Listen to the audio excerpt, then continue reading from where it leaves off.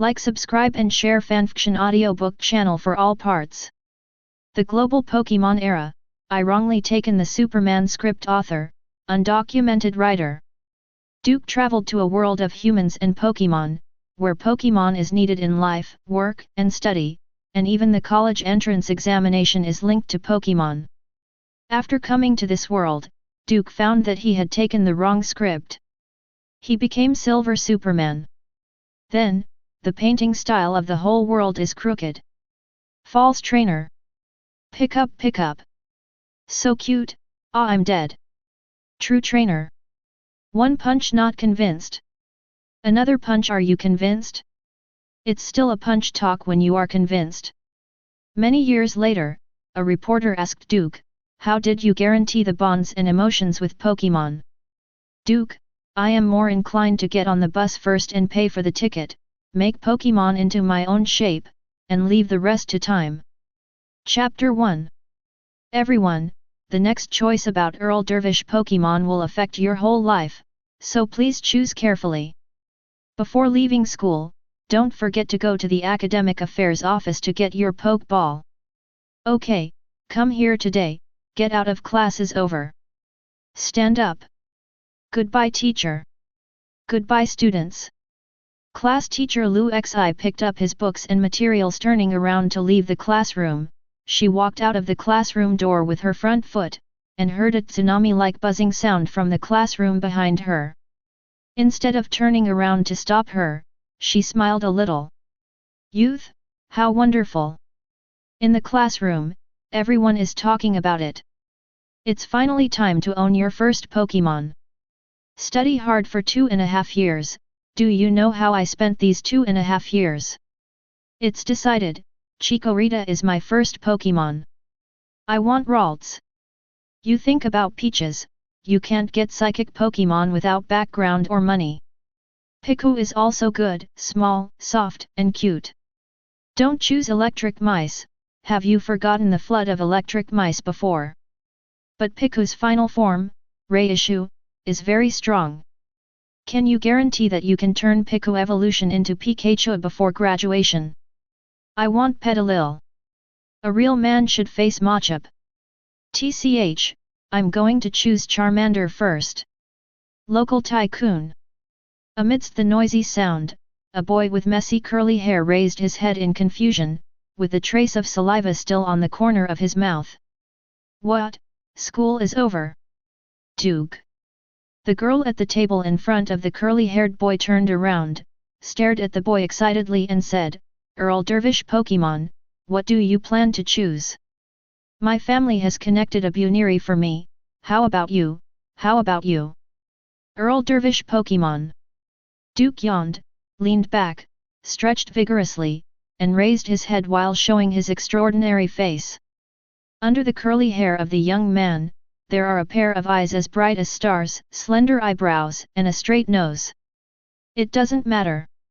There's something to this kind of thing. After all, Earl Dervish Pokémon is good or bad, but it's directly linked to our college entrance examination and our future. It doesn't matter to me. Duke waved his hand impatiently, stuffed the books on the table into the school bag casually, picked up the school bag and walked towards the door of the classroom. I'm going home first, Rabbit, you should go back early too. Don't forget to go to the Academic Affairs office to get the Pokeball. I know. Duke took his bag and yawned, and walked out of the classroom door. At the same time, the girl called Rabbit puffed up her cheeks, this bastard always looks so careless. Qian, are you educating your Duke again? Where? The girl pushed her desk mate away, but her face was uncontrollably shy. It was obvious that she didn't agree with her mouth, but she was happy in her heart. Typical mouth and body integrity. But then again, what Earl Dervish Pokémon would Duke choose? Do not know. He doesn't care about anything, and his family is relatively ordinary, who knows? That's right. Duke was walking in the corridor, and excited students passed him by, with a careless face and lazy eyes. He seemed out of tune with everything around him. Duke, who came to the Academic Affairs office slowly, glanced at the overcrowded room, sighed, and waited quietly. Half an hour later, when it was finally his turn, he took out his ID card and handed it to the teacher at the desk, who also accepted the ID card in a businesslike manner. Swipe the card, verify the information, bind the Pokeball, and deliver the Pokeball. The choice of the first Pokémon should be cautious. In addition, you can't abandon the Earl Dervish Pokémon at will. Once you find it, you will be given a very severe punishment. Although your teacher has already said it, but according to the process, I still have to ask you. Okay, teacher. Duke didn't care about the red and white Pokeball, shrunk it down, put it in his pocket, took his ID card, and left the Office of Academic Affairs slowly. As soon as Duke left, the teachers started chatting with each other. This kid is Duke from class 17. Yeah, he looks like he hasn't woken up all day, who else is he? I remember that the child's family conditions are not very good. Yes, quite an ordinary family. Then he still doesn't work hard. When a person is born, everything is doomed, and some people can change their destiny with hard work, but people like Duke, it is estimated that in the future, they will be delivering couriers all over the street or entering the market to make screws. Now that there is a Pokémon labor force, Machoke is hired to build floor tiles. He didn't achieve much before graduation, and he will be useless in this life. Who says it's not? This kid doesn't live up to himself, and it will be like this in the future. Oh, what a waste of resources. Yes. Duke's ears twitched slightly when he walked to the school gate, and he heard all the whispers of the teachers in the academic affairs office. Duke, who plucked his ears indifferently, smacked his lips. This group of people speak ill of people behind their backs, and you're not afraid of being struck by lightning. However, counting from today, it has been 3 years since I came to this world. Duke walked slowly along the street in front of the school, looking at the lively street from time to time. Hoot on his shoulders, the traffic policeman at Hoot was issuing a ticket to a Torkoal, and the boy riding a Tauros lined up behind the Torkoal. Dodrio happily ran past the school gate with his long legs, but was soon stopped by the traffic policeman. On the school road, the speed cannot exceed 40. 3 heads and 6 eyes are venting. Come here, come here.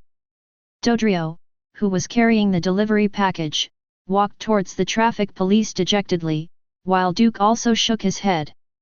It has been nearly 3 years since he came to this world, but he can still recall bits and pieces of his previous life.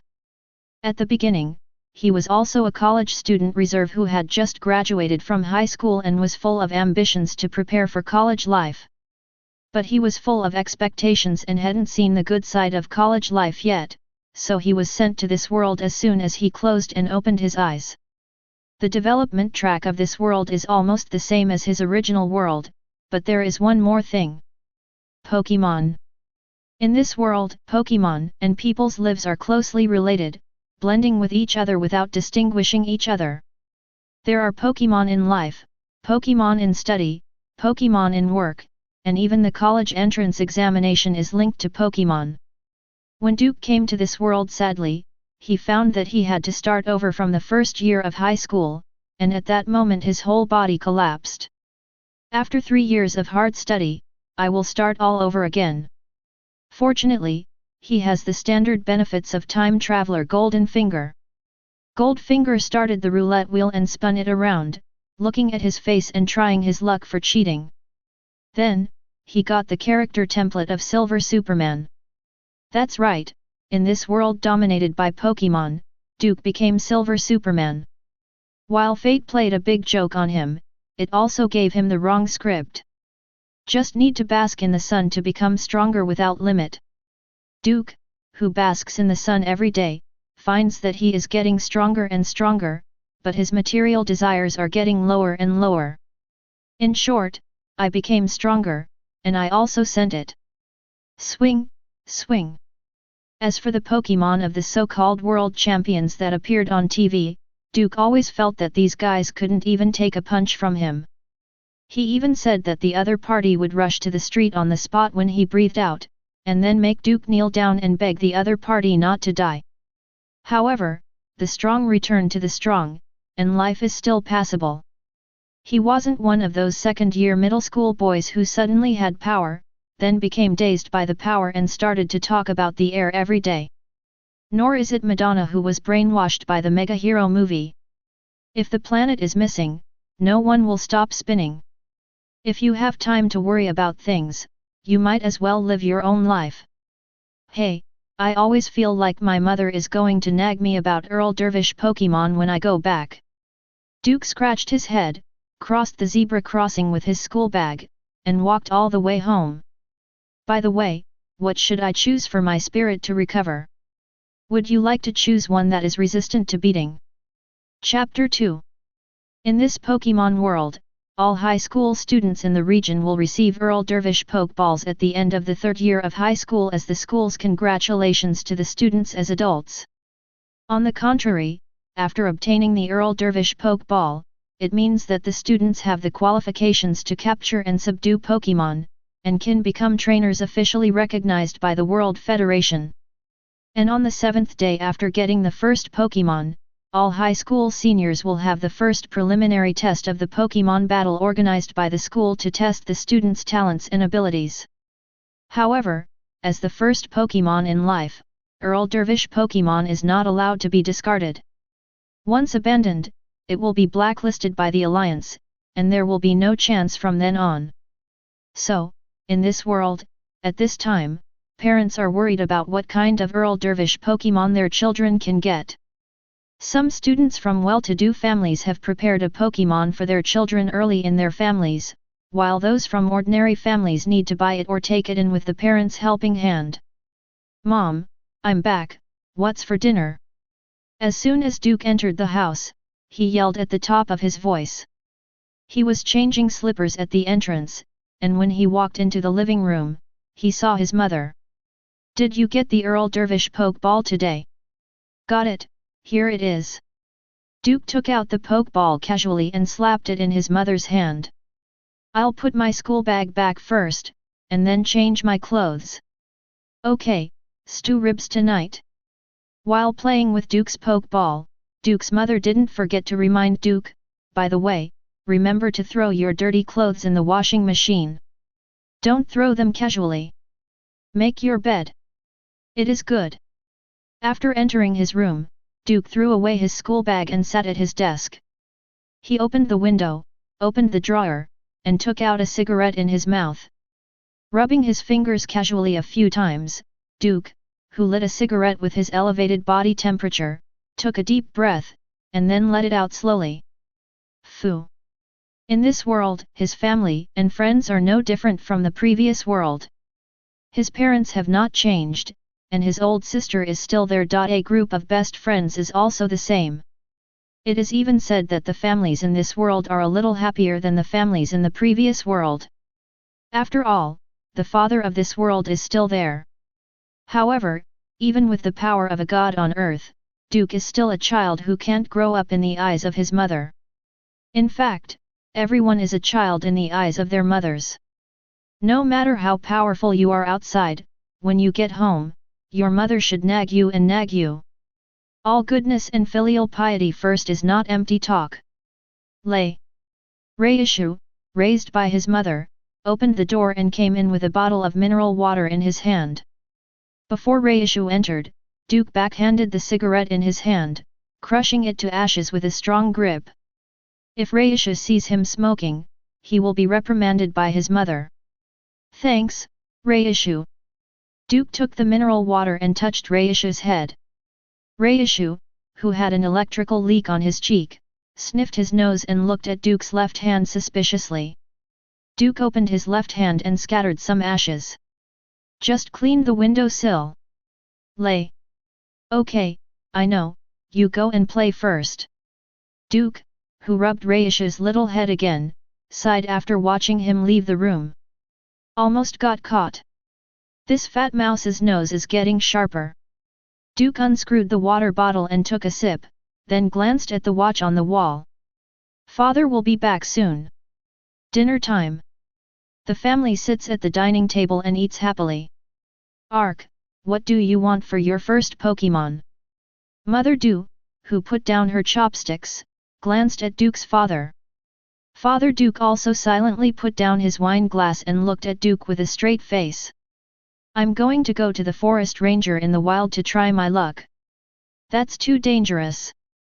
Wild Pokémon outside the city have hurt people 1.5 times. What should I do if I get hurt outside? There was a hint of worry on Du's mother's face, and she hesitated and said, how about, I'll buy one for you at home. Well, I still have some savings at home. Father Du also nodded silently. Duke glanced at the vacant seat. It was his sister's seat. It's just that this girl was in a full-time boarding school, so she wasn't usually at home. Leave that money to Dulin, my Earl Dervish Pokémon, I can figure it out myself. How can this work? The first Earl Dervish Pokémon must be chosen carefully, and it will not work to catch one in the wild. A colleague of mine knows an employee of a breeding facility. How about I ask for a favor?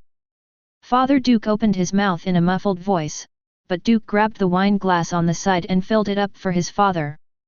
His father is an employee of a transportation company in the city, and the employees of this transportation company can get involved with the people in the breeding facility. Relation. If his father said so, he probably planned to ask for help again. No, I can do it myself.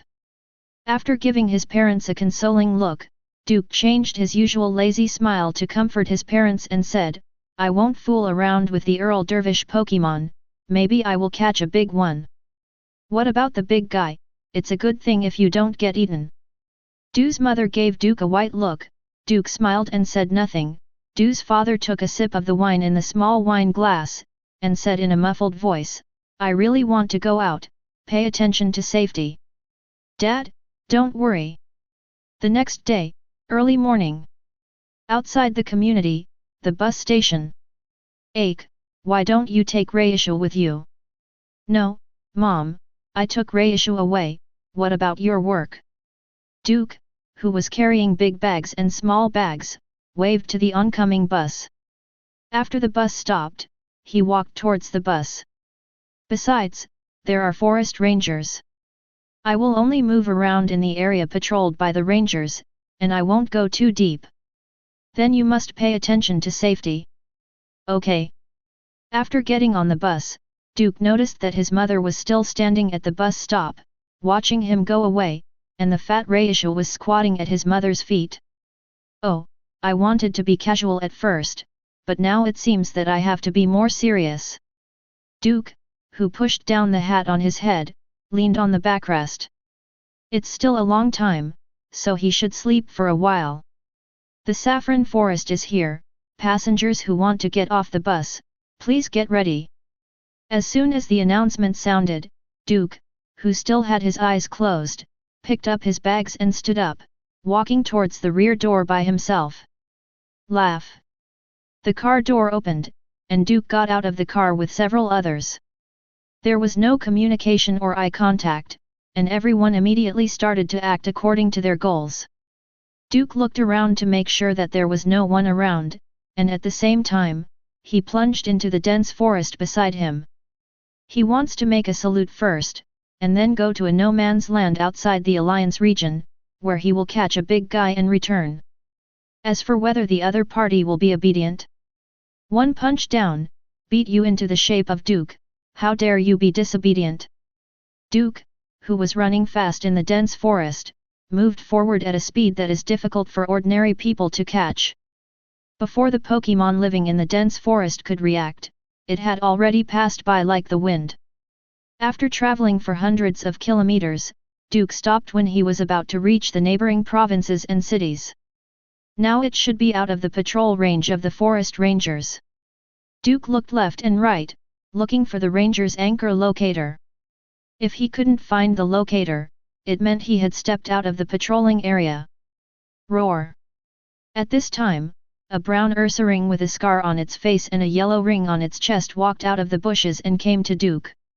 It sized Duke up and down with ferocious eyes, as if searching for a better taste. Duke frowned slightly at the sudden appearance of Ursaring, and at the same time showed an intriguing smile. I just wanted to find a cute little one to help me salute, but I didn't expect you to come to my door by yourself. Ursaring, who was more than 2 meters tall, raised his arm and roared at Duke. Duke silently curled his index finger and pinned it with his thumb, and then flicked Ursaring. Next second, Ursaring flew out horizontally, like a football, flying backwards quickly.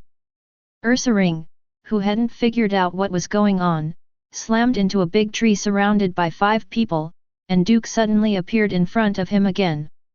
With a smile on his face, Duke clenched his fists. Little cutie, if you don't want to be beaten to ashes by me, you have to be obedient. Ursaring raised his eyebrows. He was the leader of this woodland, how could he listen to a two-legged beast? Today he wanted to let the two-leg in front of him understand, Ursaring. He is the well-deserved overlord of this woodland and will be the chosen bear to rule the entire forest. Ah! Wake up, two-legs, eat my hyper beam. 30 seconds later, the unrecognizable Ursaring held a handkerchief in his hand and waved it at Duke, who was flying in the air. Ah! Cauldron, you go, I will take care of your salutes, anyone who wants to take them away must step over my corpse. Look at my stuff. Duke, who was wearing only a pair of knee-tight shorts all over his body, gave a light warning, and the next moment he soared into the sky, leaving behind several ring-shaped sonic boom clouds, and disappeared into the distant sky. Ah! It was too dangerous, almost beaten to death by this two-legged beast. Ursaring sat down against the big tree behind him and wiped the cold sweat from his brow. If it weren't for his cleverness, he would be a lump of rice today. However, does this two-legged beast really think that I, King Xiang, will give in so easily? This is just a stopgap measure. When I practice hard and surpass the limit, I will tear up his salute in front of him and beat him beyond recognition. At the same time, a Rattata tiptoed towards Duke's salute, but before it touched the salute, Ursaring roared and forced it back. Little mouse, if you dare to salute my cauldron, you will kill me, so stay away. Rattata's hair blew up in fright. What's the fuss about this blind bear today? Chapter 3 Alliance Region, Borderline. In the sky, the wind howled. An orange light and shadow shuttled across the sky, like a meteor across the sky, at an astonishingly fast speed. But look carefully, where is the meteor? It is clearly a fat dragonite. With a body length of more than 3 meters, sharp eyes, and the energy coat that wraps him, all of them demonstrate his status as the king of the sky. On the back of Dragonite, there is a young lady no older than 25 years old. She is wearing a peaked cap, mittens on her hands, and a red blouse. She is sitting on the back of Dragonite, squinting her eyes to enjoy flying wantonly and freedom in the sky. Zi La. The noisy electric sound rang in the young man's ears, and the woman directly raised her hand to press the headset in her ear. What happened? Luo Champion, just now the radar detected a UFO that is forcibly breaking into the cordon of the restricted area, please go and stop it. UFO? Contemporary champion Lorna raised her eyebrows, and said with interest, can't you scan the other party directly? No way, the opponent is wrapped in a layer of strong biological force field, and the eye of the sky cannot penetrate this force field, but judging from the screenshots of the eye of the sky, the opponent is very likely to be a new type of humanoid phantom that has not been discovered. Humanoid eudemons. Lorna grinned to both sides, interesting. Tell me the location, and I'll send Dragonite over there right away. Okay, the other party's current location coordinates are 141/569, and we have sent drones to follow. Okay, I'll be right there. Lorna, who temporarily silenced the communication channel, patted Dragonite on the back, facing the fat road. Dragonite, the tower of the border monitoring station just sent a message that there is a suspected humanoid phantom beast that has not been discovered. The restricted area, let's go and have a look. Roar. The Dragonite under Rona let out a low growl, quickly adjusted its direction, and rushed towards the coordinates given by Rona. In just an instant, Dragonite turned into an undetectable black spot and disappeared at the end of the horizon. At the same time, the border of the forbidden area was empty. A hazy human-shaped figure wrapped in a light blue biological force field is quickly crossing the sky, and behind this figure, there is a drone that resembles a beetle. Tisk, don't these guys in the Alliance know how to give up? Looking back at the drone behind you, Duke with a click of his tongue, after he left the saffron forest, he originally wanted to forcibly break into the border, but he didn't expect that the radar deployed on the border detected his flight trajectory in advance, and sent a drone to try to intercept it. If it weren't for him, he had used the biological force field to wrap himself in advance, and a clear photo would have been taken long ago. The technological power of this world is not comparable to his previous life. Duke, who was only wearing a pair of knee-length shorts at the moment, looked at the drone behind him again, his eyes flickering red. As for why he was wearing a pair of shorts, it was because he preferred this wanton feeling. Even with a biological force field that can protect everything he touches, Duke is still used to flying like this. This is also the only difference between him and De Chao. De Chao likes to wear underwear outside. But he likes to wear only shorts. As for the shorts, they were delivered during the Goldfinger lottery draw.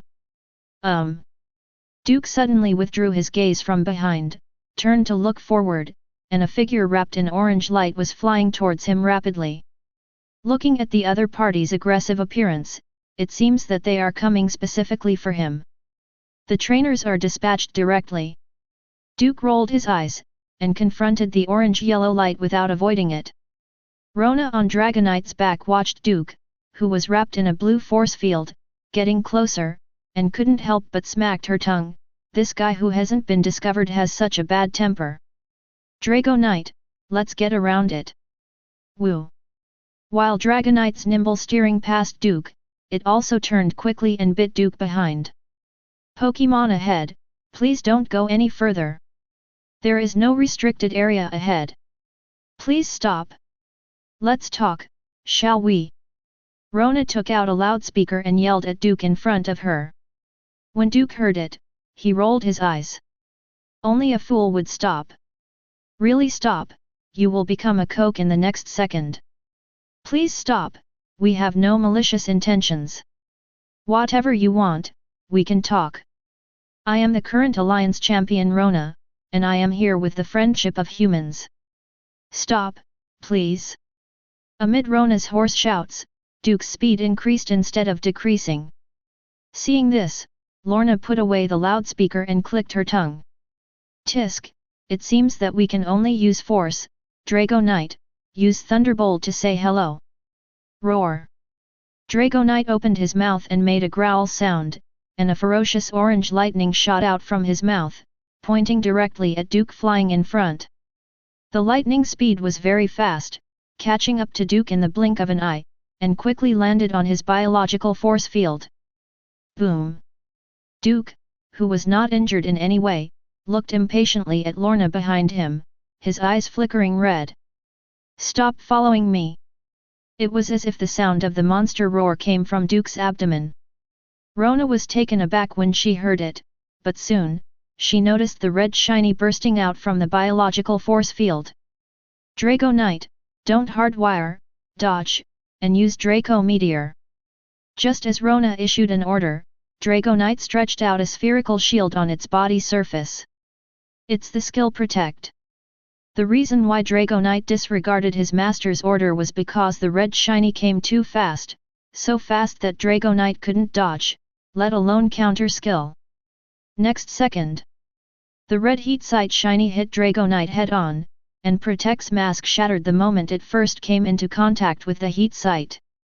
This directly caused the current champion Lorna on Dragonite's back to widen her eyes. How could this be?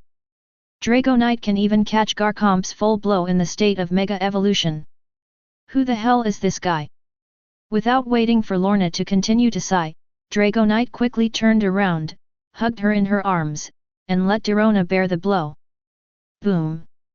The heat sight triggered a powerful explosion, and the flames of the explosion engulfed the Drago Knight.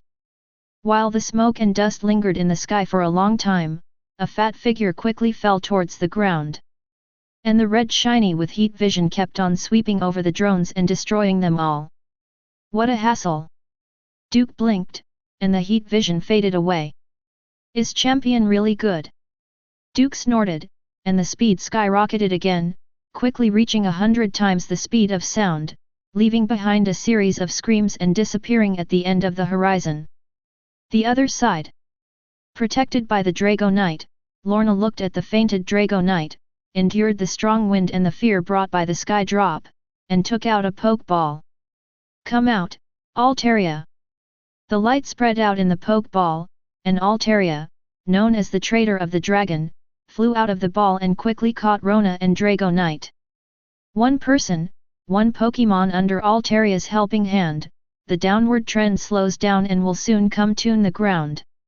As soon as she landed, Lorna quickly released her two team doctors. Melodic, use Life Dew, Blissey use Heal Pulse. After Melodic and Blissey jumped out of the Pokeball, they immediately began to rescue Drago Knight.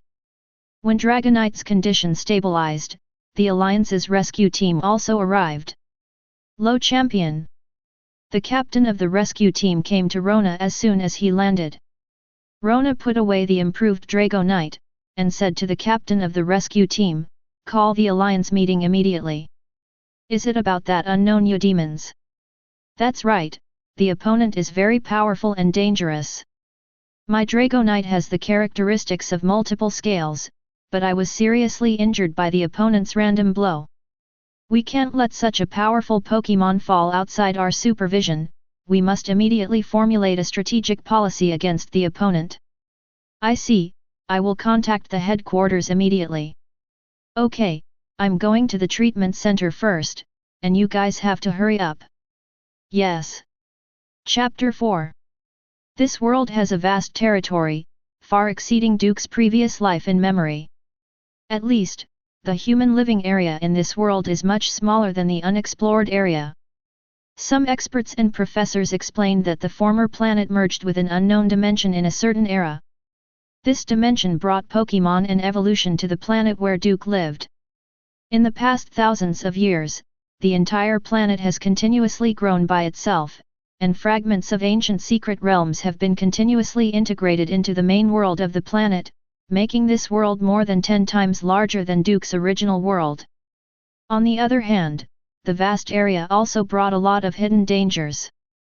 And the first of these hidden dangers is the no man's land outside the Alliance's jurisdiction, a region that humans cannot easily set foot in, or even dare to think about. The climate and natural environment here are completely different from those of the outside world. Not to mention that the sky is different for 10 miles, but there is also a saying that 3 miles and 1 world. Here, if you are lucky, you may find a forest of fruit trees, from which you can find rare fruits that are hard to find in the outside world, and you may also step into the death zone, and even people and Pokémon will fall into it without leaving any bones. In contrast, with danger comes unlimited opportunity. There was a legend that someone entered the no man's land, and when he returned to the human world, he brought back a magical Pokémon that only existed in murals and legends. Some people have also seen a powerful figure traveling through space in no man's land. What's more, he said that he saw the end of the world in no man's land, where there was a huge tree, and there were fantasy Pokémon like kittens playing among the branches and leaves of the tree. However, all this has nothing to do with Duke, he came here just to find a Pokémon that suits his heart. And the requirement is to be strong and resist beating. As for the others, Duke doesn't have any other requirements. Anyway, he can fight better than Pokémon, and his strength doesn't matter at all. Strong strength is just icing on the cake. As for the relationship with Pokémon and bonds? Young man, have you ever heard of getting on the bus first and then paying for the fare? Call out. The sharp sound of the air being stretched to the limit pierced through the sky, attracting many Pokémon to look up. Some angry ones immediately opened their mouths and fired Hyper Beam to greet them, but soon a punch from the air sent Pokémon and Pokémon with their nests to the ground. It is impossible to die, the most you can do is get closer to Mother Earth. What should I choose? Lights flashed in Duke's eyes, and he was flying recklessly in the air, looking down unscrupulously. The mountains are continuous, undulating like a long dragon soaring into the clouds, the forests are endless and green, the lakes are shining like pearls inlaid on the earth. And on this vast land, there are countless Pokémon. Forget it, just find any Pokémon and ask for directions. Duke, who fell downward, looked like a meteorite falling to the ground, but the ground was intact after landing. After Duke obtained the power of the Silver Superman, he had a very clear understanding of his own strength. The first point is the tyrannical strength. Up to now, he has not found anything that he cannot lift. Even if it is the stone created by God in the paradox of God that he cannot lift, Duke feels that he can challenge it. The second is attack, heat sight, and storm breath. Needless to say, large-scale AoE damage, but the air compression caused by simply waving the palm and the air cannon generated by the vacuum are enough to smash a building thousands of meters away. The last thing is speed.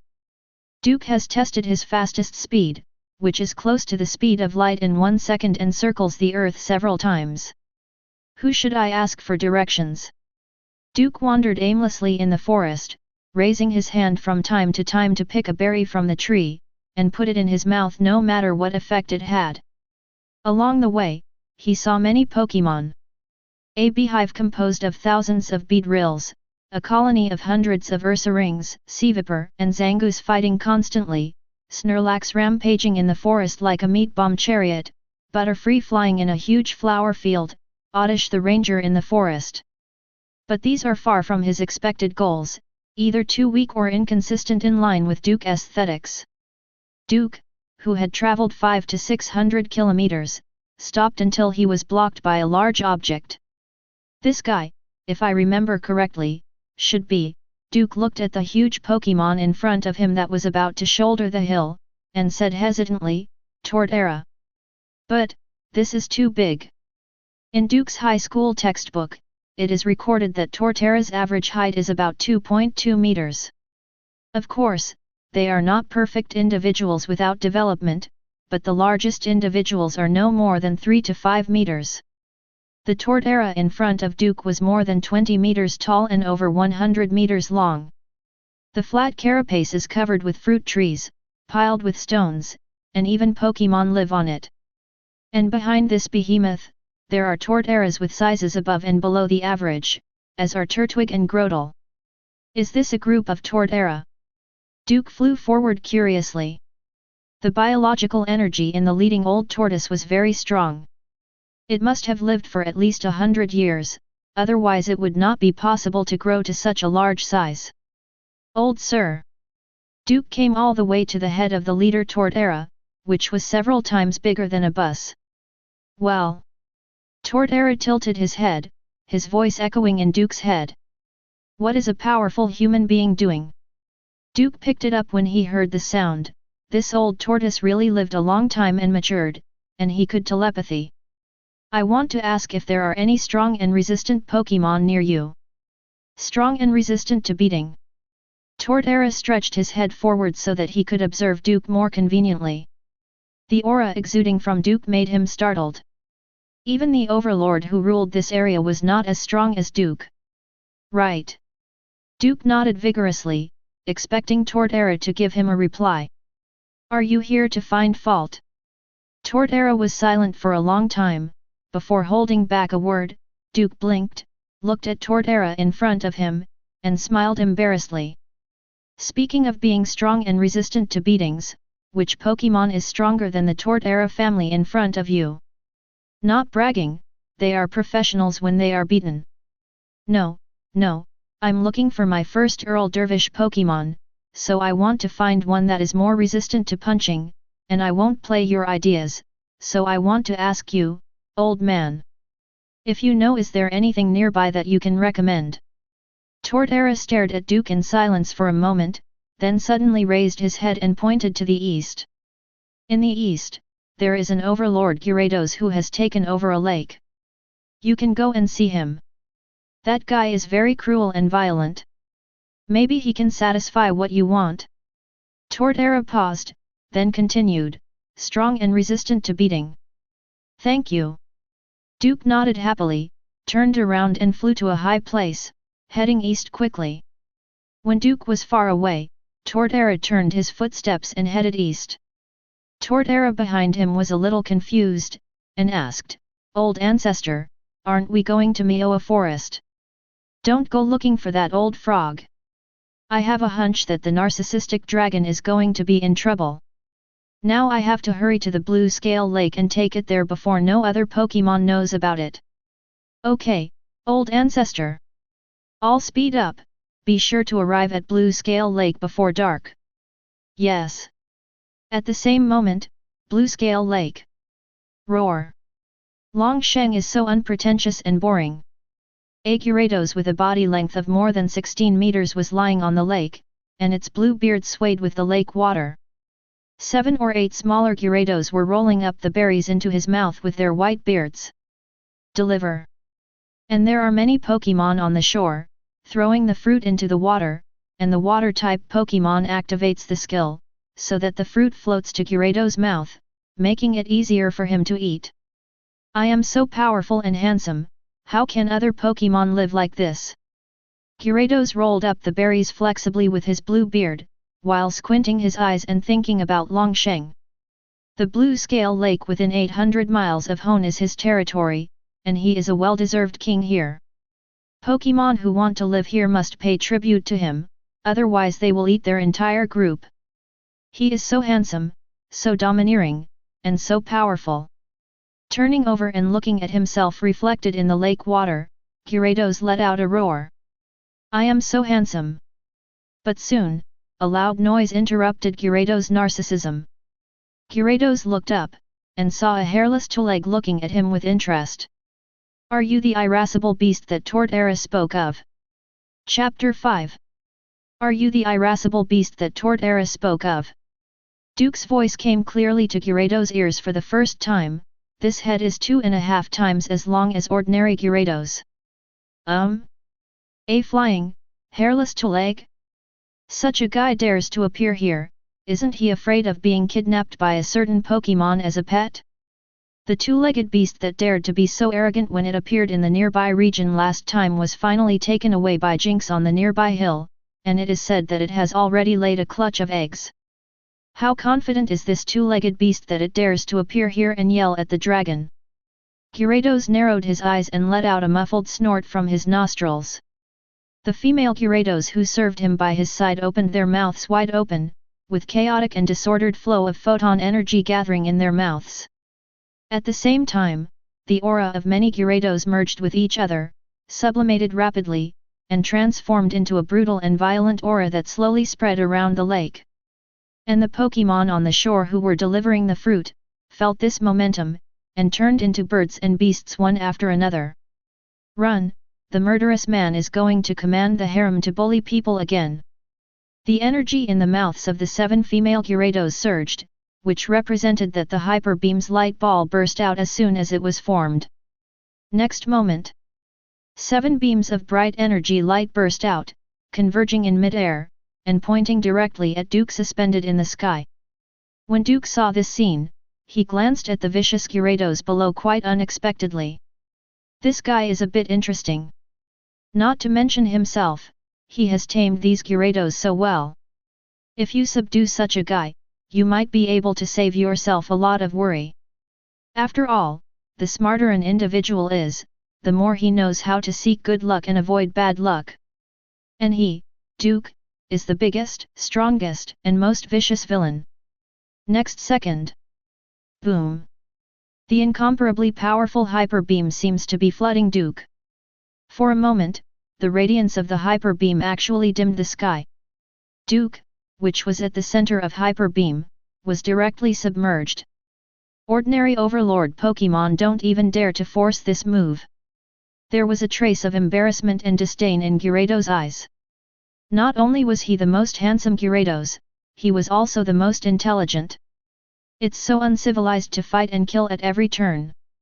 Killing the opponent and destroying the flowers and plants is secondary. If you accidentally scratch the scales on your body, it's not good.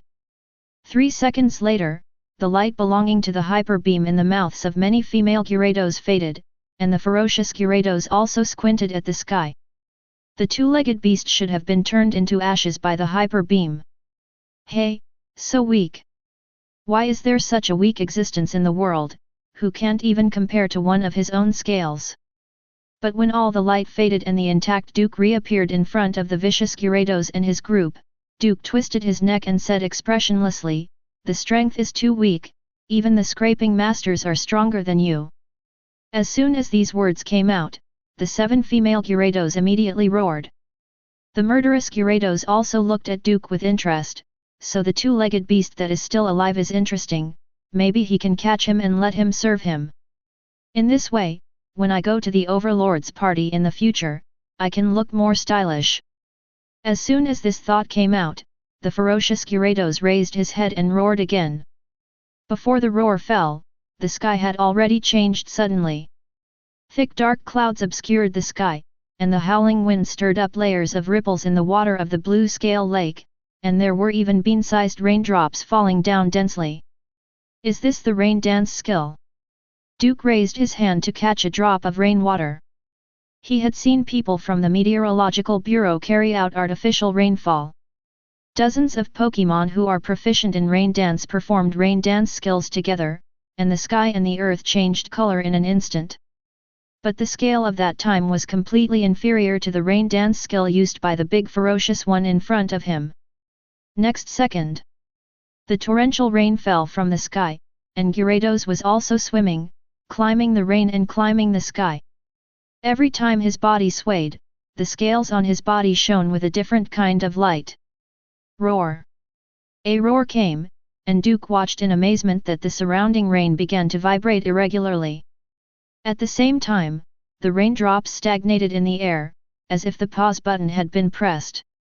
And soon, the stagnant raindrops merged with each other and quickly hit Duke. Water pulse! The water pulse fell on Duke, just like waves hitting the rocks.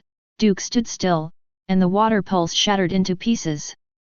But at this time, the vicious Gyarados also came in front of Duke. He opened his mouth wide, and the fangs in his mouth were filled with black dark energy. Ah! The vicious Gyarados bit down on Duke with a bite, and energy-like fangs grew out of its mouth. Crack! As if a sharp pen was scratching the blackboard, the energy fangs condensed from the skill bite came into contact with Duke's skin. Duke was fine, but the fangs of the ferocious Gyarados shattered directly. Seeing this scene, the ferocious Gyarados once again stored energy photons in his mouth.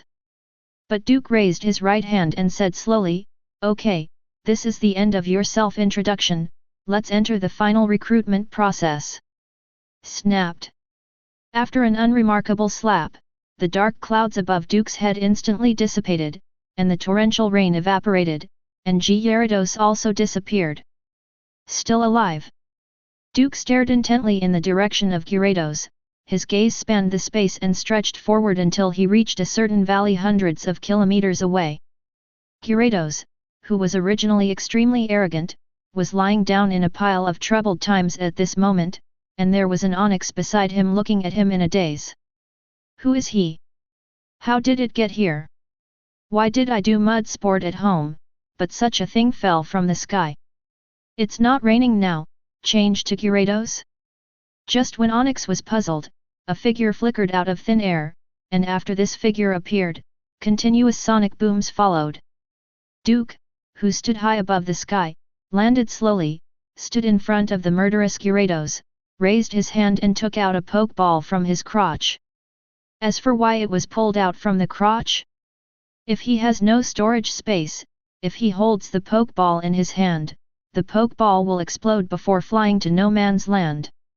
Duke, who threw the pokeball forward, said to the brutal Gyarados who was full of scars, "Congratulations, you passed my recruitment, and now you can score goals by yourself." The scarred and brutal Gyarados raised his eyelids, glanced at Duke. and let out a feeble growl from his throat. Gyarados will never be slaves. At this time, Onyx saw the one man and one dragon who broke into his house without authorization, talking to himself, completely turning a blind eye to his master. Anger rose in his eyes, and his forehead and long tail made of stones quickly shot at Duke. Fall. Next second. Base. A red light shot out from Onyx's body, and the mountain wall behind Onyx was directly penetrated by the red light, and the red light that stretched all the way for an unknown distance evaporated everything along the way. Rumbling. Amidst the violent explosion, Duke, whose eyes were faintly red, turned his head and said to Gyarados, "What did you just say?" Gyarados glanced at the pierced mountain wall behind Onyx, the molten earth and rocks, and swallowed hard. He crawled forward, and with a flattering roar, the blue breath also touched the switch of the Pokeball. Gyarados will never be slaves, except with food and shelter. This is my last stubbornness. After the ferocious Gyarados turned into a red light and was engulfed by the Pokeball didn't even shake, and just made a thump sound to show that it was successfully subdued. When Duke stepped forward to pick up the Pokeball, he also frowned and said to himself, "It is said that there will be an indescribable joy in subduing Pokémon, but this is it. It doesn't make sense at all." At this moment, Onyx, who was brushing the side and wanted to escape, noticed that Duke looked over. The whole snake was tense, and he didn't dare to breathe. "Dance, let me have fun, or I'll have fun with you." Duke weighed the Pokeball and opened his mouth at Onyx, revealing 2 rows of big white teeth. Onyx? Duke? Chapter 6. Yi Province, Baoan City, Pokémon Alliance Trainer Association. In the Disaster Warning Center, the yellow light flickered rapidly. At this time, the association has also issued a sea-level disaster warning. The staff detected that a small-scale secret realm is about to descend in the saffron forest outside Baoan City. For a small secret realm, the initial disaster level is judged to be sea level. If it is not handled properly, it will have a huge impact on the entire Baoan City. For a secret realm of this scale, if you want to quickly explore and determine the real disaster level, you need at least a few professional trainers to enter it. As for Baoan City, there is currently only one professional trainer, and the strength of middle-level trainers is also quite weak. Therefore, the Trainers Association of Baoan City can only quickly contact the Trainers Association of nearby Kellyan City, hoping to get assistance. Although there are not many professional trainers in Kellyan City, it is basically no problem to send several professional trainers to Baoan City. The appearance of a small secret realm is no small matter. In addition to reporting to the Provincial Trainer Association, the Provincial Disaster Center also received a report from Baoan City. Just after the sea-level disaster warning was released, the citizens of Baoan City were greatly shaken by it. "Have you heard that a sea-level disaster warning was issued just now?" "I heard. It is said that many people have gone." "Our Baoan City has not issued a disaster warning for many years." "Who says it's not?" "Well, luckily in Saffron Forest, God knows what would have happened in the city." That's right, that's right. When the secret land arrives, the Pokémon that has been replaced with the exotic syndrome is like a mad dog, it bites anyone it sees. Hope those in Saffron Forest are okay. Well, hope they're okay. In Baoan City, a charge field under the jurisdiction of the Pip-A-Pap Power Company. Yungzia, come and see this." A middle-aged woman wearing an insulating suit and leading a Pikachu quickly came to a charge pile, and the person standing in front of the charge pile was also wearing an insulating suit. Du Mu Wang Yungzia. "What's wrong, Pepet?" Du's mother, Wang Yungzia, who had just sent away a guest, opened the electrical collection cover, and carried Reishu out of it. Reishu, who had just been collected electrical, looked a little sluggish. In this world, fossil energy has been replaced by Pokémon energy. After all, Pokémon's skills can mobilize various energies at the cost of Pokémon's own physical strength. It can be said that it is clean, energy-saving, and environmentally friendly. Even the consumption of a bowl of rice per 100 kilometers is no longer a meme, but a real fact. All kinds of power companies have sprung up in response to the requirements of the times. The Pai Pai Pa Pa power company that Du Mu Wang Yongxia works for is the industry dragon of the power company of Longguo, one of the 5 major countries in the alliance. To work here, you only need to have a health certificate, have an electric Pokémon, join the job on the same day, pay for the month, and have Pokémon food subsidies.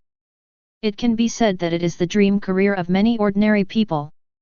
Du's mother, Wang Yongxia, works in this company, and Reishu is her work partner and one of the pillars of the family. The sea level disaster notice was issued just now, and the location is in Saffron Forest. I remember you said that Ake went there to catch Earl Dervish Pokémon. What? Wang Yongxia's eyes widened, and she unconsciously released her hands holding Reishu, causing the chubby Reishu to fall to the ground. Lele. Reishu, who fell down and gnawed on the mud, immediately stood up and waved her small fists to express her dissatisfaction, but Wang Yongxia didn't care about this.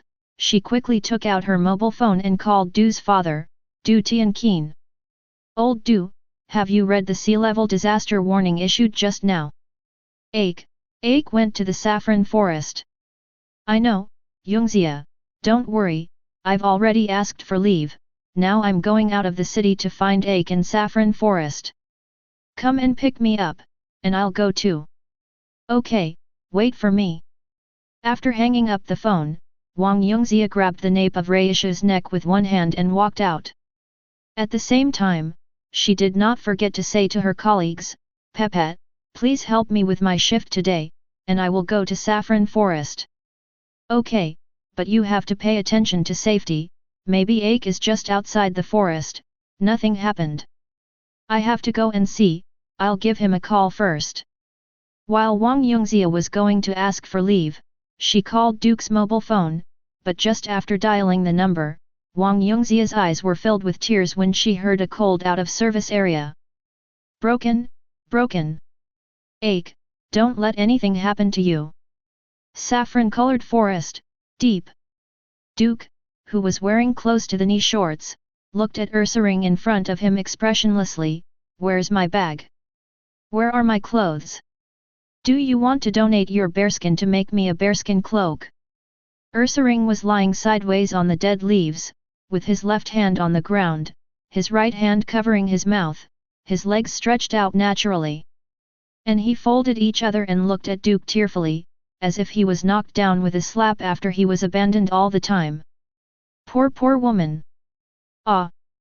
Cauldron, it's really not that I didn't work hard, it's that it happened so suddenly by accident.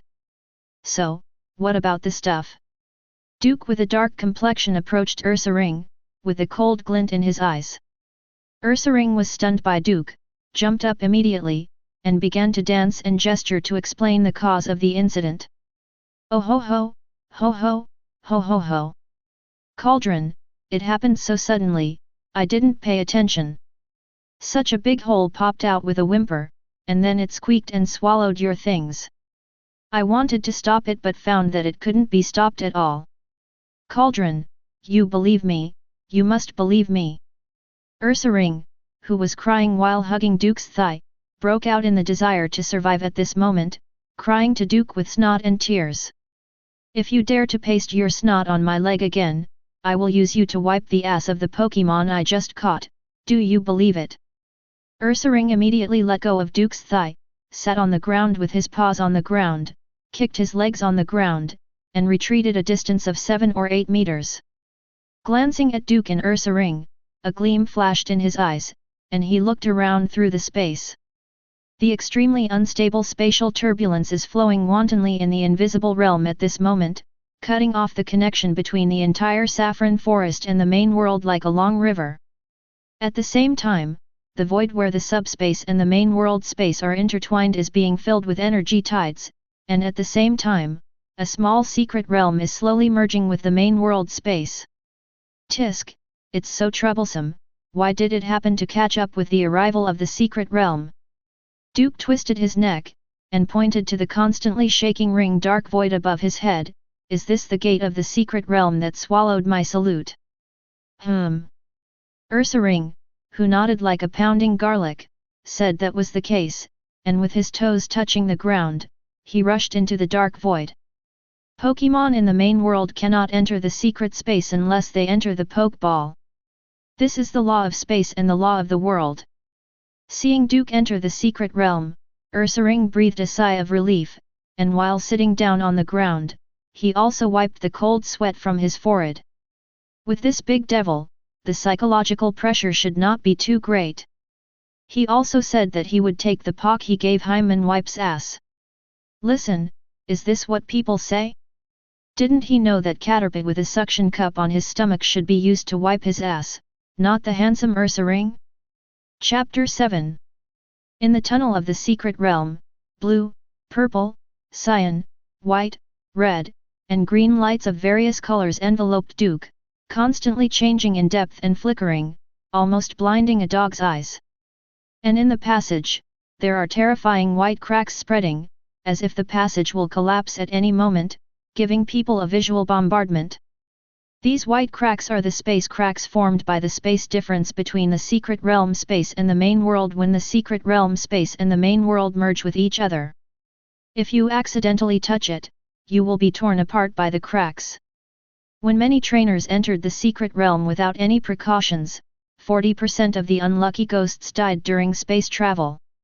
As for Duke, the entire secret realm exploded, and he would be fine, let alone a small space crack. There are two ways to enter the secret realm. One is to enter directly. Trainers who enter in this way will randomly descend within a kilometer of the internal entrance. The specific location is not fixed, but it will not deviate too far. But this method has a lot of disadvantages. First of all, the space crossing accident mentioned earlier, and secondly, the Pokémon in the secret space will suffer from the alien syndrome caused by the fusion of the two spaces. This disease will make Pokémon go berserk, turning into a mad dog and attacking everything in sight indiscriminately. Only powerful Pokémon are immune to this effect. And at least 30% of the trainers died in this way, even the bones were eaten by you, and the ashes were not left behind. The second method is to enter through the special teleportation facility built by the Trainer Association, and then it will appear at a specific location in the secret territory, which is relatively stable and safe.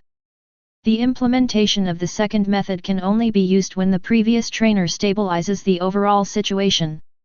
Most of the secret realms open to the general public now use this method to realize the entry and exit of the secret realm, and a stable business chain has been derived. Also because of the advent of secret realms, Dragon Kingdom is the country with the largest number of secret realms and the most complete types of Pokémon in the world. Most of the world champions who ruled an era were born in the Dragon Kingdom, and only a small number of foreign trainers reached the top because of the survivor theory. However, such a foreign trainer has not yet sat on the throne of the hot champion, and will soon be pulled down and become a stepping stone. Duke, who ignored the magnetic field, cracks, and turbulence in space, and Duke who forcibly crossed the space channel, closed and opened his eyes, and he had already entered the secret realm. Duke, who was stepping on the soft green grass, saw a dozen chubby shadows rushing towards him as soon as he landed. The energy trails of water pulse and confusion crisscrossed in the void, and Duke was forced to wash his face before observing the surrounding environment. So enthusiastic, hey! Duke wiped the water on his face, and at the same time as he spat out the last syllable, a powerful sound wave swept the audience, and all the pink figures passed out on the ground, their eyes turned into continuously rotating mosquito coils, and they lost their fighting ability. At this time, Duke began to observe the surrounding environment properly. The site is a lush virgin forest, with lush grass at the foot, and a blurred sun and torn white clouds in the sky. When the sun becomes clear, it means that the secret realm has completely merged with the main world. This is a little trick to judge how well a secret realm merges with the main world after it arrives. Duke's gaze moved forward again, penetrating the forest and extending far away. In an instant, he took a good look at the entire secret place. This secret place is not too small, at least as big as a county seat. In addition, the terrain is rich. In addition to forests, there are hills, lakes, rocky land, and other landforms. However, what attracted Duke's attention the most was the ruins of a city located in the center of the secret realm. It seems that Baoan City is about to usher in a period of rapid development this time. Duke withdrew his gaze and whispered to himself. The value represented by a secret realm with its own relics can be understood even by people like Duke who don't care about anything, let alone those outsiders. However, it's interesting that these little things are the main groups in this secret territory. Duke squatted down, raised his hand and picked up a pink Jellicent Pokémon. This Pokémon's ears are curled, and its round, large eye sockets contain only tiny pupils, giving it a dull-eyed look. Its mouth is cream in color and 2 teeth can be seen on the upper jaw. It has short limbs with a single claw on each hand and foot, and a long pink tail that ends in pale pink. Hanin Pokémon Slowpoke. One of the legendary 3 fools, the other 2 are Seduc and Magikarp. The Pokémon lying down in front of Duke are all Slowpokes, but they vary in size. Duke, who took a few steps forward to retrieve his backpack and clothes, looked at the ripped and tattered luggage and sighed. Take a breath. Going back now, my mother will pester me again. Duke threw the tattered luggage on a tree aside, and took it away when he left. After setting up his luggage, Duke stepped out, crossed the entire forest, and came to the edge of the ancient city ruins. The outer walls of the ruins of the ancient city are already decayed and covered with vines, and the city is full of ruins. However, the glory of the former city can still be seen through these remaining relics. I don't know if there are Overlord-level Pokémon in this secret territory. Duke took out Gyarados' Pokeball, threw it at will, and a blue light flew out from the Pokeball, and when the blue light landed, it was the murderous Gyarados. Roar! Gyarados, who roared as soon as he came out, tried his best to show his strong side, which was ordered by Duke, because in Duke's plan, the first time he released Gyarados was for his family. As for his family, Duke is very clear about their thoughts. It's nothing more than wanting to make Duke himself stand out and fight for them. And this breath began with the appearance of Gyarados. Only, this time Gyarados gave the blind man a wink. Okay, stop scratching your head and posing. Duke stepped over a section of the city wall foundation and walked into the city. At the same time, he also said, release your aura, and call out the Overlord here. Nodding vigorously, Gyarados climbed into the sky, while Duke continued to look around in the ruins. As for why Duke didn't find it himself? Just kidding, with Gyarados, you have to do it yourself? Isn't catching Pokémon just to make your life more convenient? Otherwise, what are you doing here? Learn from a certain dog to collect stamps? Not long after, Gyarados fell from a high altitude and handed his head to Duke. Duke stepped on Gyarados' beard and stood on Gyarados' head. Roar! Great, stand still. Under the beating of Duke's love, Gyarados, who was originally domineering, arrogant and violent, was completely awakened, and from then on he became a loyal dog of the Dew family. After all, disobedience is not enough. Facing the big devil who can send himself hundreds of kilometers away with a single slap, if he wants to be stubborn, he has to think about his own body. Duke is not those idiots who are greedy for Pokémon's body. His attitude towards Pokémon is that he will be rewarded for his merits and punished for his mistakes. If you dare to deal with a moth, the ashes will be thrown away for you. Gyarados vacated across the entire ruins, and soon came to the center of the ruins above an extremely huge altar in the shape of a pyramid. And on the altar, there is a dark gold crown, inlaid in the middle of the crown is a gemstone that looks like the sun. Under the sunlight, this gemstone emits an incomparably noble light. This is... Duke came down from Gyarados' head and landed on the altar, staring at the crown on the altar and raising his eyebrows. King's Rock. Why does it look a little different from what I remember? Don't touch it, outsider! The old voice reached Duke's ears, but Duke didn't turn his head, but Gyarados took the first step to protect Duke behind him, and stared at the person who made the sound. A Slowking standing on 2 feet, with an orange and white umbrella-like structure around its neck, and a crown on its head. What is this? Duke turned his head and looked at the old Slowking through Gyarados, who was also the overlord of the entire secret realm. This is the supreme crown that our Slowpoke family has passed down since ancient times, and it belongs to which legendary Slowpoke was chosen. Roar!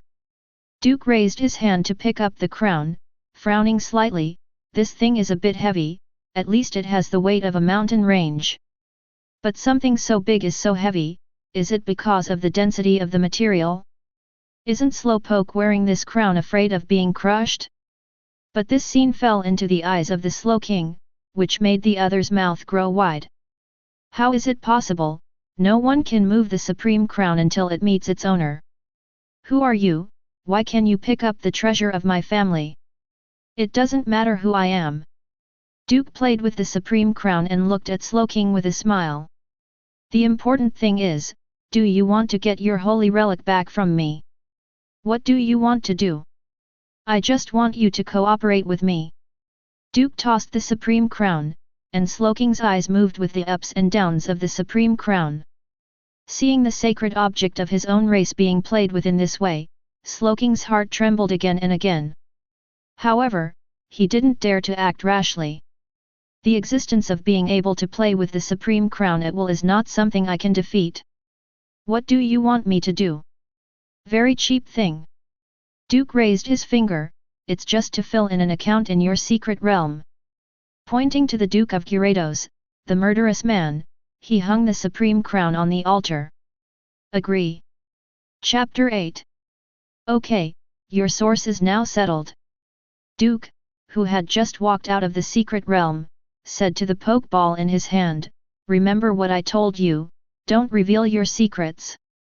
The Pokeball shook immediately, and Duke nodded in satisfaction, and stuffed the Pokeball into the pocket of the clothes he had just put on.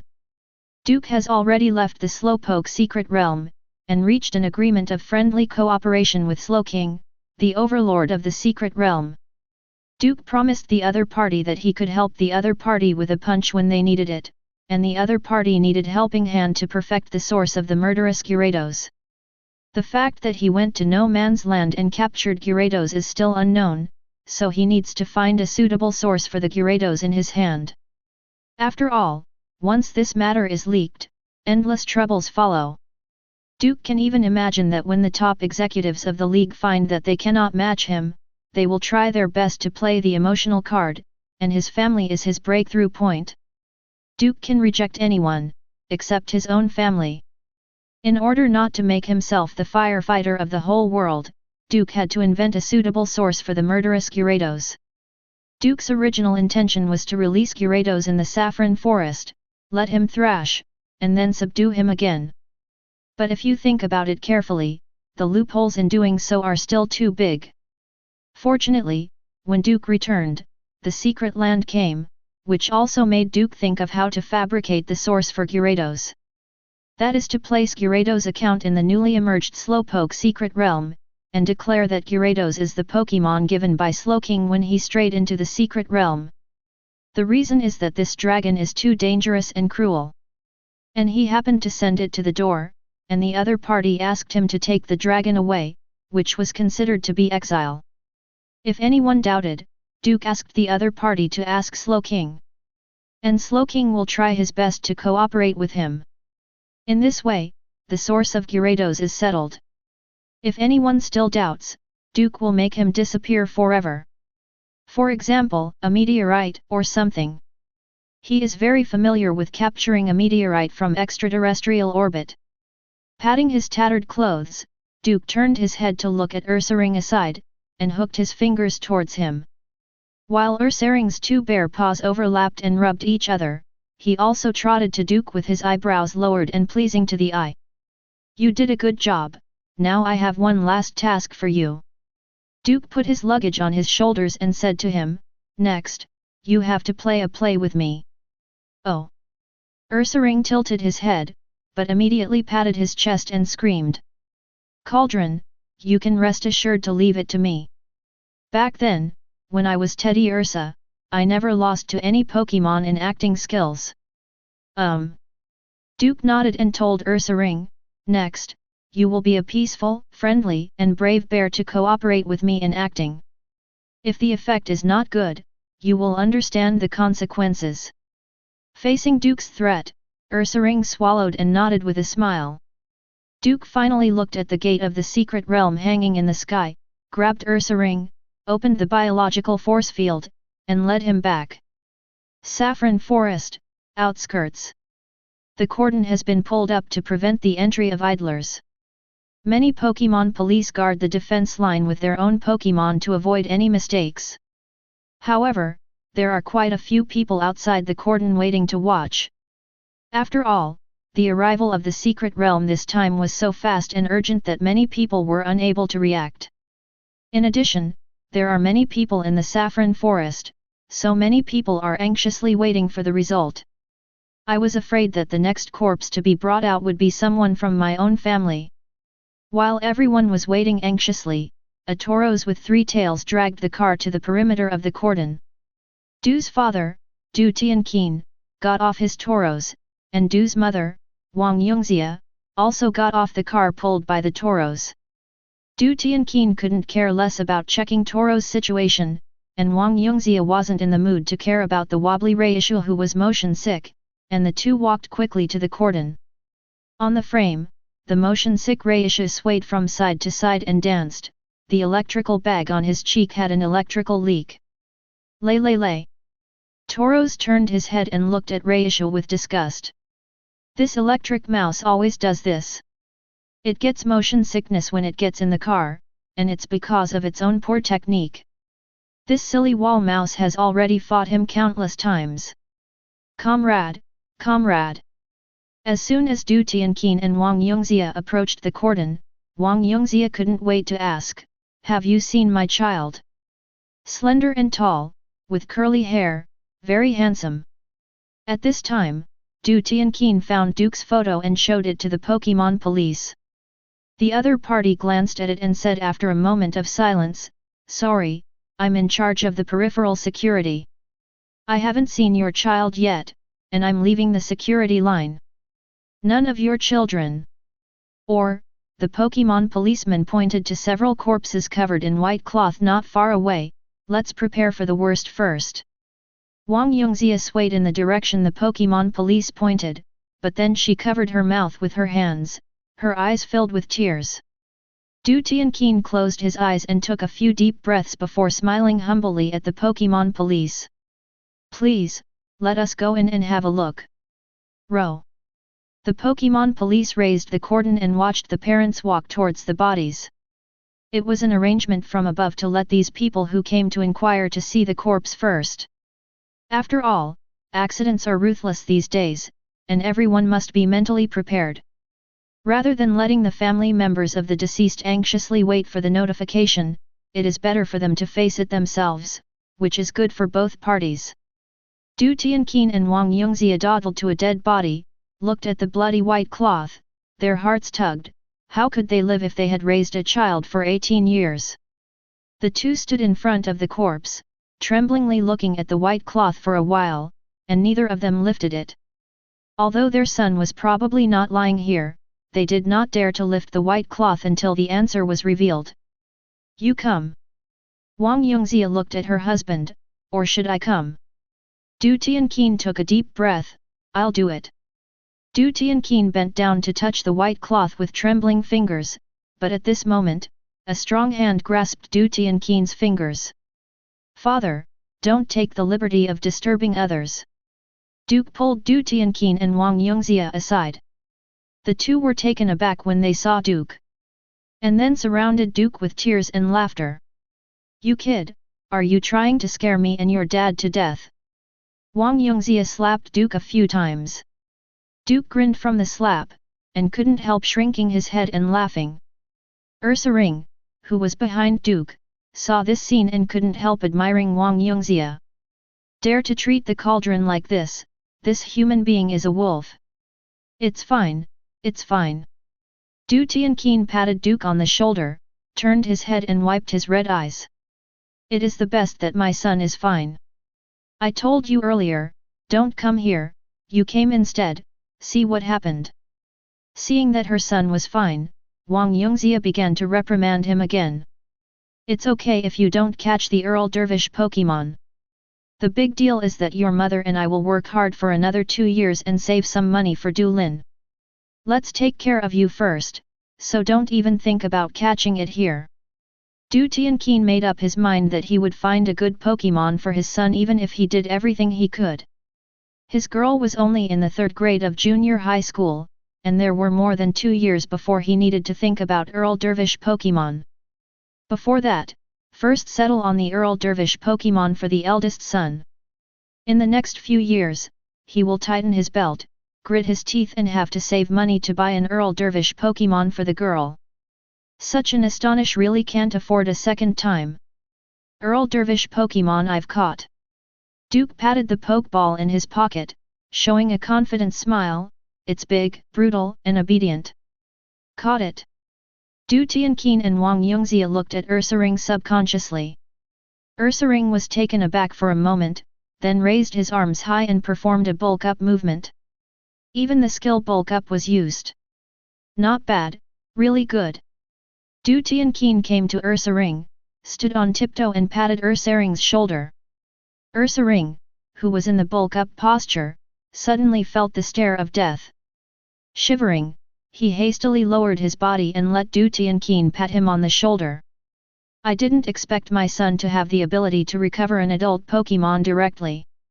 Yet, look at Ursaring's big head and brain, and he looks very powerful. Now I see those bad mouths in my company talking about our ache. Regarding the fact that his parents misunderstood Ursaring as his Earl Dervish Pokémon, Duke touched his nose, but he didn't have any excuses. At this moment, a ranger came to the family of 3, holding a form and asking, "Who is Duke?" "I'm." "Take your Earl Dervish Pokémon to sit down and register, and confirm the compensation issue by the way. Now." Duke looked at the ranger, who nodded, pointed at Ursaring and said, "Yes, it's now, and restrain this big guy, don't hurt anyone." "Then what?" Duke took out his Pokeball, enlarged it, and smiled embarrassedly, "My Earl Dervish Pokémon is still in the ball, that one is not my Earl Dervish Pokémon." Du's father and Du's mother, who were praising Ursaring lavishly, paused when they heard the sound, and quickly retreated 7 or 8 meters. "Wild Ursaring, too dangerous." "Ursaring, ISTI. Oh, he's not your Earl Dervish Pokémon, it's okay, there is a professional trainer on site. Don't be afraid that he will cause trouble, you should quickly release your Pokémon and register with me." The ranger tapped the form, asking Duke to release the Earl Dervish Pokémon. Duke blinked. "Right here." "That's right. But the place here is too small. If you are told to let it go quickly. Many people are waiting to register, so don't waste everyone's time." The ranger urged impatiently.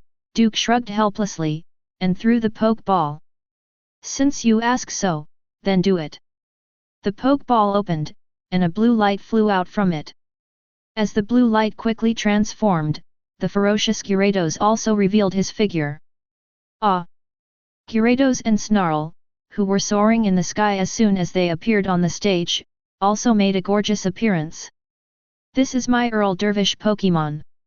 Duke rubbed his nose and pointed to Gyarados, the big murderous man.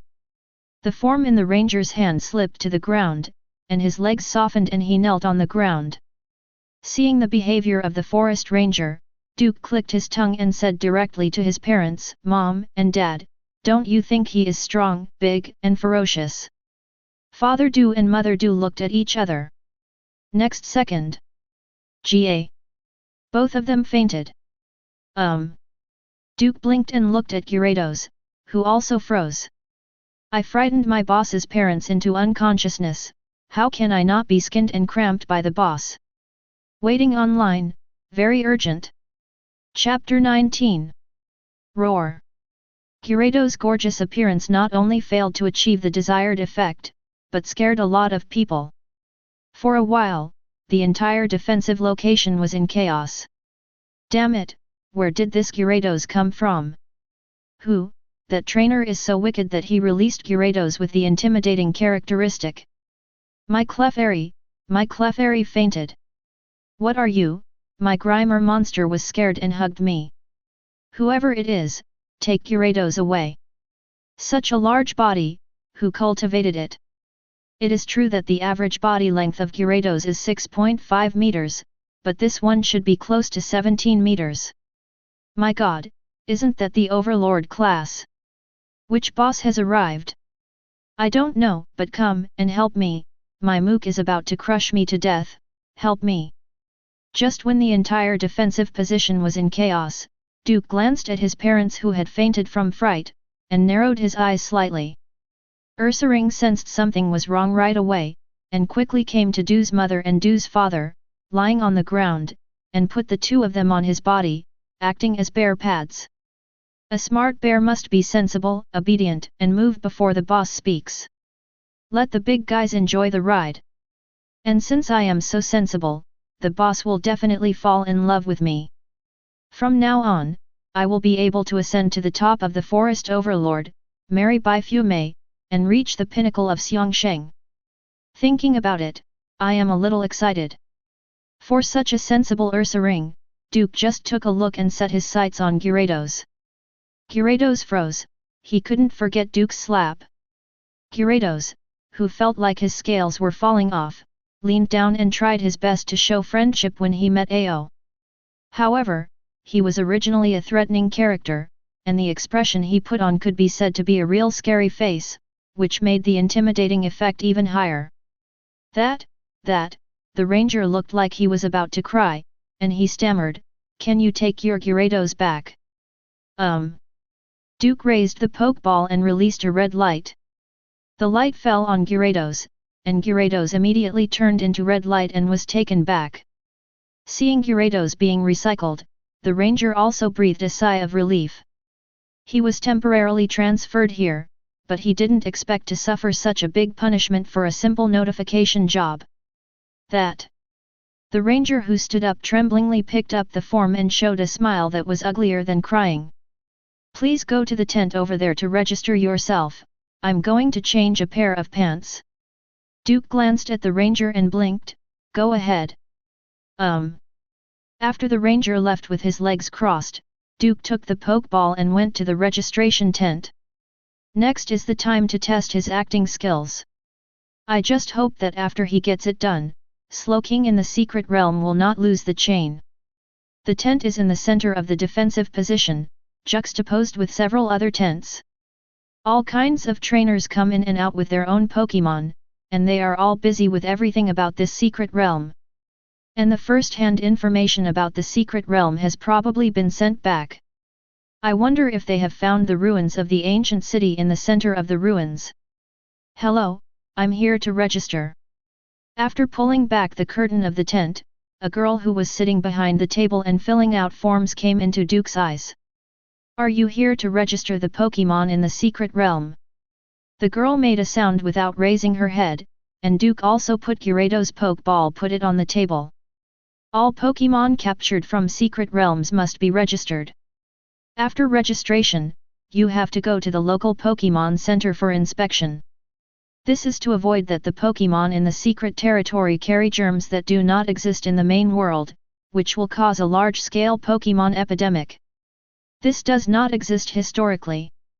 Just in the 1930s of the last world, due to the advent of a secret realm in the Sakura Kingdom, the Pokémon in the entire country were completely wiped out, and everyone died, achieving a historical milestone: the destruction of the country and species. Nations have learned their lesson since then. All Pokémon brought out from the secret realm need to be registered and checked. What kind of Pokémon?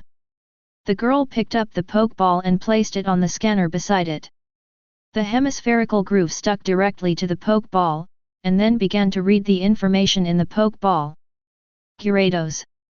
Duke answered truthfully, but the girl paused, raised her head in disbelief and said, are you sure it's not Magikarp called Gyarados? Not Magikarp, real Gyarados. The girl froze for a moment, then frantically picked up the intercom on the side. Hello, review department, I am the registration office, and there is a registrant here, and his registered Pokémon is Gyarados. Almost there. The phone was hung up, and not long after, people from the review department came to the registration office and took Duke away. Certain Pokémon are eligible to own, and Gyarados is one of them. If the holder is unable to command Gyarados, the corresponding Pokémon will be taken away by the Alliance for temporary storage until the corresponding trainer has the hard power to command Pokémon, and then return it. However, more is released, and the Alliance will give corresponding compensation. According to the quality of the released Pokémon, the compensation potential is almost the same as that of Pokémon or the cherished Pokémon eggs. A moment later, Duke, who was sitting in the tent of the review section, was face to face with the reviewer. Duke, hey. Don't be nervous. This time it's just a routine inquiry. There's nothing wrong with it. You can go back and bring your... The inspector glanced at the report that was just submitted, and his eyes widened at a glance. Shit, Overlord Gyarados. And the boy in front of him is just a freshman in high school. It's like giving a baby a nuke button. This, that. For a while, the hesitant examiner looked around at Duke's documents, finally sighed, and put the documents on the table. Sorry, kid. Gyarados is in our custody for now. I know, the rules. Duke's expression was very calm, which caused the inspector to pause. He nodded, and then said, Now, can you tell me the whole story of how you tamed this Gyarados? This Gyarados was given to me by a Rift Pokémon. Duke succinctly said what he had thought up in advance, and the inspector narrowed his eyes and knocked on the table. Please explain in detail. Half an hour later, the inspector rushed out of the tent. Duke was sitting in the tent with some snacks in front of him. What he said was so powerful that even the mayor of Baoan City was moved. The inspector who rushed into the command post quickly told the highest level commander of the Alliance on the scene what he had learned from Duke. What? The commander stood up and asked in disbelief, Is there a ruin of an ancient city in the middle of the secret realm? Yes, the kid told me. The inspector swallowed. He said that after he accidentally fell into the ruins, he was rescued by a Slowking, who was very friendly to him and took him to the ruins of an ancient city in the center of the secret realm, where Helping Hand captured a Gyarados, and then it even sent him out of the ruins. After listening to the examiner's words, the commander kept walking back and forth on the spot. After a while, the commander said, Do you think what the child said is true or false? I think it should be true. After all, the test report of that Gyarados has come out. And the report shows that this Gyarados has a body length and weight far exceeding that of ordinary Gyarados. It is undoubtedly the Overlord. And only a stronger Overlord can subdue the Overlord. Facing the inspector's remarks, the commander's expression was uncertain. After a while, he slapped the table and said, Immediately send expert trainers to the center of the secret realm to find out. Okay. The inspector accepted the order, and he was about to turn around and leave when he suddenly stopped. Yes, sir. What about that Gyarados and that child? Wait until the results of the investigation come out. If it's true, then we'll talk about it later. Anyway, it takes a few hours to come and go, so it won't be too long. Yes. Chapter 10. Slowpoke Fam. An orange figure flapped its wings and soared in the sky. The fierce flames burning at the end exuded palpitating energy fluctuations. And on the back of the orange figure, there is a trainer riding on it. Charizard, speed up. Professional trainer Yelien took a look, then patted his partner Charizard on the back with lingering fear, telling him to go faster. Who would have imagined that the normally silly Slowpoke would explode into such terrifying fighting power after contracting the exotic syndrome? He entered the secret realm with two other expert-level trainers, but as soon as he entered, he was besieged by a group of slowpoke, and countless water-type skills mixed with psychic skills were overwhelmingly defeated.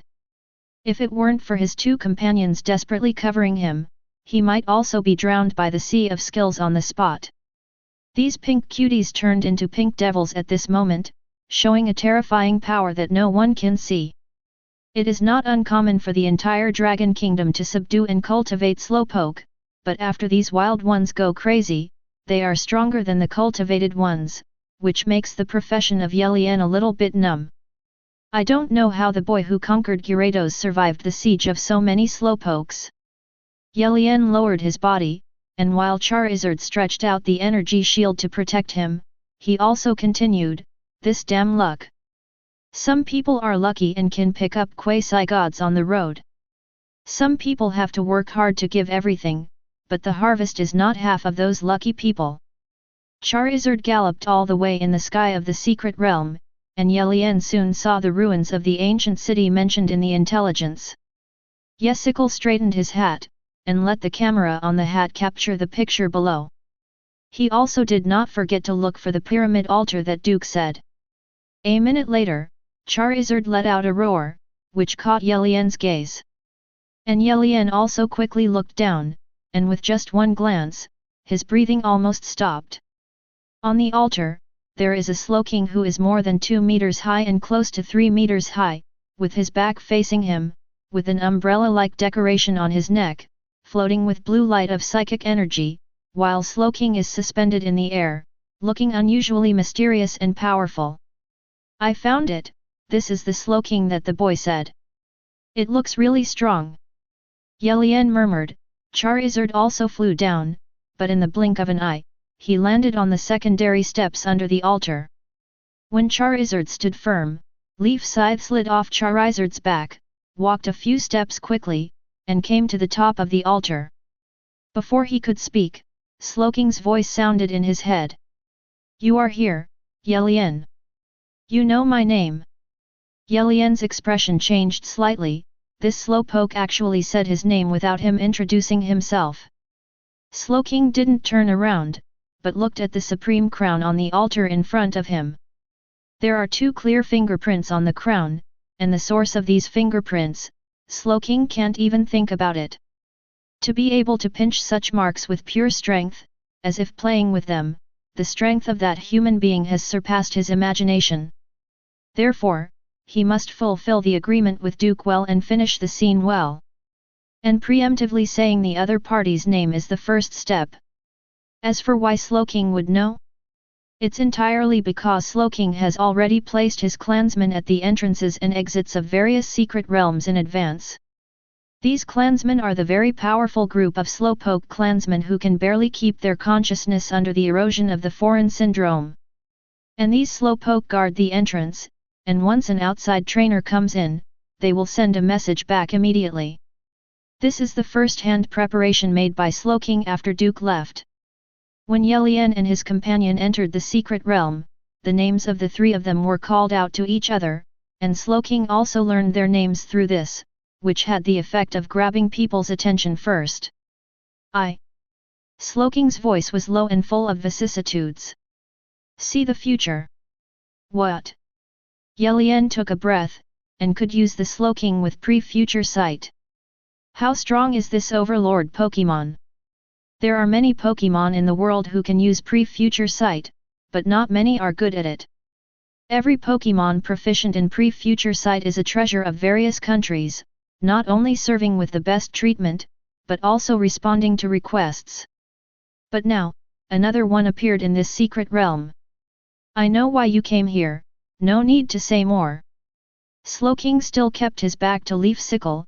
"Explore the ruins and secret areas, you can do as you please, just don't disturb my group and other Pokémon." No, the Alliance has always advocated the harmonious coexistence of humans and Pokémon, and we will never mess around. Also, have you seen that boy? See, that Gyarados is really you. That's right, that Gyarados character is too violent, endangering the survival of many species in this secret realm. I surrendered it and gave it to that boy. Don't worry about that Gyarados going berserk suddenly.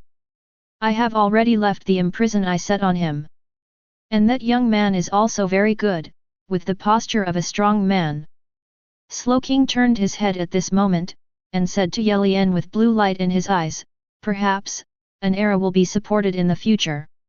What? Yelien opened his mouth wide. That lucky young man got the approval of a secret realm overlord. Doesn't this mean that the young man has a secret realm to support him from now on? It can be predicted that the future road of this young man must be smooth. Among other things, some big shots will at least invest in this young man. Back then, there was a girl who was recognized by the overlord of the secret realm, and was directly given a Tajipai Pokémon egg. Tajipai, but the standard Pokémon for princesses of some small countries. Reminiscent of the Slowking in front of him possessing the ability to predict the future, Yelien swallowed his saliva, and tentatively said, isn't it possible, when you are predicting future sight, look? No. Yes. Say.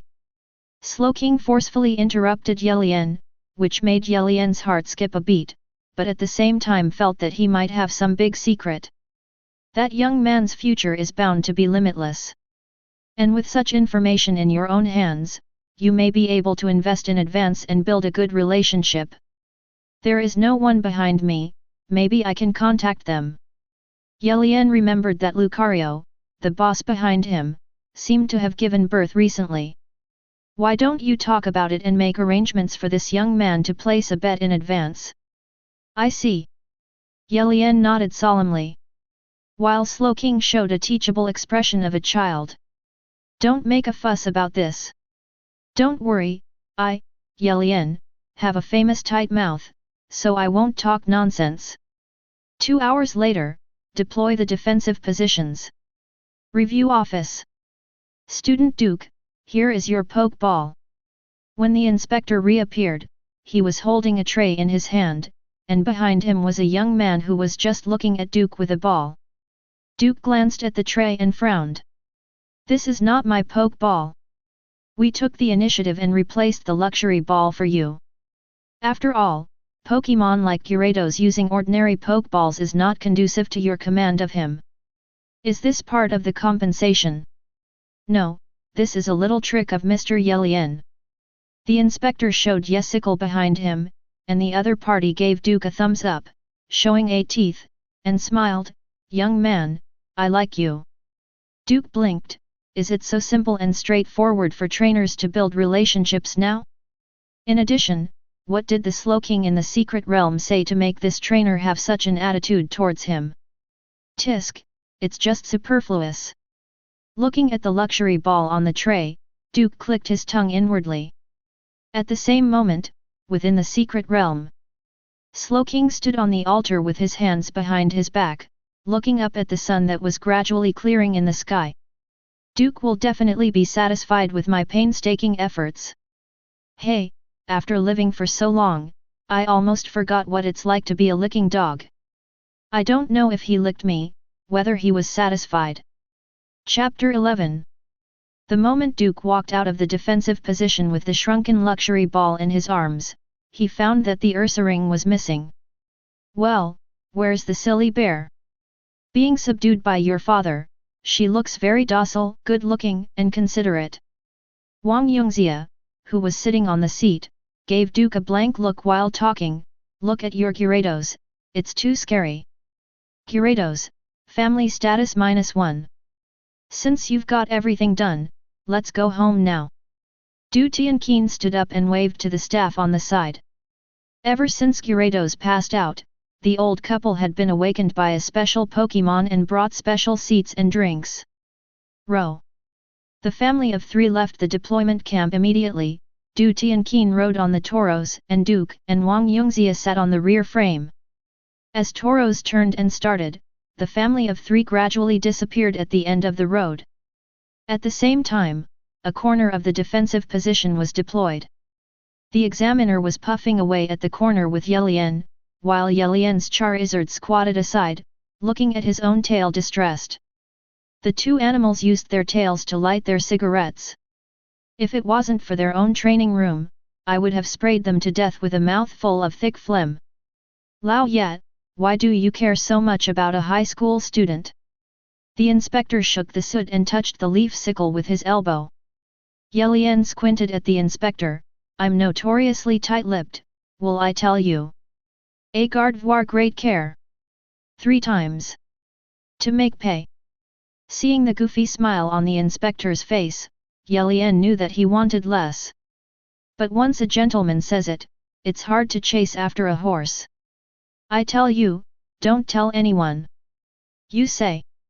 That kid was seen by the Slowking during future sight, so that Gyarados, Yelian winked at the inspector, invest in advance, understand? Oh. The inspector looked stunned, and Yelian immediately said, don't say it outside. Don't worry, I'm notoriously tight-lipped. The inspector and Yelian gave an okay gesture. After a while, both of them left the corner and went to do their own business. As soon as the inspector entered the tent, he took out his phone and called his wife. Daughter-in-law, check personal information for me. Don't ask too much, just check. Well, his name is Duke, and he is currently studying in Baoan City No. 3 Middle School. Yes, that's him. Check out his social relations, this time we can also bet in advance. Don't talk about it outside. The inspector repeatedly urged his wife, and a word came from the other end of the phone. I'm notoriously tight-lipped, don't worry. Baoan City, happy community. It can be regarded as coming back. As soon as Duke's mother Wang Yongxia entered the house, she let out a sigh of emotion. Raisha went to search for Pokémon food on her own. She worked for half a day in the morning and didn't eat a ration. No wonder Multank hasn't spotted him yet, he deserves to be single. Mom, I'm going back to my room first. Okay.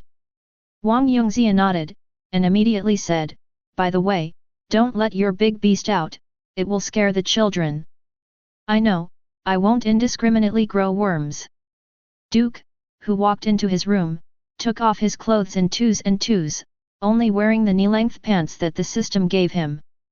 Sitting on a chair, he looked at his six-pack abs and mermaid line, and sighed, I really envy those people with small bellies.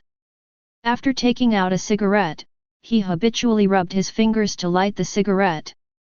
As soon as he took a puff, the door was opened. Brat, smoking in the house again. Du Tianqin, who had settled Toros and Ursaring, entered Duke's room, locked the door behind him, slapped Duke on the back of the head, and took the cigarette from Duke at the same time.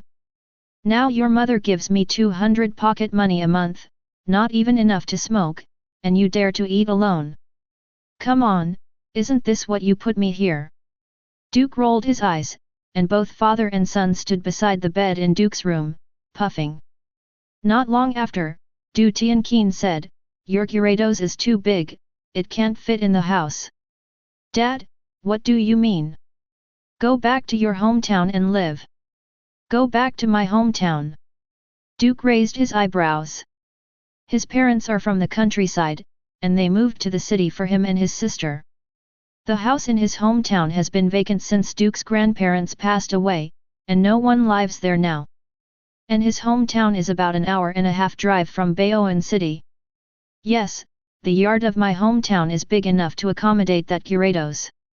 Du Tianqin flicked the cigarette ash, looked into the distance, and said in the direction of his hometown, anywhere in the city is good, but the personal space is too small, and your father and I have neither. I can't afford a big house, so for your consideration, you should go back to your hometown.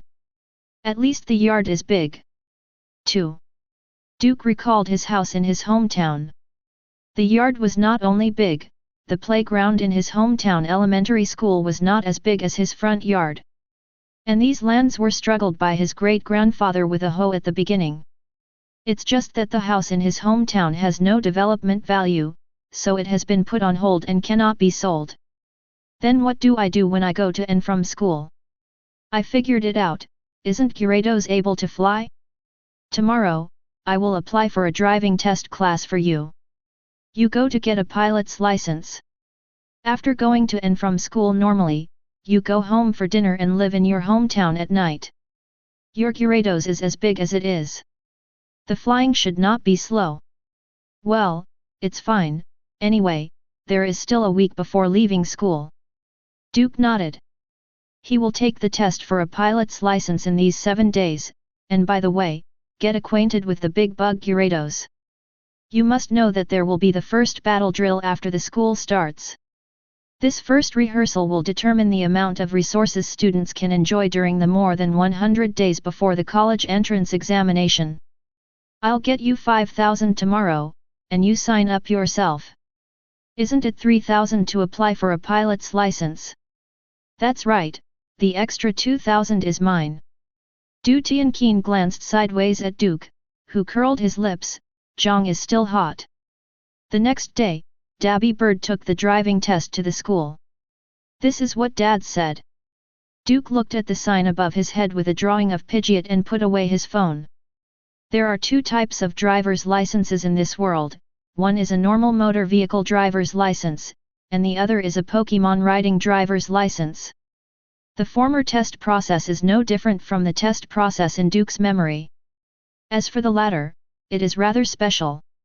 Because the acquisition of a Pokémon riding driver's license depends entirely on the tacit understanding and cooperation between the trainer and the Pokémon.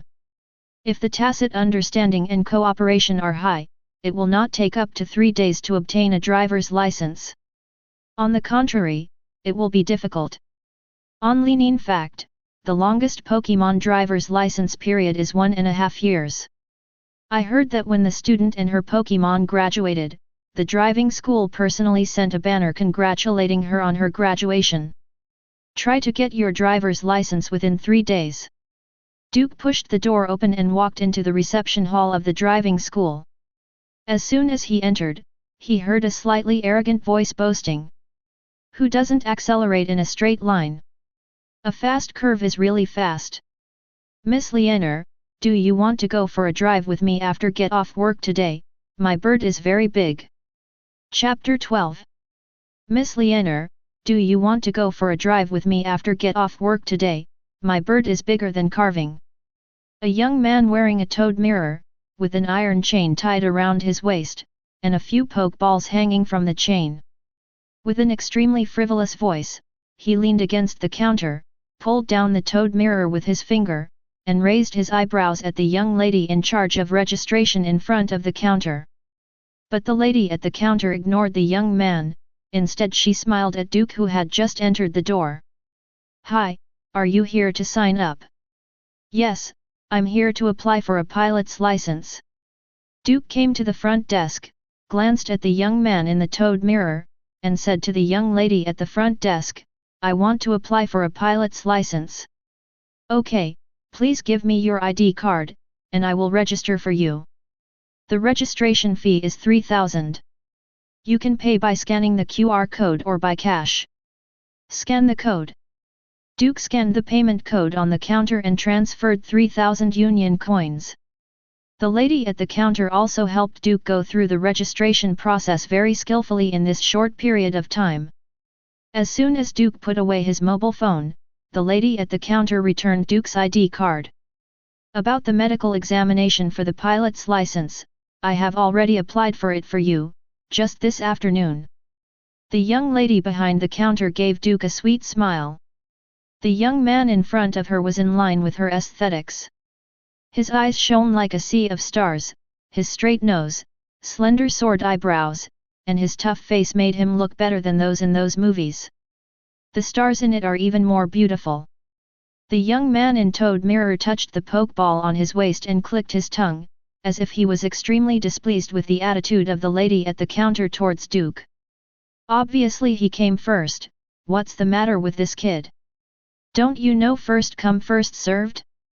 And this face, no matter how you look at it, it makes people angry. Glancing at the teaching materials on the counter, the young man in the toed mirror picked up one and slapped it in Duke's arms. Boy, these are the textbooks for Subject 1 and Subject 3. Go back and read them quickly, study hard, and don't lose the chain during the exam. Duke glanced at the textbook in his arms, and then put it on the table. I have already studied all these by myself, so you can help me sign up for the exam. Regarding all the knowledge about the pilot's license, he had searched all the current materials and teaching materials last night, and memorized them all in a short time. The template of Silver Superman brought him not only tyrannical strength, but also unparalleled brain power.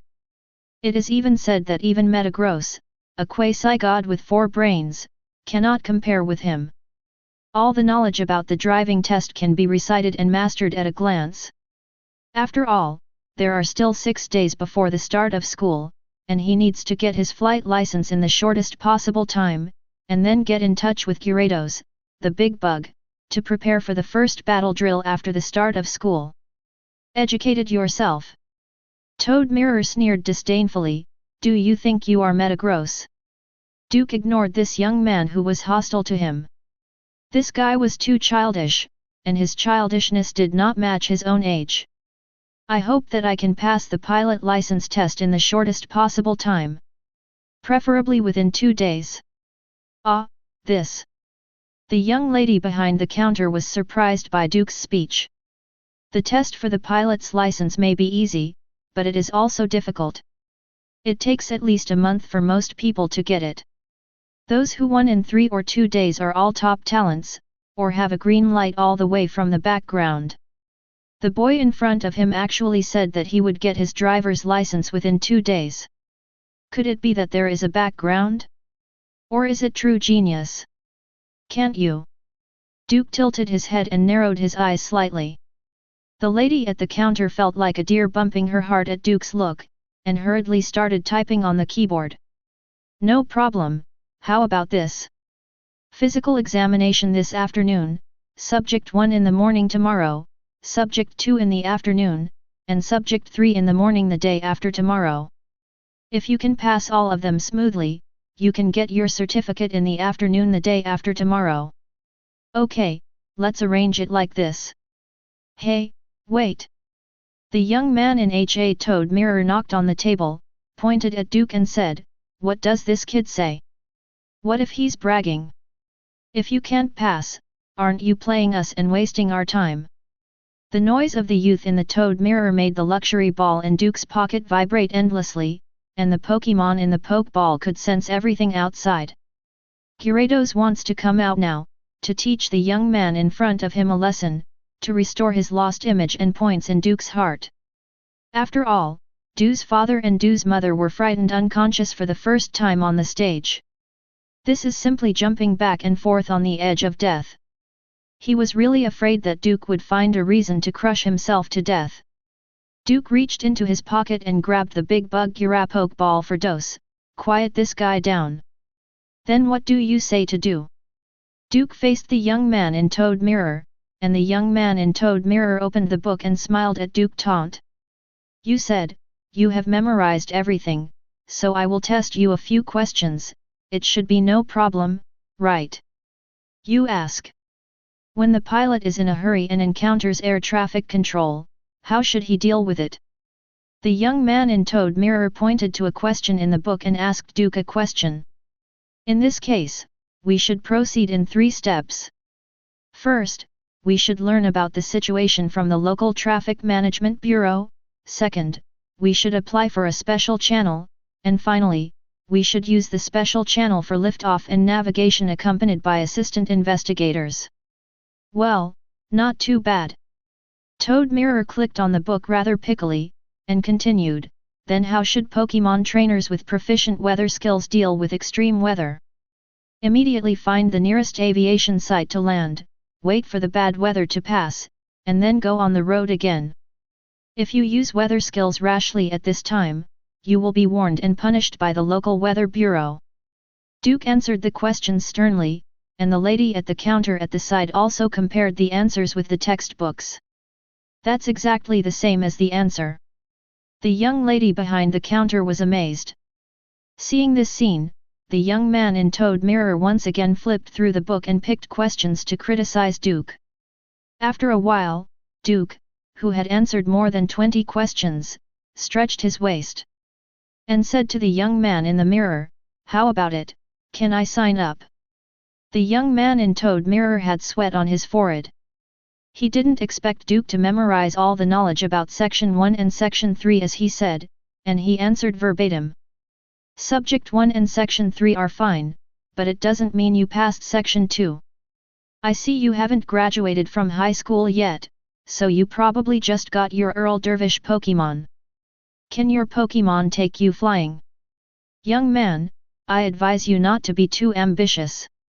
The young man in Toad Mirror, who couldn't hold back his face, closed the book, slammed the textbook on the table, and snorted coldly, "It's better to cultivate your Pokémon honestly, and then let's talk about the second subject.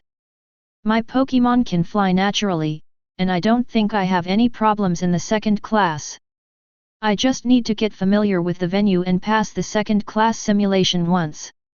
In fact, in the entire pilot license test, Subject 2 is the easiest for Duke, because the pilot test not only tests trainers, but also tests Pokémon. And with the cooperation of the Overlord Gyarados, it is a matter of hands for Duke to get his pilot's license. In addition, the attitude of this young man in Toad Mirror also made him feel extremely bored. Lesson learned. You said that if you familiarize yourself with the venue, you'll be fine. The young man in Toad Mirror curled his lips. Let's talk big in your own home. If you talk so loud outside, you won't be afraid of being slapped in the face and your teeth knocked out. How about a bet? Duke's eyes narrowed slightly, his eyes seemed to be solidified, and fell on the young man in Toad Mirror like a knife. The young man in Toad Mirror, who was looked at by Duke, felt like his skin was cut by a knife, and an unspeakable trembling sensation climbed all the way from his back to the back of his head. The young man in Toad Mirror, who took a step back unconsciously, suddenly realized that he had retreated under the gaze of a young brat, which made his face burn like fire. Bet. Toad Mirror snorted, "How do you want to bet?" "Just bet on whether I can pass the second division simulation directly." Duke glanced at the passage to the training ground at the back, and said directly, "I remember that the second division simulation can be done here." "Yes, yes." The lady at the counter nodded repeatedly, and the young man in Hammer Mirror grabbed his Pokeball and raised his jaw slightly. "Okay, I'll bet you. If you win, I will give you a set of riding equipment. If you lose, just call me Master honestly. From now on, you will bow and say hello to me when you see me." "Okay, no problem." Duke smiled brightly, and the luxury ball in his pocket trembled slightly. Gyarados, the big bug, apply for battle. Chapter 13. Dappy Bird Driving Test School, Training Ground. "Boy, don't say I bully you." The young man in Toad Mirror stood on the edge of the training ground, and casually took out the Pokeball hanging from the chain around his waist. "Let me make a sample for you first. Come out, Pidgeot." The young man in the Toad Mirror pressed the Pokeball button, and the moment blue light emerged, a majestic Pidgeot also appeared in the field. As soon as this Pidgeot appeared, all the trainees and coaches who were training or waiting for training on the training ground cast curious eyes. Why is Su Ziqiang willing to take out Pidgeot today? Who knows? I remember he wasn't the most precious Pidgeot to me. That's right, on weekdays he would only take out Pidgeot when he was pretending to be aggressive and dating a girl. Hey, should I say it or not, this Pidgeot is really good. That Kano, this is the Pokémon that has entered the top 64 of the Yi Province flying contest. It is difficult for ordinary people to pass the audition.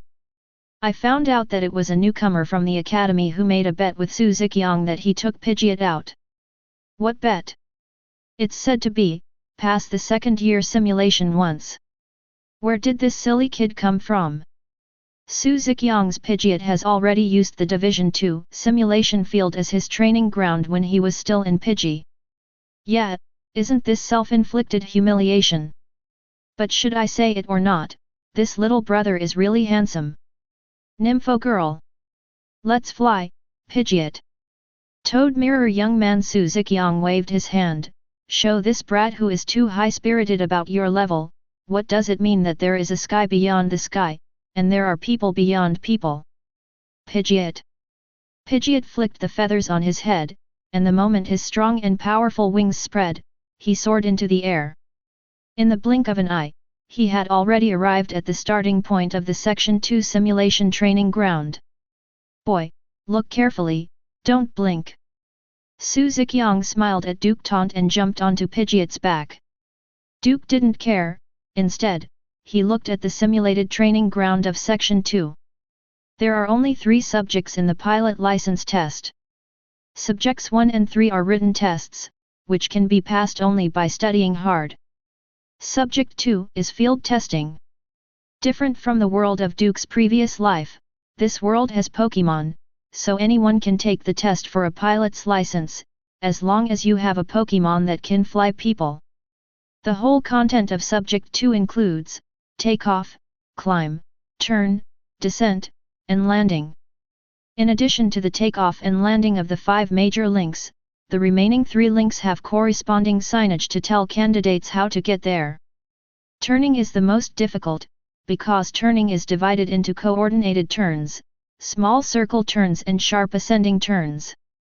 At this moment, Su Ziqiang's Pidgeot has come to the first corner of the coordinated turn after experiencing a sharp ascent and takeoff.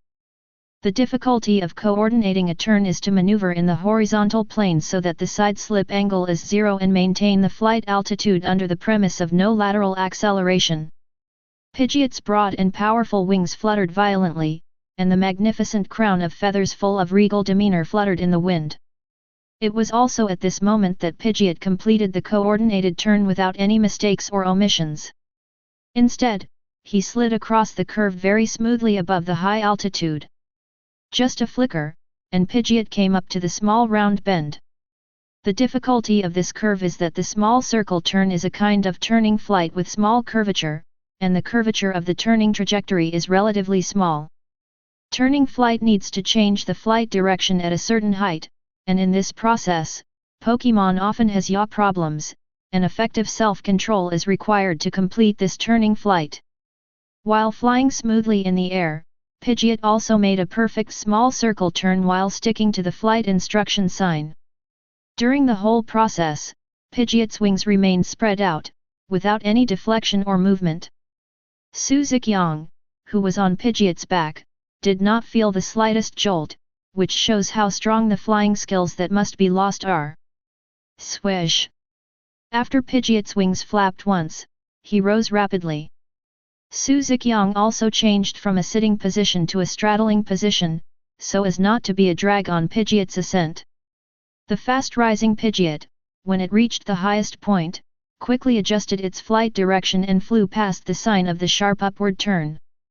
While the strong wind danced wildly, even the signboard kept shaking. Pidgeot completed 3 turning segments, banked down, began a spiral descent, and landed at the indicated location.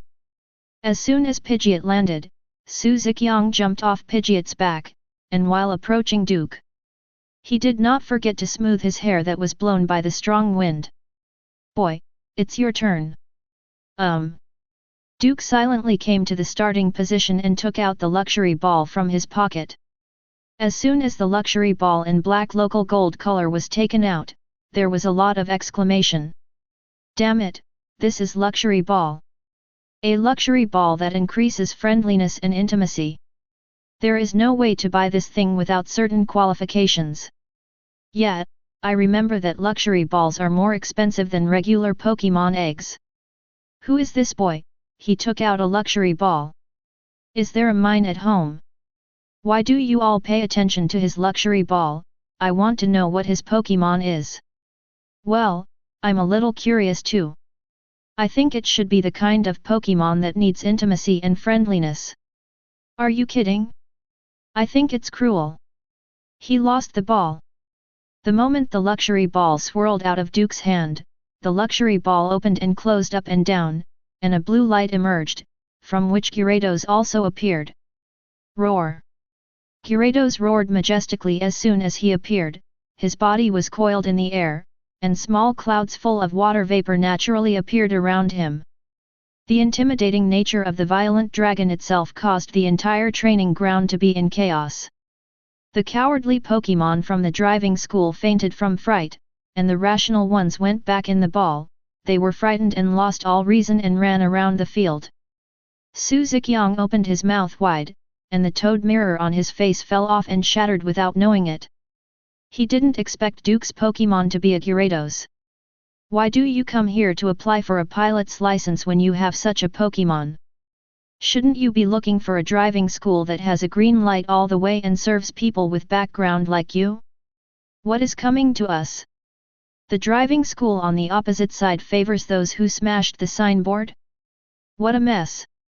Lord, if you are really free, you go to the battlefield or battle park to bully people, or go to Saffron Forest to play. Why are you here with us? As soon as Gyarados appeared on the stage, Su Ziqiang's image of Duke quickly became unpredictable. I rub, Gyarados. A trainer with this kind of Pokémon still needs a driver's license test. What did this Gyarados grow up on, and it's so big? By the way, can this boy command this Gyarados? Amidst the discussion, Duke walked towards Gyarados. Gyarados also lowered his head at the right time, closed his eyes, and used his beard as a rope ladder for Duke to let him come to the top of his head step by step. Duke, who stood firmly on top of Gyarados' head, raised his foot and stepped on it slightly, and said lightly, "Okay, let's go into the air, you know what to do." Roar!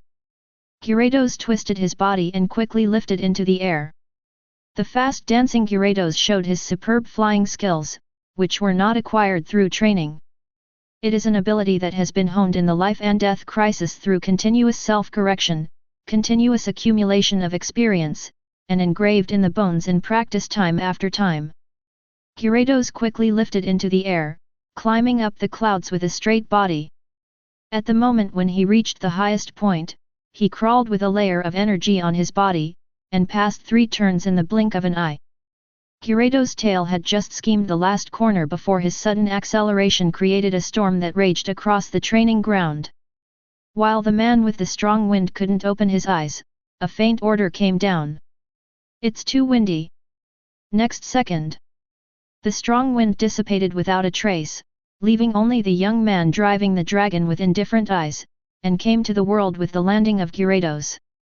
"So, when will my riding device arrive?" Duke looked at Su Ziqiang with a playful smile on his face. Pidgeot Great Youth. Chapter 14. 2 days later. Baoan City, Yunshan Village.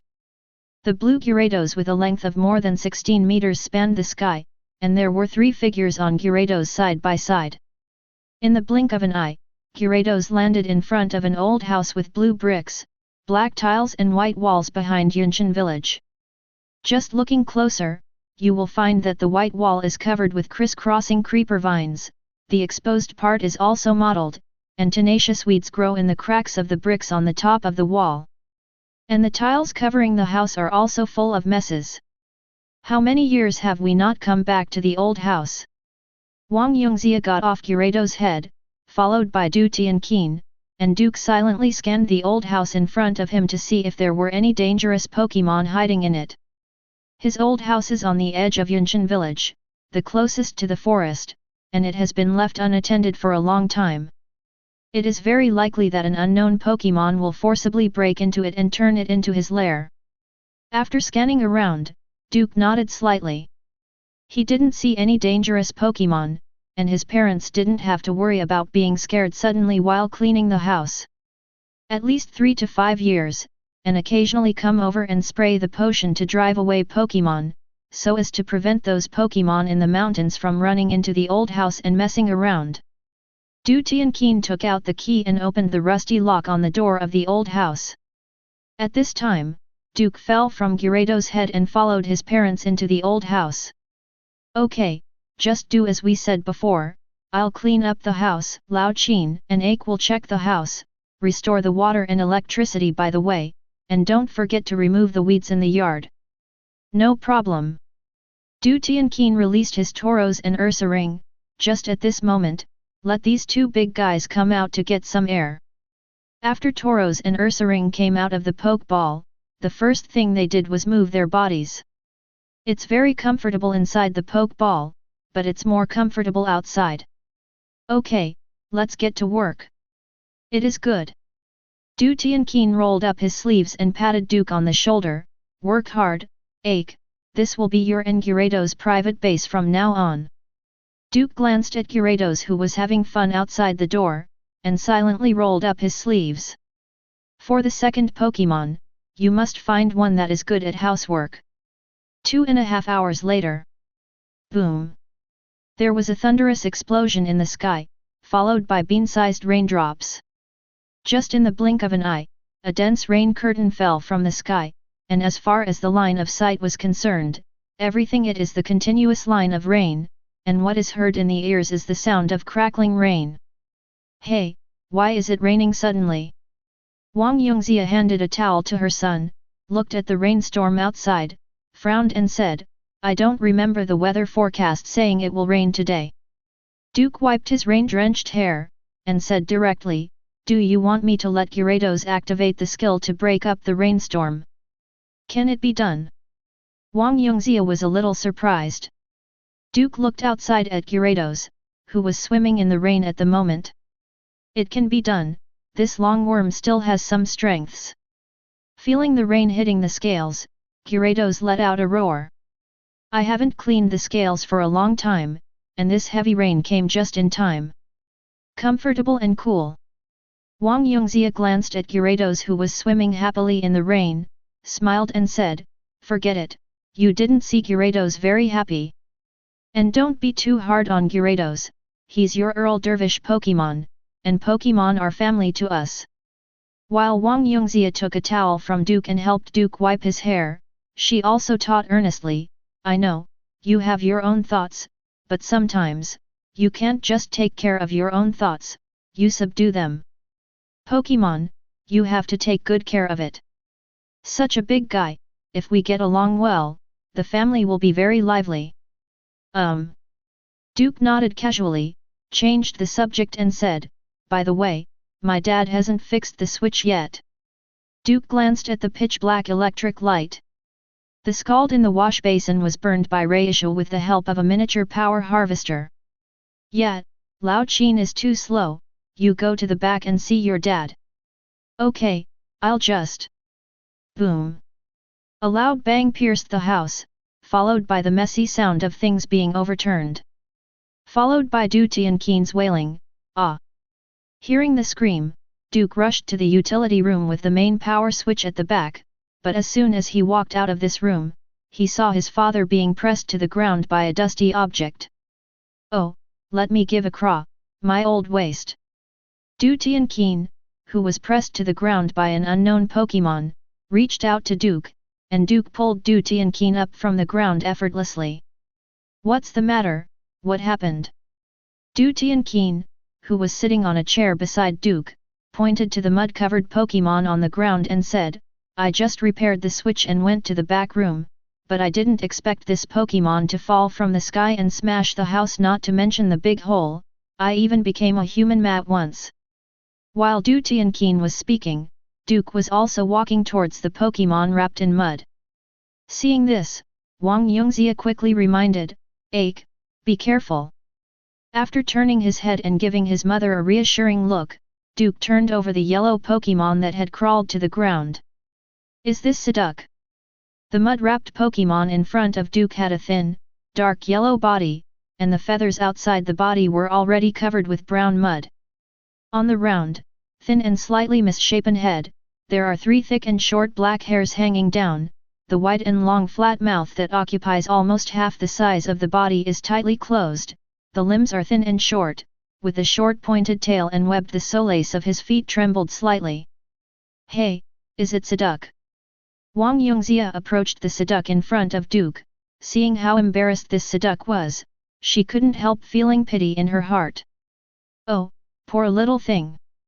I'm the more pitiful. Du Tianqing groaned, but he also went to Wang Yongxia's side to check the poor Pokémon.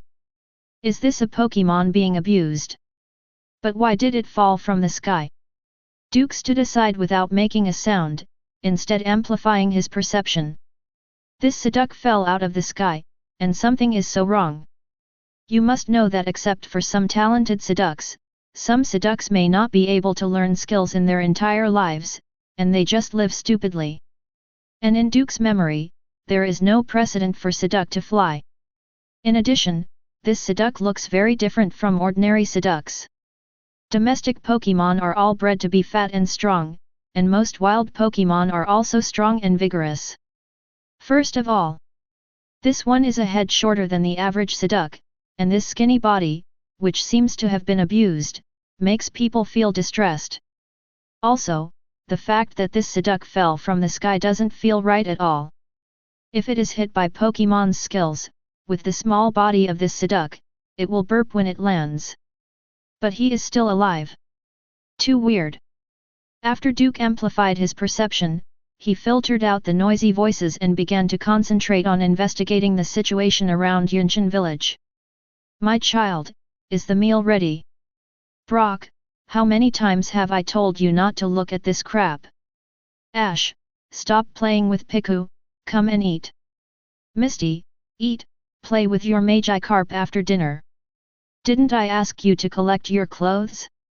Look, these clothes are already drenched in the rain. While many chaotic human voices were passing by Duke one by one, a gloomy voice came into his ears. Currently only one second-level team member was alive, and the rest were all wiped out.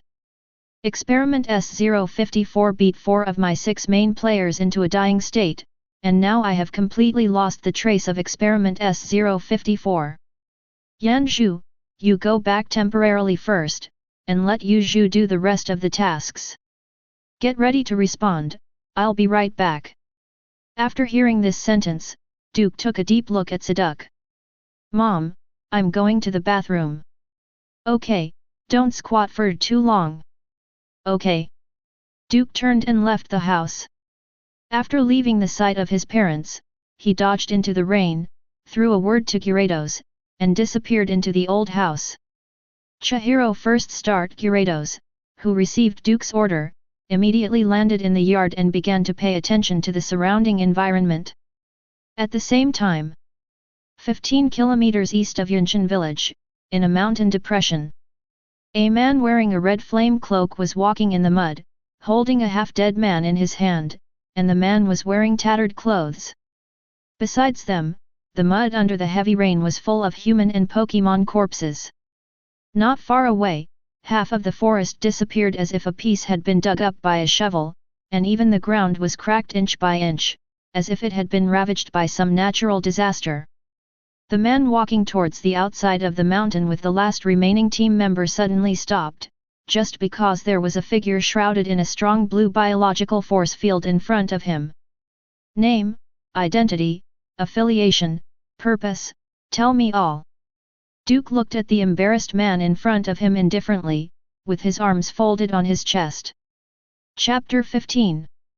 Name, identity, affiliation, purpose, tell me all. Duke looked at the embarrassed man in front of him indifferently, with his arms folded on his chest. Yanzu Lu Qingshan stared blankly at Duke, who was covered in the biological force field. His face was blurred, and he could only vaguely see Duke with his arms folded. Who are you? Pokémon, or psychic? This is not what you should ask, and don't make unnecessary resistance. Releasing Pokémon will only increase casualties. Duke glanced at Yanzu's palm hidden in the flame cloak. This hand was holding a Pokeball, but this Pokeball was different from the general ones. It was grey all over without any logo. It is obvious at a glance that it is a black market ball used by those who walk in the grey area. A major feature of the black market ball is that there is no Alliance certification logo, no positioning, and no identity verification code. Such a Pokeball is not recognized by the League, and it is also the favorite ball of some people in the grey area. Just because it is safe and hidden enough to facilitate Pokémon buying, selling, and catching. But the disadvantage is not without it, that is, once Pokémon is snatched, there is no reasoning. However, people who walk in the grey area don't care about these things. Those who come out to mess around will have to pay back sooner or later. Those who use black market balls are generally well prepared. Ah! Yanzu threw the pokeball in his hand, the pokeball slid down along the cloak, a houndoom jumped out of the ball, and opened its mouth at Duke to spray a raging pillar of fire. Houndoom, use cloudy fog after flamethrower. He tried his best to throw the dying second-level team member at Duke's pillar of flame, turned around and ran. This mysterious existence that suddenly appeared gave him a bad feeling. But Yanzhu, who had just turned around, turned his head and saw that figure lying in front of him again, like an impassable mountain, which made him despair. But when he turned his head to look, he found that the houndoom he released just now had disappeared, leaving only a blurred pool of flesh and blood. Good da! Yanzhu, who swallowed his saliva, couldn't help feeling anxious. This guy who appeared suddenly was too weird and too tyrannical. His own houndoom was an expert-level Pokémon, but he was slapped to death by the opponent like a fly. Name, identity, affiliation, purpose. Duke folded his arms in front of him, looking down at the pillar of flames from a height. He never gets things done in one go. The Seduc that fell from the sky was very strange, maybe it was related to the guy in the flame cloak in front of him. As for the Seduc, the person in front of him, and the organization behind this person, regardless of whether there is any connection between the three, for Duke, they are all objects that need to be dealt with. Because Duke won't let a single threat survive. He is indeed invincible, but he also has family members and weaknesses. This also prevents him from allowing the enemy willful, so as long as he sees any signs, he will quickly nip them out, and cut the grass and roots, without giving any chance. For Duke, once he realizes that any existence is a threat to his family, then this person and everything behind him will die. If you don't mess with me or touch my family, I will ignore you. Whether you want to rule the world, liberate all Pokémon, or destroy all mankind. These have nothing to do with Duke. But if you touch Duke's outrage, you will be crushed in minutes. This guy in front of him is just the beginning, and 15 minutes from now is enough for him to do a lot of things up. Damn it! Yanzhu took 2 steps back, and at the same time he pressed the emergency call button hidden under the cloak. He also threw the only Pokeball in his hand. He brought 6 main forces, but 4 were beaten to the brink of death and lost all combat power. The only remaining one was also released at this moment. He didn't want to be able to defeat the mysterious existence in front of him, he just wanted to delay him for a while, and then let himself escape.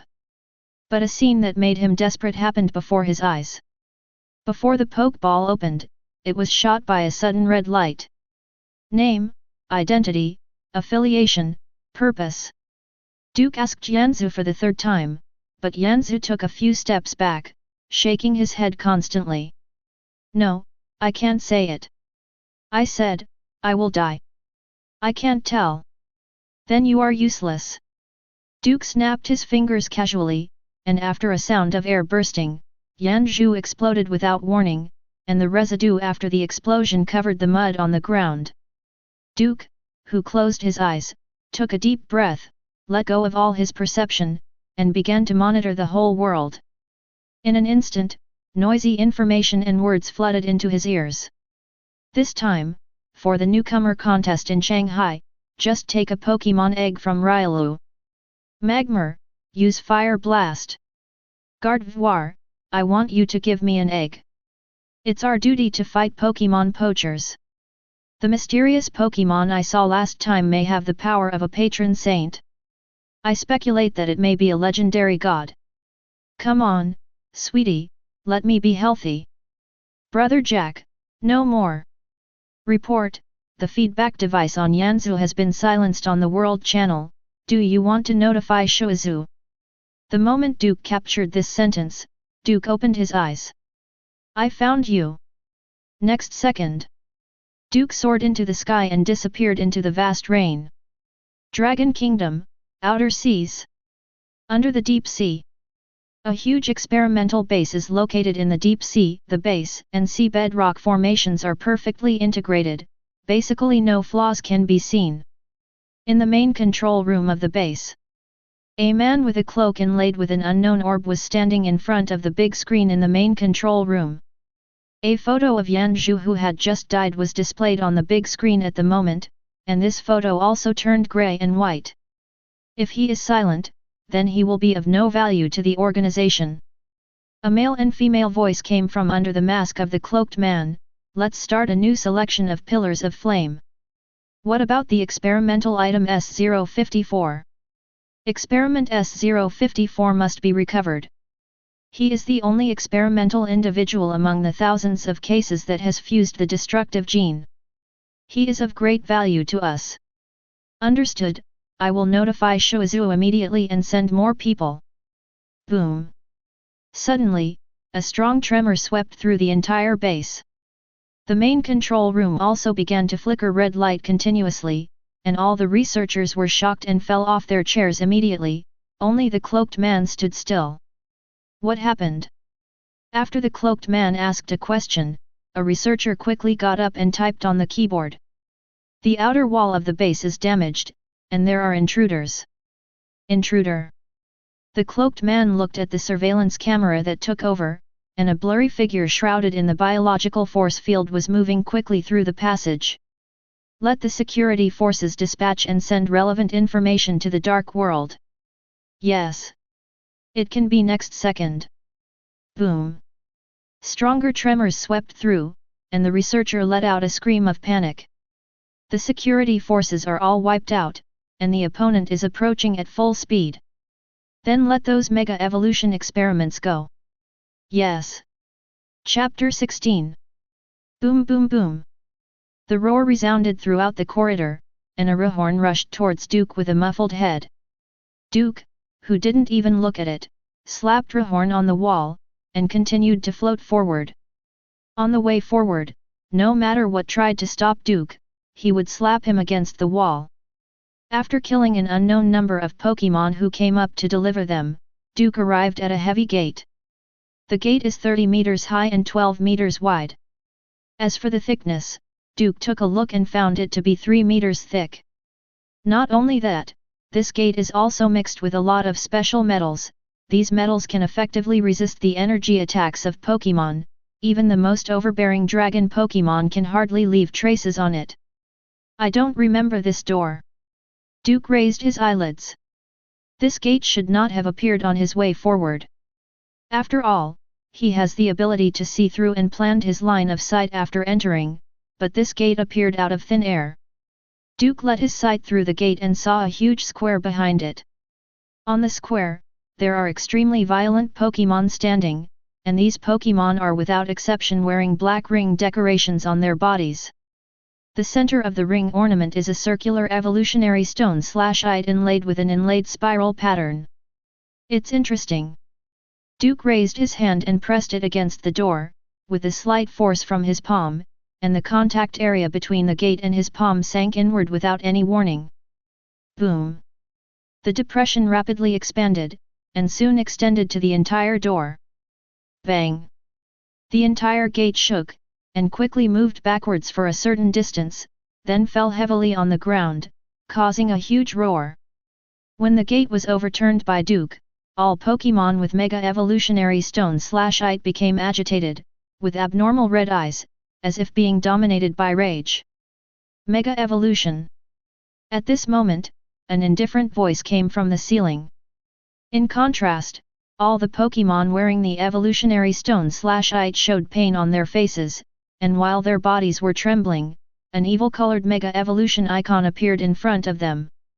With the icon displayed, the evolutionary stone/ite on these Pokémon began to emit evolution glow, and the forced Mega Evolution was launched. Force Mega Evolution. Duke looked around, and all the Pokémon behind the gate were under the forced Mega Evolution and transformed into a Mega Evolution state. I remember that in the theatrical version of Mage Arna, the villain invented the technology to force Mega Evolution. Someone in this world actually restored this technology. But it looks like it should have failed. Duke glanced at the evolutionary stone/ite worn by these Mega Evolution Pokémon. In Majourna's theatrical version, the technology mastered by the villain does not require the Mega Evolutionary Stone/ite. Just use the bracelet to force Mega Evolution. And these Mega Evolution Pokémon wear evolutionary stone/ite on their bodies, and after Mega Evolution, their minds are not clear, and they are full of violent desire to attack. An obvious failure.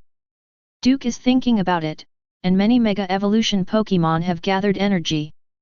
Mega Blastoise, Mega Charizard, Mega Gyarados, Mega Alakazam, Mega Lucario, Mega Tyranitar, Mega Gardevoir, Mega Gengar, Mega Manectric, Mega Mawile.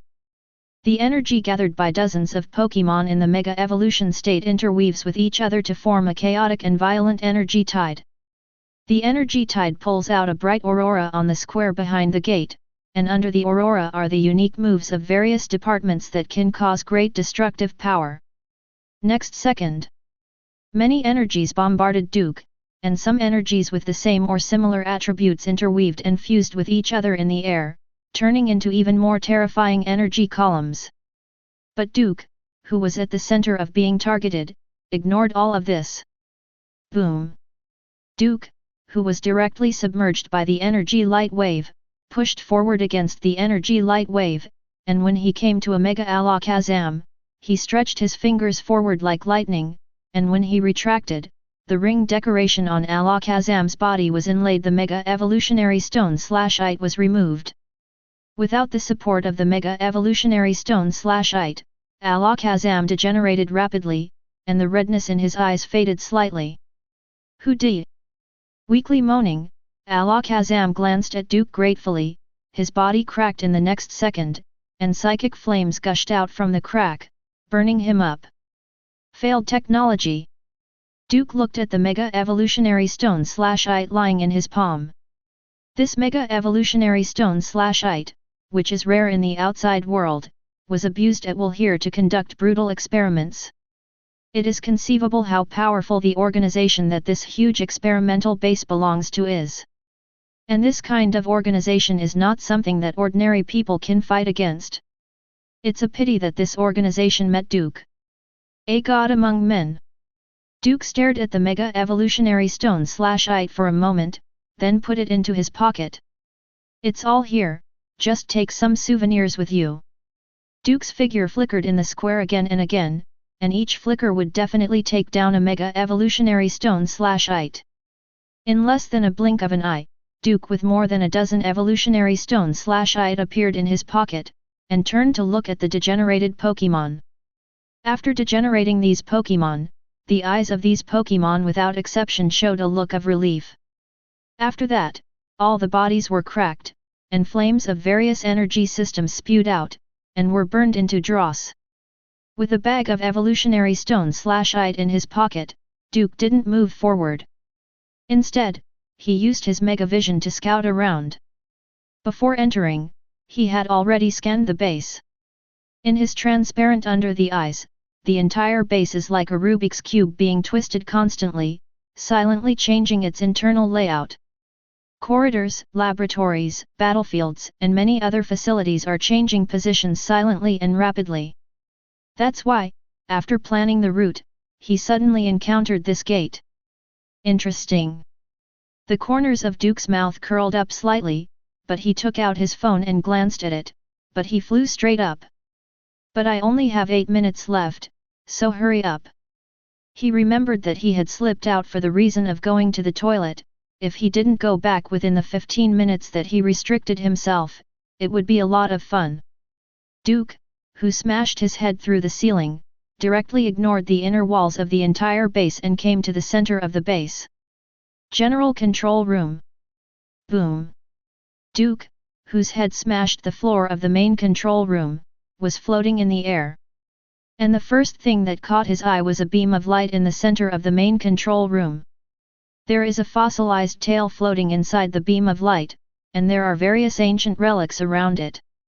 On one of the complete square rocks, there is a long-tailed Pokémon that looks like a kitten, looking mischievously at everything in front of it. Could it be? Duke's eyes widened slightly. Mew's Fossil. Chapter 17. Fossils of Mew. Duke stared at the fossil tail suspended in the light beam force field, a little in disbelief. In the past, He had been to No Man's Land several times to test his abilities, and he had seen all kinds of Pokémon there, including many Eudemons and mythical beasts, but he had never seen Mew once. He originally thought that Mew didn't exist in this world, but now it seems that he just didn't meet a living one. Do you know Mew? The masked cloaked man looked at Duke with great interest, and Duke also noticed that the cloaked man's eyes seemed to be condensed under the mask. It looks like you're not a Pokémon, but a human. But this is the first time I've seen a human being as powerful as you. The cloaked man moved closer to the beam of light, stood in front of the railing separating the beam of light, and looked at the fossils of Mew restrained in the force field of the beam of light. How about it, don't you think it's incredible? The legendary Pokémon Mew, even the fossils left behind after death contain powerful power, and the genes extracted from them can even give Pokémon more powerful power. As soon as the man in the cloak finished speaking, a red ray cut him in half.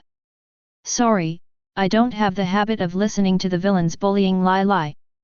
After cutting the cloaked man in half with his hot eyes, Duke looked at him, but what flowed out from the wound where he was cut in half was not blood, but a special photon energy liquid that shone with fluorescence. Robot. Duke exhaled, a sudden gust of wind blew up in the main control room, lifted the mask of the cloaked man, and removed his clothes. The mask flew along the wind and was directly embedded in a screen. After the cloaked man's costume was removed, what was hidden under the cloak was an Orabug body. It's really crisp and neat. The faceless face of the exposed robot made an indistinguishable voice. He suddenly looked up at Duke and said, "Do you know the meaning of being born in this world?" Duke responded to him with a snap of his finger, which pierced through the head of the robot, leaving a hole the size of a bowl. Sorry, I don't study philosophy. Duke withdrew his fingers, looked at the trembling researcher, and said directly, "Call out all the experimental reports about the S-series experimental products." He came this time not only to take down the organization behind the Yanzhu, but also to find out whether the Seduct that fell from the sky had anything to do with this organization. At his request, the researcher nervously pulled out the relevant research report. Duke took a step forward, and while he had a panoramic view of all the research reports, he also directly scrolled to the end, and the browsing speed flew up. After reading all the texts for the exam, Duke also stood there in silence for a few seconds. That. The researcher looked at Duke tremblingly, "Can we go?" Duke didn't say a word, but disappeared in place in a flash. Disappeared together with it are the Mew fossils in the beam of light and the mask embedded in the screen. Seeing Duke disappear, all the researchers heaved a sigh of relief and collapsed to the ground. "I'm going, where did this fierce man come from? It's so terrifying." Psychic. I've done research on psychic players. Although those guys can use confusion and teleport, they are far from psychic Pokémon as a whole. I think this guy is a hybrid of Pokémon and human. It's not without precedent. It is said that some ancient Pokémon and human hybrids can easily handle powerful Pokémon. It can be called a humanoid Pokémon. Whatever he is, as long as we survive. That's right. Just when several researchers lamented that surviving a catastrophe must bring blessings, the whole base suddenly vibrated, and the extremely cold ice spread to the whole base at a speed visible to the naked eye. They watched helplessly as the solid ice climbed onto their bodies, freezing themselves. How is this going? No, I don't want to die. Do not. In the deep sea outside the base, Duke exhaled the last breath in his chest, and while turning the entire base into an iceberg, he stretched out his hand and punched the base. Under this punch, the originally formless seawater was directly backlogged into a hole, which was harder than Orabug. While the countless tons of seawater condensed into a hole, it also quickly pressed towards the frozen base. Next second, the research base that was frozen into ice was broken layer by layer, and even the seabed that served as its foundation sank downward. For a while, the seabed crust was in turmoil. At the same time, several huge cracks formed out of thin air on the edge of the sunken seabed, and the shock wave comparable to the explosion of explosives quickly swept across the surrounding sea area due to the cracks. Seeing this situation, Duke frowned, secretly thinking that something was wrong. Accidentally overdo it. Duke, who was flying upwards, knocked out a vacuum channel in the deep sea, and after he flew away, the vacuum area that was knocked out was quickly filled with sea water. Duke, who left the sea, looked at the turbulent sea. The sea area corresponding to the research base is constantly arching upwards in the sea at this moment. And the waves are constantly rising and spreading towards the surroundings. There is clearly a shift towards a tsunami. While Duke's punch just now shattered the entire research base, it also dented the crust of the seabed rock layer that served as the foundation of the research base. Once the seabed crust drops sharply on a large scale, the sea water will rush away like a space that suddenly shifts and sinks, and at the same time, there will be a large-scale accumulation of sea water above it. And when the influx of sea water encounters resistance on the seabed, it turns back to the sea surface to generate compression waves. After the powerful compression wave surges upwards, the accumulated energy will immediately evolve into a terrifying tsunami. After a moment of silence, Duke glanced at the time he set. There are 4 minutes left, more than enough to solve this tsunami. At the same time, several people on a fishing boat not far away were watching this scene in horror. Damn it, why did you suddenly encounter a tsunami? Return to the rudder immediately, return to the rudder immediately. Lao Ma, Lao Lu, and Xiao Zhang, release your mantine, let them put on the towline and steer the ship. I'll let my Kingdra absorb the shock around the hull. In addition, immediately notify the coastal defense to prepare them for the tsunami. Hurry up, act quickly. The people on the fishing boat acted quickly, releasing their Pokémon to stabilize the hull, and some people went to report to the coastal defense to inform them to prepare for the tsunami. Although flustered, overall it was orderly. Because of the existence of Pokémon in this world, people are not so afraid of natural disasters. Chihiro first release tsunami can be eliminated by using powerful water-type Pokémon. An earthquake can also be predicted in advance by using ground-type Pokémon. As for other natural disasters such as flash floods, mudslides, and landslides, there are also Pokémon's help, which can bring disasters back to life. Loss and damage to a minimum. Over the years, the world has developed effective brakes against natural disasters. Wait a minute, look where you are. A voice attracted everyone's attention.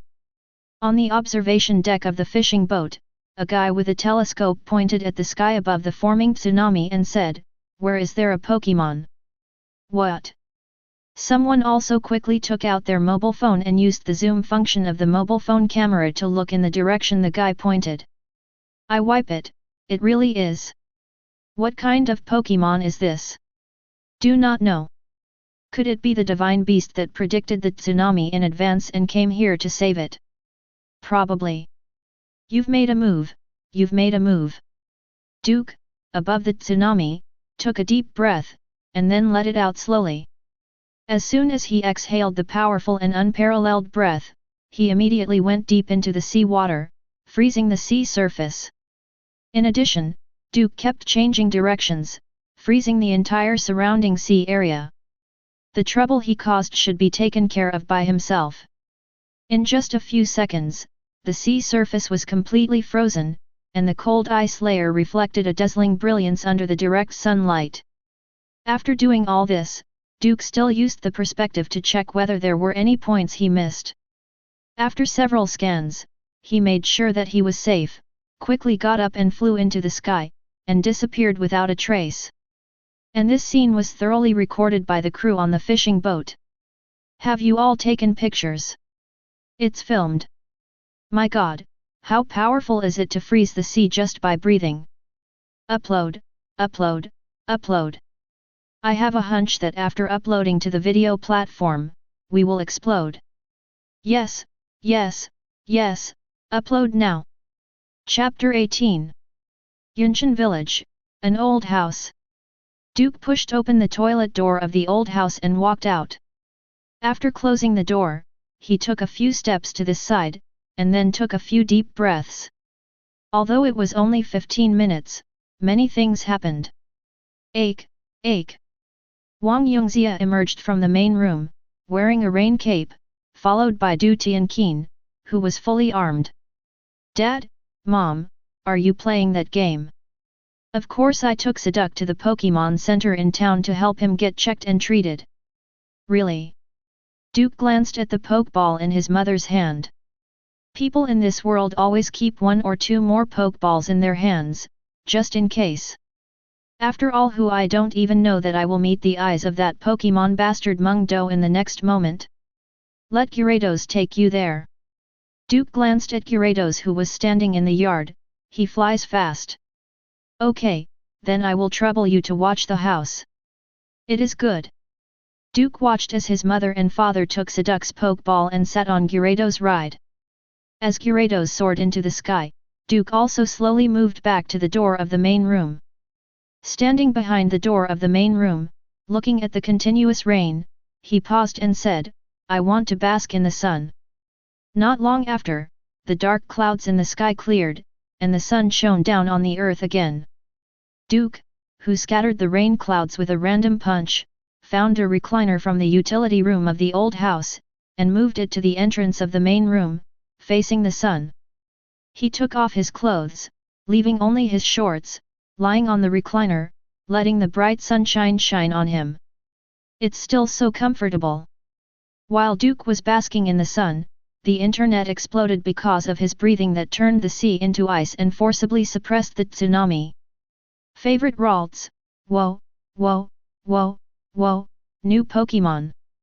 1 green onion a day, this kind of oppressive power, this kind of strength, must be a divine beast. I'm Sir Fetch D, not Scallion Pancake. Although the video is very blurry, it can still be seen that this Pokémon, which is suspected to be a beast, used a skill similar to breathing, and froze a piece of the sea, and the ice beast did not run away. Bing Jiang Shui, wow, ha ha ha ha, our ice department has added a strong general. Who else would dare to make a mistake? Who else can't fly? According to the photos taken by the discoverer on the spot, which sea area has been completely reduced to an iceberg area, even Pokémon's skills are difficult to break through the ice layer. The ice system is undoubtedly. My Caterpie, asked Rishon, my god, there is another beast, it really is. God bless my dragon kingdom. Favorite Gardevoir, it is said that the online call for names has started.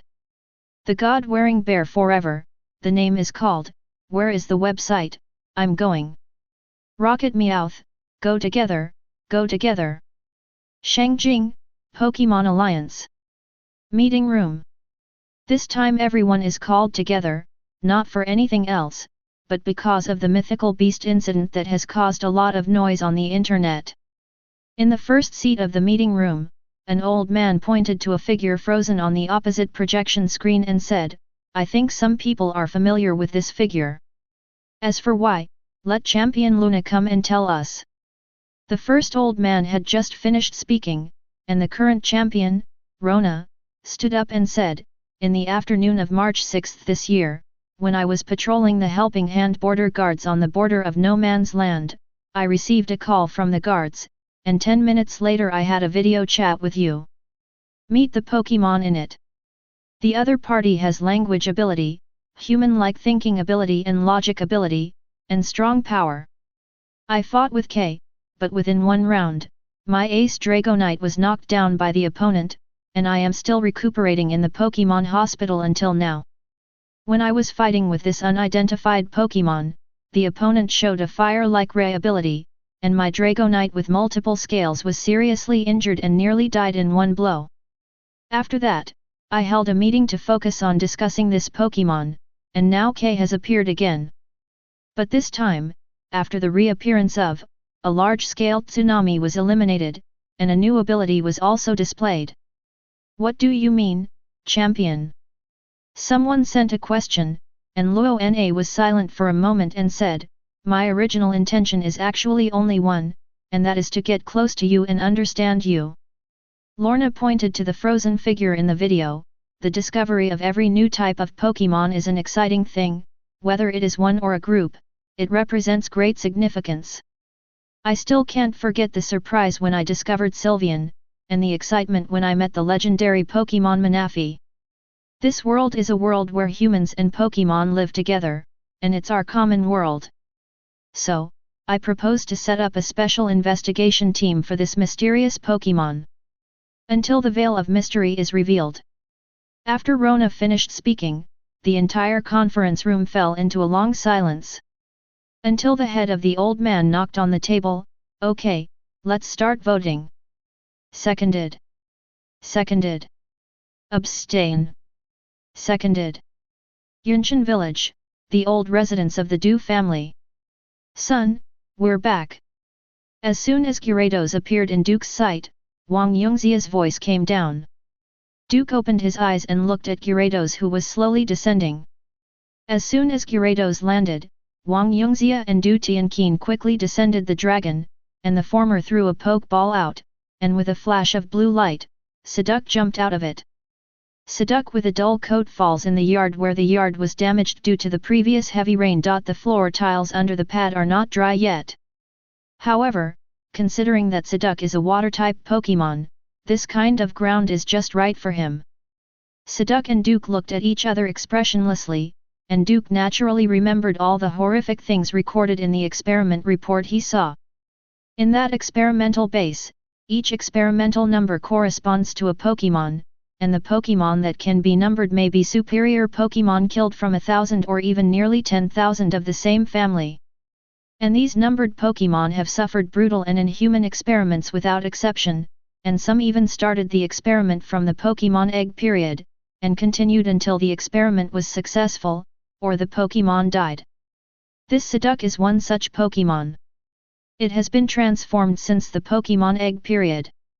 Until now, the original water-type attribute has been completely removed, and there is nothing left except psychic. Even this unassuming Duck can be called the Mega Duck God in Seduc. But relatively, he didn't know how many inhuman experiments he had endured. This is also the reason why Duke did a fire later when destroying that base. Rage. No one will be rage after reading those lab reports. After he took down the evolutionary stone/ite, those Pokémon who were forced to evolve all burned themselves to slag, but the relief on each Pokémon's face was not fake. The doctor said that Seduc didn't suffer any trauma, and there was nothing serious about his body other than severe malnutrition.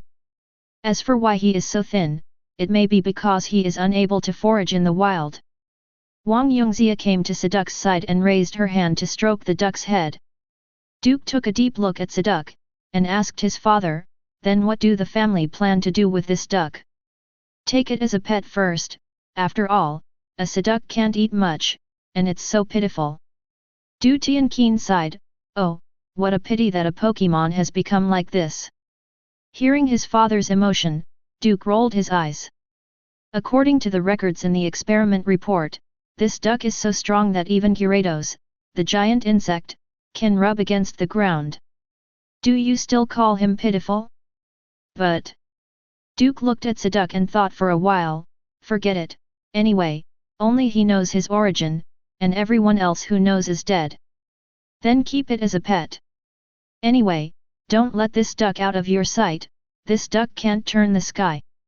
Chapter 19. 3 days later. Yunshan Village, the old residence of the Du family. Roar. Cauldron, do you think this strength is too strong? With a towel in one hand and a bucket in the other, Ursaring obsequiously brushed Gyarados' scales for the big bug Gyarados. Gyarados, who was lying in the yard, narrowed his eyes slightly, his blue beard fell to the ground, and let out a slight snort from his nostrils. Humph! It's barely enough. Roar! Then I need to work harder? Ursaring had a flattering face, looking like a dog leg. On the other side, Duke is lying on a recliner, enjoying the touch of the sun, and the adopted Seduc is sitting on a small bench beside a small folding table in front of him. There was freshly boiled water on the table, and the teacup was placed in front of Seduc, while the aroma of the tea was wafting. Seduc was also holding a newspaper and reading it decently. He looked like a veteran cotter. Today is the third day since this Seduc came to the house. Although it is still extremely thin and its coat color is dull, its spirit is much better than when it was first. Considering Seduc's physical condition, Du's mother and Du's father also kept the duck in the old house at Duke's request. After all, the space here is larger and more spacious, which is conducive to Seduc's recovery. At least that's what Duke said, but the reason is that Duke didn't want the duck out of his sight. According to the lab report, the duck received a variant of a gene extracted from Muse fossil, a disruptive gene.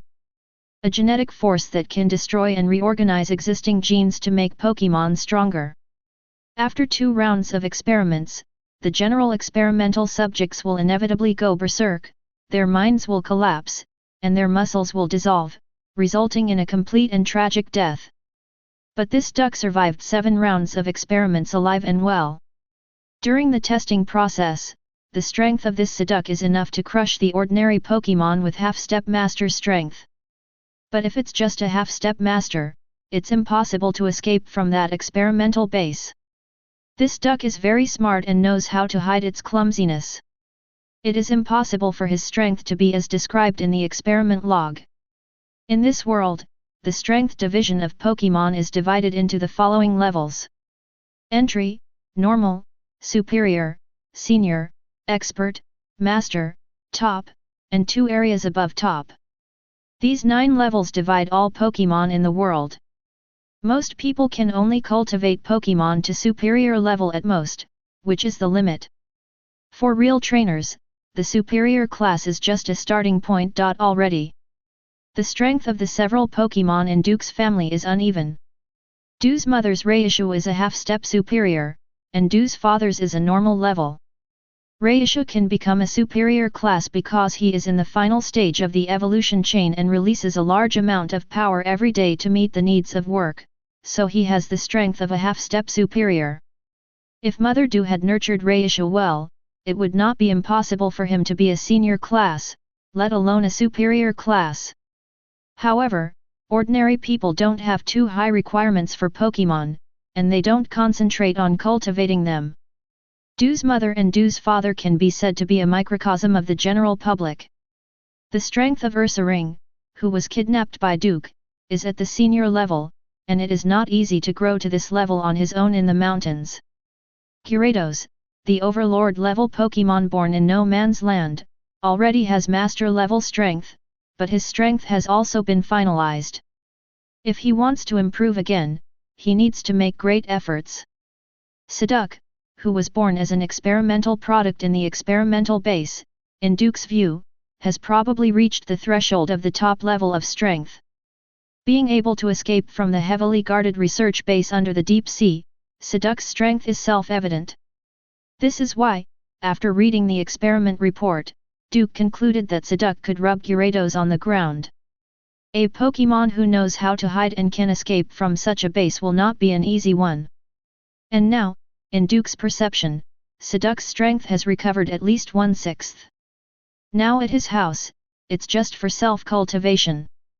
When the injury is healed and the strength is fully restored, he will leave directly. There's no way a boiled duck Duke would make him fly, though. Not to mention entering his own house, even if Du's mother and Du's father have paid for the duck, Duke will not let the duck go away in vain. Duke, who was basking in the sun, opened his eyes, tilted his head and asked Seduc beside him, "Seduc, let's talk." Seduc turned his head expressionlessly, neither sadness nor joy in his eyes. Duke reached into his pocket, pulled out Mew's fossilized tail, and dropped it on the table in front of Seduc. You should be familiar with this thing. After Seduc saw Mew's tail fossil, his pupils shrank to the size of a pinprick. The cup and kettle on the table began to tremble violently under the disturbance of an invisible force, and even the newspaper in his hand was directly crushed by an invisible force. Tear it into pieces. Where did you get this thing? The slightly hoarse and gloomy voice echoed in Duke's ears. This duck has not yet had the ability to invade his mind. Right where you were born. Duke sat up and smiled at Seduc. So, let's talk. Seduc didn't make any move, the fossilized tail fell into his palm automatically. "What do you want to talk about, kid? Be careful what you say, but my family saved you." "So what?" Siduk raised his hand for his own pokeball and crushed it. "Do you think such a little toy can restrain me?" After the pokeball was crushed by Siduk, Ursaring, who was brushing the scales for Gyarados, stopped moving, and Gyarados also opened his eyes. The two looked at each other, and slowly moved back to keep themselves away from Duke. "Try not to splash yourself with blood later. This was bought with money." Duke looked at the pokeball crushed by Siduk. And while his eyelids drooped, Siduk also rose into the air, looking at Duke without fear. "So what?" To the cold Siduk, Duke directly slapped Yan. "You haven't healed your injury yet. If I fight you directly, I'm afraid I'll stab you to death with my finger if I don't pay attention. Poke me to death." The blue light in Siduk's eyes flickered, and the power of psychic was tumbling endlessly in his eyes like Wang Yangzi. "Little ghost, who do you think you are talking to? So, let's make a bet." Duke hooked his fingers at Siduk, who tilted his head. "Bet." In response to Siduk's inquiry, Duke waved to Ursaring, and pointed to a dead log in the corner of the yard and hooked his fingers. Ursaring immediately understood what Duke meant, and quickly dragged the piece of dead wood to Duke. "Just bet on this." Duke pointed at this piece of dead wood. Siduk looked at the dead wood carefully for a moment, and asked, "How do you bet?" "I said it was a diamond, do you believe it?" Siduk suddenly laughed and said angrily, "Little brat, are you making me laugh? I never lie." Duke pulled the dead wood, randomly tore it into several pieces, and put them in his hands. Duke, who exerted force instantly with his hands, directly crushed and compacted the dead wood, and the compacted dead wood quickly turned into coke under the strong pressure. And this is not over yet. Duke continued to exert strength, and with his palms together, endless pressure surrounded this piece of coke. Tsitsizi. Green smoke was visible to the naked eye from between Duke's fingers, and at the same time that the smoke curled outward, Duke also opened his hand after a while. An irregular crystal diamond lay in his palm. Siduk stared blankly at this scene, and the anger and killing intent that had risen up in him also dissipated at this moment, replaced by endless fear and horror. Relying on sheer grip to compress a length of dead wood into charcoal, many Pokémon can do it. But after turning the dead wood into coke, and then turning it into a diamond with the strength of the grip, this is simply a fantasy. The production of diamonds is derived from the high pressure and high temperature conditions in the deep part of the planet. But the human youth in front of him can turn a piece of dead wood into a diamond by virtue of his simple grip. What a power this is! Good da! Siduk swallowed a mouthful of saliva and understood why Duke said he was afraid that he would poke himself to death if he didn't pay attention. This kind of power, even the legendary mythical Pokémon can't match it. "Open your hand." Siduk blankly obeyed Duke's order and opened his hands, allowing Duke to put the diamond in his palm. Duke got up from the recliner, went to the main room, and took out the mask he brought back from the experimental base. This mask inlaid with unknown orbs has already appeared damaged, and there are cracks on the edges. Duke, who put the mask on the table, lay back on the recliner. "I read your experiment log and know you are a smart duck. How to choose, you know." Siduk glanced at the diamond in his hand, then at the orb mask beside him, and fell silent. No matter which side you choose, it is a road of no return. Chapter 20. Baoan City No. 3 Middle School, Class 37, Senior High School. Squad Leader, see who hasn't arrived yet. Lu Xiao, the head teacher of Class 17, stood on the desk and knocked on the table to quiet the restless classroom, and at the same time let the class leader start counting the number of people. The monitor, Bai Xiao Xiao, stood up and looked around the classroom, then turned to the head teacher and said, "Teacher, all the students are here except Duke. It's him again." Lu Xiao adjusted her glasses helplessly.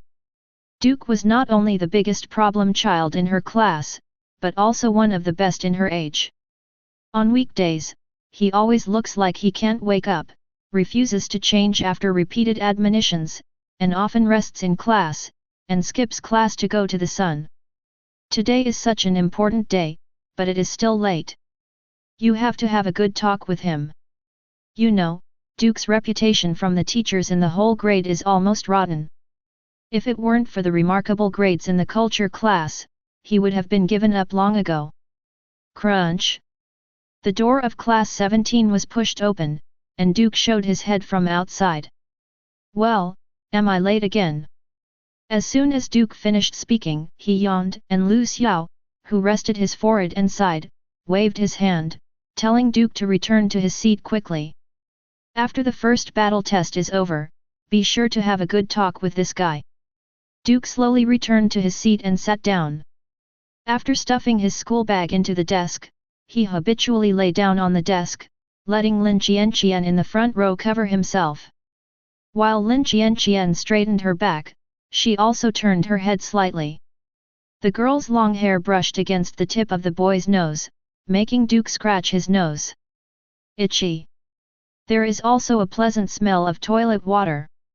Duke, what's your Earl Dervish Pokémon? Lin Qianqian's voice sounded like a mosquito flapping its wings, but she knew that Duke's ears were very sharp and he could hear clearly. A big long worm. Duke yawned again. He couldn't control himself as soon as he entered the classroom, especially when he got close to the desks and chairs, the feeling of drowsiness rolled over. In the 3 years of high school, I don't know how much time I wasted on this desk. This is a great youth. Desk, my lifelong enemy. Ah. Lin Qianqian frowned slightly, could it be a cans? No. Hearing Duke's answer, Lin Qianqian breathed a sigh of relief, but immediately raised her heart, Seviper. No. What is that? Lin Qianqian really couldn't think of a Pokémon that could be called a big bug. Duke let out a slow breath and blew away Lin Qianqian's brushed hair. You will know it during the first test of the battle. Hey!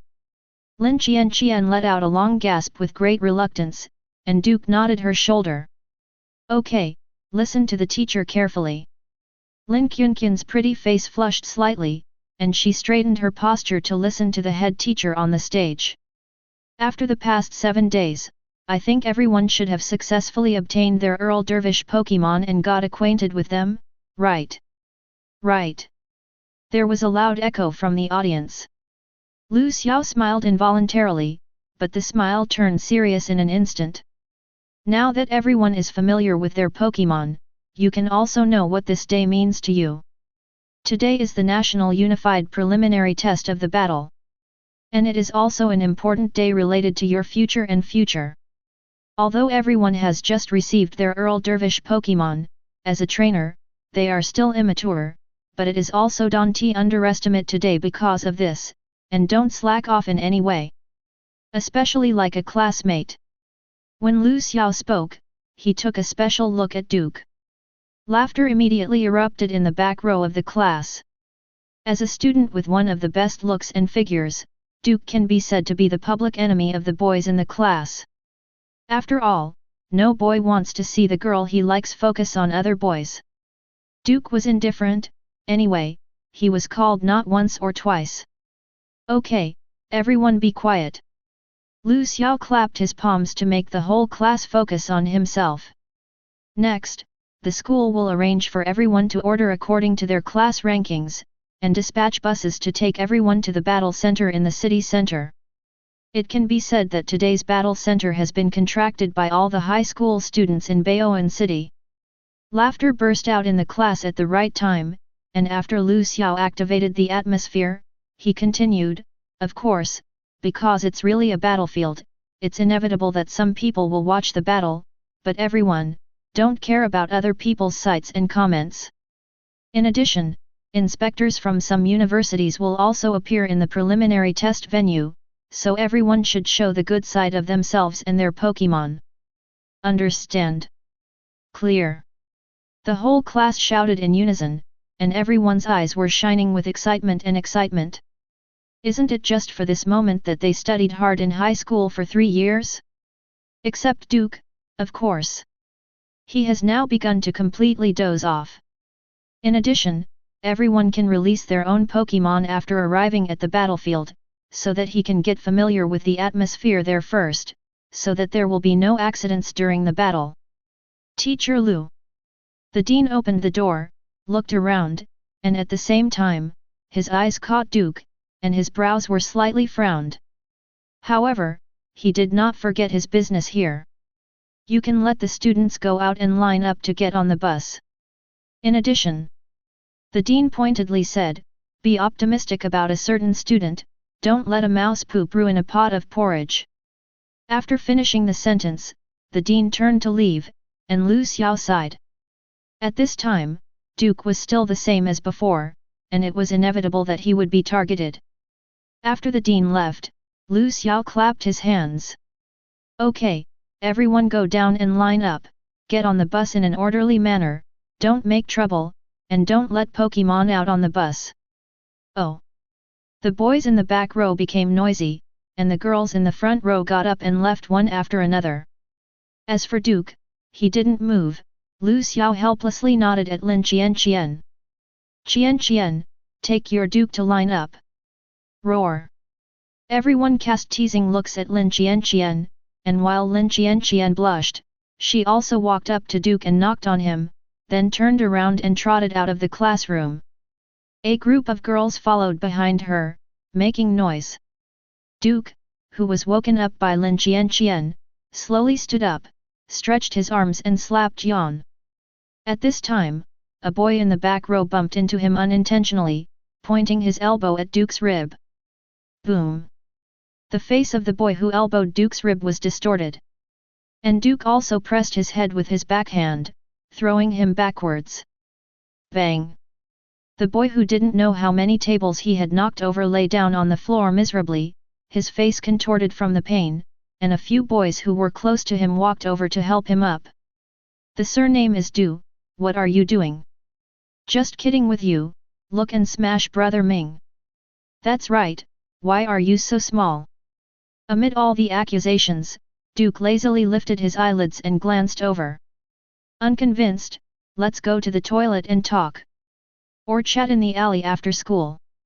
Duke said a few words, and the people who had been responsible for him all died down. Duke, as the most problematic child in the entire grade, except for some maverick performances, he was able to fight. After he dealt with the bastards inside and outside the school one by one, no one dared to stab him again. After a while, Duke withdrew his eyes, turned and left silently, and went downstairs to line up. Brother Ming, are you okay? Fine. Jiang Tianming stood up from the ground, patted the dust off his body, with a hostile look in his eyes. There is no end to this matter. Chapter 21. Baoan City, the Battle Center. Buses with banners of Baoding No. 3 Middle School slowly drove into the parking lot of the Battle Center. Every bus was filled with excited students. The nationwide unified preliminary test will determine the first stage of their future life. Why not make people excited? When the first bus came to a complete stop, Tian Yiming, the principal of No. 3 Middle School, got off the bus with a soft hiss when the door opened, followed by Min Xiao holding a thermos. Oh, Lao Tian, it's not too early for you to come today. The principal of No. 2 Middle School in Baoan City greeted the principal of No. 3 Middle School from a long distance away. Behind him was Wu Sen, the principal of No. 2 Middle School, followed by Alakazam holding 2 spoons. Alakazam was carrying a small bag with wool protruding from it. 2 knitting needles are weaving a scarf under the control of confusion.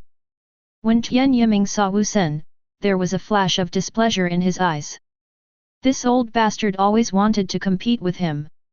When he chose Menfu as his Earl Dervish Pokémon, the old bastard chose Abra just because Psychic can't fight. After all these years, the old bastard is still so annoying.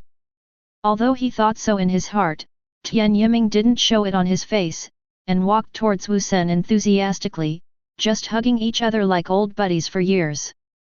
Your students look great. Wu Sen patted Tian Yiming's shoulder, pointed at 3 energetic students and praised loudly. Tian Yiming's face twitched slightly.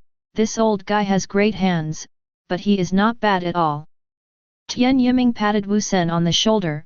Your second middle school is also very good. Wu Sen's face froze, and Tian Yiming looked at each other.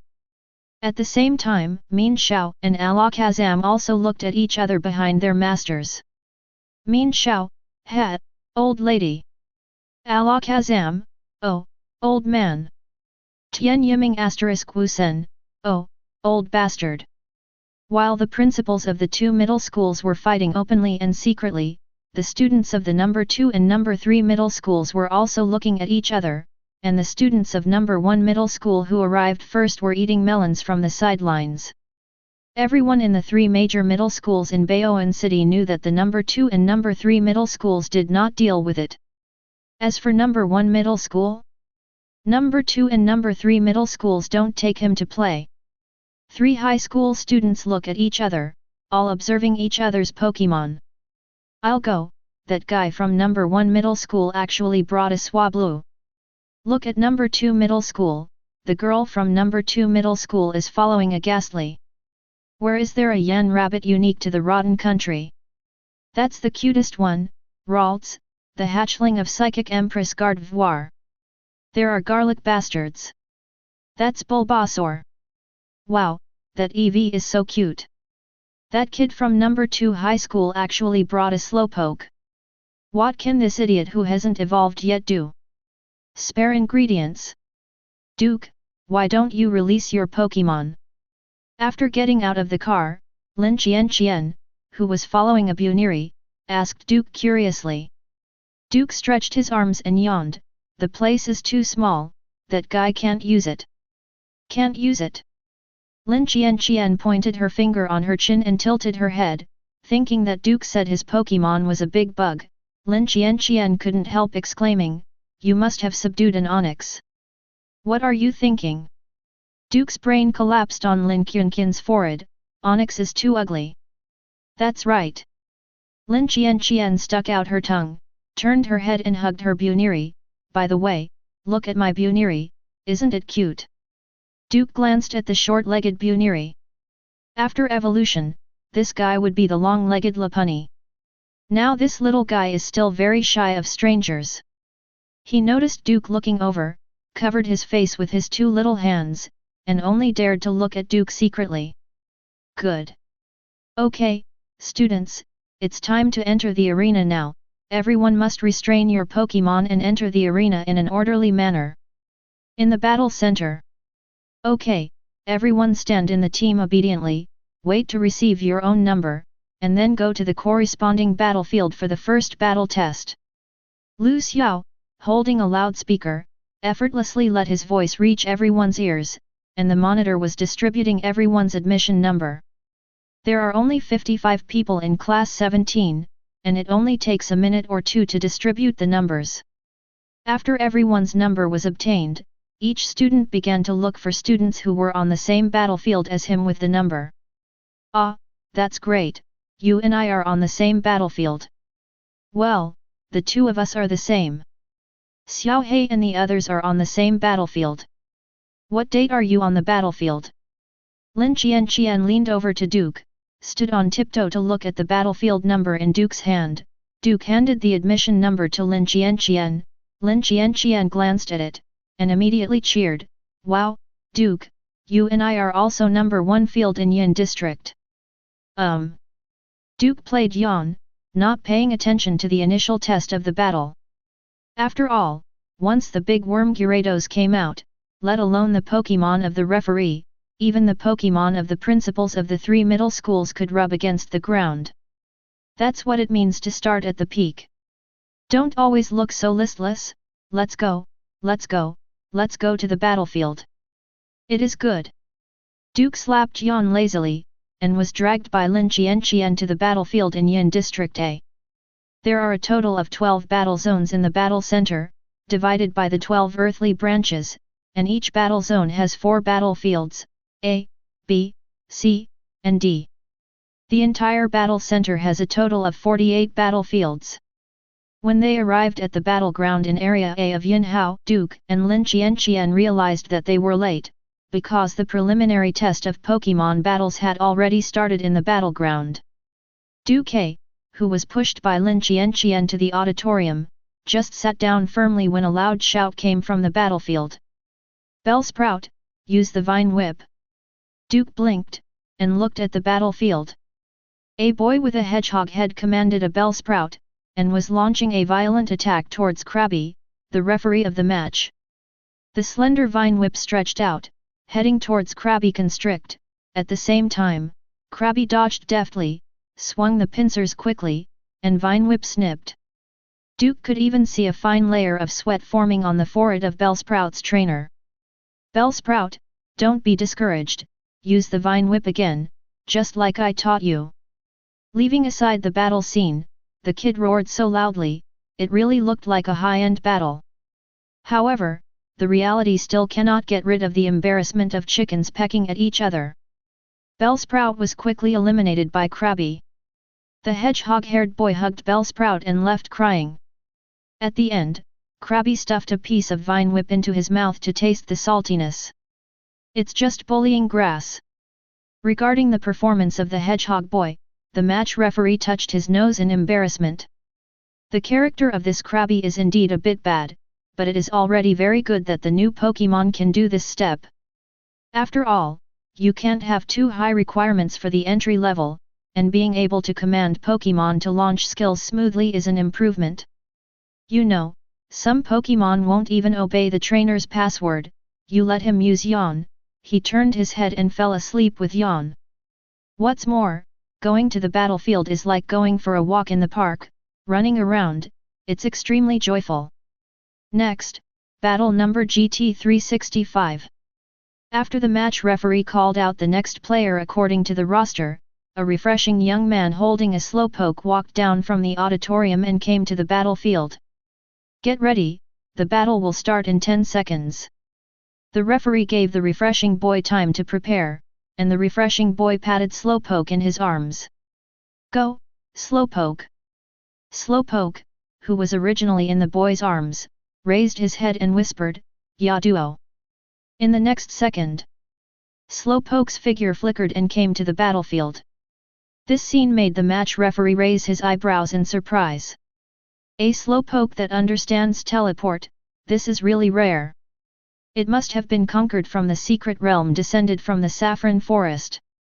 After Slowpoke used teleport, there was an uproar in the audience. I'll go, is this still the Slowpoke I remember? Are you sure this isn't Ralts in Slowpoke? Although Slowpoke has psychic attributes, ordinary Slowpokes can't develop the power of psychic attributes at all. Who the hell is this guy? He's so stupid. I remember that a secret realm descended in Saffron Forest recently. Could this Slowpoke be brought out of that secret realm? It is very possible that Pokémon in the secret realm is much stronger than the Pokémon in the main world. Doesn't this mean that he can lie down and win in the third year of high school? Jealousy, envy, hate, awe. Chapter 22. Slowpoke, use confusion. The refreshing boy Quartz has a confident smile on his face. This Slowpoke was brought out by him from the Slowpoke secret realm in Saffron Forest.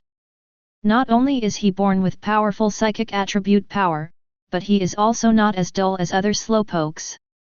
Not only has he mastered multiple psychic skills, but he also has a hidden characteristic of regenerative power. Arguably, the best Earl Dervish Pokémon ever. Ya duo! Dazed and screaming, blue light representing the power of psychic filled his eyes, and the invisible confusion disturbed the air and rushed forward. Before the Krabby used by the referee could react, he was blown away by confusion on the spot. Teleport, then use Yawn. The Slowpoke figure instantly disappeared from the spot, and when it reappeared, it came in front of Krabby. He opened his mouth and spit out a few small bubbles, directing the bubbles to float towards Krabby. After doing all this, Slowpoke disappeared again and returned to Quartz. Ya duo! Slowpoke opened his hands to be hugged by his trainer with a face of covet.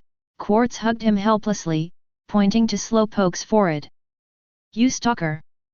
On the other side, the referee looked at Krabby, who had completely lost his ability to fight, and couldn't help but nodded, writing a heavy stroke on the quartz score sheet. "Alright, next one." The match referee put away Krabby, ready to start the next match. In the auditorium, many students watched this scene and talked about it. "I wipe, this is too strong. Such a powerful Slowpoke, I think I want it. Compared with him, my Mankey can't beat him. Mankey, why are you beating me? I'm telling the truth. This little brother is so handsome, I'm a fan, I'm a fan. That Slowpoke is so cute, I want Rua. Go back to this guy and ask for a WeChat, then find an opportunity to ask him out, and finally throw his Slowpoke and my Ditto into the small black room, and I have a powerful Slowpoke."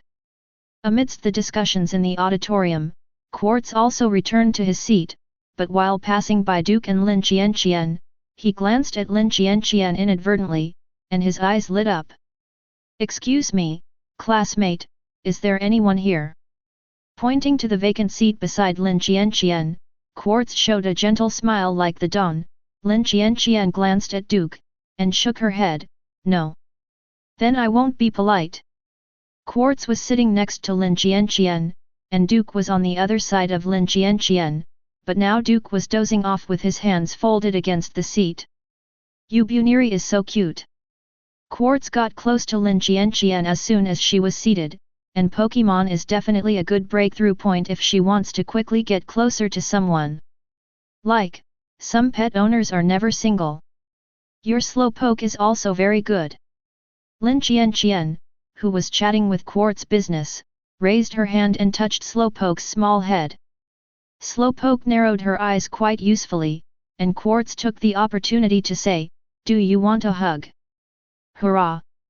Lin Qianqian, who stuffed her Buniri to Duke, reported to Slowpoke and rubbed Slowpoke's chubby Doduo's little face with a doting face. "It's so cute. Although I have Buniri, the pink Slowpoke is also very nice." "Right." Quartz glanced at Duke, who was aside. "There is no doubt that this boy and this girl are together, but they are too dull. Doesn't he know that boys should take the initiative? Really blinded that face. Although I am not bad, but I am a smart person, able to maximize my strengths." Quartz used her Slowpoke to keep getting closer to Lin Qianqian, looking for common topics, and prepared to take a WeChat message from Lin Qianqian. As for Duke, he completely ignored it. "So what about being handsome? If you don't know how to lick, you're still a loser.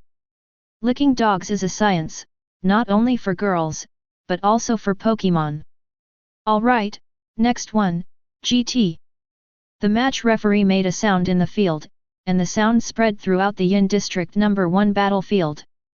Lin Qianqian, who was chatting and laughing with Quartz, immediately turned to look at Duke. "Duke, wake up, it's your turn." "It's my time." Duke opened his sleepy eyes, and after yawning, he stuffed Buniri into Lin Qianqian's arms. "One thing to say, this little rabbit feels really good. Not to mention the soft compress, the fluffy fluff is just right." Seeing Duke leave the auditorium, Quartz deliberately asked, "By the way, what is your friend's Pokémon, why didn't you see it?" "He said it was a big worm. Big bug, Ikans, or Seaviper." Quartz listed 2 snake Pokémon that girls don't like very much. Lin Qianqian shook her head, he said no. "That can't be Onyx, right? Those who breed this kind of Pokémon must have mines at home. Although Onyx eats soil, if you want to cultivate it well, you need to constantly feed it with special ore and soil, and you really can't afford it without ore." "No, he has been refusing to say it. Could it be more mediocre?" Quartz said with a hint of meaning, "After all, some boys are very face-saving. He probably won't." Lin Qianqian hesitated for a moment, and looked at Duke in the field. Duke wanted to stand at the other end of the battlefield without standing. The referee frowned and looked at Duke. "Why does this kid look awake? This is the first test of the Pokémon battle. With this performance, it is very likely that he will draw a cross on his score sheet. Get ready, the battle will start in 10 seconds. Boys, save face, especially in front of girls. Maybe he is afraid that you will look down on him, so he has been refusing to release his Pokémon. Quartz kept provoking Lin Qianqian. Lin Qianqian held Quartz's slowpoke, frowned at Duke, and didn't say much for a while. On the field, Duke took out his luxury ball and threw it forward. At this time, Quartz didn't look at the field, but stared at Lin Qianqian, and showed his mobile phone. Oh, yes, do you want to add a WeChat message to discuss the cultivation of Pokémon? Before Quartz finished speaking, snarl resounded throughout the venue. Even the entire battle center could hear it clearly. Lin Qianqian opened her sluggish mouth slightly, looking at the incomparably huge Gyarados in the field. She also stared at Gyarados in disbelief. If this riding horse is a big bug, then Onyx is a fart. The match referee also looked sluggish, repeatedly checking the data sheet about Duke in his hand. Confirmed that it was Gyarados that was right. But why would a newcomer just pull out Gyarados? Still such a big body, how did you cultivate it? My main Pokémon is not enough for the opponent to swallow it in one gulp. Now the match referee also understands why Duke is so sleepy. If it were him, he must be more rampant than Duke. Auditorium at the moment also completely exploded. I'm Gyarados, Gyarados. Comparing the slowpoke just now with this Gyarados. It's completely out of reach. It's no longer a question of whether there is a mine at home. Great God, this is the real great God. Master, is there a pendant missing on your leg? Don't stop me, I want to be a licking dog for the great God, until my tongue is calloused. Which middle school is this from? It's too strong, how can I fight this? Everyone is a high school student, why is this great God so handsome? He took out Gyarados, I wonder what the coach will come up with. We are here for the exam, this guy is purely here to make things difficult for the examiner. The big bug Gyarados was suspended in the air, quietly staring at the trainer and test Pokémon Meowth below, and the intimidation feature was naturally activated at this moment. Coupled with the Overlord's aura that belongs exclusively to the Overlord Pokémon, Pokémon Meowth in front of the examiner has already knelt down. Coach, should I attack first? Duke asked, and the coach nodded blankly. Then, Gyarados, Dragon Dangxi. Chapter 23. Gyarados, Dragon Dangxi. As soon as Duke's words came out, Gyarados roared and danced his body, and as his body danced quickly, a violent air current was set off by the dragon dance and swept the entire venue. At the same time, everyone in the auditorium covered their faces to shield themselves from the wind. Is this shit really the first test for high school students? Get started with Dragon Dance, this is a professional level battle. The strengthening effect brought by the Dragon Dance will allow Pokémon's potential to be tapped and released for a short time. With such a large Gyarados using Dragon Dance, are you sure you are not embarrassing the examiner? I think he is the real examiner, and the one opposite is the first-time student. It makes sense. The examiner of the first test of the battle was sweating coldly at the moment, and with a dull expression, he looked at Gyarados, who was soaring in the air, and Meowth, who was already kneeling on the ground in front of him. This is a preliminary test for high school students in the National Unified Battle, not a test match in the professional examination room. You use the Dragon Dance when you come up, you really think highly of me. Am I the examiner, or are you the examiner? Don't bring such a bully. Whose child is this? I didn't watch it and let it out. Rain dance. Duke looked at the ceiling above his head and thought about how bad it felt to be wet. At this moment, the dark clouds in the sky had gathered, and Gyarados obediently followed Duke's order. Forget it, I don't like too much humidity. Gyarados, who was supposed to activate Rain Dance, immediately stopped the skill and dispersed the dark cloud. Suspended in the air, smiling and staring at Meowth below. Such a small thing is not enough for him to stick between his teeth. Alas, I really miss the blue scale lake. Usually at this time, I should be taking care of the scales under the service of the harem. But since meeting Duke, his beautiful dragon life is gone forever, and his scales have become dull and dull. At the same time that the big bug Gyarados was mourning in his heart, an uproar broke out in the auditorium again. Did you just use rain dance? It looks like it should be. But why was it cancelled? The kid said he didn't like getting wet. Are you kidding? Is he not in the same dimension as us at all?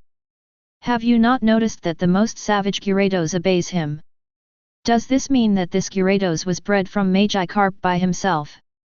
Maybe it started when I was a child. Fuck me, is this great god so awesome? Well, it's over, Gyarados. Hyper Beam.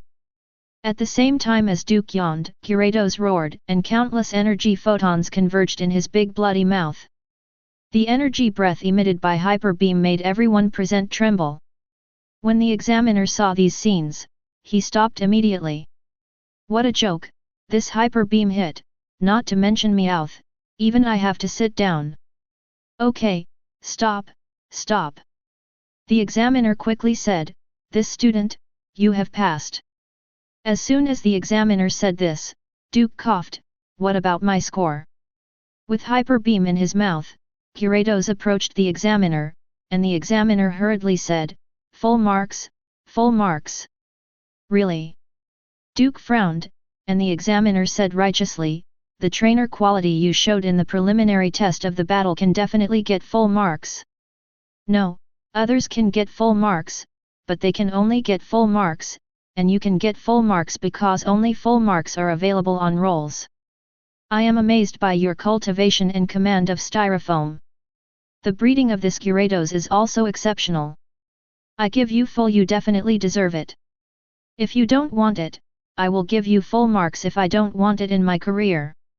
The eloquent examiner looked at Duke very seriously, and Duke nodded suddenly, oh, thank you teacher. Nothing. The examiner wiped the cold sweat from his forehead, and the hyper beam that Gyarados spoke of also dissipated. He heaved a sigh of relief, this kid can make Gyarados stop him, he is considered a genius, and there is no doubt that he will get full marks. Definitely not why Gyarados has hyper beam in his mouth. Absolutely not. Come back, Gyarados. Duke calmly raised the luxury ball and took Gyarados back. Some students on the field had good eyesight. After noticing Duke's luxury ball, there was another uproar. Not long after, Duke returned to the auditorium, and the next student went off to accept the assessment. It's just that this time the examiner was much more irritable than before. He can't do anything to Duke, and he can't do anything to you? Sitting next to Lin Qianqian, Duke said, where's the guy holding the slowpoke? Say it's a stomachache, let's go. Oh. Duke nodded, but Lin Qianqian posted it.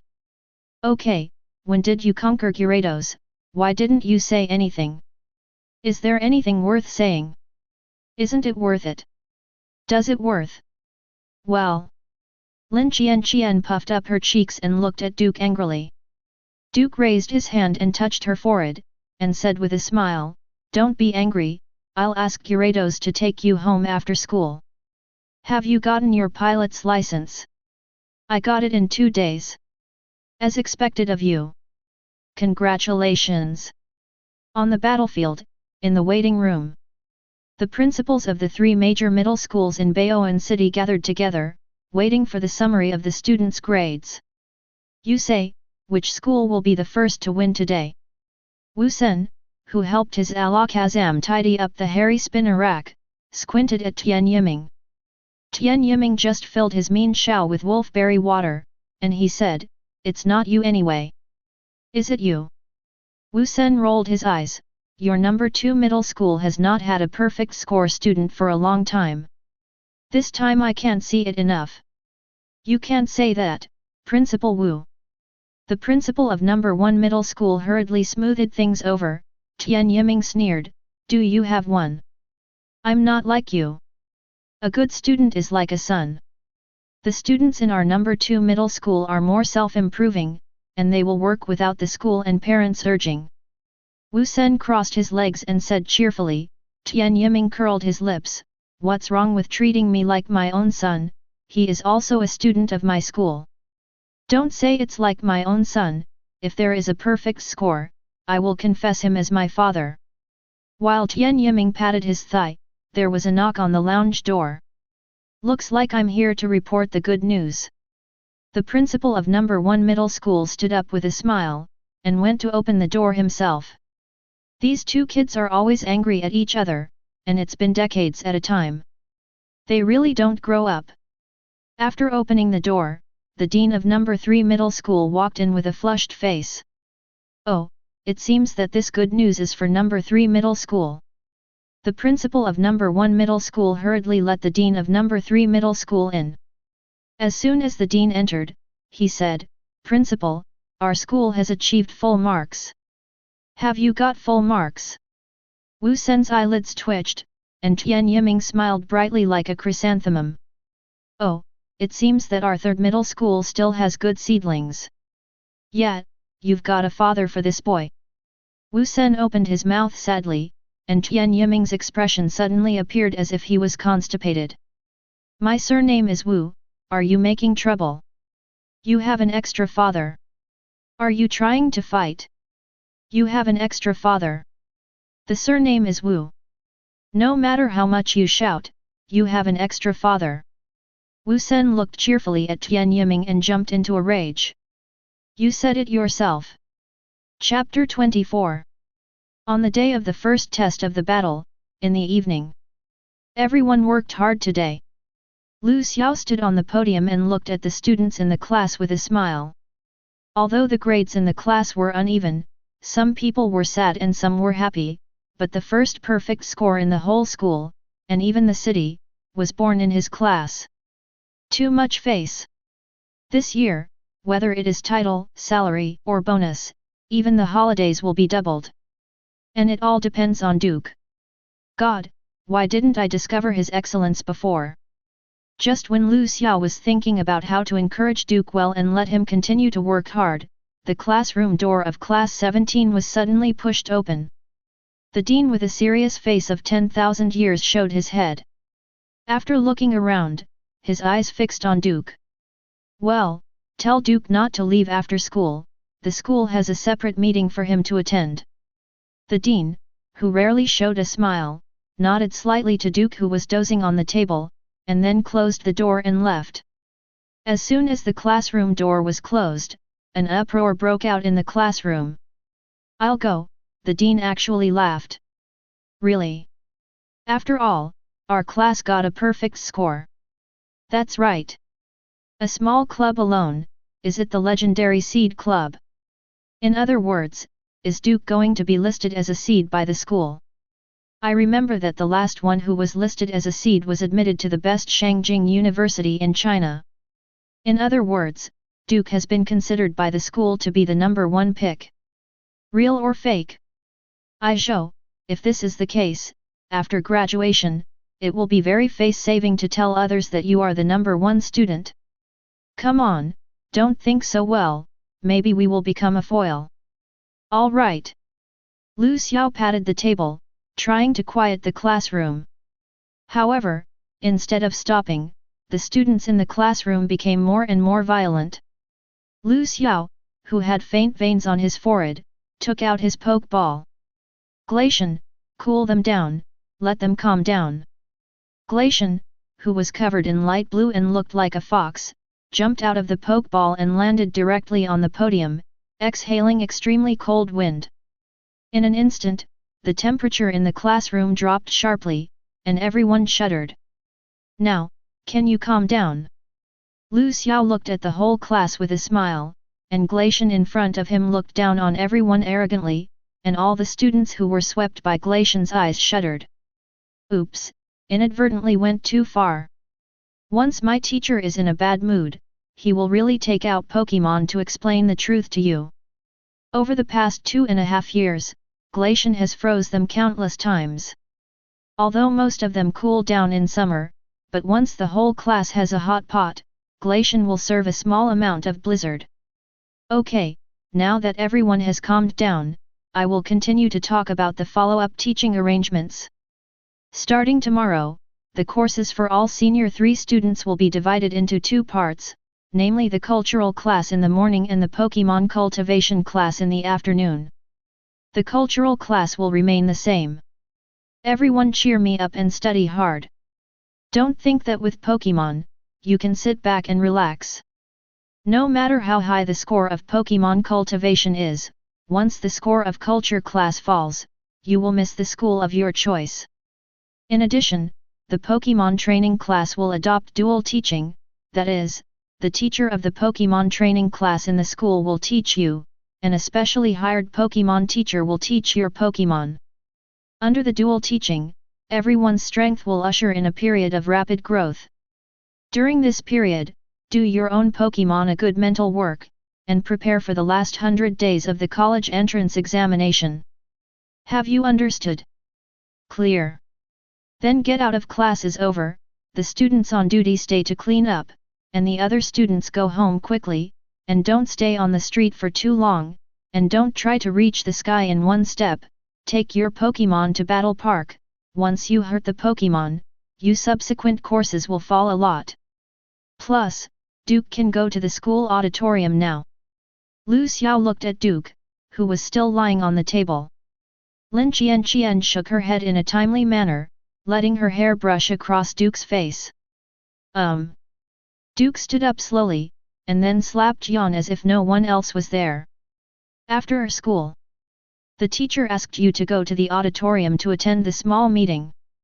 Lin Qian tilted her head to remind. Duke suddenly nodded. I see, help me pack my school bag. It is good. The whole class watched Duke leave the classroom staggeringly. Everyone's eyes were extremely complicated. Why is it that such a guy got a perfect score in this year's first test of the Baoan City Battle? After Duke left the classroom, he strolled all the way to the entrance of the auditorium of the No. 3 middle school. Several students were already waiting at the entrance. A guy with a Charmander, a girl with a Trico, and a guy with a Magnemite floating around him. When the 3 of them saw Duke coming, they stared at Duke with fixed eyes. Earl Dervish Pokémon is a Gyarados, and they have all heard of the full score students who started Dragon Dance education examiners in the examination room. According to the description of the students present, they were going to take the exam, and this guy was going to test the examiner. Riding horse, Gyarados who starts with Dragon Dance, do you think you are participating in the professional assessment? Is everyone here? Tian Yiming, the principal of No. 3 middle school, suddenly made a sound, followed by Min Xiao who was holding a thermos cup. Min Xiao unscrewed the thermos cup expressionlessly, and took a sip of wolfberry water. Sophisticated to middle-aged as a last resort, soak wolfberry in a thermos cup. Ziliu. Take another sip, it's very good. Teacher, everything is here. The girl following Trico took the initiative to speak out, and Tian Yiming nodded slightly. Well, let's go into the auditorium. 4 people and 3 Pokémon followed the principal into the auditorium. After entering, after all were seated, Tian Yiming stood on the stage and looked at the 4 people who stood out from the 1,500 students in the 3rd grade of the school. I think everyone already knows why I called you here. That's right, it's the Seed Project. Of course, this project is nicknamed the Seed Club by the students in the school. Tian Yiming took the thermos from Min Xiao's hand, took a sip, and frowned. He put too much wolfberry in it. Min Xiao glanced at the principal and took back the thermos. Some are good enough to drink, and some are picky. Take a sip of wolfberry water. Tian Yiming moistened his throat, and continued, when you are included in the seed plan, the school will provide you with certain resources, such as tree fruits, poke blocks, battle props, one-on-one skills and moves coaching, and in-school training. Definitely a privilege. However, this is not without cost, because once someone falls behind, they will be replaced. So, if you want to enjoy these resources to the fullest in the last 100 days and strive for a better future for yourself, you need to work 10 times or even 100 times more than others. Once you fall behind, I won't say much about the consequences. You guys, do you understand? Tian Yiming stared at the 4 people in the audience, and the other 3 were stunned, but Duke was leaning on the chair and rubbing his chin, his eyes flickering. Can enjoy the resources of the school. Clear. The other 3 all claimed yes, only Duke raised his hand. Student, what do you want to say? Tian Yiming looked at Duke with softer eyes. After all, this is the first candidate with a perfect score in the unified examination of the preliminary test. Principal, are poke blocks enough? Of course. Oh. Duke showed a meaningful smile. When did that start? Now. Then here are 10 barrels first, and I'll pack them up and take them away. Chapter 25. Yunshan Village, an old house. Eat slowly, no one will compete with you, remember to leave a bucket for Ursaring and Siduk. Duke sat on a small bench and glanced at the Gyarados who were feasting. 10 buckets of poke blocks are placed in the yard. The bucket used to hold poke blocks is half a person's height and has a diameter of 60 centimeters. There are nearly 1,000 poke blocks in a barrel, and the number of 10 barrels is close to 10,000. But these are the lowest level poke blocks, which don't contain much energy, and can only restore part of the Pokémon's physical strength and a small amount of energy. At this moment, Gyarados the Great Worm is rolling up a bucket with his whiskers and dumping poke blocks into his mouth. In the blink of an eye, he ate 4 barrels. These 10 barrels were arranged by Tian Yiming for Duke. He asked for 10 barrels, and Tian Yiming prepared them for him directly. I have to say that this principal can deal with it, and he will really satisfy you if you have requirements. Of course, the premise is that Duke has to maintain their own results. After all, the school is not a charity facility. Only when you show your value, the school will continue to invest in you. And Gyarados, the big bug, swallowed poke blocks frantically. It's a pity that he hasn't had a full meal since he was brought back from no man's land by Duke. Every day, I go to the nearby forest to find some wild tree fruits to eat. He is the master of the Blue Scale Lake, the overlord Gyarados, and he has fallen to the point where he competes with wild Pokémon for food. Fortunately, Duke is also thinking about his food problem. I ordered 10 barrels of poke blocks for him, and it feels really good to be full. While eating Gyarados, whose eyes were full of tears, Ursaring swallowed and watched. He was at the bottom of the food chain in Duke's house. Although he was tamed by Duke's father, he was kept in the old house all the time, and he ate the leftovers of Gyarados and Siduk on weekdays. Back then he was the Ursaring of the Saffron Forest, but now there are dads everywhere, he can only be a grandson. Tonight's dinner. Siduk, whose fur was still grey, used confusion to bring the freshly prepared dinner, and he, wearing a pink slowpoke apron, put Duke's dinner tonight on the table. Stewed rice, cold cucumber, stewed pork ribs, and a glass of cold beer soaked in snow lotus. On a hot spring evening, eating in the yard with the cool breeze is also a kind of enjoyment. The weather is also strange, it has been hot and hot for more than a week.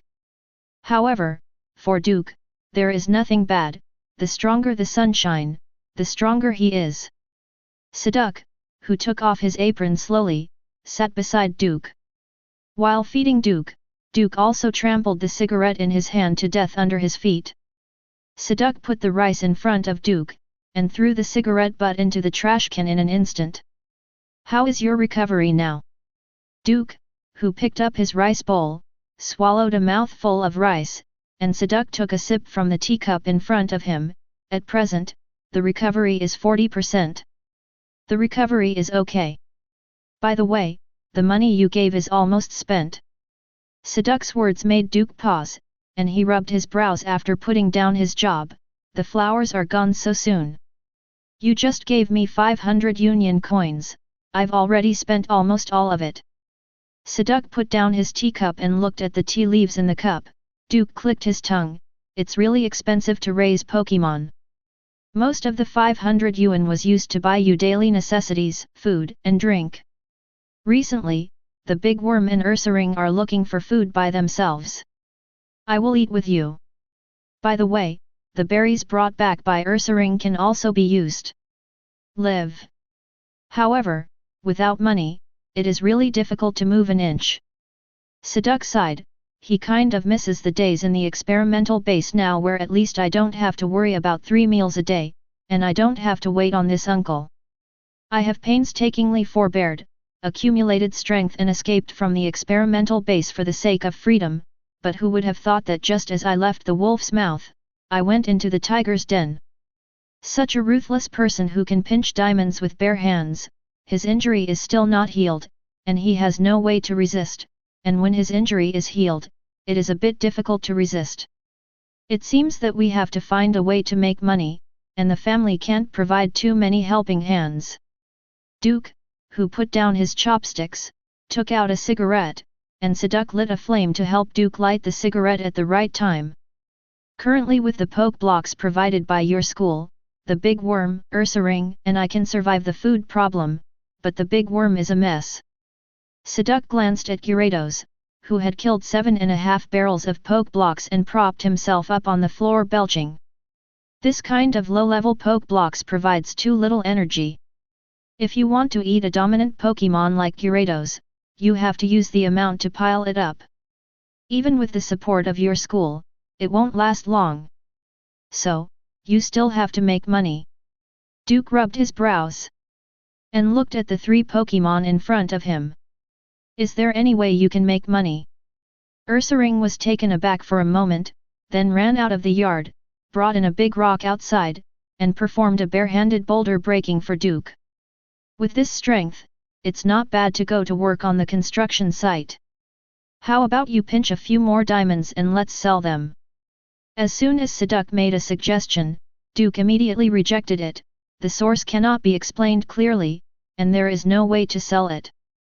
Besides, the price of diamonds is not as expensive as you imagined. No one is hyping diamonds anymore. Those who have the capital are copying Pokémon items. Pokémon items are worth more than diamonds. Makes sense. Siduk is also a little worried, and he will be embarrassed by money one day. Roar! Boss, I may have a solution. Gyarados, who had been lying on the side for a while, suddenly raised his head. Duke and Siduk looked over. The gaze of the two made Gyarados quickly roar, roar. I have a special skill, I don't know if it will work. Let me see first. Gyarados flew into the air immediately and disappeared from the sight of Duke and Siduk. After 10 minutes, Gyarados returned again, but with a wet milky white rock in his mouth. Gyarados, who put the rock on the ground, opened his mouth and spit out a stream of water. As the water washes over the rock, the shape of the wet rock begins to slowly change. The rock seems to be half-weathered, slowly disintegrating, and the color changes from milky white to transparent, even with a little crystal blue. Finally, when Gyarados stopped jetting water, a strange irregular rock appeared in front of Duke. Dark blue, it seems to be made up of 8 small square rocks. It's damp rock. A very special and rare special mineral prop, which can make it easier for the Pokémon carrying this prop to use weather skills Rain Dance. You can actually make damp rock. Duke frowned. This thing is very expensive. The cheapest Pokémon items cost 4 figures. They are still kind of auxiliary, and the effect is not obvious. But damp rock is very valuable. At least start with 5 digits, and it's not impossible to fight for 6 digits.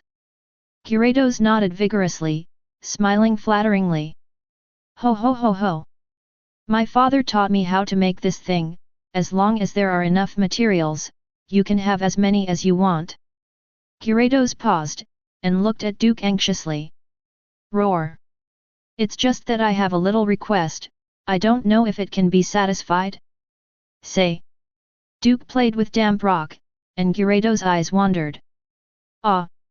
I want scale care essential oil. Duke glanced at Gyarados. This is no problem, the premise is to find a suitable buyer. But this thing, who can use it? Chapter 26. The next day.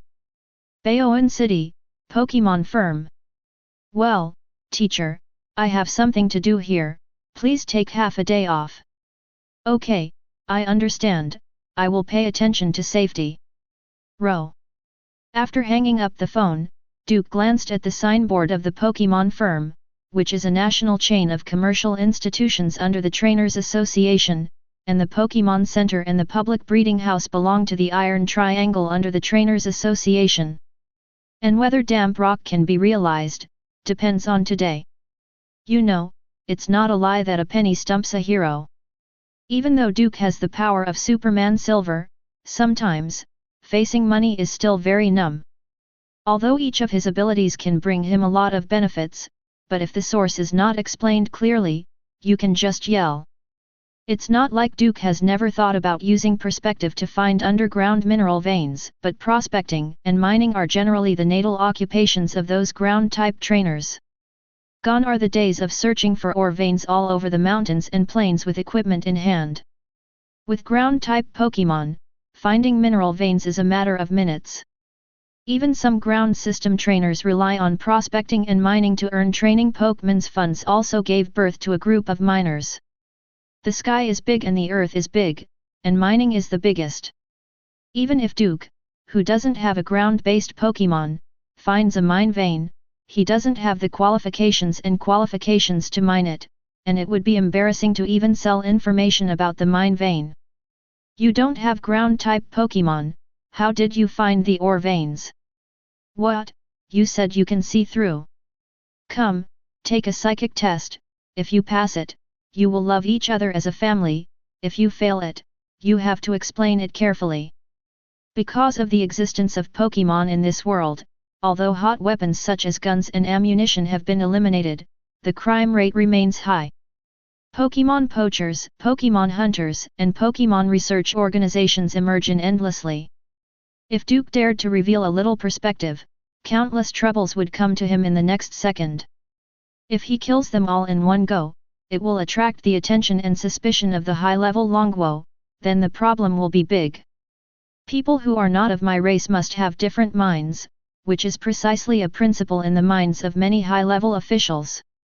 We can accept Pokémon, because Pokémon can be subdued by us and governed by us. But an existence like Duke who can subvert the entire world by himself is the most dangerous existence. The first thing a ruler needs to consider is whether you will overthrow my regime. Even if not, you are still my threat. This is also the reason why Da Chao always has Lai Tu against him, and why as soon as Da Chao died on the front foot, someone formed a suicide squad on the back foot. Some dirty, beyond the imagination of ordinary people. Because of this, Duke has been hiding himself. Even if he makes a move, he will find an alibi and cover himself with a biological force field. Being strong doesn't mean you can do whatever you want. Walking into the Pokémon Chamber of Commerce, Duke's first impression is that the air conditioner here is fully turned on, and the rest is nothing. Standard lobby, marked business receptionist, standard flow of people, everything is so up to standard. Duke, who walked towards the receptionist, directly put the woven bag in his hand on the table. Hello, I want to consign a Pokémon item here. Okay, please show your ID and fill out the appropriate form. This is the ID card, where is the form? It's here. Pokémon Chamber of Commerce, reception room. Old Zhao, you really want to help me? Gong Linyi, the head of the Meteorological Bureau, patted the table in front of him, while Cast Form beside him was doing somersaults in the air, spitting bubbles. I've tried my best to help you find Damp Rock, but I really can't help you with a trainer who is proficient in rain dance. Don't you look at the situation in our Baoan city, an ordinary third-tier city, where can we recruit money? Ho-oh! Zhao Tianliang, head of the Pokémon Chamber of Commerce, rubbed his brows and sighed, while Gong Linyi rubbed his face. The high temperature in the city has been going on for a week now, which is obviously abnormal. You know, it's only more than 3 months now. Have you found out the reason yet? Currently it is believed that the astronomical changes caused by the arrival of the secret realm, plus it is the spring plowing season, which requires abundant rainfall, but now several trainers from the Meteorological Bureau are using rain dance together, which is still a drop in the bucket. Too many places, too few people. That's why I'm now thinking of using damp rock to enhance Pokémon's power. A drastic change in the celestial phenomena caused by the secret realm is also rare. Zhao Tianliang shook his head. Damp rock, I will try my best to collect them for you. Don't worry too much. As for the trainers who are proficient in rain dance, I will also help you find them. But speaking of it, the weather is really strange recently. Let's not talk about the heavy rain without warning before, and the recent hot weather is also a headache. It's not unheard of for the advent of a secret realm to cause celestial changes in the surrounding regions, but why are we so capricious? Who knows? Gong Linyi lay down on the back of the sofa and sighed heavily. Tuk tuk tuk. At the knock on the door, Zhao Tianliang immediately tilted his head and said, "Come in." "President, I just received a piece of damp rock." As soon as the salesman opened his mouth, Zhao Tianliang smiled and said to Gong Linyi, "Look, you're always nagging, isn't the thing just here now? What's the use of a piece?" Gong Linyi waved his hand.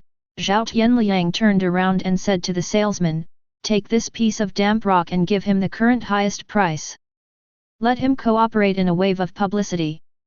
"Okay, President." The salesman nodded, but before he left, Zhao Tianliang couldn't help muttering, "You said you finished your report, why didn't you leave? So blind? Is there anything else?" "Boss, the seller of that damp rock said that damp rock was made by his Pokémon, so..." The salesman explained his reasons, and Gong Linyi jumped up from the sofa immediately. "Can you make a damp rock trainer?" "Right. Where are the people?" "Just wait in the business room below. Take me to see." Gong Linyi immediately asked to see the other party. After all, he can make damp rock. This also means that the strength of the opponent's Pokémon must at least have a professional level. And a professional trainer might be able to help a little. You are really in a hurry to go to the doctor." Why couldn't Zhao Tianliang see what his friend was thinking, so he could only wave his hand helplessly and let the other party make arrangements. Ordinary reception room. Duke's ears moved slightly, and he heard the conversation on the upper floor clearly. "Looks like I'm lucky, and I'm proficient in rain dance." Duke took out his luxury ball. "Rain dance, what level are you at now?" "Introductory, proficient, master, just shake one level." The luxury ball in Duke's hand shook 4 times immediately. "Very good." Duke, who put away the luxury ball, waited for the arrival of President Zhao Tianliang and Gong Linyi. Not long after, Duke heard footsteps outside the door. As soon as the footsteps stopped, the door was opened, and Gong Linyi and Zhao Tianliang walked into the house together. "Hi, I'm Zhao Tianliang, the person in charge of the Pokémon firm." After Zhao Tianliang entered the door, he immediately came up to shake hands with Duke, but when he saw Duke was so young, he and Gong Linyi couldn't help but look at each other, feeling a little bit guilty. Is this the seller of damp rock? It must be too young. As a businessman, though, he would not allow himself to look down on anyone. After the two parties were seated, Zhao Tianliang got straight to the point. "In your report, you mentioned that damp rock was made by your Pokémon. Is such that? Then can you tell us what Pokémon it is?" Gong Linyi asked tentatively. Duke put the luxury ball on the table. "Gyarados." "Gyarados." Gong Linyi blinked, with some surprise in his eyes. "So, your Gyarados is on the rain dance skill. Still amazing." Duke ordered the luxury ball, but Zhao Tianliang was staring at Duke suspiciously at the moment.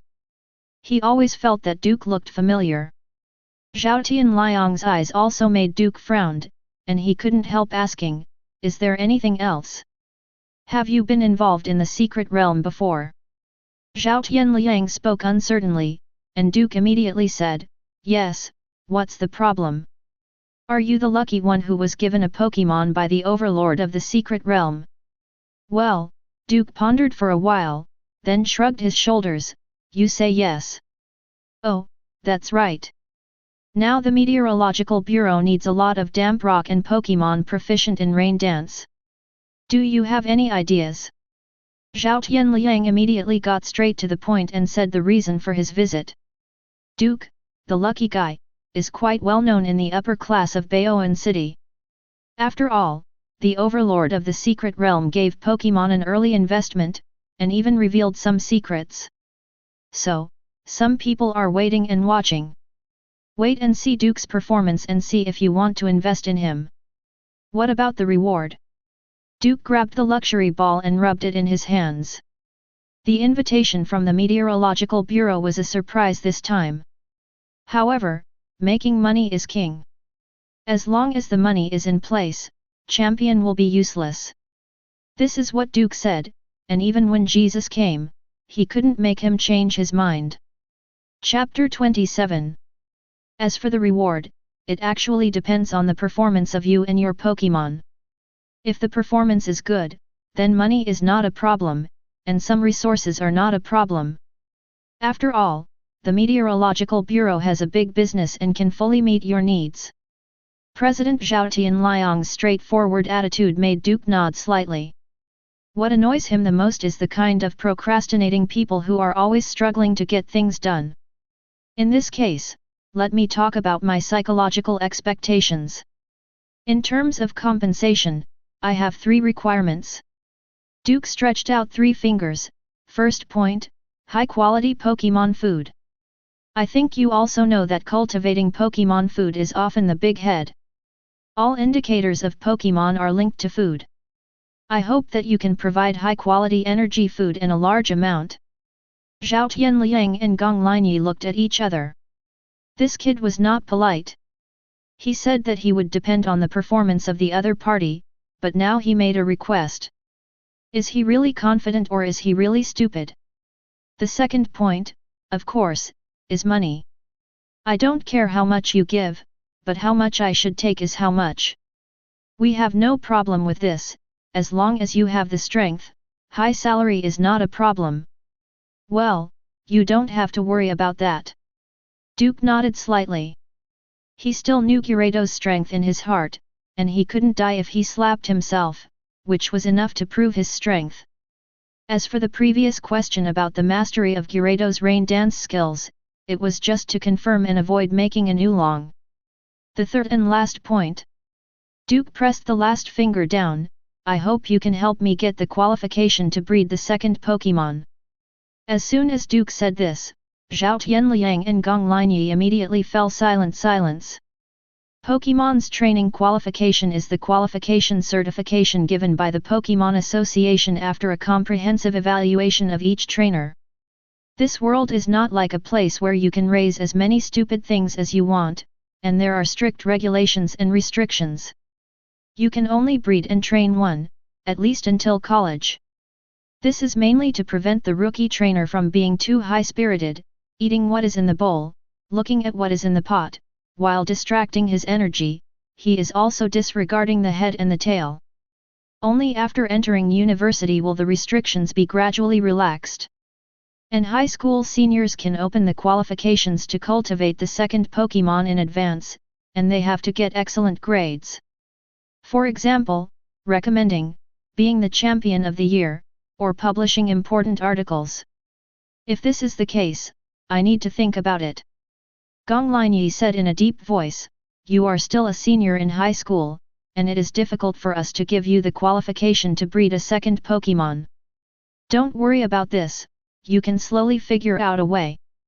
Duke put away the luxury ball, and said calmly, after all, no matter what, we are only in the negotiation stage, and the final outcome depends on my performance. Right. That's right. Zhang Tianliang nodded quickly, and Gong Linyi also said, the Bureau of Meteorology is the best in training and treating talents. As long as you can show convincing abilities, everything is easy to talk about. Okay, I have limited time here, so I can test as soon as possible, Okay, I can arrange this. Gong Linyi immediately got up and left the reception room to arrange for someone to prepare the test site. Zhao Tianliang also started a routine with Dukla. Which school are you studying at now? 3. Oh, over there at Old Tian. How about the results of the preliminary test? Full marks. Zhao Tianliang raised his eyebrows and nodded with a smile, very good, very good. During the short conversation, Zhao Tianliang got the information he wanted. It was rumored that this kid was a lucky guy, but now it seemed that he was able to score full marks in the preliminary test of the battle with the grown Gyarados, which meant that this kid had 2 talents. Not to mention anything else, the trainer is not strong enough, and there are many examples of Pokémon backlash. The most typical example is that a certain trainer is greedy for success and keeps stimulating his Charmander until evolution becomes Charizard. However, after evolution becomes Charizard, the trainer's strength is not enough to command, which makes Charizard rebel against the trainer. The worst thing is, this Charizard is still his Earl Dervish Pokémon, no other Pokémon suppresses this Charizard. In a match, this Charizard not only lay down directly on the battlefield, was judged by the referee to have lost the fighting consciousness, but also severely burned his trainer with a mouthful of dragon flames. Now, that child is a negative teaching material used to educate newcomers. And this Duke, who can tame that Gyarados in such a short period of time, seems to be very capable. Wild Pokémon are different from Pokémon cultivated in breeding centers. Not only are they wild and unruly, they are even more hostile to humans.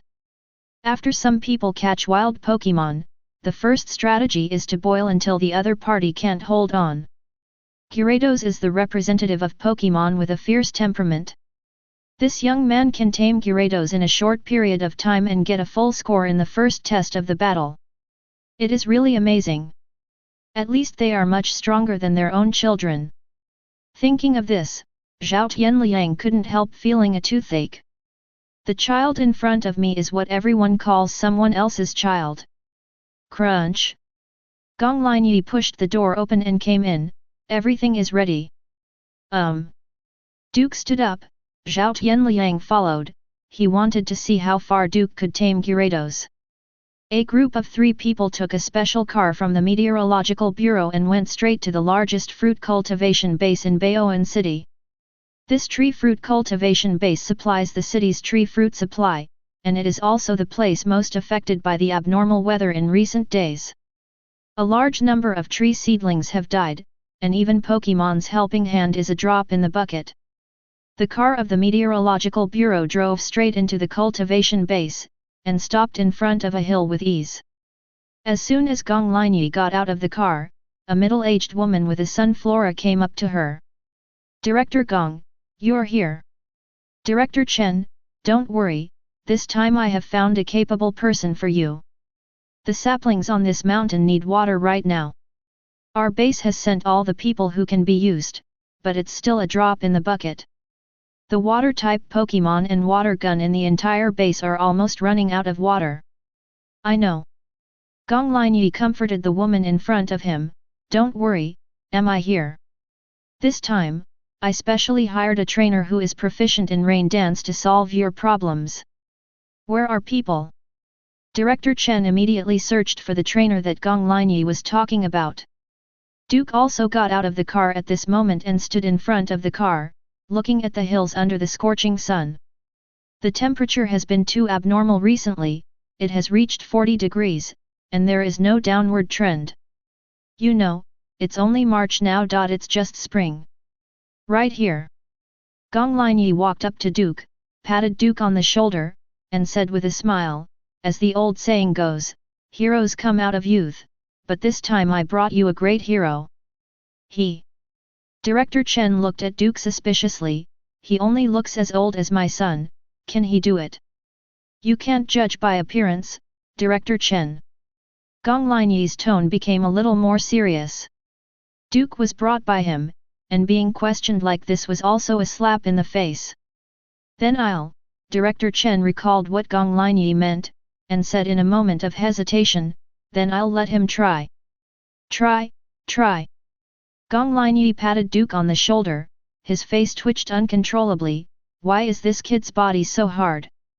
But even with Gong Linyi standing in line, the employees of the training base looked at Duke with distrust and suspicion.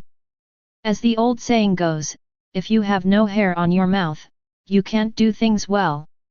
It's like looking for a Chinese medicine doctor, people tend to favor those old doctors. Will it work? Who knows? How old is this kid? School 3. What's wrong? A senior high school student, is he capable of this kind of work? Just kidding, why are people from the Meteorological Bureau so unreliable? If it's useless, all the fruits on this mountain will die of drought. The low-pitched discussions of the base staff were like mosquitoes flapping their wings, buzzing non-stop. Director Chen didn't stop, just waiting to see Duke's performance. Gong Linyi and Zhao Tianliang stood together, their faces as calm as water. What should be done, they have done. Then it's up to Duke himself. Duke reached for the luxury ball and a click of a button released Gyarados. Rain dance. Gyarados just flew out of the luxury ball, soaring into the air quickly, followed by Snarl. In an instant, the sky and the earth changed color. Thick dark clouds appeared out of thin air, blocking the blazing sun, and while the wind was blowing loudly, the air quickly became humid. This power! Gong Linyi stared blankly at Gyarados soaring into the sky. The effect of the rain dance skill displayed by this Gyarados was stronger than his Pokémon. Director Chen at the side saw this and immediately pressed down the sun hat on top of his head. She knew that rain dance would gust, but the wind force was too exaggerated, right? Is this really the level that beginner trainers can do? The dark clouds in the sky are getting thicker and thicker, and the wind is getting more and more shrill. In an instant, a thunderous sound resounded through the heavens and the earth. Next second, bean-sized raindrops fell from the sky and landed on people, making people's faces twitch involuntarily. Not long after, a torrential rain fell from the sky, and Gyarados happily circled and roared between the sky and the earth amidst the mist. He hasn't exerted all his strength for a while, and he feels that his bones are about to rust. Now, is it all right? Standing against the pouring rain, Duke looked at the drenched crowd beside him. Against the wind, Gong Linyi said loudly, "No problem, no problem. When can you come to work? I will open a separate office for you. Treatment and salary are based on the highest."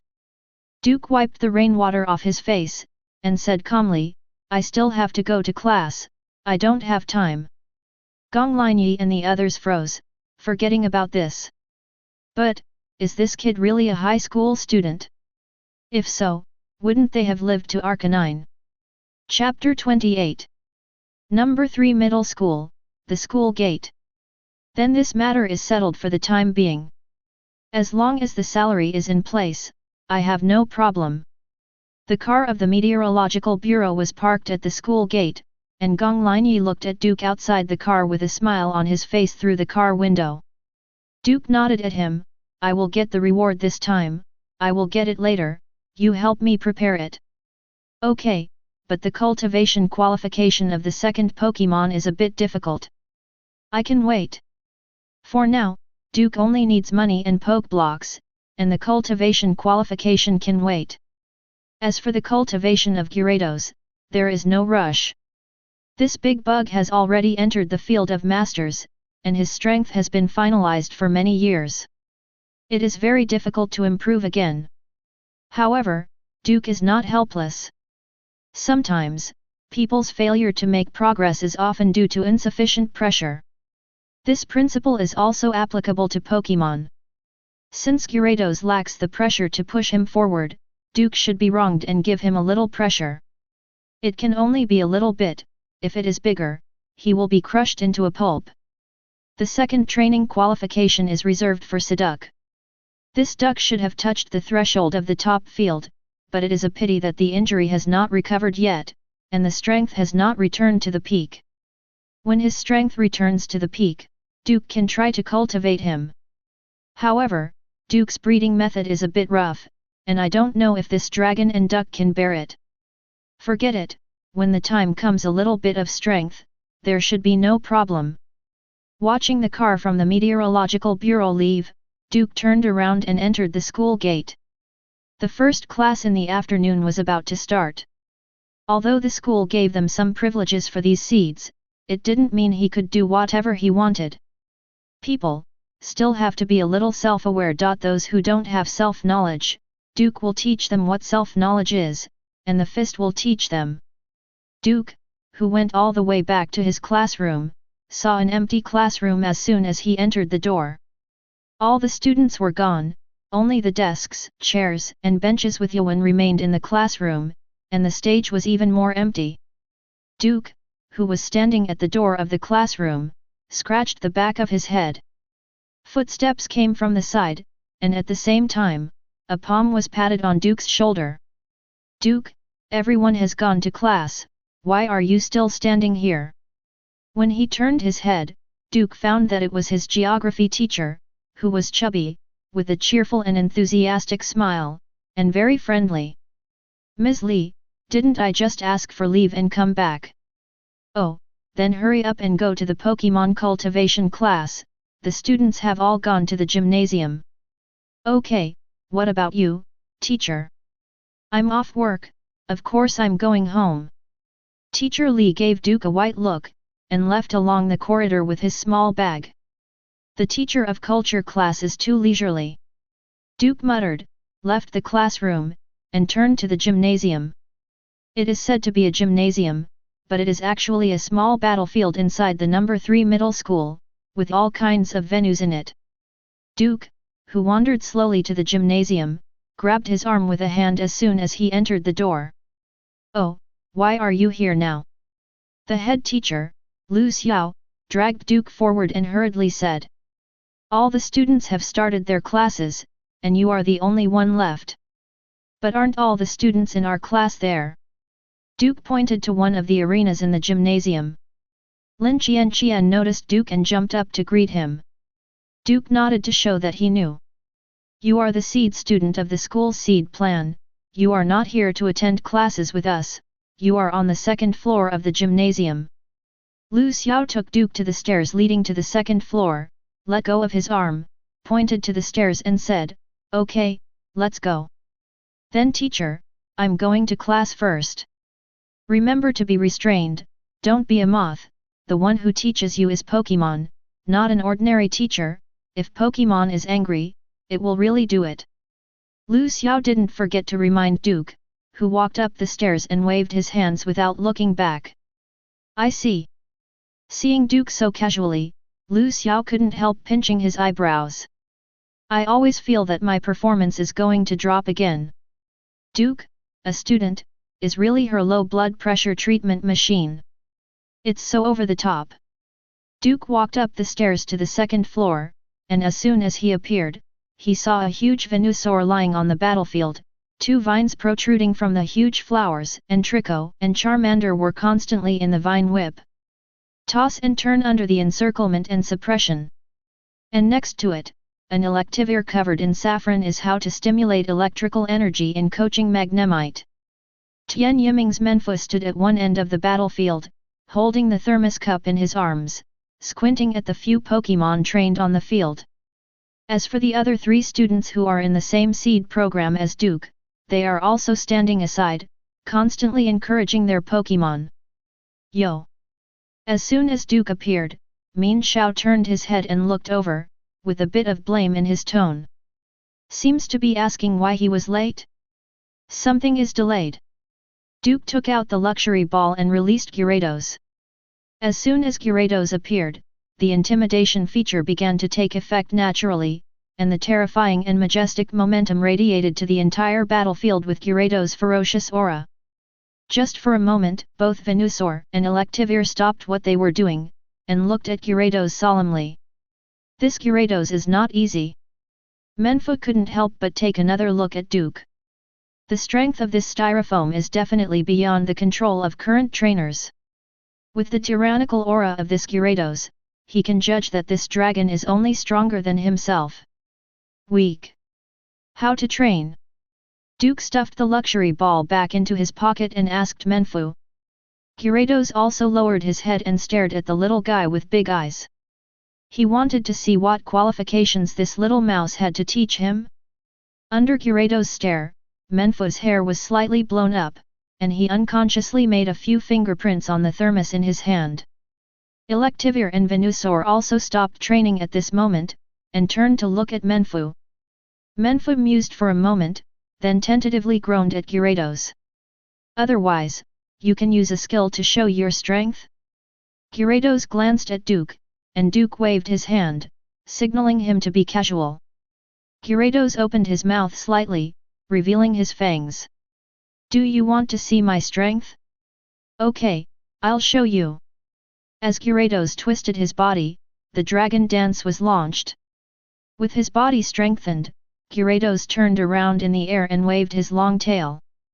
Gyarados, whose body was covered with a layer of misty water vapor, suddenly exerted force, and the water vapor quickly turned into water to wrap around Dragon Tail.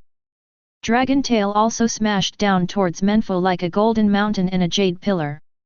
Menfu, looking at the head the aqua tail that fell from the top, was extremely horrified. This is the power that only the Pokémon Overlord can display. Why would an Overlord run to be someone else's Earl Dervish Pokémon? This unscientific? Seeing the aqua tail getting closer and closer, Menfu, who only has expert strength, tried his best to move his body, but the intimidating Gyarados had already locked on him and put him under great psychological pressure. Can't escape, can't escape. There is no escape. Ahem. Just when Aqua Tail was about to smash Menfu into a pulp, Duke coughed twice. Gyarados adjusted his force trajectory, Aqua Tail rubbed Menfu and fell to the ground. Boom! The entire gymnasium trembled 3 times under the blow of Aqua Tail's whip, and amidst the dust, Menfu looked at the floor beside him that was directly smashed through, and swallowed his saliva. He can't teach this student, whoever loves to teach, he can't teach anyway. Chapter 29. The second floor of the gymnasium was directly smashed through. You tell me about hitting Aqua Tail. In the principal's room, Tian Yiming's low growl sounded through the crack of the door. A passing teacher heard Tian Yiming's growl, shrank his neck involuntarily, quickened his pace, and quickly left this floor. The trainers of the fighting department are all quite irritable. Don't look at Tian Yiming's cheerful and good-natured guy, but when he was young, he was also a man who could explode his clothes and face Machoke in minutes. It's really a one-hit Aqua Tail. Duke sat opposite the principal, rubbing the back of his head with an innocent face, and Menfu sat at the tea table beside him. His hands were still trembling at the moment, and the water glass he was holding was overflowing with goji berry water because of his trembling hands. Gyarados' Aqua Tail blow not only shattered the second floor of the gymnasium, but also shattered his reserved and proud heart. Having been famous for so many years, he was actually trembling with fear from a newcomer trainer's Pokémon. Are you slacking off? No, I definitely did not slack off. It's the trainer's fault. That's right, it was his fault. Pokémon and the trainer are different bodies with the same heart, one is prosperous and the other is damaged. If he hadn't been slack, how could he be scared by a new Earl Dervish Pokémon? Absolutely his fault. Thinking of this, Menfu quickly turned his head and glared at Tian Yiming. Tian Yiming was glared at by his Pokémon, and immediately turned back. Why are you staring? Didn't I tell you to keep an eye on them? Why did you let him break the floor on the second floor? Do you have any idea how much this will delay progress? You still have the nerve to stare at me? Yo! Menfu snorted, eyes full of resentment. When I first came out of the egg, this guy used himself as a sweetie, and from time to time he would show himself the scene of Machoke on the front of the clothes. But now? She is old and pearly, and Xiao Tian has become Mrs. Niu. Oh, trainer! Tian Yiming, who was despised by his own Menfu, rubbed his brows with a headache. He collapsed on the seat and pulled off the tie around his neck. Once he was irritable, he wanted to explode his clothes and order something. It's a pity that now is not the time to be young, and there is no way to be so willful. This matter, you have to reflect on me, reflect on it. Tian Yiming slapped the table vigorously, and all the pens on the table jumped up with his slap. Duke noticed this and raised his brows. His headmaster is really strong. What are you looking at? Tian Yiming noticed that Duke's attention was not on himself, so he couldn't help asking in a cold voice. Duke pointed at the pen spinning on the table. Principal, you just slapped the pen so that it flew up. How did you do that? The curiosity on Duke's face made Tian Yiming snort. He pulled the tie around his neck again, and said angrily, how can I say, I was also an apprentice of Bajiliu Fighting Dojo. Fighting Dojo? Duke's eyes lit up, and he seemed to have found a way to use his power in an open and honest manner. Isn't that a lie? What are you lying to? Anyone who dares to open a dojo has real skills. Not to mention anything else, I was able to face hard steel ma choke back then. Moreover, the dojos are relatively private, and they will not disclose any information about themselves to the outside world. The apprentices who enter the dojo will not come out and talk nonsense, so it is not that people in the circle know very little about the dojo. Tian Yiming rolled his eyes and corrected Duke. Duke looked stunned. Yes, he was so strong that he no longer needed skills, so he looked down on some fighting dojos, but looking at Tian Yiming now, there are still some merits in the dojos of this world. Or, Saduk cooks, washes, and does housework for himself at home for the time being, and finds a fighting department to train himself, and then finds a relationship with the principal, goes to the dojo he studied, and learns casually, and then use this as a reason to find a suitable source for your strength. Duke thought that only people like BEA who can harden Pokémon in the anime, but now it seems that this world is quite interesting, at least there are some fields that I have never set foot in. But yes, my previous entertainment method was to go to no man's land to find Pokémon to play unlimited fighting. Duke himself had no restrictions, and Pokémon was fought. Never understood these things. A little stronger is to break through the atmosphere and make trouble with Rayquaza. It's a pity that I played too much a year ago. The big green caterpillar ran back to my hometown as soon as it sensed my breath, and didn't even give me a chance to meet. Back then, when we first met, Rayquaza would greet himself with Dragon Ascent in a friendly way. Now he doesn't play with himself at all.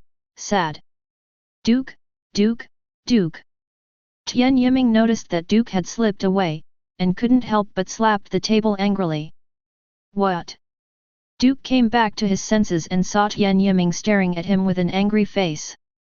Sorry, Principal, I just heard you say that fighting gym was a little lost in my head. Young man, don't aim too high. Fighting gym has very strict standards for recruiting apprentices. If you are not half as good as I was when I was young, you can't even see the threshold of gym. Your menfu is scared dumb by my Gyarados. Duke's words made Tian Yiming's forehead bulge with veins. Young man, I advise you to use mouse tail juice. But this is the truth. Duke looked at Tian Yiming innocently. Tian Yiming closed his eyes and told himself not to be angry. That's menfu letting you down. But he was really scared stupid by my Gyarados. Menfu's energy-raising skills have declined in recent years, so I gave you an opportunity. Gyarados wants Aqua Tail and he's still shaking. Duke pointed to Menfu at the side, and Tian Yiming stood up abruptly, tearing off his clothes. Stinky boy, I think you want to taste the power of my Beiji-style secret 5 lightning whips. Principal, is it really okay for you to do this?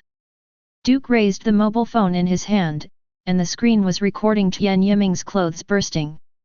Seeing Duke like this, Tian Yiming twitched the corners of his mouth slightly, wanting to explode, but the quality of being a teacher told him not to get angry. Boom! Tian Yiming slapped the table, and squeezed out 2 words. Get out! Okay. Duke put away his phone and turned around to leave. Tian Yiming got the handle, and he can walk sideways in the school from now on. Duke, who turned around and was about to leave, before he walked out the door, Tian Yiming took a deep breath. Wait. You wait outside the door first. Row. Duke walked out of the principal's office, stood at the door and listened attentively to the voice behind the door. Tian Yiming took a few deep breaths, using the breathing technique he learned in the fighting gym to calm down his mood. Sitting in his seat, he lit a cigarette and stared blankly at the palm prints on the table. But immediately, Tian Yiming let out a snort and laughed. He hadn't met such an interesting student for many years. He had strength and was not restricted by the barriers of the school. However, those who have done wrong must be punished, and those who have made merit must be rewarded. This is the law of heaven. The kids' Gyarados smashed through the second floor of the gymnasium, and that wasn't something to be fooled around with. However, the strength shown by that Gyarados is not inferior to him, and it is completely beyond the scope of a rookie trainer. How strong do you think the kids' Gyarados are? Tian Yiming looked at Menfu. Menfu thought for a while, first pointed at himself, and then made a gesture of cutting his throat on his neck. So strong. Tian Yiming's eyelids twitched. His Menfu is a senior Pokémon in the expert class, and he is only a step away from the master class. And master-level trainers can guard a place and become the president of the local trainer association. Then what stage do you think this kid's subjugation of Gyarados has reached? Menfu picked up the teacup and drank it down, then showed the empty teacup to Tian Yiming. Fully grasp. Tian Yiming's face was cloudy for a moment, then he picked up the phone and played a call. Hey, senior sister. Brother. A cold voice came from the other end of the phone. Yes, it's me. What's the matter? It's okay, can't I talk to you about my feelings? Aren't you afraid that your junior sister will break your leg if you come to me to exchange feelings? The voice on the other end of the phone was full of sarcasm. Tian Yiming immediately slapped the table. She dares, let me tell you, at home I say one thing, she doesn't dare to say two. I say wipe the table and wash the dishes, she dares to try. Oh, family brother. Tian Yiming's senior sister sneered. Tian Yiming's face remained unchanged, but he said, now, is there a policy for outstanding newcomers to apply for the second Pokémon cultivation qualification in advance? Yes, but do you have such a good student there? Are you kidding? Naturally, there are. The first full score in the National Unified Examination for the first test of the battle in Baoan City came from my school. Come on, what do you want to say?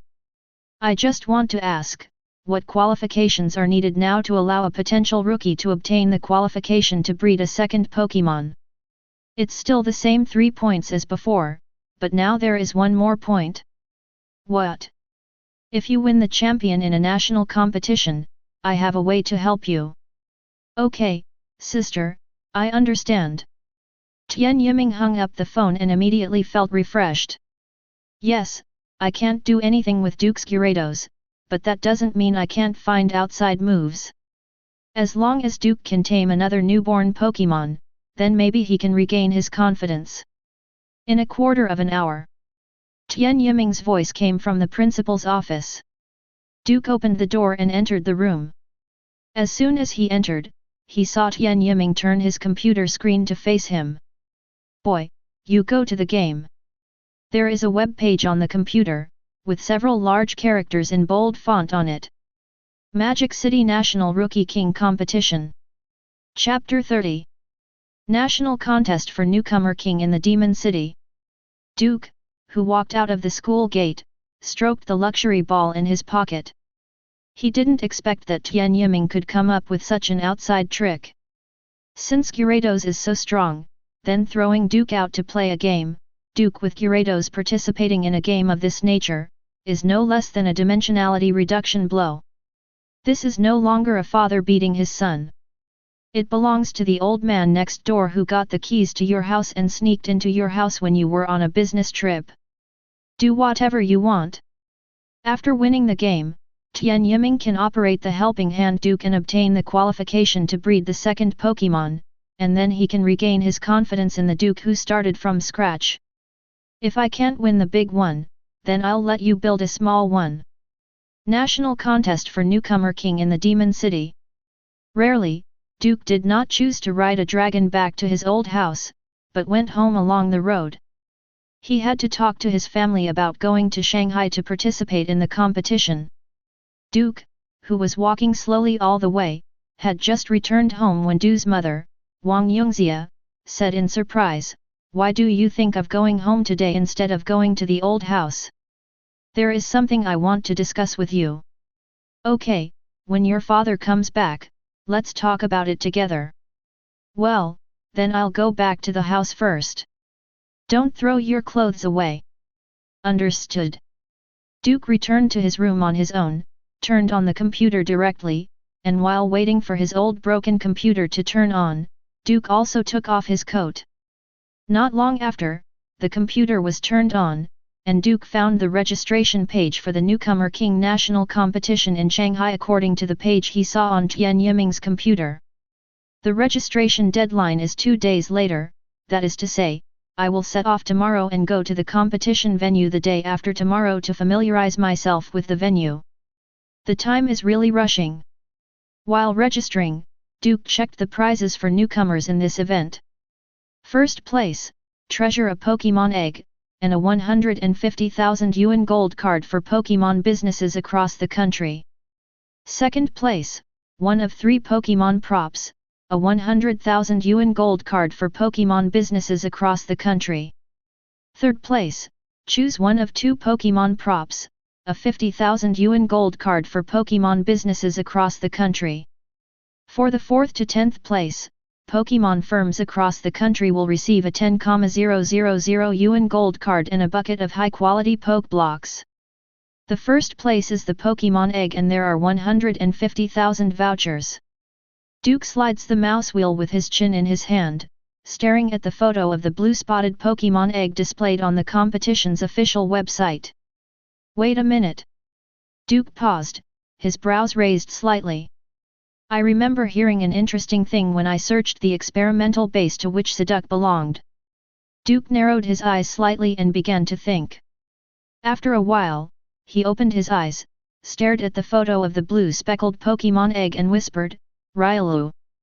He once heard a conversation when he completely let go of the perception search research base. The champion reward for the Shanghai Rookie Contest is a Railu Pokémon egg. It seems that I have to work hard. Duke rubbed his palms, this egg is definitely for him. Not to mention a blue dog who is completely loyal to him, even if this egg may be his ticket to the door of the fighting gym, he will take this egg. Once he enters the fighting gym, Duke can use part of his strength to do whatever he wants. When others find out the reason, Duke can also push it to the fact that fighting gym teaches well, he has good talent and learns well. Magic City Rookie King Contest. The corners of Duke's mouth curled up, revealing a different kind of smile. Supper time. My school recommended me to participate in the competition in Shanghai. Duke, who was holding a bowl with vegetables between his hands, casually told about his participation in Shanghai. Wang Yongxia and Du Tianqin stopped their movements and looked at each other. Wait, son, what are you talking about? I was recommended by the school to go to Shanghai to participate in the competition. Duke repeated it in an awkward short sentence, but was hit on the head by his mother with a chopstick. If you tell me to speak well, just speak well, don't be so yin and yang. Hey. Duke smiled, and Du Tianqin frowned and said, go to Shanghai to participate in the competition, this business. The school pays for the money. Duke thought about his gold bank, and the sale of damp rock brought him an income of 120,000. The Meteorological Bureau also paid him a lot for the rain dance precipitation in the fruit cultivation base. Duke intends to collect all his small money tomorrow, and then go straight to Shanghai. But the truth must not be told to his parents. If he said that his gold bank would not be guaranteed, Duke decisively sold Tian Yiming. Our principal said that I have great potential, so he recommended me to participate in the National Newcomer King competition in Shanghai. I have Gyarados, so it's no problem to advance to the final. The school will be responsible for my travel expenses back and forth, as well as all expenses during the competition. That's right. Du Tianqin nodded, and his frown relaxed. With the school's endorsement, it's easy to say. Then let me prepare some more clothes for you. Okay, and I'm going to take Saduk too. Take that kid. Yeah. Duke nodded, take him on a trip. Alright, then I'll prepare something for him too. The next day, Baoan City, high-speed rail station. I've got everything, Saduk, I'll take care of it, don't worry, Mom. Sitting in the waiting room, Duke was playing with his bank card while crossing his legs and talking to his mother. Just before coming to the station, he went to the Pokémon business to collect all his rewards. There is now a deposit of 140,000 in this card. Saduk is fine now, excited to be out and about. Duke glanced at the expressionless Saduk. This duck was holding a children's water bottle hanging around its neck, and was staring at the thermos in the old man's hand. Taking advantage of the opportunity, he stroked the 3 stupid hairs on the top of Saduk's head. Duke continued to talk on the phone, and Saduk cast gloomy eyes on Duke. Damn, if conditions permit, he really wants to stuff this thermos into Duke's mouth. Such a Pokémon himself, he even prepared a children's water bottle for himself. Look down on who? Okay, I know. Well, hang up, I'll call you back when I get to Shanghai.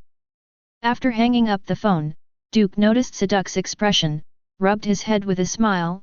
Why? Don't you look forward to the trip to Shanghai? Change the kettle for me. The sound of Saduk's gnashing of teeth echoed in Duke's ears. Duke rolled his eyes, flicked the children's water bottle hanging from Saduk's neck, and found a pair of children's sunglasses from his bag. The shape of the sunglasses is that of Ralt's, which is very cute. It was still his sister's favorite item when she was a child. When Duke went out this time, his mother brought it for him, saying it was for Saduk. After all, in Wang Yongxia's eyes, Saduk is just a poor baby. Here, put this on. Duke held back a smile and put on Ralt's sunglasses on Saduk. Saduk had several veins on his forehead. Now he really wanted to use explosion to send away this bastard next to him. Duke stuffed Saduk's children's water bottle into his hand again, took a photo and sent it to his mother. Seeing this scene, Saduk almost crunched his teeth. His dignity and integrity were crushed bit by Duke. Duke noticed Saduk's angry appearance and shook his legs. This duck is actually quite similar to Mew Tuo. It has been studied since it was not born, because Mew's genetics have been endowed with powerful power, and it even endured humiliation and escaped. The research base. It can be said that it is a proper protagonist template. It's a pity that I met Duke. If I were in my prime now, I would definitely fight you hard. Saduk's voice echoed in Duke's ear, and Duke glanced at the duck and nodded. Okay, then I'll give you a chance. When you recover from your injuries, I will fight with you. Saduk looked at Duke in surprise when he heard the sound, exuding a terrifying aura all over his body. Real. Of course it's true. Duke raised his hand and stroked Saduk's 3 dull hairs, but that will have to wait for you to recover from your injuries and return to the top. Now, let's be pets honestly. Chapter 31. Modu, the Eastern High-Speed Rail Station. It's finally here. Duke took Saduk out of the high-speed rail station and looked at the crowded square of the high-speed rail station. Quack! The expressionless Saduk let out a shallow cry, but Duke ignored him. Okay, let's go to the hotel we booked first, take a rest, and go to familiarize ourselves with the arena tomorrow. Duke took Saduk away from the high-speed rail station and took a taxi directly to the hotel he booked before boarding the train. The taxi driver was not talkative, and he was speechless all the way until the hotel entrance. Summer is colorful, this is it. Duke, who took Saduk out of the car, walked towards the hotel lobby first, and Saduk followed behind him. Although he had 2 short legs, his speed was not too slow. 1 person and 1 duck came to the front desk of the hotel, and the receptionist immediately said, "Hi, may I help you with anything? I booked a room." Duke took out his ID card and the hotel booking information on his mobile phone. The front desk lady just got Duke's ID card. A woman in a sailor suit. The girl also walked into the hotel lobby. The girl in the sailor suit has long pink hair that is different from ordinary people. The long hair is tied into 2 strands and hangs behind her back. She is beautiful and has a gothita beside her. The girl picked up her gothita and walked quickly to the front desk. After taking out her ID card, she also called up the room information reserved on her mobile phone. "Hello, I have booked a room here." After the girl with long pink hair finished saying this, she also nodded to Duke beside her. The young lady at the front desk took the girl's ID card, and while calibrating the information, she also started to register. After a while, the young lady at the front desk raised her head in embarrassment. "Sorry, both of you, there is only one room left in the entire hotel." "Only one left?" Duke frowned. "So unlucky? In such a big hotel, you tell me there is only one room left?" Duke confirmed again to the lady at the front desk, who nodded embarrassingly. "I'm really sorry, because the Rookie King National Competition will be held soon, so many rooms have been reserved in advance, and most of them are trainers who came to participate in the competition like the two. That is to say, the last room is either mine or his." "Yes, but this gentleman came before you, so this room should be. I'll discuss it with him." The pink-haired girl waved her hand with a different smile on her face. Baby Gerda beside her also looked at Duke and Siduk at this time. Siduk, with the thin body and dark coat, looked back at Gothita expressionlessly, and the latter shuddered immediately and hid behind his trainer. "Something is wrong with this duck." The pink-haired girl noticed the abnormal behavior of her Gothita, and looked at Duke in surprise. But soon, she put her finger on her lips, and while leaning forward, she turned to look at Duke. "Little brother, you will give it to me." Duke looked at the pink-haired girl flirting in front of him calmly, and an imperceptible pink halo flashed across the other's eyes. "Isn't that right, little brother?" Siduk looked at the pink-haired girl in surprise, and at the same time, a voice rang in Duke's ear. "This little girl is a psychic, and she's trying to charm you." Duke raised his eyebrows when he heard the sound. Psychic people are not uncommon in this world. On the contrary, the group of psychic people has a huge base. Most of these psychic are trainers of psychic Pokémon. Some psychic are awakened innately, and some are psychic obtained by getting along with psychic Pokémon day and night, plus some calm mind methods of psychic gym. The levels of psychic are all mixed. The strong ones can teleport regardless of distance. Confusion twists the steel bars, and sets up protective barriers. They are completely Pokémon in human skin. The weak ones are limited to bending the spoon with confusion, and can vaguely perceive the meaning of their Pokémon. Even, some congenital psychic people may have Pokémon blood, and the stronger the talent, the body seems to show corresponding characteristics different from ordinary people. The long pink hair of the pink-haired girl in front of her represented that she was an innately awakened psychic, and she was also a batch with strong talents. And Duke knew this because he came across the grave of a psychic trainer when he went to play in No Man's Land, and heard anecdotes from the psychic Pokémon guarding the grave. On the contrary, he also helped the psychic Pokémon who guarded the grave to repel the Pokémon who wanted to invade. Duke looked calmly at Fenmao who was trying to charm him, and flicked a head on the opponent's forehead with his fingers. "Ah!" The psychic girl who was hit by Duke took a few steps back, covered her red forehead, and glared at Duke. "Why do you do it indiscriminately?" Duke took out his mobile phone, and the page on the mobile phone happened to be Yao Yailing's waiting page. Psychic people use psychic on others indiscriminately. It seems that the crime is not small. The psychic girl looked at the phone dangling in Duke's hand, knowing that she had encountered a hard problem. Her charm ability is invincible. She has never met an opponent, but now she is deflated by a passerby she met.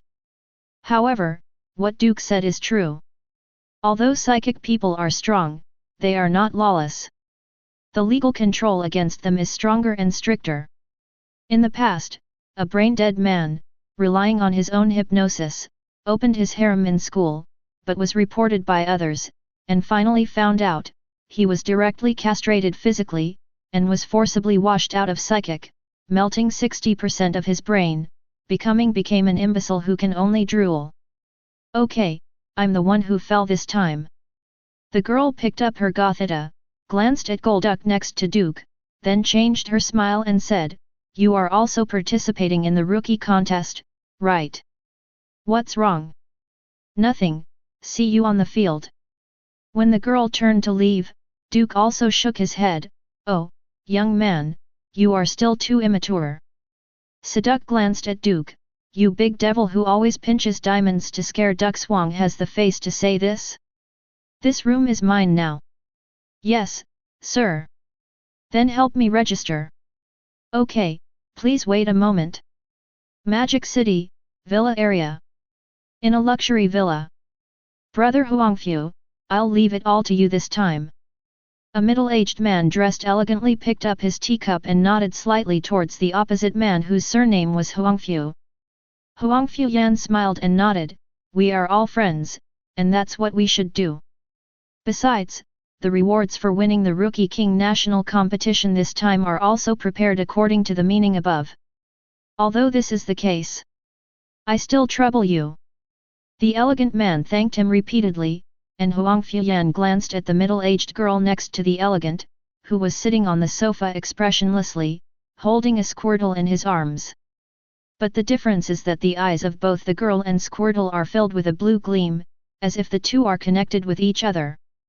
The power of aura. Huangfu Yan looked enviously at the blue light in the girl's eyes. This is an outstanding talent that can directly reach elite. If you work harder, champion will be within your reach. Haha, look high, look high. The refined man waved his hands modestly, but the look in his eyes couldn't be concealed. Aura envoys, rare talents who will be cultivated by the country once discovered, are even rarer and more powerful than psychic envoys. That's not a high opinion. There was a sour tone in Huangfu Yan's words, it's the truth. After all, the Rookie King national competition this time is specially prepared for Gui Qinjin to create momentum. Railu, who was born able to master the power of aura, and the aura envoy, who awakened the power of aura, complement each other, and the effect is definitely 1 + 1 greater than 2. The future champion seed. Amidst Huangfu Yan's praise, the girl remained expressionless, but the palms holding Squirtle couldn't help but tighten. The blue light in his eyes also became more intense. Chapter 32. The next day, the first battle center in Shanghai. Office of the Rookie King competition. "Hi, I'm the contestant here to register information." Duke brought Seduck to the desk of the office, where the registration clerk was a middle-aged woman with a rigid face. The other party didn't look up, and said in a businesslike manner, "ID card, Pokeball, contest application code. It's all here." After taking out everything the staff needed, Duke waited for the other party to register. The staff picked up Duke's ID card to register, and when they picked up the luxury ball, the staff glanced at Duke in surprise. Anyone who can use this kind of ball is either rich or expensive. But the staff didn't know that it was just a small gift from a tight-lipped beautiful boy. The luxury ball was scanned on a special scanner, and the Pokémon information was also entered into it by the computer. After the staff quickly operated, they scanned the competition application code in Duke's mobile phone with a code scanning gun on one side. Drop. After a soft bang, the staff returned all the things to Duke. "Your entry number is Yin 564, and the battle zone for the audition is also in the Yin zone. You can check the specific battle information on your phone. When will the battle information be released?" Duke, who kept his ID card and luxury ball away, took advantage of the opportunity to log into the official website of the Rookie King contest with his mobile phone. "After the registration is complete, it will be released, and you can check it now." "Okay, thank you." "You're welcome, next one." Duke walked out of the registration office, followed by Saduk. He clicked on the battle information on the official website, and found his first battle through his own battle number. Yin District, Ganglioki Field. Duke put away his mobile phone, and then stroked Saduk's hair. All the divisions of the Dragon Kingdom will be divided according to the heavenly stems and earthly branches. I don't know who the first victim will be. Duke put away his phone and smiled involuntarily. Saduk gave Duke a sideways glance. This guy still had a clear understanding of himself. What is it that is not a victim to face him? That night. Magic City Pokémon Association, President's Office. President, this is the list of contestants this time, we have already screened it. The president of the Magic City Pokémon Association nodded and signaled the other party to put down the things. He knew what screening was, and the list of screenings was those newcomer trainers who deserved attention. As for doing this, it is not to select a dark horse in advance, but to make a plan in advance to prevent everything from messing up. In fact, this year's Rookie King contest is a promotional contest directed and performed by the top management for a once-in-a-century envoy of Aura. And the Rhyhole Pokémon egg that was the winner of the competition was prepared for the opponent. All contestants are the foil and stepping stone for the rise of the other party. It can be said that the script of this competition has been drawn up before it is held. In Modu, no game is completely fair and just. The head of the Magic City picked up the list and began to read it carefully. After reading it for a while, he said to himself, this time it has attracted so many young talents. Not to mention the rare Pokémon one after another. Even the fully formed Pokémon such as Gyarados and Kingdra.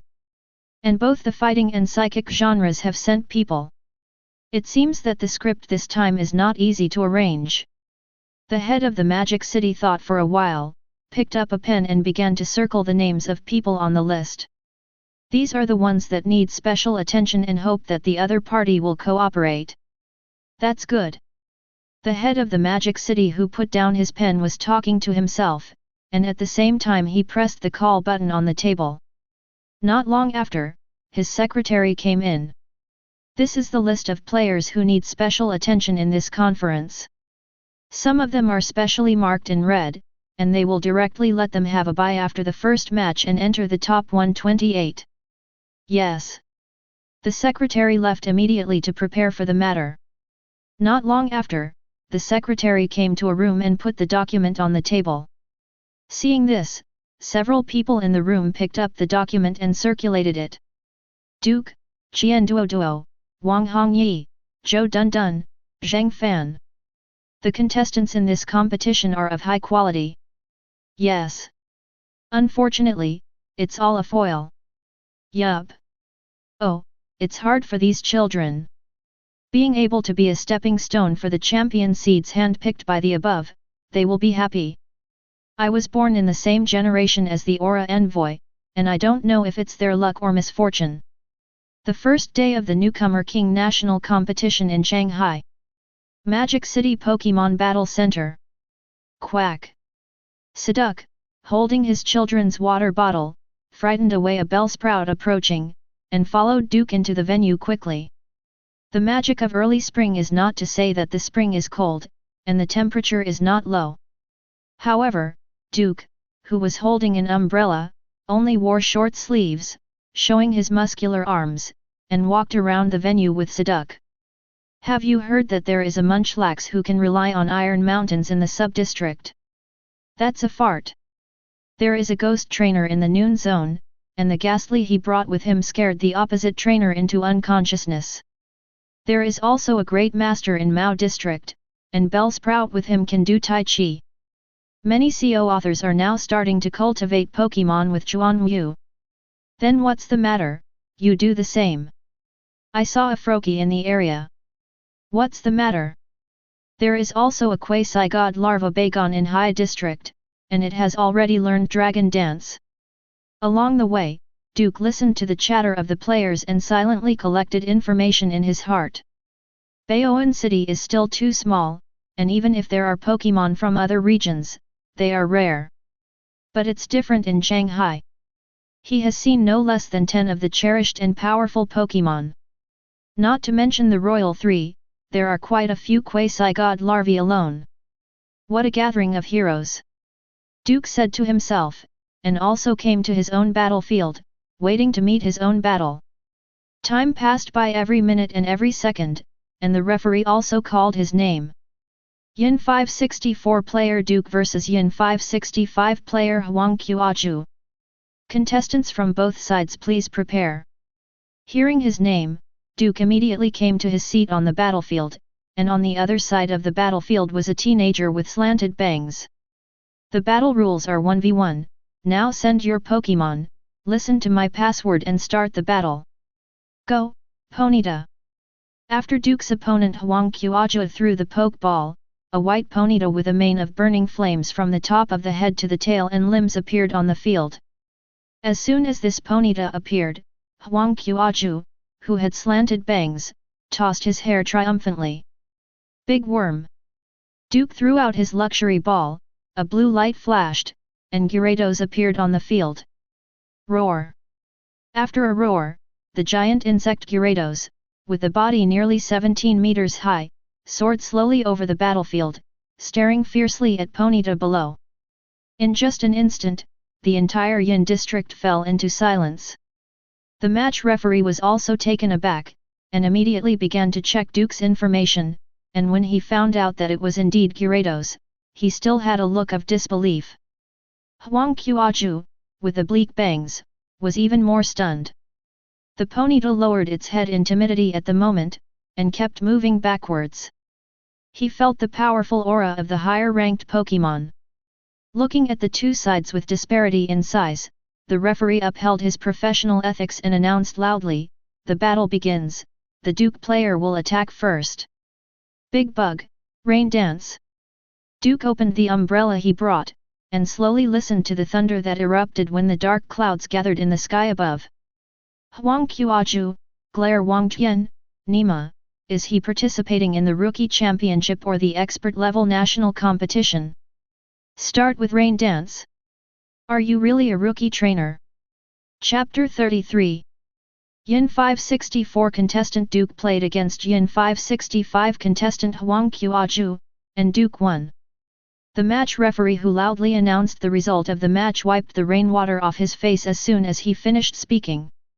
Using rain dance in the indoor court is too unreasonable for Koichi. Ponyta, my Ponyta! Huang Qiaju, who was drenched like a referee in the match, ran towards his Ponyta crying and shouting. Love! I'm still a baby, and you don't talk about Koichi's big fan. Too bad. Seeing Ponyta, who was drenched by rain dance, unable to fight, Duke shook the water on the umbrella unscrupulously, and then waved to Gyarados. Big Worm, come here. Gyarados immediately turned around and came to Duke, not knowing what Duke had to say. You played well, I will take you to the big sword after the afternoon and reward you. Roar. Although he didn't know what the great sword was, but adhering to the principle of being a dragon, Gyarados narrowed his eyes and was put away by Duke. With such a great demon king, it's fine to go hungry for 9 meals in 3 days, and I have to work to support myself. Now finally ushered in a welfare, it is really not easy. This narcissistic dragon is too easy to be fooled. Seduc glanced sideways at Duke, quite disdainful of Gyarados' performance. Duke glanced at him, and said indifferently, new kettle, plus a Pokémon Mandarin jacket. Seduc's hair on the top of his head suddenly stood up, but he still said stiffly, oh, do you think I'm a child? Then you can choose not to. Yes, why not? Seduc wobbled behind Duke, stepping on duck steps. You humans often say that you are a bastard if you don't take advantage of the cheapness. I definitely want the kettle and the jacket. Then whine less, Master Seduc. Duke took Seduc to leave, and all the players in the field silently watched him go, and only after Duke left did they start discussing. Is this really a rookie trainer like us? Are you kidding? Such a big Gyarados has already exceeded the average value of the individual race. Is it too late for me to retire now? How do you fight with such a person? Use rain dance indoors, it's crazy. No, you must bring an umbrella wherever this guy appears in the future. Agree? Is this a question of whether to bring an umbrella? The Rookie King contest got mixed up with such a monster, how can we survive? Afternoon. Duke's opponent is a girl with a loaded. Loaded's characteristic is to swim freely. When Gyarados used Rain Dance, this loaded went crazy on the spot. In the rain, it's that proud stabbing slippery. Then when Gyarados used Dragon Dance to enhance his strength, this loaded couldn't laugh anymore. The Aqua Tail, which will make the whole Yin district feel the tremor, directly frightened loaded on the spot. Yin 564 contestant Duke will face Yin number contestant Yelianyu, and Duke will win. This time, knowing the referee with the umbrella, he announced the result of the game loudly while holding the umbrella. After Gyarados cancelled the Rain Dance skill, Duke left the field with an umbrella, while other players were still talking about it. Improper, simply inappropriate. That's right, it's too brutal. Rain Dance, Dragon Dance, Aqua Tail, this set of tricks, I am afraid that even a professional Pokémon can do it. This is no longer an anti-aircraft gun to kill mosquitoes. This is a nuclear warhead to clean the toilet. How do you play this? Report him and let the conference kick him out. Modu, Melodic Beauty Center. Duke with the luxury ball and Seduc pushed the door into the lobby of the beauty center. The lady at the front desk immediately smiled when she saw Duke enter the door. Hello, what do you need helping hand for? I have 2 Pokémon and want to do some beauty and body maintenance here. Okay, sir, our store is holding an event now, as long as you spend more than 1,000, we will give you a 20% discount. Well, money is no problem. Duke didn't care about what the clerk said, anyway, the money was earned by Gyarados, and the wool came from the sheep, which gave him a little sweetness and made it easier for him to work harder. In addition, Duke also has other ideas in doing so. Then, you can choose a set meal. Regarding the set menu handed over by the front desk, Duke handed one to Seduc and asked him to choose by himself. Seduc was wearing a red mandarin jacket and was holding a thermos in his hand. With the palm of his hand behind him holding the thermos, he held the menu in one hand and began to make serious choices. My other Pokémon is a bit big, and it's also water type like him, so I want to give him a scale care and teeth cleaning, as well as a full body massage. While Duke was speaking, he patted Seduc's head. Forward Miss Tai immediately called the foreman and asked Duke to follow him. Okay, sir, please go with her. It is good. Duke followed behind the foreman, entering behind the Pokémon Center. Our store is specialized in the maintenance of water-type Pokémon, you will definitely have no problem choosing us. The foreman led Duke into the heart of their Pokémon Center, a giant swimming pool. In the swimming pool, you can see various water-type Pokémon enjoying the service. At a glance, various water-type Pokémon such as Blastoise, Poliwhirl, Staryu, and Prinplup are floating on the water. The employees of the Pokémon Center are busy with all kinds of Pokémon in and out of the pool. Chansey is holding a tray to bring drinks, Macamp is massaging a Quagsire with his forearms, and Espar is floating in the air, using his confusion to slap essential oils on an Empoleon, give him maintenance. Looks good. Duke took out the luxury ball, and Seduc beside him tilted his head with surprise in his eyes. Humans really know how to play. When he was in the experimental base, he never thought that such a place existed. Sir, you can hand over the Pokémon to me, and then go to the waiting area next to it. Of course, we also have massage services for trainers here. I don't need it, you take care of the 2 of them. Duke threw the luxury ball out, and Gyarados flew out of the Pokeball immediately. Looking at everything below, his eyes lit up, and he came directly to Duke, arched Duke with his big head, and rushed into the pool. This. Seeing Gyarados' size, the foreman's professional smile changed a little bit. Duke touched Seduc's head, watch out for the big bug. No. Duke turned around and went to the waiting area. Seduc also tugged at the hem of the foreman at this time. What? The foreman came back to his senses and couldn't help but smile awkwardly. Just as she lowered her body and wanted to say something, Siduk gave her his water bottle and gown. Siduk, who swayed towards the pool, went straight into the water and began to wash his body. The waiter on the other side saw this scene and hurried to the foreman, "Sister Lu. What's wrong with such a big Gyarados?" Of course it came according to the standard procedure. The foreman squeezed out a word between his teeth, rolled up his sleeves and walked towards the swimming pool. "Bring me all those who work meticulously and have strength. Today, I don't believe that a Gyarados can smash the signboard." Just as the foreman led his technicians and Pokémon technicians to show off, Duke also lit a cigarette and slowly took out a boulder. There are red and blue spiral patterns inside the stone, reflecting extraordinary brilliance on Duke's fingertips. This is obviously one of the Mega Evolutionary Stone/Ite he seized in the experimental base Gyarados. I have to think about the Mega Evolution too. Duke squeezed the Mega Evolutionary Stone/Ite, and said melancholy, "It's just that where can I find the keystone?" Chapter 34. Beep beep.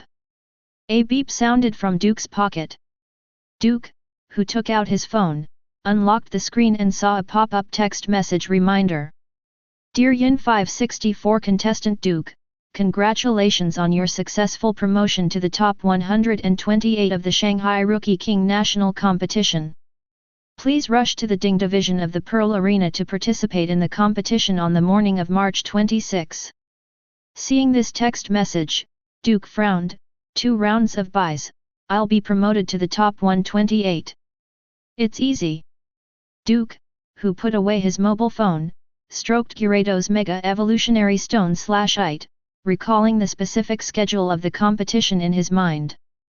Generally speaking, the audition takes 2 days and 4 rounds to determine the qualifications for the main match. If you are as lucky as Duke, you can get it in 2 rounds and go directly to the final bye. Those who are unlucky will need to continue the preliminaries until they qualify for the main match. And after passing the audition to enter the main match, the match will be broadcast through the internet. After 128 decides the top 64, the Pearl Arena will open the ticket sales channels for spectators to enter the stadium to watch the game. Moreover, as the competition schedule continues to deepen, the Rookie King National Competition will continue to expand its exposure until the final national broadcast. The top 128 will be divided into 4 competition areas, A, B, C, D, with 32 people in each competition area. The 32 people will be divided into 2 groups, and the 16 people in the 2 groups will compete in a match to determine the competition. Of 64 people. And now Duke directly skipped the next 2 days of preliminaries, and now directly advances to the top 128. I don't know what opponent will be arranged for me in the first game. Duke played with the Evolutionary Stone/Ite of Gyarados. He seized at least a dozen Evolutionary Stone/Ites from the experimental base. This Gyarados is just one of them, and Lucario is among the remaining Evolutionary Stone/Ites. The Mega Evolutionary Stone/Ite. You have to find a way to establish a relationship with Gyarados. Always beating slavery blindly will not lead to any good results. Evolutionary Stone/Ite is in your hand, and you can't use it. In addition, after winning this game, if you get Railou's Pokémon egg, the dog will be cultivated from a young age, and you don't need to consider the relationship. If you follow the trend, you can Mega Evolution. Now the focus is on the competition, taking down the Pokémon eggs, bringing back the trophy along the way, and filling the wine for the old man. Magic City Pokémon Association, President's Office. President, the list of the top 128 has been sorted out, and several goals you marked have successfully entered the final bye. When the President's secretary walked into the office with the list, the President of the Pokémon Association in Shanghai also patted Persian's head and nodded faintly. Put the things here, you can go down. Yes. After the President's secretary left the document, the President of the Motu Association picked up the list and looked at it carefully. After a while, he made a call. "Hey, it's me." On the other end of the phone, came an old voice. "How are things going? It's all done. Looking good." "Yes." The phone was hung up quickly, and the president looked at the list in his hand, shaking his head with a mocking smile. "Ha, they are all pawns." At the same moment, in Shangjing, a certain courtyard house, an old man immediately dialed another number after hanging up the phone with the president of the Pokémon Association in Shanghai. "It's me." A gloomy and mechanical voice responded from the phone. "How's it going?" "Aura Envoy's affairs are proceeding smoothly according to plan. Don't make any mistakes, the blooming project needs Aura Envoys." "I know, I will do it beautifully, and the things about the offshore base." The old man was interrupted immediately when he mentioned the Pokémon Association. "You don't need to worry about that matter. You just need to do your own thing well. What you need to be responsible for is the growth of the Aura Envoy. No matter what, let her win the first victory in her life and build momentum for her, just like it was I who made you come to this position in the first place, and let her grow to the height we expected." "Yes." The old man bowed his head and said yes, and the other end of the phone continued, "I know where your son died during the incident at the overseas base. But his sacrifice was not in vain. Because of the incident at the offshore base, we also know that besides us, there are new rule tramplers in the world." The old man lowered his eyelids and made a sound without emotion. "It is his honor to be able to sacrifice for the organization. It's good that you think so. When it's all over, you'll get what you want: dead son, Pokémon, family, hometown. Everything, everything, you will get." There was a bewitching meaning in the gloomy mechanical voice. "Until the gods come, all things will get what they dream of. Yes, I've been waiting for this day." The call came to an end. The old man put down the phone, looked out the window at the fruit tree that had just sprouted buds, with a hint of melancholy in his eyes. But soon, a person entered the room where he was. "Professor, I found something new in the secret place in Baoan City, Yi Province." "What did you find?" "We found traces of the 3 holy birds." March 26th, Pearl Arena. "I know, Principal, don't worry, I won't embarrass the school." Duke was carrying an umbrella, followed by Saduk as he walked towards the Pearl Arena. While swinging the umbrella, he talked to his principal Tian Yiming on the phone. "By the way, can the school reimburse me for part of the expenses?" "Reimbursement ass." Tian Yiming couldn't help but swear. "You demolished the second floor of the gymnasium, who will reimburse me? If you don't report it, you won't report it. As for being anxious, don't think that I don't know that you signed a temporary contract with the Meteorological Bureau and made a lot of money. That's the money I earned by my ability. Don't use your brains. Otherwise, on a dark, windy, and rainy night, your old man was struck by lightning, and it's none of my business. You kid can still play the trick of threatening people. How can it compare with you?" Duke came to the player channel, swiped his ID card and entered the arena. "However, if I win the first victory this time, the school and you will be happy. Wait until you get it. Okay, then I'll take the trophy back and give you an eye-sucking experience." "You brat, I..." Before Tian Yiming finished speaking, Duke hung up the phone first. He liked the way others were furious and unable to kill him. Of course. The most important thing is to use Tian Yiming to catch up with the Bajiliata fighting gym behind him. As long as he enters the fighting gym, he can justifiably use part of his strength. It's better to win this game first. Others. Duke pushed open the door to the players' lounge, and as soon as he entered, he was stared at by several pairs of eyes. "Yo, how are you?" Chapter 35. "Yo, how are you all?" As soon as Duke entered the players' lounge, he was stared at by several pairs of eyes. There were not many people in the lounge. After all, most of the contestants were teenagers aged 17 or 18.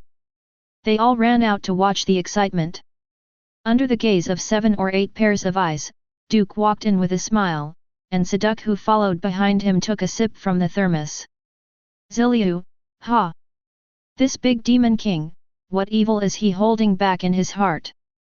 As he got along with Duke, Saduk realized that the boy in front of him was not at all what he appeared to be. On weekdays, he is extremely lazy, as if he can't wake up, and treats everything casually, but once his interest is aroused, he will become very bad taste. Inappropriate people's bad taste. It's just that there are only a few cases like this, and most of the time, he has a casual attitude.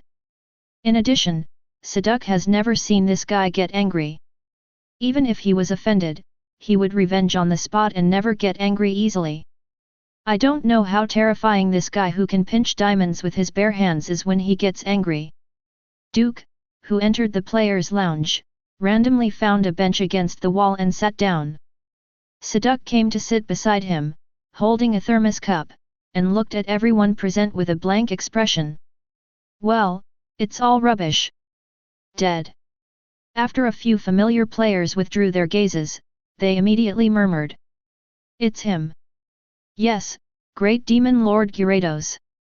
It is said that the 2 rounds of the preliminaries were started by rain dance. The first one was Ponyta, who was directly hit by the rain and lost his fighting ability. The second Loaded inspired his free swimming characteristics during the rainy day, and then this guy backhanded a dragon dance at Aquatail to knock that Loaded stupid. It's more than that. It is said that the Loaded was sent to the Pokémon psychology department overnight, leaving serious psychological trauma. That trainer girl cried so much that she almost passed out. So inappropriate. Don't look at him smiling, maybe he will think about how to torture us again. Hiss, this kid is so terrifying. Pearl Arena, guest seats. Oh, Lao Tan came so early. Aren't you too? My girl insisted on asking me to cheer her on. She didn't even sell the tickets, so I had to be cheeky and stuff them in. Chairman Lin, you are here too. Come on, let's see if there are any suitable newcomers who can be promoted in this class. Hey, Professor Chen, you're here too. Come and see. Representatives and guests from all walks of life are gathered at this moment, ready to watch the next game. Each battle zone has a special camera ROTAM to shoot. At the same time, it will be broadcast live on the internet and transferred to the big screen in the main venue. Everyone can see the games they want to watch. Just when everyone was chatting happily, there was a stereotyped announcement from the horn of the Pearl Arena. The main match of the Newcomer King National Competition in Shanghai will start in 3 minutes. Players from all districts are requested to get ready. The main match of the Newcomer King National Competition will start in 3 minutes, please. The main contestant of the Newcomer King National Competition. After 3 broadcasts, all the players in the players' lounge set off for the battle. Duke naturally mixed in with the crowd. As soon as he walked out along the players' aisle with an umbrella in his hand, he received a lot of attention. At this moment, Duke also noticed that there were scattered audiences in the auditorium. Strange, isn't it said that 128:64 is only a webcast? Duke raised his eyebrows, and a pleasant voice came from the side at this moment. It's true to say that, but some people with strength and background have entered the arena to watch the game early. Following the sound, Duke saw the psychic girl who was trying to seduce him with psychic. We meet again. The psychic girl hugged the Gerda doll and smiled at Duke. Ha, you're out of luck. The corner of Duke's mouth twitched, and the other party pouted. It's really unlucky to meet you, but my opponent is not you. Don't play your tricks in the game, if you get caught, you will be in the game to make soap. Duke waved his hand and ended the conversation unilaterally. The psychic girl didn't care, instead she needed the little face of the Gerda doll in her arms. Quite an interesting guy, hey. Mum. Gerda doll pouted, she didn't like this guy, and she didn't like that duck even more. It looks very flat. Me too. The psychic girl flipped the Gerda doll in her arms, turned and walked towards the auditorium. Duke did not go to the auditorium, but went directly to the battlefield. He is the starting opponent today. In the first game of the Ding Division, players from Duke will face players from Lindong. Both sides are in position, get ready. The referee in the raincoat came to the referee's seat while in place. It also attracted the attention of many people. Why is the referee wearing a raincoat? Yes, this is indoors. Is your brain showing off? Don't you guys know that the starting Duke starts with rain dance? Is that so? I see. Amidst the discussion, Duke and Lindong took their positions, and the referee once again held up two small red and blue flags. The rules of the battle are 1v1. When one Pokémon falls or loses fighting spirit, it will be judged as a loser. Now the game starts, Lindong will attack first. And both sides will release the Pokémon. Go, my partner, Bunelby. Lindong was the first to throw the Pokeball, and the classic red and white Pokeball flew out of his hand. The moment it opened and closed up and down, a blue light flew out. Big worm. Duke threw the luxury ball, and Gyarados, the big bug, also appeared. Roar. The big bug Gyarados, which naturally soared into the sky, stared fiercely at the long-eared grey rabbit below. The little bunny looks delicious. Bunelby, use dig. Lindong was the first to issue the command, and Bunelby splashed from the ground, like a diver. At the moment of rising to the highest point, he plunged towards the ground. Puff! Immediately, a hole appeared on the ground, and floating soil was piled up outside the hole. As soon as Bunelby disappeared on the surface, the players in the audience began to discuss. His idea is very good. First use dig to accumulate strength, and don't worry about Gyarados' rain dance. But the strength of the enemy and us is too great, is it useful? That's right, I always feel that this guy named Duke is here to accept the award. Concentrate on watching the game. Amidst the discussion, Lindong wiped the sweat from his forehead. He met Duke in the first game. This was a terrible thing that couldn't be worse. However, since you have participated in the competition, you must go all out. Only in this way can we not regret our youth. Dragon Dance. As soon as Duke's voice came out, Gyarados immediately began to dance his body, dancing the mysterious dragon dance to improve his strength. No matter what the opponent is, it is the safest way to strengthen its own state first, and of course it is also the most tormenting mentality. Gyarados had just finished the dragon dance. Duke slowly opened the umbrella and put it on his shoulder. Noticing Duke's action, many people silently took out the rain gear they had prepared in advance, and in a scene with this bastard, they really had to pay attention to the problem of rain protection. Rain dance. Roar. Amidst the boundless sound of roar, the dark clouds gathered quickly, and the bean-sized raindrops also fell down. Bunelby, don't come out, keep digging. Dig out the gutter for me, and make a double tunnel for the water. Control the water flow and submerge me.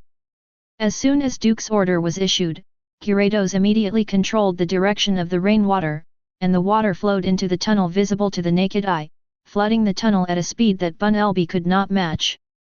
Even if Lindong did his homework in advance, Gyarados' performance exceeded his expectations. Soon, the tunnel in Bunelby was completely submerged, and the grey rabbit broke through the ground from a corner of the battlefield. Shove him back to me. Gyarados immediately rode the wind, swam freely in the rain, flicked his tail casually, and slapped Bunelby back, who dared to rush out of the ground. And, taking advantage of the opportunity, he was given a physical anesthesia. Okay, completely freeze the tunnel for me. Hold head high. Gyarados breathed out freezing rays, and the water at the entrance of the cave froze at a speed visible to the naked eye, and the sound of clicking and clicking could be heard endlessly. In just a moment, the venue completely turned into an ice and snow venue. When Gyarados made this step, Lindong immediately fell to his knees with blank eyes. Bunelby. Gyarados, dig that rabbit out, we can't be too bully. Gyarados followed suit, but the players in the audience were blown up. Can't you bully people too much? Look at what you're doing, is this a human thing? Are you kidding me? It's fine if the house is flooded, but if the person rushes out, you take it back for him, and you take it back and freeze it. Look at what you're doing, is this a human thing? It's just not human, it's too human. Chapter 36. Bunelby. Lindong hugged the frozen lump of Bunelby and cried loudly. After Duke took back the Gyarados, the rain clouds that gathered in the room gradually dissipated because of the Gyarados being taken back, without the strength to support them. When the rain cloud completely disappeared, Duke also shook the rainwater stains on the umbrella, turned around and walked towards the player channel with Seduc. If it were other players, maybe they would stay, watch other players' battles, collect intelligence, analyze information, and formulate strategies, but for Duke, with this little time, it is better to go back to the Sky Flower on the top floor of the hotel. Garden basking in the sun. Seduc followed Duke step by step. Before leaving, he looked at Lindong in the field, and then at the other players in the audience who were shocked and angry. Alas, these children don't know what they are about to face. As soon as Duke left, the condemnation against him broke out in the players' bench. That Gyarados is absolutely freaking. I thought using Onyx to make Earl Dervish Pokémon was exaggerated enough, but this guy is even more exaggerated. The body length of this Gyarados has exceeded 3 times the normal individual value. Participating in the Rookie King contest and bringing this kind of Pokémon is simply cheating. But having said that, that kid has helped us prevent disasters, we should thank him. As soon as these words came out, everyone fell silent. No one wants to run into Duke, the perverted monster. We are all newcomers, but such a monster pops out. Lindong really helped everyone block the gun. 128 advanced to 64, 32 people in each competition area, the 32 people will determine 16 winners, and the 16 winners from the 4 competition areas will also be combined to form the top 64. Now that Duke has won his first victory as a starter, he has already qualified. In other words, Lindong is indeed helping Hand and the others to prevent disaster. After all, whoever met that Gyarados would kneel. Contrary to the righteous indignation of the contestants in the audience seats, the atmosphere in the guest seats was peaceful. That young man is nice. It's really good. Gyarados with this strength is already beyond the standard for a rookie, but he can still command so smoothly and freely. It seems that his strength should not be underestimated. With that Gyarados, making it to the semi-finals is easy. That's for sure. The image is also good. Gyarados is also very powerful, very suitable to be a spokesperson. You want to support him. Look at his follow-up performance. After all, the rookie stage is brilliant, but in the later stage, there are too many particles in the crowd. That's right, the Rookie King competition focuses on the cultivation of Earl Dervish Pokémon by newcomer trainers. The strength of Earl Dervish Pokémon is directly linked to the trainer. From this point of view, this young man named Duke has lost his original intention. The path of a trainer who only relies on powerful individual Pokémon ends here. Overdraft potential is not advisable. Duke, who was completely ignorant of the discussion about the auditorium and guest seats, had already returned to the hotel. Even if he wanted to know, he wasn't in the mood to eavesdrop on these guys' conversations. I live for myself. Why should I care what other people think? How other people think, it will not let Duke be affected in any way. Besides, it's too sad to keep the perception turned on all the time. You must know that Duke's current perception can cover the whole world, but he has been closing his own perception. Once the perception is released, countless information will flood into the brain. Even if he can handle it, it will be a troublesome thing. Unlike Da Chao, he needs to always pay attention to world peace. He only needs to live the life he wants to live. If there is someone who wants to destroy his life, an extra meteorite will fall on the top of his head that day. He is proficient at hitting people with meteorites. If you don't believe me, ask Rayquaza of the ozone layer. This is life. Duke, wearing this pair of cropped shorts, was lying on a beach chair, soaking up the sun, while Seduc sat beside him, wearing sunglasses and a parasol that blocked most of the sun. In the swimming pool not far away, the big worm Gyarados was soaking in the water, and several mock amps were standing in the pool, giving the big worm Gyarados a massage. Now Duke and the others are on the top floor of the summer colorful Hotel Sky Garden, where there are not only swimming pools and sunbathing areas, but also man-made forests and streams for guests to relax and entertain. And all of this is achieved by relying on the power of Pokémon. Magic City, Pokémon Association. Space Monitoring Room.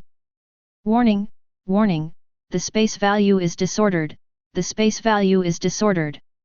The alarm sound without emotional fluctuation suddenly resounded throughout the monitoring room, and the dazzling red light immediately flooded the ground. The researchers in the monitoring room immediately manipulated the instruments to detect the peak area where the spatial value was disordered. Not long after, the researcher locked on the location, and also analyzed the source. What happened? The top management of the Pokémon Association arrived quickly. As soon as they arrived, the leading female trainer noticed the pale face of the researcher.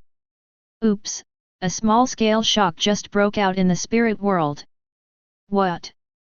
The female trainer's expression changed.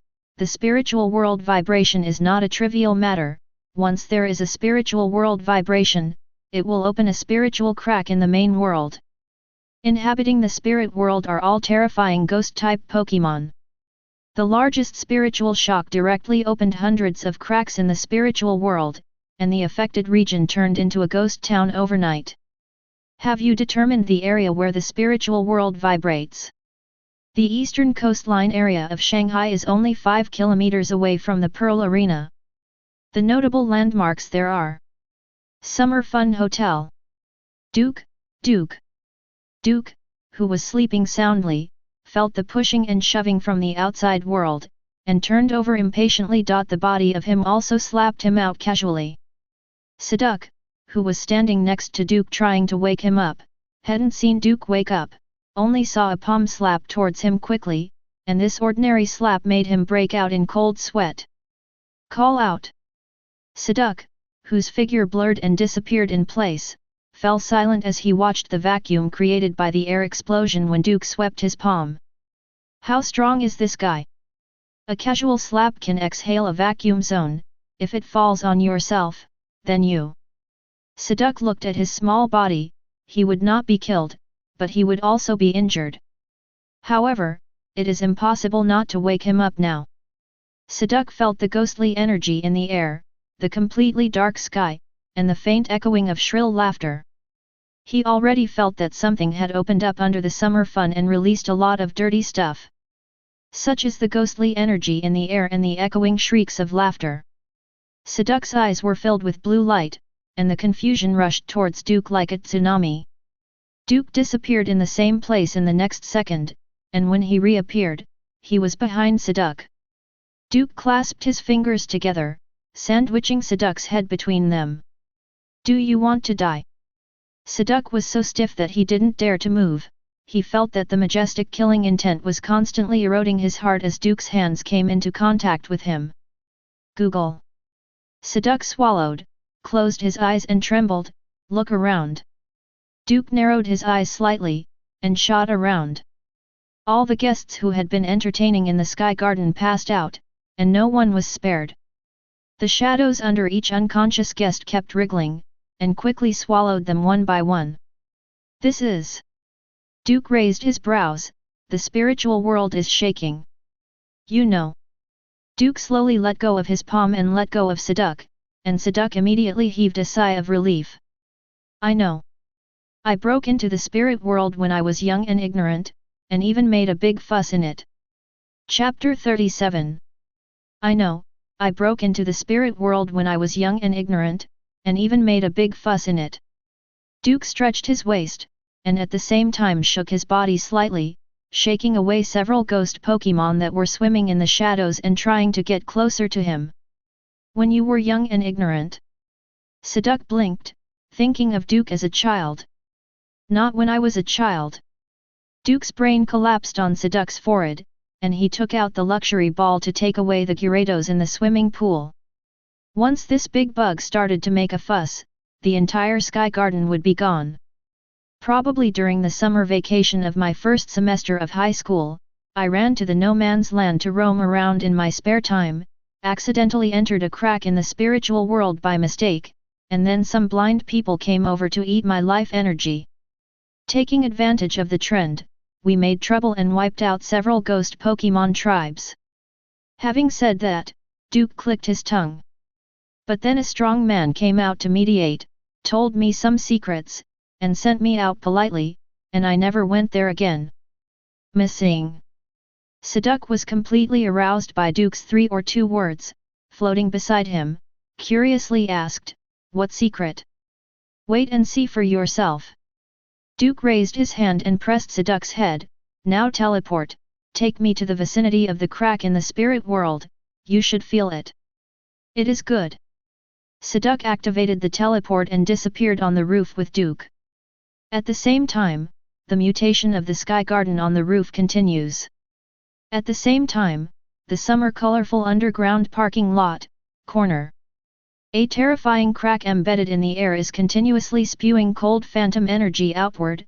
Misdreavus, Haunter, Dusk Noir, Bayonet, Driftblim, and Litwick are all running out. The space is slightly distorted for a moment, and returns to normal in the next second. Duke and Seduk also appeared in front of the crack. Seduk frowned slightly as he looked at the terrifying crack that looked like the mouth of a giant beast. In his heyday, there was no need to be afraid of these ghosts. But now, his strength has not recovered halfway, and he has to avoid the cracks in the spiritual world. "Okay, let's take a trip to the spirit world, go see my old friend, and ask him for something along the way." Duke released the biological force field and wrapped Seduk in it.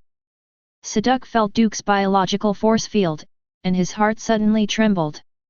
This powerful force field was like an insurmountable moat. "Can't give birth."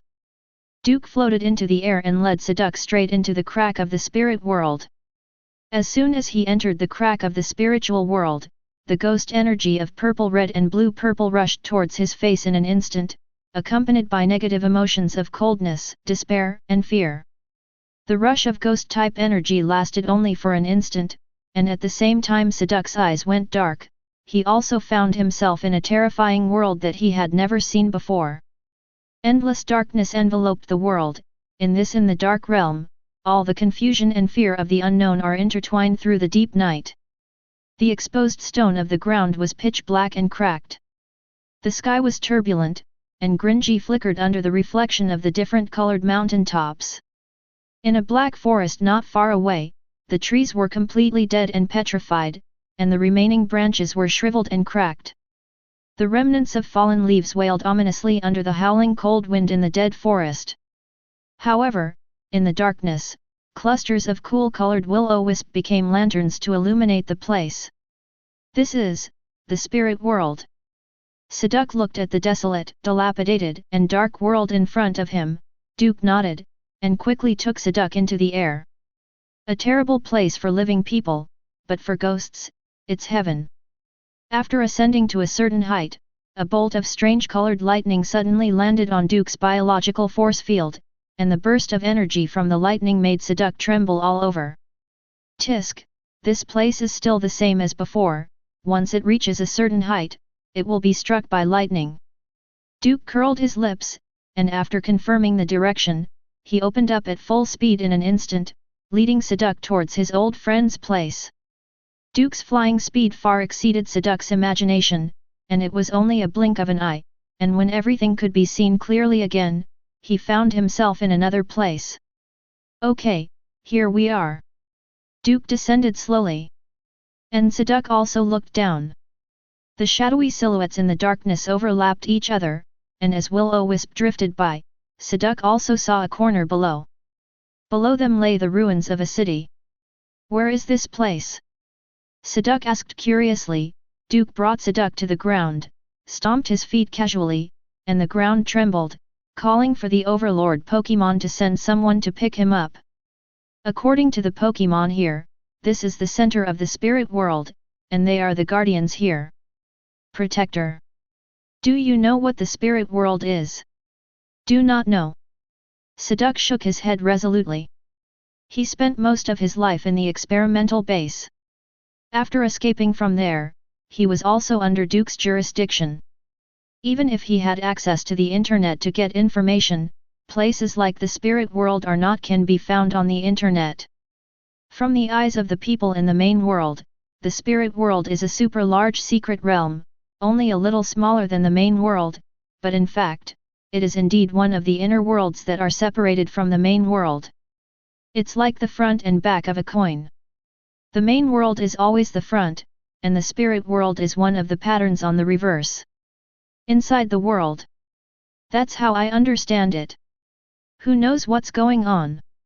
Duke looked indifferent, and at this time, Seduc noticed that the surrounding air became extremely cold, and at the same time, the surrounding darkness became extremely deep.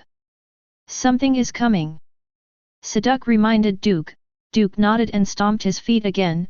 You bastards, don't make fun of me, otherwise, I'll squeeze them into balls for you.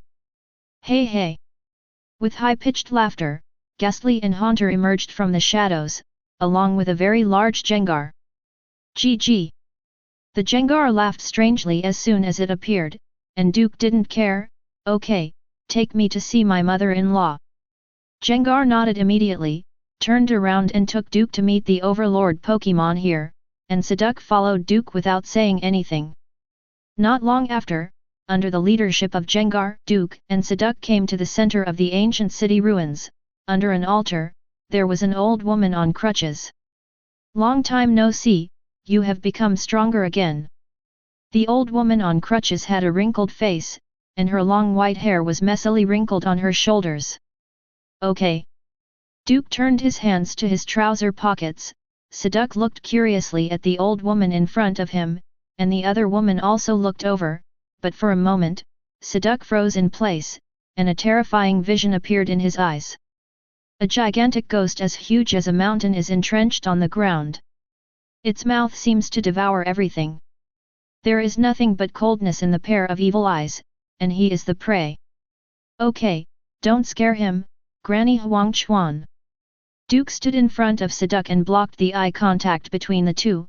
I'm so scared, where can I find such a good nanny? Seduc, who had just regained consciousness, was a little moved in his heart, but after hearing Duke's speech, his mood became dare to move. Nice little duck. Granny Huang Chuan laughed in a low voice, and said in a blink of an eye, what are you doing here? Do you have a keystone here? Duke took out a Mega Evolutionary Stone/Ite, it is matched with this thing. Originally Duke didn't want to care about the cracks in the spirit world. But Seduc's inquiry reminded him of his old acquaintances in the spirit world. There are a few Jengars here who have a strong squirrel fetish and hide a lot of good things. It might contain the keystone Duke wanted. You came here just for the keystone. By the way, let's observe the situation here. Of course, the keystone is not for nothing. How about the power of a punch? Duke looked at the altar in front of him, and Grandma Huang Chuan smiled sinisterly. Okay, the power of a punch, you said. Also, want to just go up and observe. Duke took Seduc up to the huge altar towering in front of him.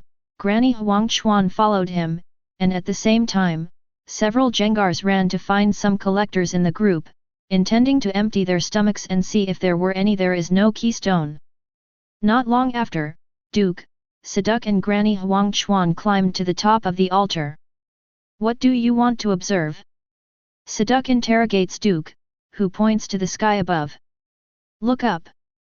Duke just looked up at the sky with just one sentence, and Seduc also looked up, and his breathing stopped after just one glance. I saw a world above his head. This is, Seduc asked harshly, what? Destroy the world, home of a grumpy ghost dragon. Chapter 38. Summer Fun Hotel, at the gate. SHH. After taking a bite of the ice cream, Duke sighed as he looked at the hotel gate that had been cordoned off. Looks like I'm going to find another place to rest tonight. Siduk gave Duke a blank look, and also took a sip of the ice cream. After the ice cream was cold and sweet, Siduk was also digesting what he had seen and heard in the spirit world. There is actually a world above Grinji in the spirit world, and that world is still falling. And according to Duke, once the world above the sky of the spirit world completely descends on the spirit world, the main world will almost be a mess. After he only went to the spirit world once, the reason why he didn't go until today is because of this. Once he makes a big disturbance in the spirit world, it may trigger a chain reaction and speed up the arrival of that world. That's why Duke never went to the spirit world. When I went today, I also encountered a crack in the spirit world, so Duke wanted to observe it, along the way to see if there was a keystone. Okay, let's find a buffet to eat, and find a new hotel by the way, it's too late to live here. Duke withdrew his gaze and left with Siduk. He returned to the magic city through the cracks in the spiritual world in no man's land. After all, at his speed, the world really is like a small village, and he can go wherever he wants. Just as Duke and Kadak left, a pale young man also came to the scene. The young man who directly crossed the cordon approached the person in charge at the scene, but before he could speak, he coughed a few times. Cough cough cough. Yan Elite, are you okay? Seeing the young man's heart-rending cough, the person in charge couldn't help but express concern. Yan Elite waved his hand, it's an old problem, don't worry. Let's talk about the situation here first. At present, we have transferred some of the hotel guests, but a large part of them still stay inside the hotel. Our trainers can't go any further, and the ghost system's energy spillover index is getting higher and higher. I see, now leave it to me. Yes. Yan Chongsheng coughed and walked into the hotel.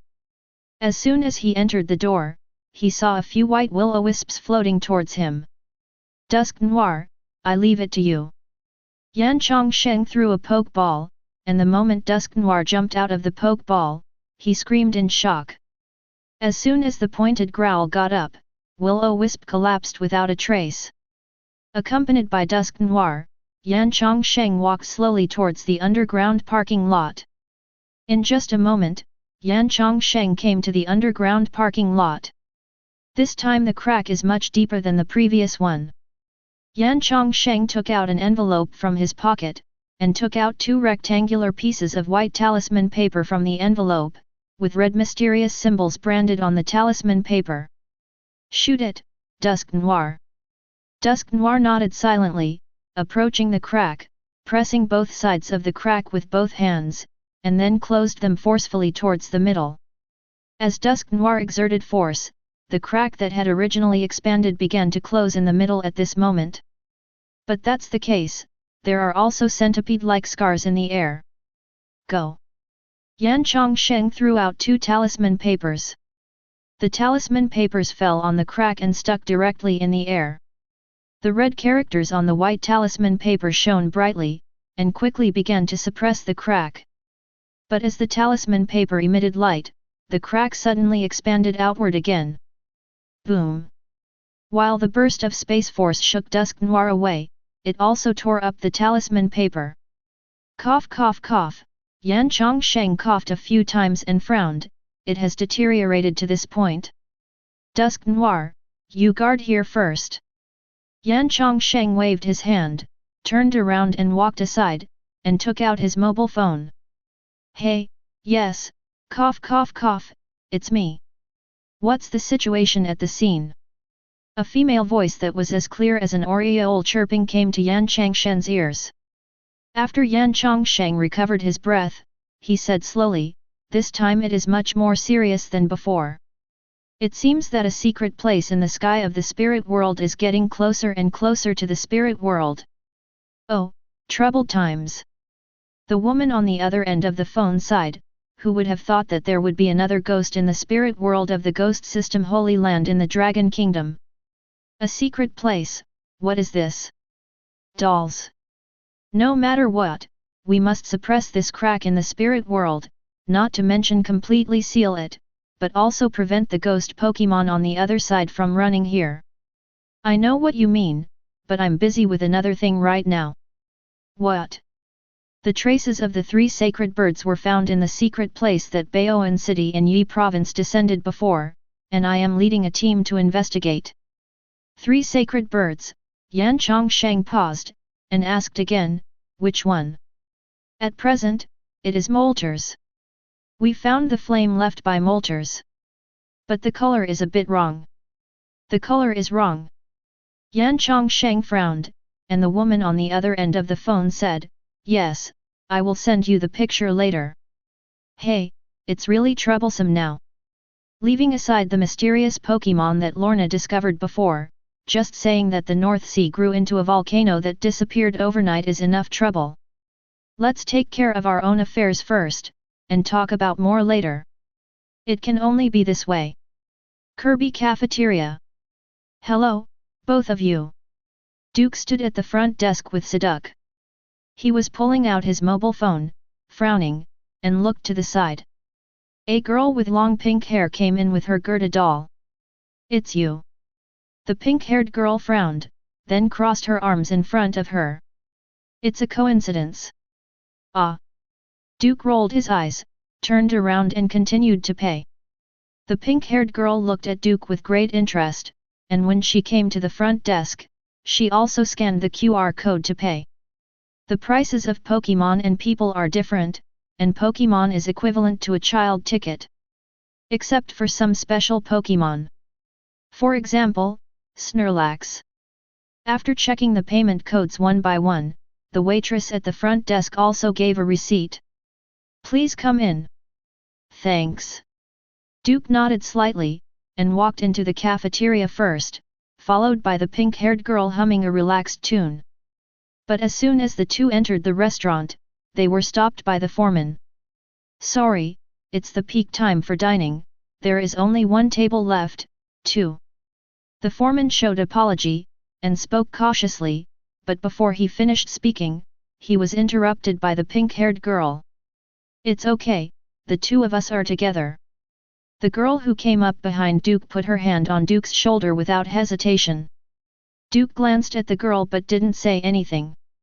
In this case, please follow me.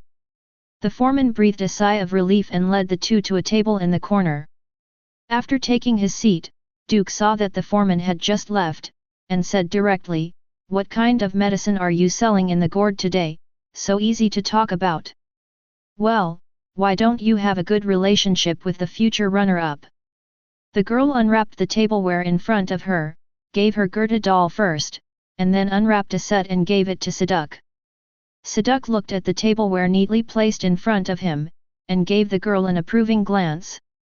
The little girl will come, not bad. Runner-up. Duke raised his eyelids, speak clearly. You don't have the attitude of asking for help. The girl clasped her hands and fingers to support her chin, leaned forward slightly, and stared at Duke with great interest. What do you want? Duke leaned back against the back of his chair. I want to get to know you. The girl held out her palm to Duke, tilted her head, and narrowed her eyes slightly. What do you think? Duke looked at the girl's outstretched palm, and slowly raised it to hold it. Duke. Suro. Chapter 39. Goodbye, future runner-up monk. Suro winked at Duke, hugged her Gerda doll, chose a direction and left slowly. Duke with Seduc took out a cigarette from his pocket, and took one directly. Casually rubbed his fingertips against Duke who lit a cigarette, and exhaled a puff of smoke. Phew! That little girl said, what do you think? Seduc's gloomy and hoarse voice echoed in Duke's ears. With psychic, he couldn't talk to Duke telepathically with Duke's permission, but the essence of sound was the sound waves generated by vibration. Using psychic vibrating the air to produce sound is a piece of cake for him. Duke tilted his head and squinted at Seduc beside him. You know, I never lie. Can't lie. Seduc held his head and asked suspiciously, does this have something to do with what we're talking about? Of course it does. Duke exhaled another puff of smoke, watching the white smoke slowly spread in the night. I said I want to take the champion trophy back and give it to my dad as a wine glass, so they have to prepare the champion trophy for me. It's not easy. Your human social relationship will be very complicated. According to the little girl, the champion candidate has already been determined by default, so it means that more than one party is involved. This event is organized by multiple parties, and these organizers they will also weave each other into a big web. So what? After taking his last puff of cigarette, Duke threw the butt of the cigarette on the ground and trampled it into scum. If I want it, they have to give it. If you don't give it, I'll overturn the table. Duke rarely showed his own domineering. Sidhu paused after hearing the sound, then opened his mouth. Being subdued by such a person doesn't seem to be a bad thing. At least, I can see a lot of interesting things. Human society is indeed extremely complex, and various networks of relationships are intertwined to form a civilized society. And these people who weave the social network and occupy high positions make the rules of the society. As a suppression, they require everyone to obey. But when there is a person who ignores any power and social relations and can override everything, it also means that everything that the world cares about will become a joke in front of this existence, a complete joke. Siduk is looking forward to that day, looking forward to the moment when those pretentious and superior humans will be reduced to a joke in front of this teenager. Okay, let's go, I'm going to find a new place to rest tonight. Duke took out his phone and looked at tomorrow's schedule.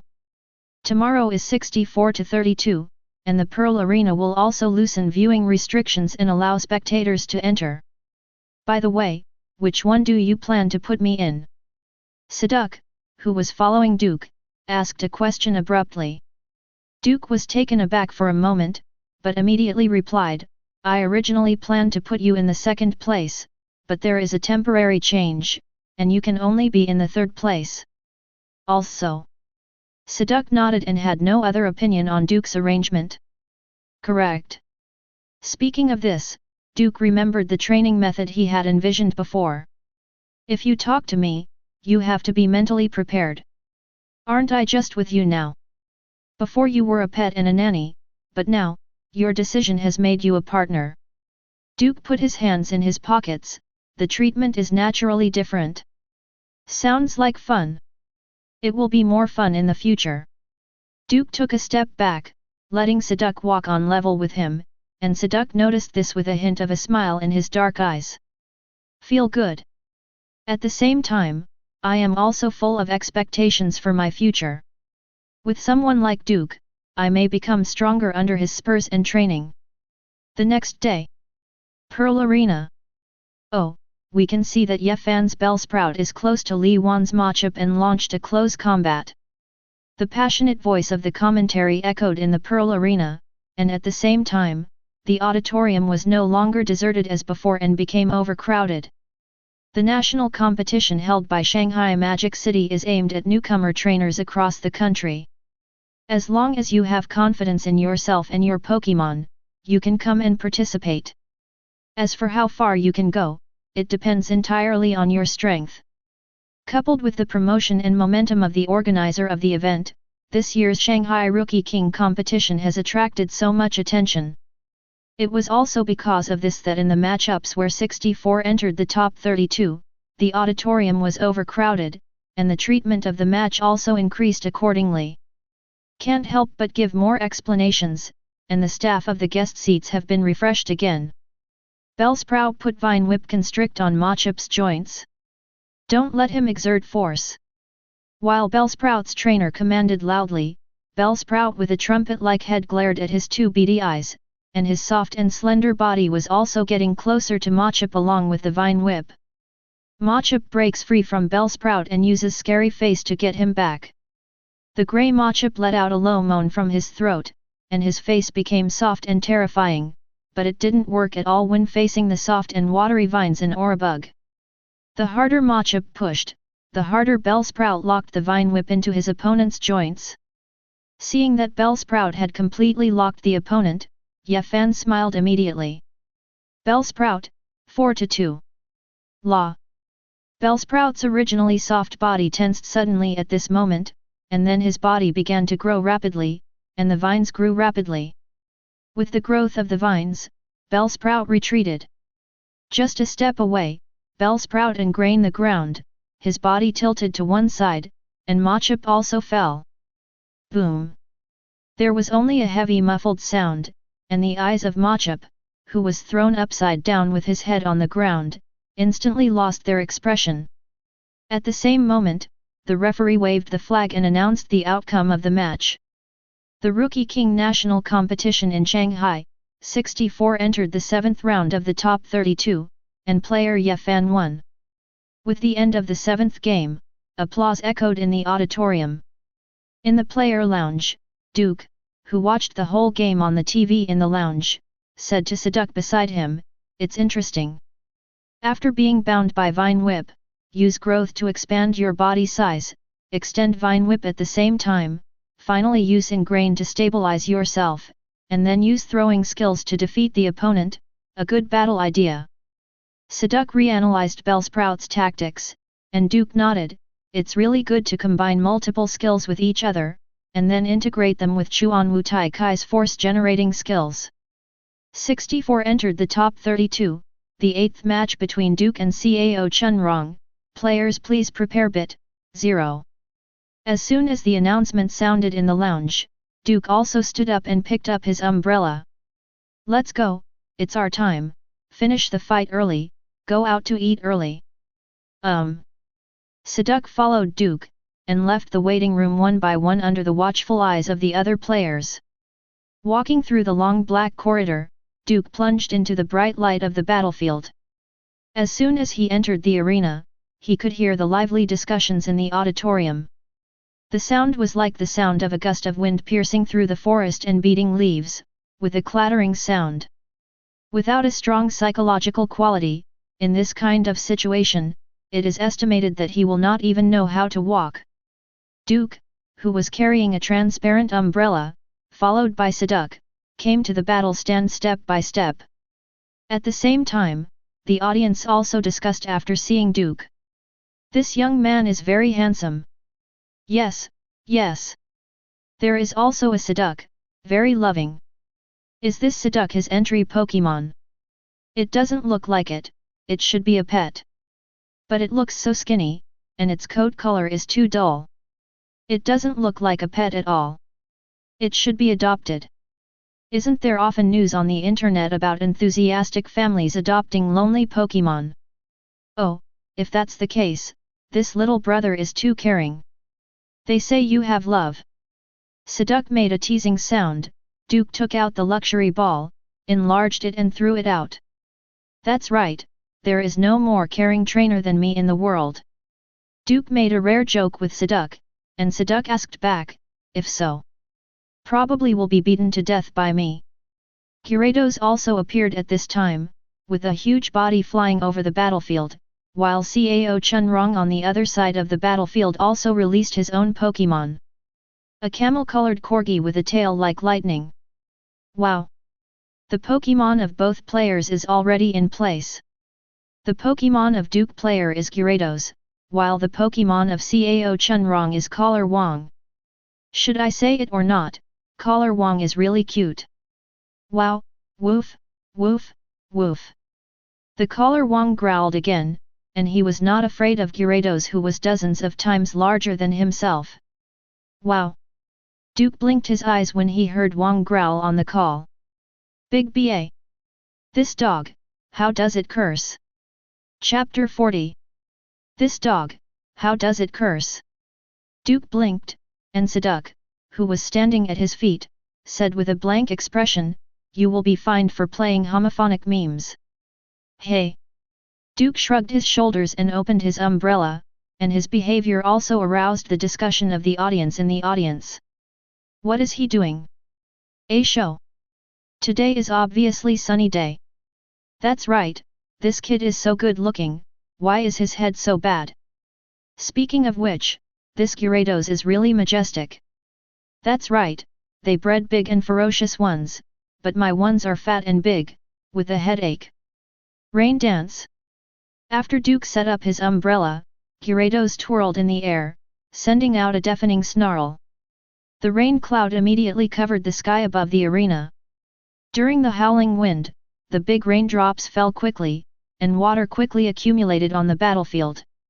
However, the torrential rain continued, and the raindrops fell into the puddles. Fits in quickly. With the arrival of heavy rainfall, it was very difficult for Wang Lian to open his eyes and keep his sight. The lightning-like tail that was originally raised high was also wet by the rain, and the electricity overflowed. Wow!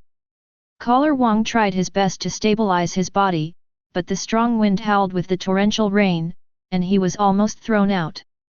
Wow! Cao Chunrong screamed, and Duke took out his phone to check the time. It's almost 12 o'clock, if you don't go to eat, there will be no seats. And there is an appointment for Gyarados scale care in the afternoon, and Seduc's body conditioning, so don't be late. Looking at the phone to himself, Duke, who was mumbling to himself, was targeted by the lens of the camera in the next second and projected on the big screen. Such a bland and indifferent attitude made the audience in the auditorium who were brutally hit by the torrential rain feel shocked and angry. This guy launched such a large-scale rain dance, and he still looks indifferent. Too bullying, this is a competition for rookie trainers, but is this guy really a rookie trainer? A torrential rain of this intensity is comparable to the rain team of the Meteorological Bureau. What is the background of this kid? I can't do it, my face hurts from the rain. Me too, wow. Stop talking, you'll be drenched in rainwater. I always think he did it on purpose. The spectators in the auditorium were ravaged by rain dance, but the guest seats were in the VIP room of the arena. At the same time, the rain cover has been raised for the guest seats. As for the performance of Duke's Gyarados, the guest audience showed a state of polarization. The strength of this Gyarados is really good, it should have the strength of a master. It seems to be there. With such a big body, it can compete with the overlord Pokémon in the secret realm and the wild. The strength of the master level is appropriate. This young man can control a master Pokémon, which is very good. Although this is the case, everyone knows the current unspoken rule. Newcomer trainers must be equipped with nascent Pokémon. I think everyone is aware of the birth of this unspoken rule. Yeah, Earl Dervish Pokémon doesn't need to be the strongest, but it must have the best qualifications. Blindly pursuing powerful Pokémon is actually an overdraft for the future for newcomers. Regardless of whether they can be controlled or not, just talking about the Pokémon that has already formed is not conducive to the growth and transformation of newcomers. At the end of the day, it's not advisable to overdraw the trainer's potential. Yes, such examples are not rare. Although this young man has performed well, his future is just like this. You guys are thinking about newcomers, but for me, it's not easy for this young man to show such strength at this time. Not to mention that this Gyarados' accomplishments in rain dance are not inferior at all. A rain team from a master trainer, or even a rain team from the Weather Bureau. Well, it's a good choice to get in touch with the Meteorological Bureau. I agree with you. So, who is going to make the first move? The guest seats fell into a brief silence. At this moment, a young woman smiled gently, I'm here. It just so happens that my fruit cultivation base needs a trainer who is proficient in rain dance. This young man is very good. Since Director Chi has spoken, we will not compete with her. Yeah, let's not argue. Then thank you all. On the battlefield, the wind and rain became more and more urgent, and the caller Wang was completely drenched by the rain. Under the strong wind, he rolled around in the mud a few times and couldn't see his original appearance at all. Storm! Immediately, Gyarados set off a stronger gust of wind. As the storm whizzed, the caller Wang was directly blown away by the storm, like a kite with a broken string, and fell to the ground. Cao Chunrong, the trainer who called Wang, screamed and jumped at his Pokémon, and Duke raised his hand to take Gyarados back. Let's go, Big Bug, it's time to eat. With Duke's departure, the rain cloud covering the entire battlefield also dissipated immediately. At the guest seat, seeing Duke leave, the beautiful lady also left the guest seat. "Sorry, I'm leaving." "Haha, Director Chi congratulates you in advance on your lucky horse." "Where? The horoscope hasn't been written yet." The beautiful woman, Director Chi, left the guest seat, ready to trap the horse she was looking for. Outside the arena, Duke lit a cigarette and reported his results with his family. Siduk stood aside, staring at the passing vehicles and pedestrians with a blank expression. "I will take care of myself. When the game is over, I will go home as soon as possible. Don't worry." While chatting on the phone, Duke watched a black car stop in front of him. As soon as the car stopped, the door opened automatically. Seeing the scene in front of him, Duke blinked. "Okay, let's not talk about it, I have something to do here." After hanging up the phone, Duke bent down and looked into the car, and a delicate and smooth palm stretched out from the car and took the cigarette from the corner of his mouth. "Young man, smoking is not a good habit." While the owner of the palm threw away the cigarette, Duke also saw the other person's appearance, in his early 30s, with light green hair tied into a bun, and a hairpin with young leaves piercing through the bun. A black cheongsam with floral and embroidered leaves made the other party's skin fairer, and it also highlighted her figure. On the narrow shoulders, there was a gentle face with a smile. However, the beauty mole on the corner of the mouth added a little charm to the other party. The slender and plump calves of the beautiful woman with erlang legs swayed slightly, and she held an olive branch in her free other hand. And beside her, sat a lily gant with a lovely appearance, and looked at Duke together with the young woman. Duke looked at the other party for a moment, then opened his mouth and said, "Auntie, what's the matter?" The beautiful woman was taken aback when she heard the words, but Lily Gant covered her mouth. How did such a young man survive without being beaten to death? "Hey! I'm really old." Chi Wanyu sighed plaintively with her chin in her hand, covered her forehead with one hand and sighed softly, "Before, your words would have been worth my leaving you in the flower field to make fertilizer. Hey, the wrinkles are not big, the big talk is not small." Duke sneered, raised his hand to hang on the door frame, and said directly, "Okay, what do you want me to do? If it's okay, I'll leave." "Young man, with such a poisonous mouth, you won't be able to find a girlfriend." "I can find Pokémon." Duke rolled his eyes. Chi Wanyu covered her mouth with the back of her hand and said, "It's interesting, let's get in the car." "Sister, let me give you a little life advice." When Chi Wanyu was speaking, she also waved slightly towards Duke. Her face was not smiling, but she was full of charm. Duke smacked his mouth. "Okay, but you have to take care of your food." "Oh, cute." Chapter 41. Modu, the cultivation base of Luyangsha fruit. Base gate. No, the sound was turned on, and a black car smoothly drove into the base. The car drove along the road, all the way deep into the base, and finally stopped in the parking lot. After the door opened, the beautiful woman with Lily Gant and the boy with Siduk got out of the car. "Welcome to my tree fruit cultivation base." While Chi Wanyu introduced her base to Duke with a smile, Duke also looked into the distance. This place was bigger than the tree fruit cultivation base he had been to in Baoan City before. Mountains, hills, plains, lakes. This tree fruit cultivation base has everything needed to cultivate various berries. At the same time, the number of Pokémon in the entire base is very large, which can be said to be seen everywhere. As soon as Duke got out of the car, a group of Oddish led by a vile plume passed by his sight. Duke took a look and then looked away. "Then what is your purpose in inviting me here, mother?" Lily Gant looked at Duke with strange eyes. She didn't know where this guy got his confidence. Where did he dare to call Chi Wanyu that? You know, even though Chi Wanyu is a grass-type specialized trainer, it doesn't mean that her temperament is as weak as Oddish. Chi Wanyu with her arms folded glanced at Duke, and said indifferently, "Young man, politeness is a good thing, but it's a pity you don't have it." I'm the most annoyed at being secretive. If you have something to do, just be more straightforward, okay? Duke took out his mobile phone and looked at his schedule. Qi Wanyu nodded upon hearing the sound. In that case, let's go to my lake and build a small building. Where can I talk about it in detail? Is there any other taboo? No, they're all edible, but my Gyarados and Psyduck are very snarky. There's nothing wrong with these. A land/crossing car parked beside Qi Wanyu and Duke, and the driver was a Meowth? Duke looked at Meowth, who was wearing a driver's suit and sitting in the driver's seat, and then at Qi Wanyu. This guy can play.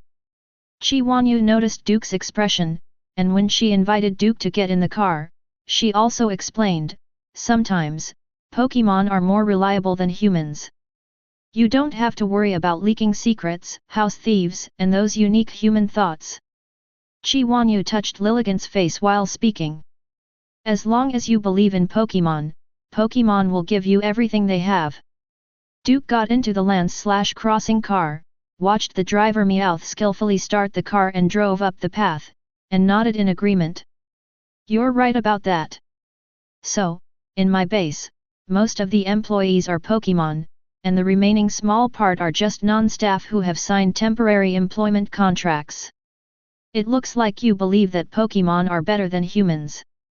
Pokémon don't have as many messy minds as humans, and they won't betray, so I trust Pokémon more than people. Wow! Duke looked at Qi Wanyu, who said these words with an indifferent face, and let out a groan. This woman must have been hurt or betrayed. He bet on a meteorite. If yes, hit Rayquaza; if not, he will smash the meteorite in his chest. It was also in this neutral position that the land/crossing car stopped in front of a house built by the lake. The whole house was made of bamboo, surrounded by a bamboo fence, and Duke noticed that these bamboos were used to build the house. They are all verdant and growing with bamboo leaves. Is this house alive? Duke stared at the house with interest, and Qi Wanyu said proudly after hearing the sound, "This house is my birthday present from my Pokémon, so it's pretty good. Not bad, I can play. Come in." Duke followed Qi Wanyu into the small courtyard, and stopped all the way into the gazebo near the lake. After entering the gazebo, Qi Wanyu sat in front of the stone table, raised her legs slightly, and looked at the nearby lake. Duke threw the luxury ball casually, and let Gyarados jump out to play by himself. Gyarados flew out of the Pokeball and plunged into the water, crushing the lake like a mirror. Seeing this scene, Qi Wanyu shook her head, but didn't say much. "Okay, what do you want to tell me?" As soon as Duke made an inquiry, he saw a few steens, which are rare in Longguo, enter the gazebo with a tray, leaving behind several dishes of seasonal fresh vegetables and fruit plates, as well as a jug of sake and fruit drinks. "Try it, the fruit drink brewed by my shuckle." Qi Wanyu pushed the fruit drink that hit the porcelain jug towards Duke, and Duke did not hesitate, took it and poured a glass for Psyduck first, then poured a glass for himself, and the rest was sent to Gyarados with a whistling whistle, and threw it to the he. Gyarados curled the porcelain jug with his beard, poured the fruit drink into his mouth, and narrowed his eyes as soon as he tasted it. Delicious! Duke picked up the cup and took a sip, and let out a little snort. "Well, not bad." Psyduck also held the lid of the thermos and nodded, saying that it was indeed good, not only the taste, but also a faint energy from the fruit drink. "This is one of the top products of our base. So, what is the purpose of your inviting me here, what?" Duke put down his glass, and looked at the beautiful woman in front of him calmly. He didn't feel any malice from this guy. Even if he deliberately made rude words a few times before to try, the other party tolerated it with good self-cultivation. This made Duke a little curious about the opponent's intentions and ideas. Before that, let's talk about this magic capital competition. As soon as Qi Wanyu uttered these words, Duke held his cheek and said, "You want to talk about the shady scene of this competition? You know." Duke's performance made Qi Wanyu raise her brows in surprise. Duke picked up a piece of tree fruit and stuffed it into her mouth, and said vaguely, a psychic envoy named Suro told me about it. My surname is Su, and I'm still a psychic envoy. That should be a contemporary walk of heavenly love. Before Duke could ask what Tianqingliu is, Qi Wanyu continued, although the sect of Tianqingliu has a small number of people, its status is extremely special. Even, the upper echelon of the Pokémon Association will actively cooperate with this genre to find talents, but this is so. There are very few people in this genre. Only one person appears in the secular world in each generation, which is the so-called walking. As for why this is so? It's just because this genre specializes in developing the use of emotional energy. Emotional energy. Hearing this, Seduct couldn't help looking at Qi Wanyu, the Pokémon who can develop and control emotional energy, among other things, at least the legend can be expected. Duke also scratched his chin. Pokémon pays great attention to the excavation of emotional power.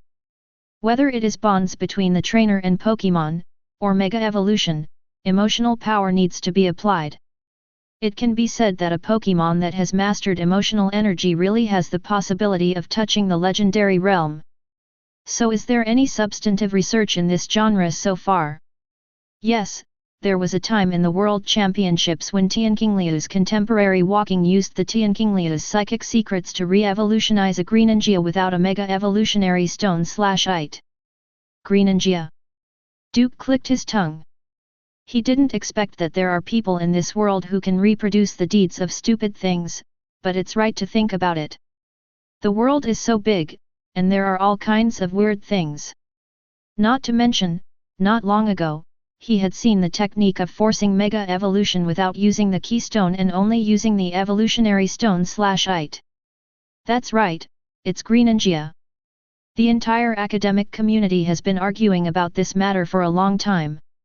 Qi Wanyu paused, and continued, of course, this is not the most important thing. The most important thing is that people who are romantic are very special. What kind of special law? People of this genre are all paranoid, according to what you young people say, they are sick and delicate. I go. Duke let out a strange cry. In the anime, being liked by Bing Jiao is called a story, but in reality it is an accident. It's not something I invented to tarnish their reputation. In fact, everyone in the circle knows about it. The current head of Tianqingliu still has her lover in his office. Placement. Duke suddenly had a bad feeling when he heard the sound. Qi Wanyu leaned forward slightly, and said with a smile, the lover of the contemporary head of Tianqingliu died a long time ago because of an incurable disease, but that woman was already paranoid.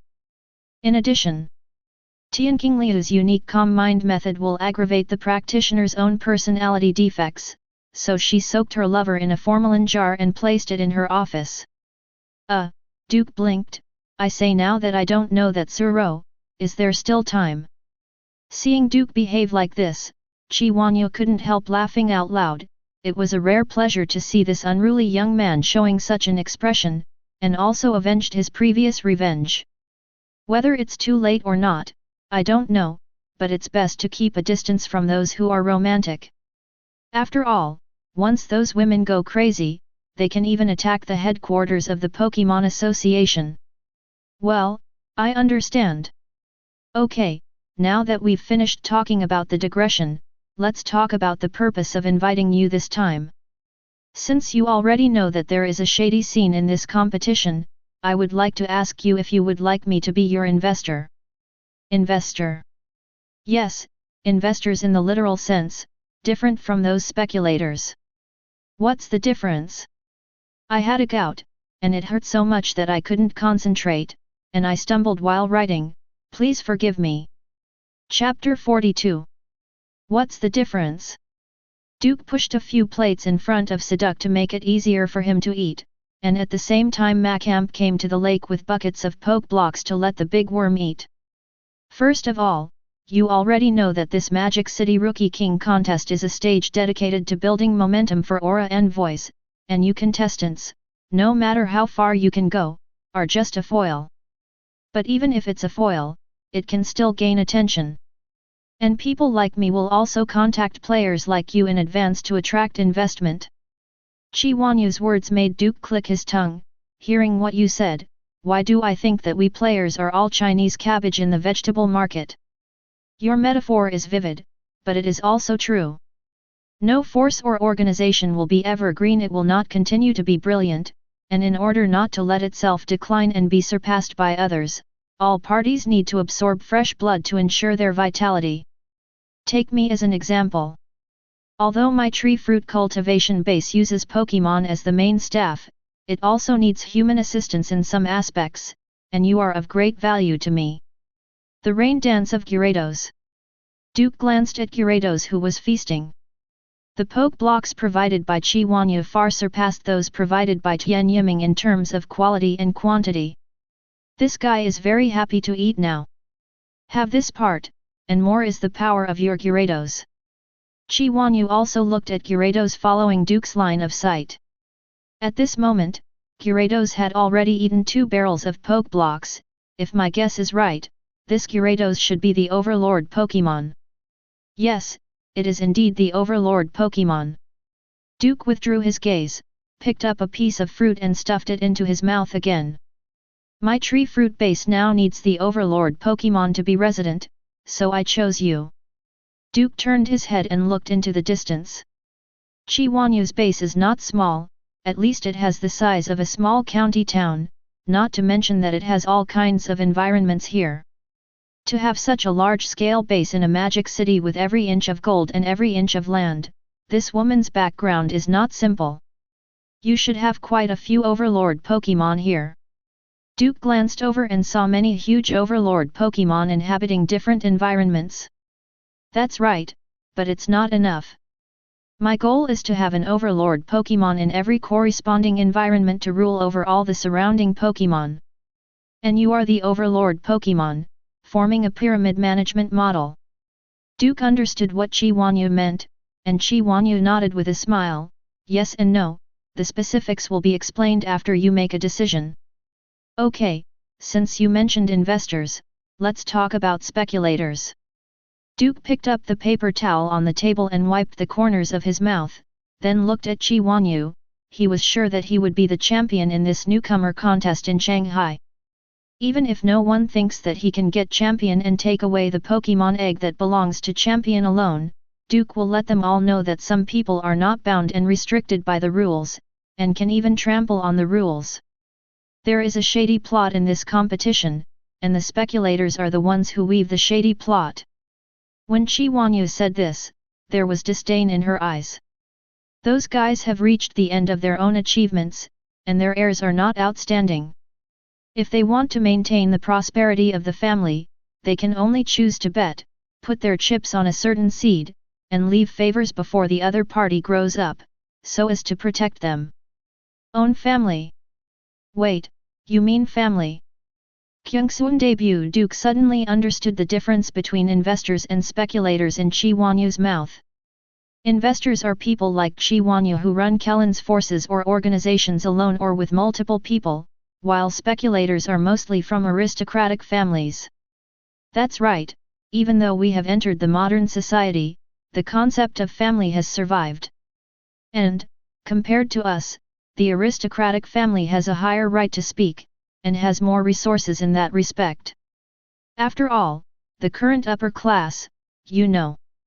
What Qi Huanyu said was a little vague, but Duke still understood what she meant. In addition, once our investors confirm the cooperative relationship with you players, you will not be far away from being eliminated. What's the meaning? Duke narrowed his eyes, waiting for Qi Huanyu's answer. The latter touched Lilligant's flower buds, paused, and said, "It's a kind of mutual compromise. The aristocratic family organized this competition. It is not without cost for us to enter the arena to select the Norman horses we need. The price is that after you have selected the Norman horses, you will also be eliminated in the next competition. In other words, we give up this game by getting a chance." That's right, and the opportunities that investors give players are far more than the opportunities you can get by winning the competition. And the competition will also become a stage for Aura's envoy, building momentum for her and becoming the first step on her way to the top. It's so dirty. Duke took out a cigarette and lit it casually, which attracted Qi Huanyu's sideways glance. This guy can light a cigarette just by rubbing his fingers. Is it a psychic, or is it someone from other inheritances who have experienced it? The words are very clear. How to choose? I think you are very clear. Give up the Magic Capital Rookie King contest. Come to me. I will give you everything you want. Whether it's precious Pokémon, high-quality berries and Poke blocks, expensive Pokémon props, or secret classics of certain genres, I can give them to you. Qi Huanyu's expression became serious. What's your opinion? Duke exhaled a puff of white smoke, nodded and said, You made it very clear, and the conditions you proposed are also very attractive. But, I refuse. Duke spit out a white smoke at Qi Huanyu. Qi Huanyu narrowed her eyes while the smoke was coming towards her. Lily Gant quickly fanned the smoke away and released a pleasant sweet scent. Do you know what you're going to say? I know, and I know very well. Duke flicked the cigarette ash, and his expression became extremely serious. Before I left the house, I told my dad that I would take the champion trophy back and give it to him as a wine glass. And then? I never lie, I always do what I say. Oh, childish. Qi Huanyu snorted lightly. Do you know what will happen to those stubborn and unruly boys and girls like you? What? Sniping, sniping in every sense. Qi Huanyu said frankly, whether it is on the field or in daily life. You will be attacked. The last young man who was as rebellious as you is still dragging his disabled body to guard the grave of his own Pokémon. Sometimes, some barriers cannot be broken by brute force and blood, young man. I'm different from the person you said, and I'm different from everyone else. Duke reached into his pocket and took out the luxury ball, and took away the Gyarados who had already had a full meal. Don't look at me the way you look at other people. Duke put away Gyarados' luxury ball, and at the same time stroked the 3 dull hairs of Seduc. You don't care about yourself, you also care about your family. Qi Huanyu made the final persuasion. Duke's eyes narrowed when he heard the sound, and Seduc's eyes also filled with terrifying confusion fluctuations. In an instant, Qi Huanyu and Lily Gant beside her could only feel a vast ocean of spiritual force being suppressed out of thin air, and the source was the sickly-looking Seduc. If that happens... Killing intent appeared in Duke's eyes. Then just wait and see me lift the table. That's the end of today's conversation, see you again when you have a chance. As soon as Duke finished speaking, Seduc took him and disappeared in place. Qi Huanyu breathed a sigh of relief just after the two left, but there was an uncontrollable shock in her beautiful eyes. Is this coercion? It's top-notch. But, why would a mediocre boy be accompanied by a top-notch Pokémon? Could it be that his identity is really not as simple as it seems? While Qi Huanyu was shocked, a Blissey also came to Qi Huanyu holding a tablet that was ringing. Lucky! Blissey handed the tablet in her hand to Qi Huanyu. Qi Huanyu calmed down, picked up the tablet and connected the missed video call on it. As soon as the call was connected, the blue sky, sea and beach came into Qi Huanyu's eyes. My little boy, when will you come to Grandpa's place? An old man with a strong physique and bronze skin smiled at Qi Huanyu. Seeing this old man, Qi Huanyu said with a headache, Grandpa, can't you find someone else to take over your position as king of the island? That can't be done. Tapu Mingming appointed you to be the next king of the island, and you also belong here. Xiaohu, come to Melomeli Island, the position of the king is waiting for you. Chapter 43 March 27th, Night. Pokémon Association, President's Office. How is it going?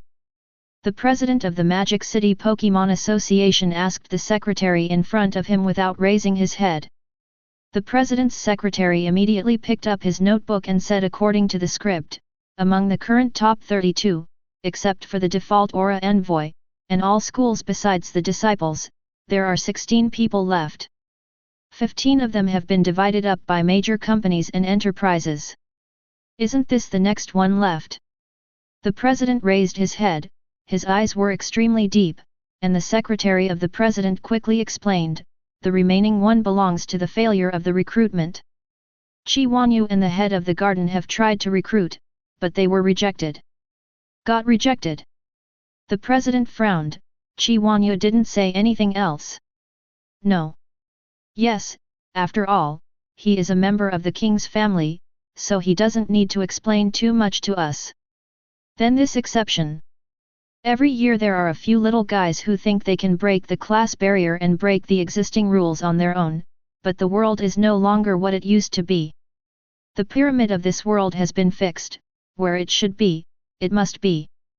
After the president said this, he said calmly, according to the usual practice, Huang Fuyan has already inserted a person.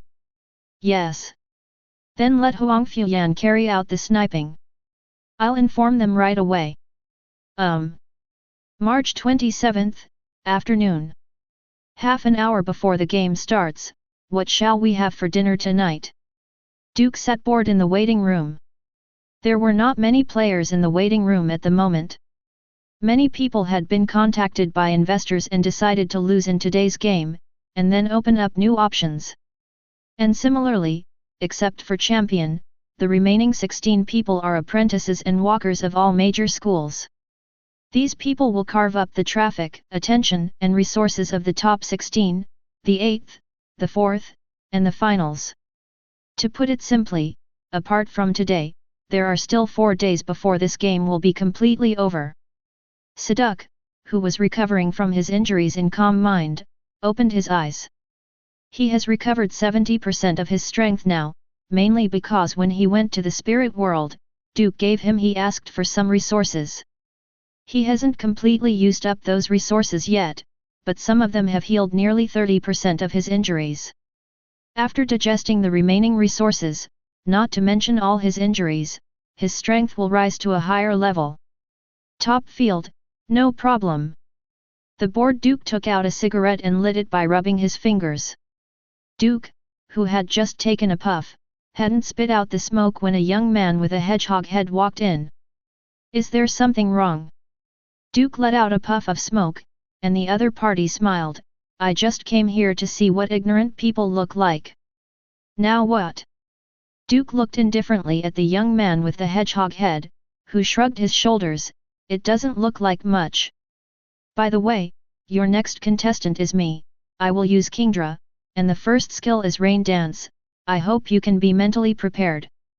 The young man with the hedgehog head raised his hand to stroke his hair, grinned at Duke, turned and left. This guy is very hostile to you. Siduk opened his eyes. He could clearly sense the other person's emotions. It doesn't matter, if you offend me, just slap his head into the chest. Killing, I have no psychological burden. Duke glanced at the TV hanging on the wall, stood up and threw away the cigarette, and moved his body. Okay, it's time to get ready to enter. Gentlemen and ladies, welcome to the Pearl Arena. I am the commentator Xiaoyu. The sweet-looking girl smiled sweetly at the camera, and a simple and honest young man next to her nodded slightly. I'm explaining Yi Feng. Swansea. A Wabafei nodded vigorously, echoing loudly. Today, Yi Feng and I will explain the 6th game of the Rookie King National Competition from the top 32 to the top 16. Today's opponents are Gyarados trainer Duke and Kingdra trainer Yin Tianzhou. Xiaoyu's voice was as sweet as her appearance. Yi Feng, what do you think of this match? I choose to sit and watch this game. Of course, I can also choose to kneel and watch. Everything depends on the 2 players in today's game. Yeah, the Duke player dubbed the Brutal by the fans showed his domineering and brutal fighting style in the previous 2 games. Who will compete with the brutal Gyarados? Swansea. Wabafei lowered his head with one hand and echoed loudly. But Yin Tianzhou is also a good player. The sniper like Kingdra is like the most ruthless hunter in the ocean. Once he finds the right opportunity, he will kill him with one blow. One side is a pseudo-dragon with the name of dragon but no dragon attributes, and the other side is a real dragon in the ocean that can compete with Dragonite. How can the battle between the two dragons be? Let us wait and see. Yifeng finished it, and at the same time Wabafei also loudly knocked on the head, Suo Nuansai. The early heat of the two anchors directly ignited the atmosphere of the entire team's battlefield, and all the audience began to discuss. Gyarados and Kingdra, I don't know who will win. Should it be Gyarados? I'm standing on Kingdra.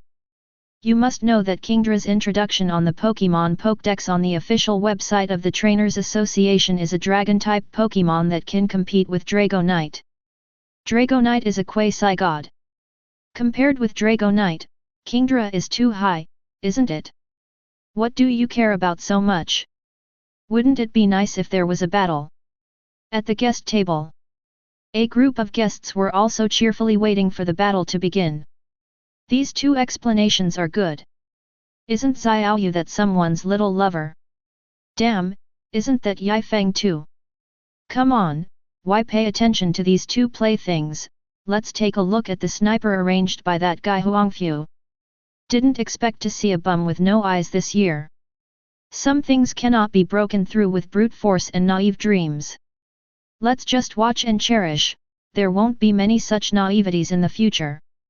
Ha ha ha ha, there were naivety in those years, but which one succeeded? The Dragon Kingdom is ours, and the world is also ours. What can a group of young people do? The newcomer King National Competition in the Demon City, the 32nd will enter the 6th round of the 16th, Duke from Baoan City, Yi Province vs Yin Tianzhou from Fengtian District, the Demon City. The players on both sides are in their positions. The rules of this battle are one-on-one, and the battle venue is a water field. The team that loses the ability to fight first will be sentenced to lose. Now the players from both sides release Pokémon. Go, Overlord of the Sea, Kingdra! Yin Tianzhou shouted loudly, threw out the Master Ball in his hand, and came to the field.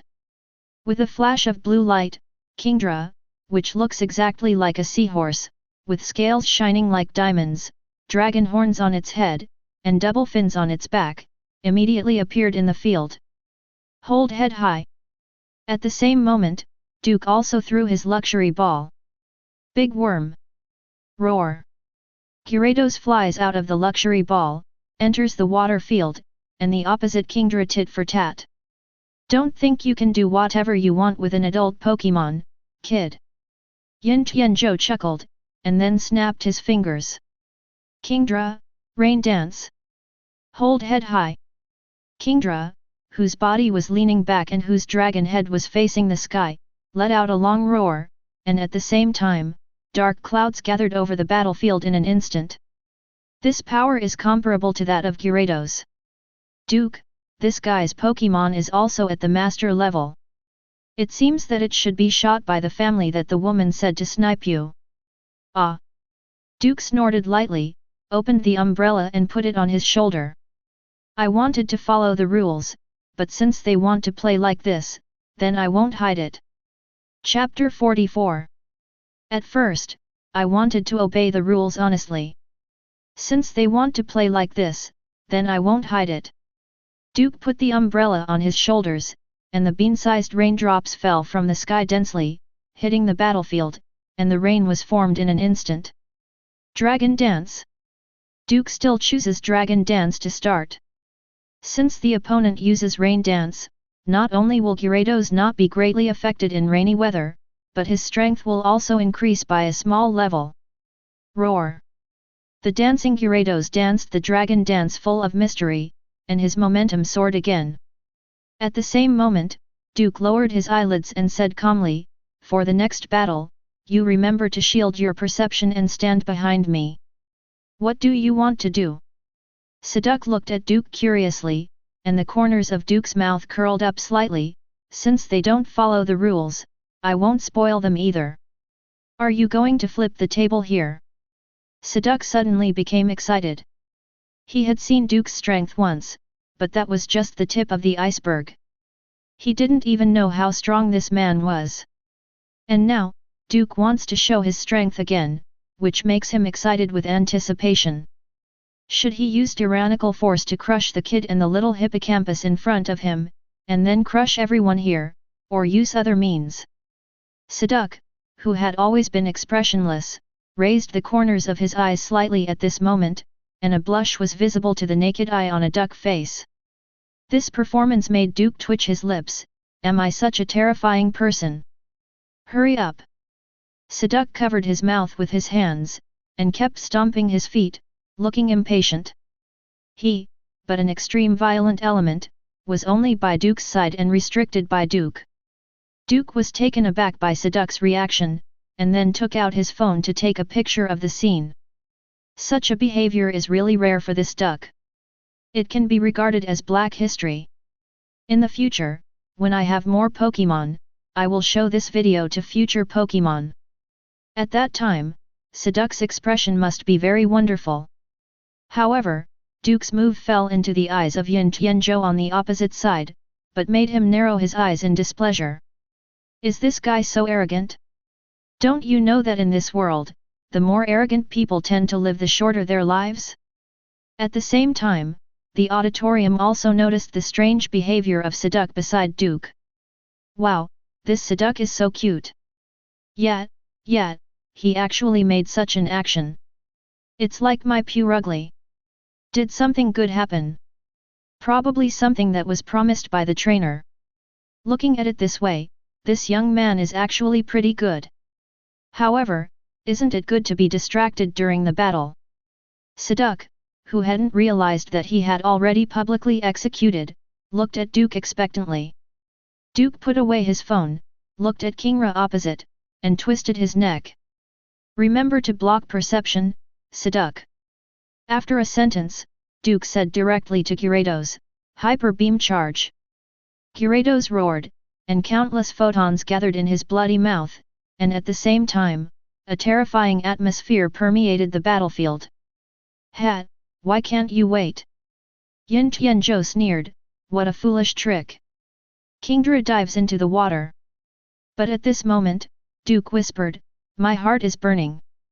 In just a moment, the smooth hem of Duke's body began to move without wind, and the concrete floor under his feet also cracked downwards. A beam of flames began to burn in his pupils, like a prairie fire, waiting to devour the world at any time. 1 in a billion murderous intent. Duke let out a foul breath, his eyes focused on Kingdra who wanted to dive into the water. Kingra, who was being watched by Duke, suddenly sensed a majestic killing intent lock on himself. The horror of this murderous intent made him feel cold all over his body, and his muscles tensed uncontrollably. The panic was born from the bottom of my heart. As if he was in an upside-down doomsday world, the stiff Kingdra froze in midair. He didn't move, the scales were close to his body, he was shivering, he didn't dare to move, he didn't dare to move his eyes, his breathing stopped, and even his heart stopped beating. Kingdra, what are you doing? Hurry up and dive into the water. When Yin Tianzhou saw Kingdra suddenly froze in the water, he shouted loudly, hoping that he would dive into the water immediately. Roar! At this time, a terrifying beam of light exhaled from Gyarados' mouth, like a breath, spanning half of the battlefield, and the water surface that was originally messed up by the rain was also cut by this beam of light. Boom! While Gyarados was unstoppably backwards due to the reaction brought by the hyper beam also engulfed Kingdra. Kingdra, who was engulfed by hyper beam, was rushed out of the arena without even resisting, while Yin Tianzhou watched Kingdra flying over his head and clenched his fists. The meaning of his existence is to snipe against disobedient guys like Duke, but now Kingdra was knocked off the field within a minute after the start of the battle. Damn, this guy, what's going on? Yin Tianzhou gritted his teeth and looked at Duke, but Duke ignored him and looked at the guest seats instead. Where? But there are many big people. At the guest table, many dignitaries were stunned when they saw Kingdra being hit by Gyarados' hyper beam unsuspectingly. Damn it, what does this Yin Tianzhou eat? Isn't he a sniper carefully selected by Huangfu? How dare you sabotage your work? It doesn't matter if Yin Tianzhou loses. Now that this kid has advanced to the top 16, the transaction between us and the school will be greatly affected. Asshole, where did this dude named Duke come from, so he doesn't know the rules? It's hard for such a rebellious young man to leave the devil's capital. He still dares to look at us, dare to. The words behind the big man who first noticed Duke's gaze got stuck in his throat, his pupils were constricted, and his throat was clucking, like a big rooster whose neck had been chopped off. Uncontrollably grasping him as the armrest, his body trembled unceasingly. Like an epileptic seizure. Horror, horror, horror. Countless horrors are impacting his mind. Ah ah ah ah ah. Suddenly, the big man screamed, and there was a muffled noise in his pants, and an unpleasant smell came out. Is he a man with epilepsy? While others were still wondering about this guy's reaction, Duke's murderous intent descended on the guest seats, covering everyone. Then. What? Yet. Don't want. All kinds of sharp growls echoed in the guest seats. Under Duke's gaze, they felt the most primitive fear, the fear that could never be eliminated, engraved in the DNA of human blood. The fear of death. All of a sudden, these normally glamorous bigwigs were all insane by Duke's murderous intent. Feces and urine flew everywhere, and some people even covered their hearts and lay down on the ground with hideous faces. A second later, Duke withdrew his gaze. I can't watch it anymore. If I look at these guys' brains again, they should be burnt to death by their own murderous intent. Returning his gaze to Duke, who was on the battlefield, he took a look at Yin Tianzhou, picked up the luxury ball and retracted his gyarados, then looked calmly at the referee. Now, can we announce the result? The referee was also a little confused by the incident just now, but under Duke's reminder, he raised the blue flag for Duke. In this competition, the Duke player won, and the Duke player qualified for the top 16. Gone. Duke, who was holding an umbrella, turned and left, but Saduk was fascinated and looked in the direction of the guest seats. Just a trace of murderous intent made these guys terrified and pissed. How strong is Duke? Saduk. Duke paused, tilted his head and glanced at Saduk. Saduk shuddered and hurriedly followed. I'm coming. Chapter 45. It's amazing, it's amazing. Saduk, with a flushed face, covered his face and followed behind Duke, with an unfinished look in his eyes. This step can be achieved only with negligible murderous intent. What kind of fairy did I follow? What happened just now was really great. Duke asked him to block his perception, but he didn't do so. Instead, he revealed a trace of mental power and carefully checked Duke's killing intent. The indescribably terrifying murderous intent, even a mountain of corpses and a sea of blood, was only a hint of it. Saduk felt his body still trembling now, and an indescribable excitement filled his heart. It was even more intense than when he escaped from the experimental base and saw the sky for the first time. While Saduk was having endless reverie, Duke also called a tailwind car. Saduk, where are you so dumbfounded? Duke, who opened the car door, yelled, hurry up and get in the car and go to the beauty salon. Gah! I'm coming. Saduk hurried to Duke, got into the car. Then, the car started and disappeared into the traffic flow. Magic City, Pokémon Association. President's office. President, something happened. The president's secretary, who didn't bother to knock on the door, broke into the president's office, and at the same time hurriedly said, Yin Tianzhou, who was sent to snipe, has been defeated. Oh! The president of the association, who was busy with business affairs, raised his head in surprise, but immediately said with a joking smile, Ha, even such a little guy can't handle it, that guy Huangfu can't do it now. This. The secretary of the president showed hesitation, and the change in her expression was noticed by the president, who immediately became more interested. Why, what else did that kid do? At the same time that guy defeated Yin Tianzhou, all the big shots in the guest seats suffered from unknown mental oppression, and all of them had mental breakdowns. Among them, one died of a heart attack on the spot, and several people with hidden diseases are still in intensive care room. What? The president of the association lost his voice. What exactly is going on? The specifics are still under investigation, but those who went to watch the battle, according to the doctor's reply, there is a high probability that they will become a vegetative state with a blank mind in the future. Tisk. The president of the association clicked his tongue in a headache. Why did such a mess happen? Those guys from the aristocratic families are really serious. You speculate as much as you want. Why can't you restrain your superiority and go to the scene to watch the battle? For so many years, there have been quite a few young talents who have been suppressed or even killed by you, but are you still not satisfied? Now the Alliance also has a big opinion on the family of Longguo. Although the overall strength of the Dragon Kingdom is strong, the overall strength of the civilian trainers will always be suppressed by the upper echelon of superior, which is not conducive to the development of the entire society at all. The investigation team has come so many times, and the higher UPS have warned them many times, but they still don't have a long memory. Well now, something went wrong. In order to satisfy my bad taste and sense of superiority, I ended up putting myself in it. Now I have to wipe their asses. These idiots. However, if you are angry, you will still have a headache. If one or two big men are targeted individually, they can be fooled by assassination, and then kick the ball. However, now it is not one or two, but a group, which is no different from stabbing a hornet's nest. The families behind those guys will definitely pick things up. In this case, are there any suspects in this incident?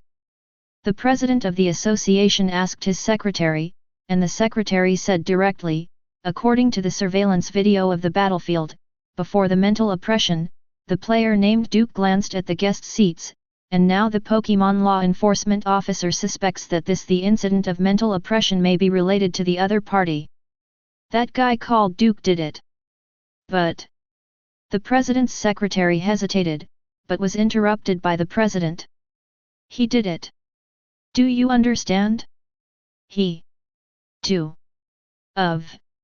Noticing the sharp eyes of the president, the secretary of the president immediately understood what he meant, whether it was related to Duke or not, he did this matter.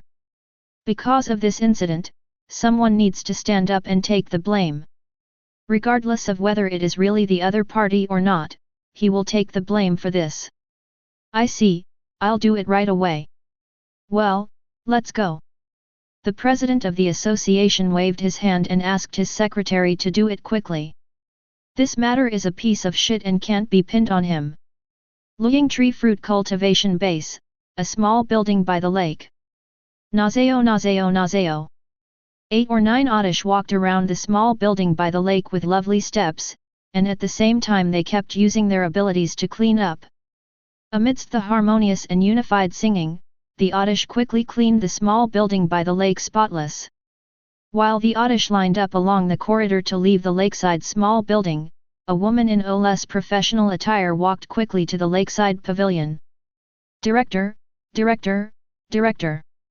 OL Beauty called her boss while walking, and Chi Wanyu, who was admiring the spring scenery by the lake, couldn't help turning her head when she heard the sound, and said with a smile, "Little fish, how many times have I told you, don't be so rash, look at your skirt, it's too late because your steps are too big to open the line."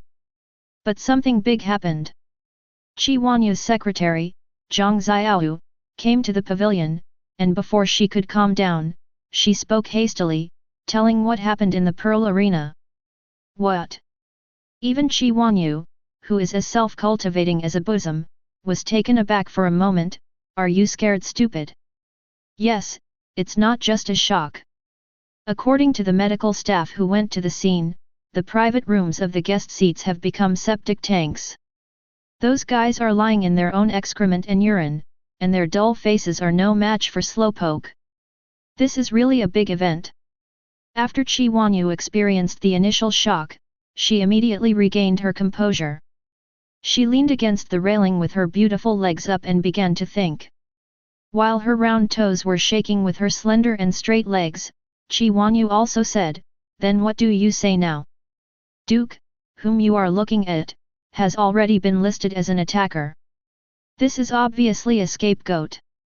Whether he did it or not, he will take the scapegoat. This time actually that's okay, after all, that kid doesn't know good and bad. So he rejected your invitation, now it's just right to let him suffer a little bit." His suffering. Qi Wanyu recalled the scene she experienced when she got along with that boy before. The boy had a top-level Pokémon beside him, and if they really wanted to make a fuss, it's hard to tell who would suffer the most. It's impossible to tell. In any case, the upper circles of the entire Magic City will usher in a big earthquake or a big cleansing. Sitting in front of the table, Zhang Xiaohu picked up the fruit from the fruit plate and stuffed it into his mouth. "Little fish, prepare the car.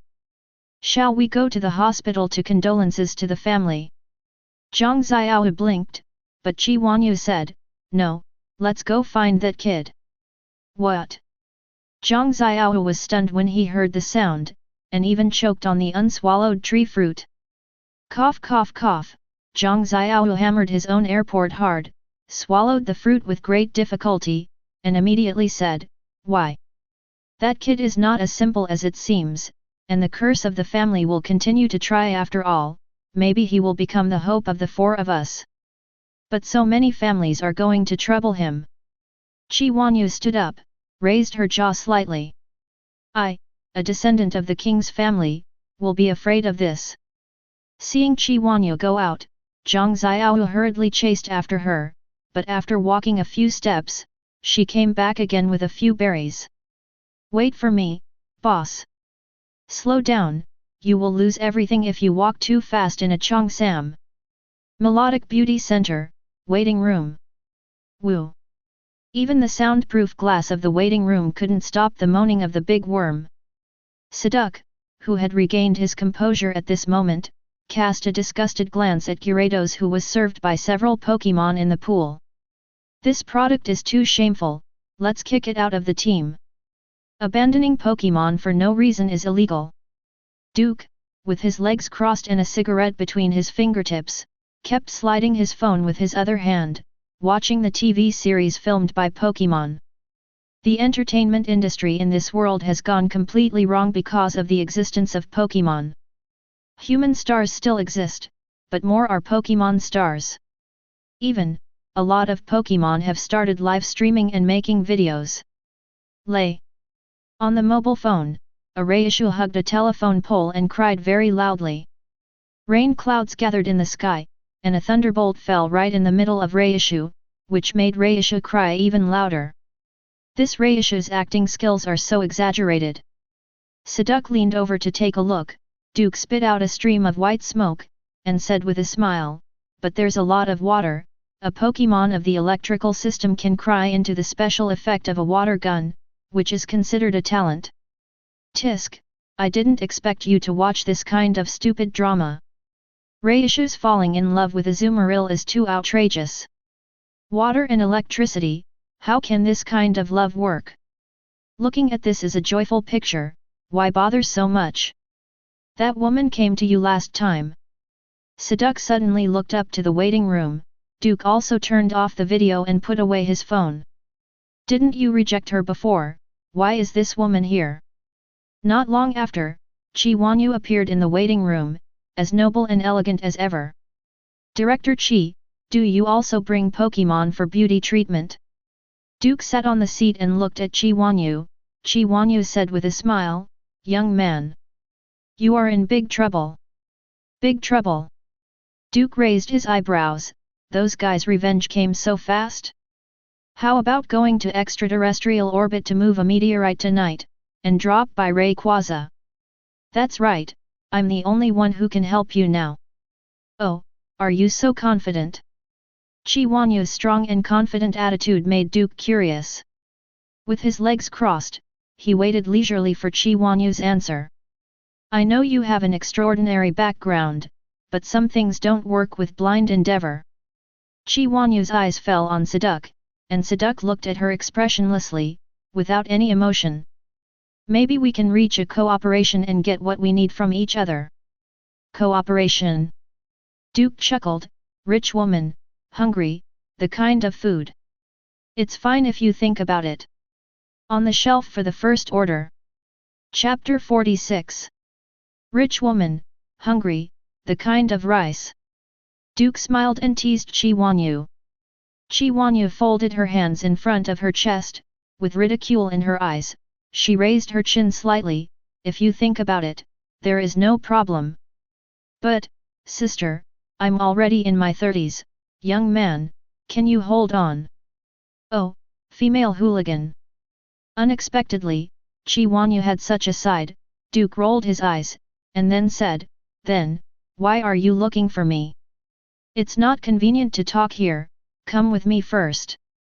Qi Wanyu waved at Duke, and at the same time turned and left. Duke and Siduk beside him looked at each other. The former shrugged his shoulders and led Siduk to follow. Gyarados, that's it for today, time to go. Roar. But I'm not happy yet enough, boss. Even though Gyarados was extremely reluctant in his heart, he couldn't refuse Duke's request. He turned into a red light and was swallowed by the luxury ball in Duke's hand. A group of people just left Melodic Beauty Salon, got into Qi Wanyu's car, and went straight to Qi Wanyu's cultivation base. At the same moment, after Qi Wanyu's car left, a car also slowly raised its window. That kid was taken away by that woman Qi Wanyu, what should I do? The law enforcement officer was originally suppressed by us and couldn't interrogate this kid in a short period of time. We must get rid of him within this period of time. So, unconventional means. Do it. Luying Tree Fruit Cultivation Base, a small building by the lake. Come out, Gyarados. With a flash of blue light, Gyarados fell into the lake, and under Qi Wanyu's gaze, the entire lake was crushed again. Seeing Duke's behavior like this, Qi Wanyu covered her forehead and sighed, you don't know how to appreciate beauty. Yes, but such a small view is fine. Duke, who used to run to extraterrestrial space and overlook the entire planet, naturally couldn't see the scenery of the small lakeside building, and it was not good for Gyarados to be bored in the ball all the time. Furthermore, he is very interested in Mega Evolution, and has already made this the focus of his recent affairs. He will cultivate his relationship with Gyarados first, and then try Mega Evolution. I called you here today because of the matter of the guest seats, you know about this matter. Qi Wanyu observed Duke's expression, and Duke nodded frankly, I did it. Zhang Xiao on the side covered his mouth in surprise, did he just say that? Do you know how serious what you have done is? Not to mention, it is a felony for a psychic to use his ability to hurt others without permission, and those families that have suffered will not let you go. It's very frank to admit it. I won't lie. Duke took the fruit drink from Meowth, and as usual, he poured a cup for Siduk and one for himself, and gave the rest to Gyarados. I won't lie. Qi Wanyu looked at Duke with interest, resting her chin on her hand. He had already tasted the unruliness of this young man. Under the calm appearance, there was a rebellious, powerful, and confident soul hidden. And what Duke said wouldn't lie. Ah! From Qi Wanyu's point of view, it's not that Duke doesn't know it, but that he disdains it.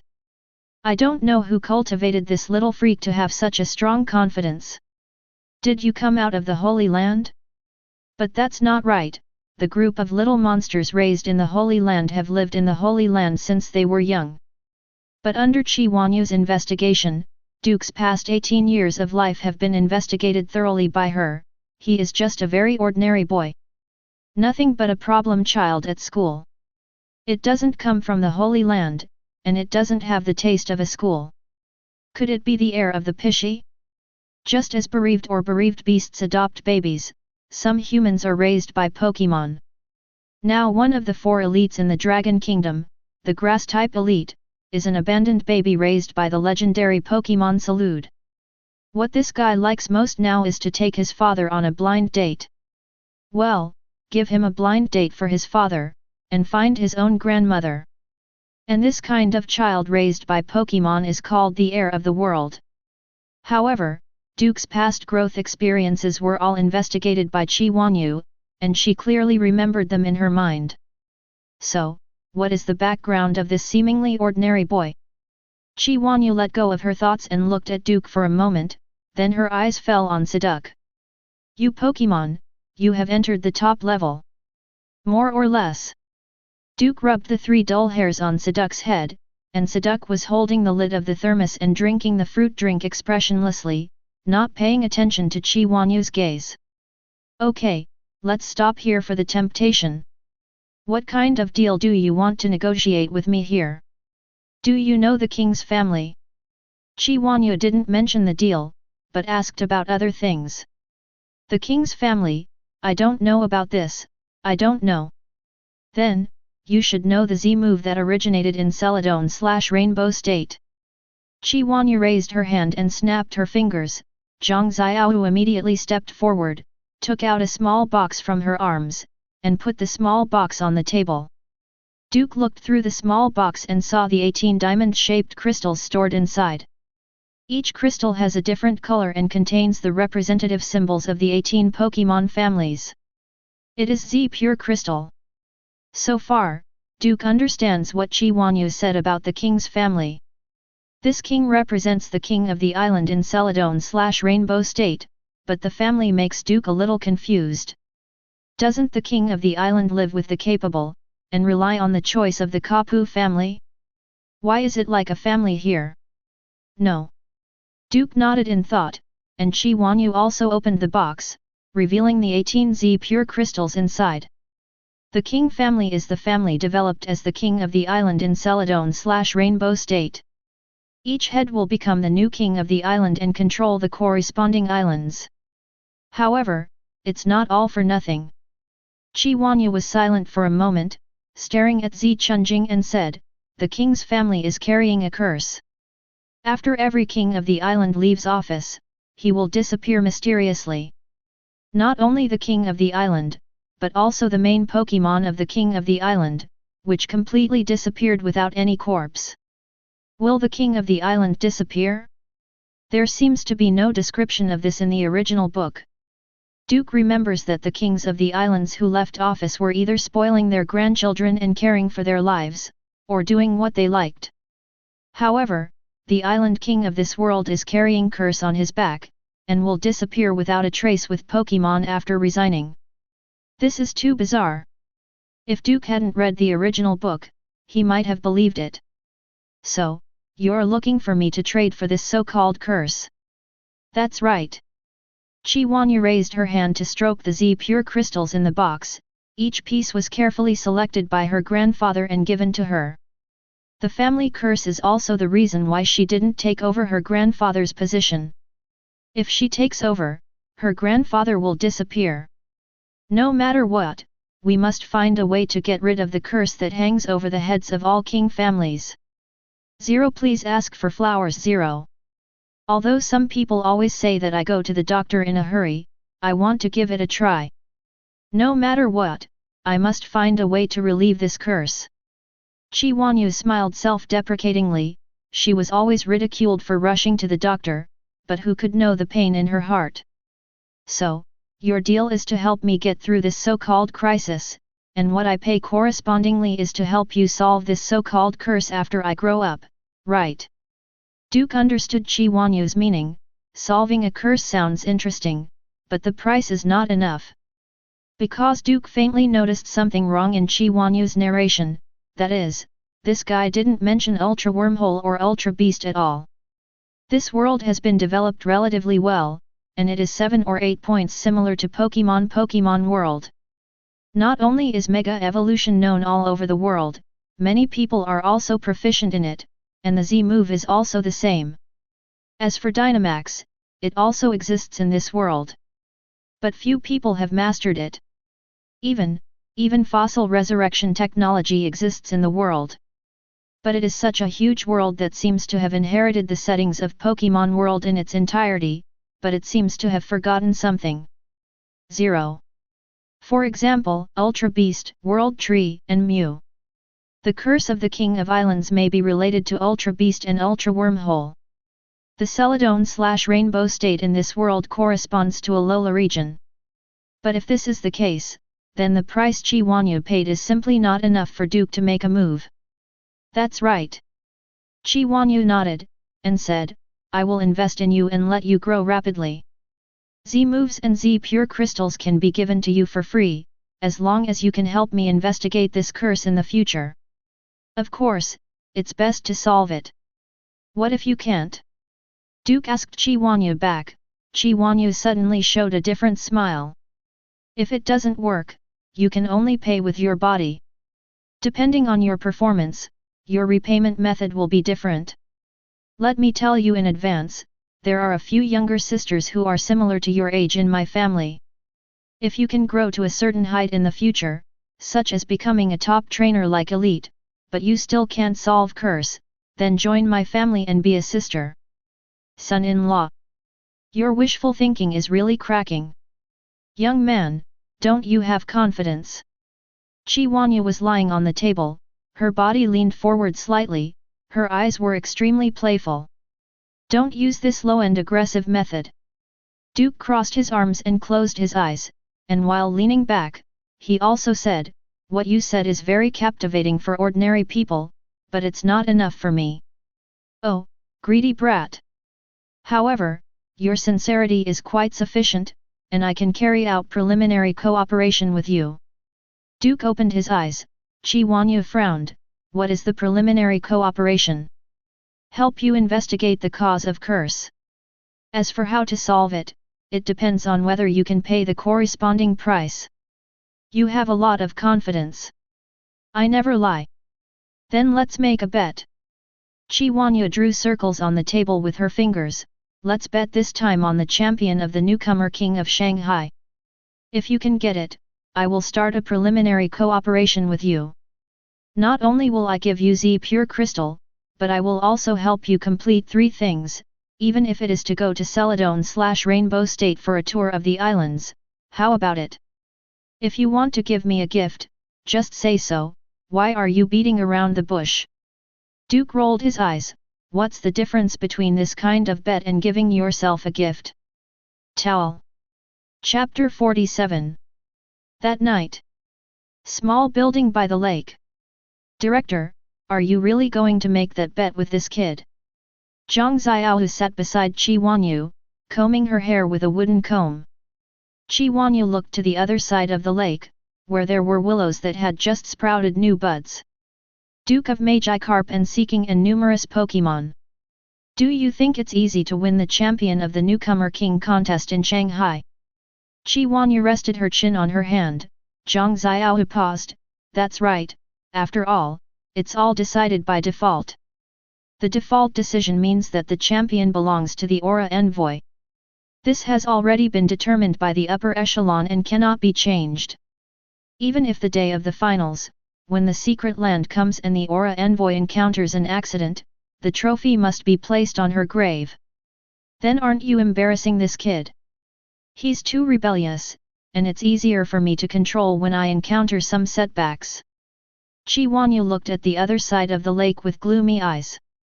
In her opinion, Duke belonged to a person with a big secret, and this kind of person may not appear in decades. When you encounter it, you must hold it in your hand. Even if it's not for yourself, you have to think about your family. This is the basic quality of being an heir to a king's family. That woman is talking about how to subdue you.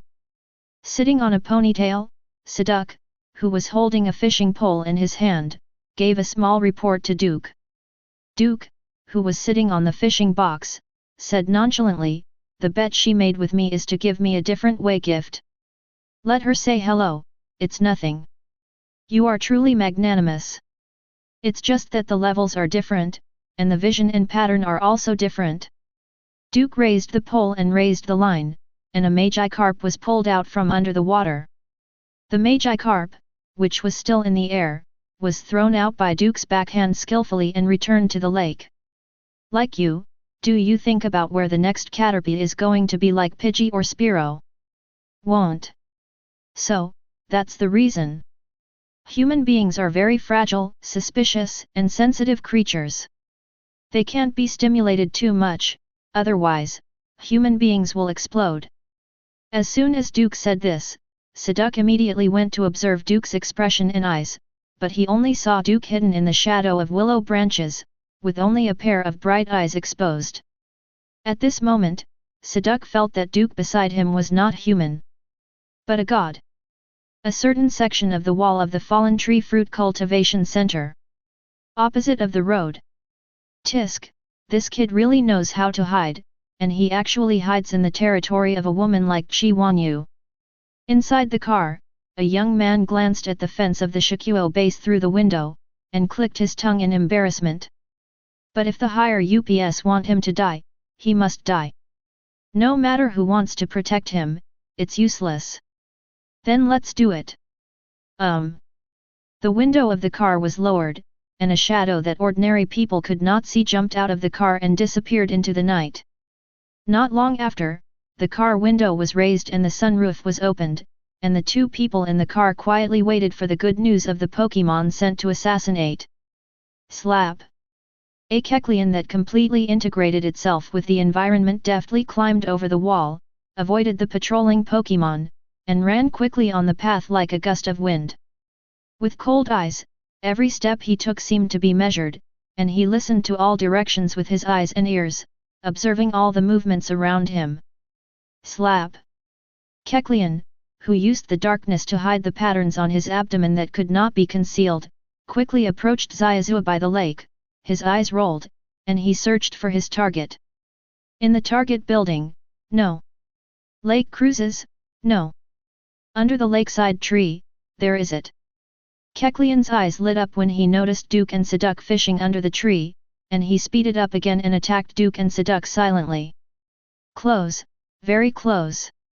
Very close. When Kecleon got within 3 meters of Duke, Duke turned his head blankly, and Seduc beside him also turned his head. A Kecleon! Duke tilted his head, you look down on me so much. Killed it. Can you search memory? Duke asked Seduc, and Seduc's eyes glowed with blue confusion. No problem, leave it to me. 3 seconds later, a lump of rotten meat fell into the water, and Seduc also gave Duke the information he had obtained. The other two, I'll leave it to you. 10 seconds. Seduc disappeared suddenly, but only 10 seconds later, he returned to Duke's side with more coldness in his eyes. Solved, this is their memory. Duke temporarily opened his psychic protection and accepted the memory transmitted by Seduc. There are so many people who hate me. There are 6 families in total, and their influence covers many fields. What are you going to do? Seduc knew Duke's character, he was not afraid of trouble, and he didn't make trouble, but if someone provoked him, he would directly press to death. I'm going to grab a few meteorites, you help me create an illusion to cover it up. As soon as the words fell, the fishing rod that no one was holding fell to the ground, and Duke disappeared without a trace. Seduc stared blankly at the empty but still warm fishing box, and said what he hadn't said in a days. I also want to go. The full moon is in the sky, above the clouds. A figure stood proudly between the sky and the earth. It's been a while since I went out for a stroll. Duke hovers in the moonlight, looking through the clouds below on the first floor. I saw the brightly lit demon capital, but everything looked so small as ants. Duke, who continued to rise in altitude, continued upward, passed through the stratosphere, and came to the ozone layer. Duke, who paused for a moment, looked around and touched his chin. Wonder if Rayquaza is home, or... Duke, moved by his heart, looked in a certain direction, go and have a look. Duke, who had made a plan just now, disappeared in the same place in the next second, and when he reappeared, he had already reached an unknown location in the ozone layer. Here, there is a green cavity embedded in the void, and the cavity continuously swallows air, forming a strong convective wind ring. And in the hollow, there is a green Pokémon that looks like a flying dragon. K is mostly green with red fringes at the shoulders and under the body, rudder-like flanks, and a similar-looking fin at the end of the tail. A pattern of yellow rings surrounds the body, eventually extending to a yellow ring on top of the head. K has 2 limbs with a 3-clawed wrist. The head has 2 long, flat horn-like structures with 2 smaller horns underneath. The slightly flared snout has protruding gums, with 2 clearly identifiable fangs at the tip of the upper snout, while the other teeth seem to be completely covered by its gum tissue and are not too obvious. And this is the legendary Pokémon Rayquaza. Rayquaza, who was sleeping, suddenly opened his eyes, revealing a pair of yellow and black eyes. This breath is... Sensing a familiar aura, Rayquaza blinked, subconsciously looking for the source of this aura. His expression quickly changed to 0. Damn it, that bastard is Bian.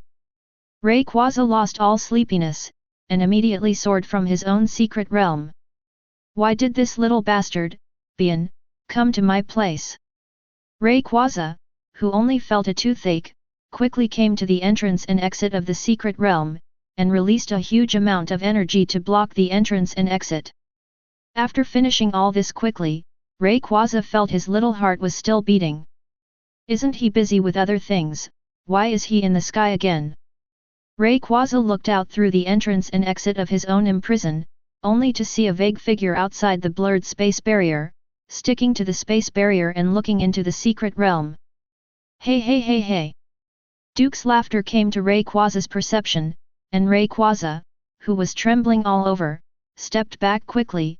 His body was facing the entrance of the secret realm with the momentum of taking off, and his energy increased rapidly, and he reached his peak state in the blink of an eye.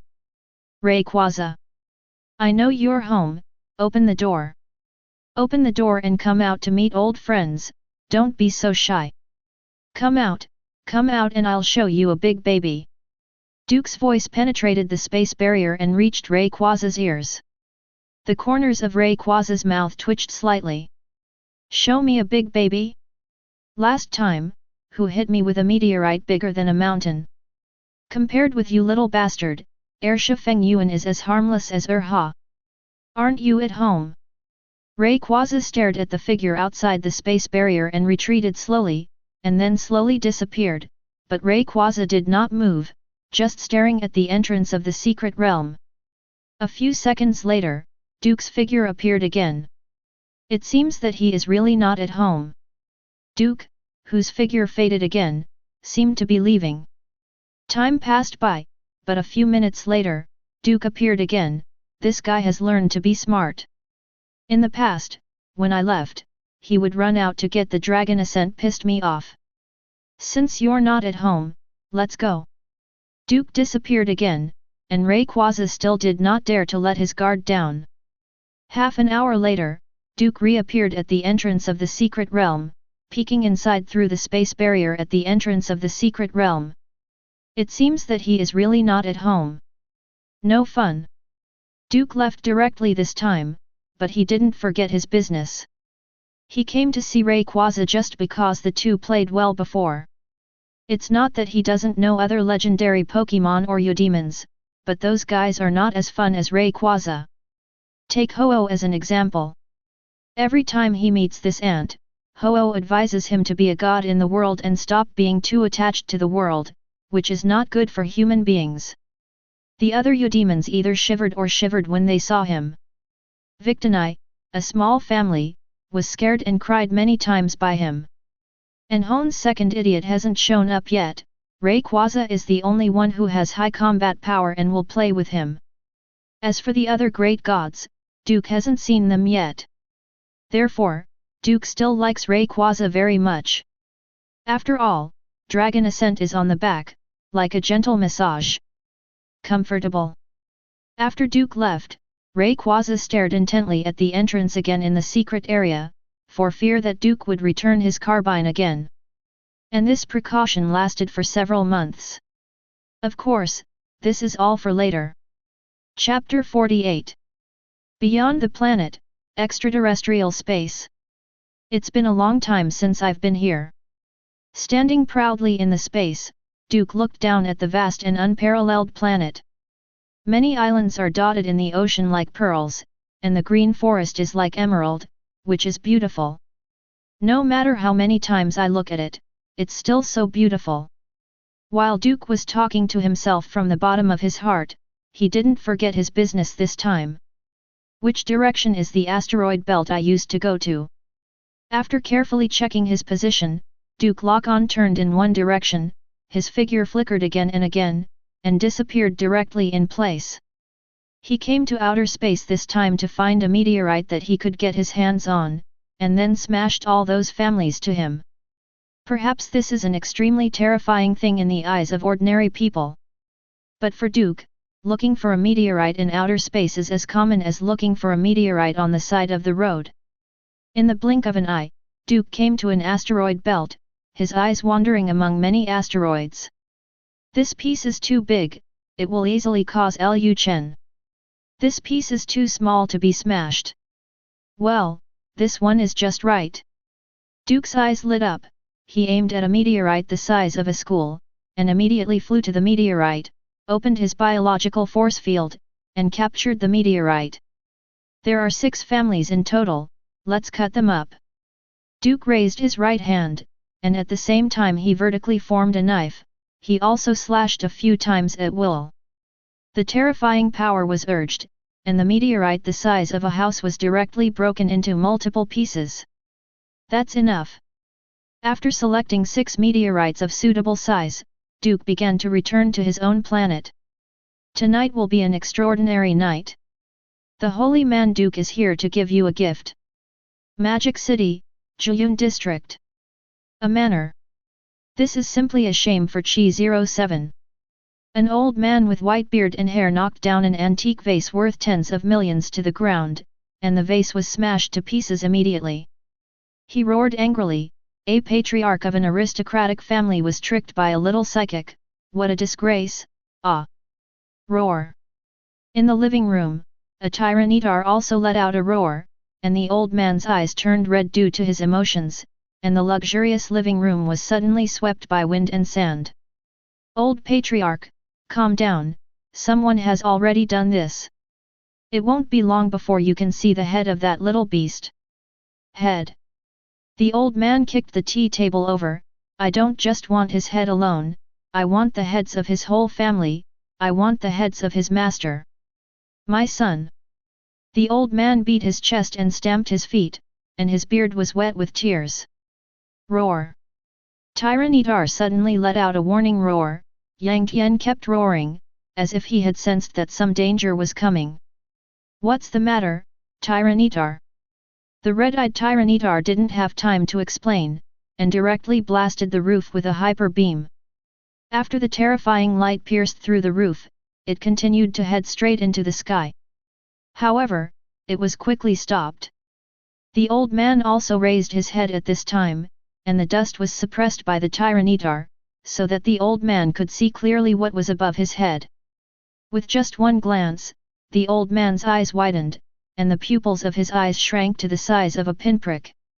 I saw a huge meteorite the size of a house falling from the sky. Because of the violent friction with the air, the meteorite was wrapped in bright red light and left a bright tracer in the night sky. This is, the old man said dully, meteorite. But why, there will be meteorites falling from the sky. Next second, the meteorite accelerated its fall and hit the house where the old man was. Boom! A loud bang resounded through the entire Jiyun district, and the ground trembled continuously. Everyone watched in panic as their chandeliers shook rapidly in the tremors, and as the tremors became stronger, the houses also cracked out of thin air. Just when many people hurried out of their houses, billows of smoke and dust, like 10,000 horses galloping, swept towards them close to the ground. In less than 3 minutes, the Jiyun district where rich businessmen and dignitaries gathered became a hard-hit area. The houses were tilted, the flat ground was cracked, and the trees fell to the ground. Humans and Pokémon living in this area also ran around in panic.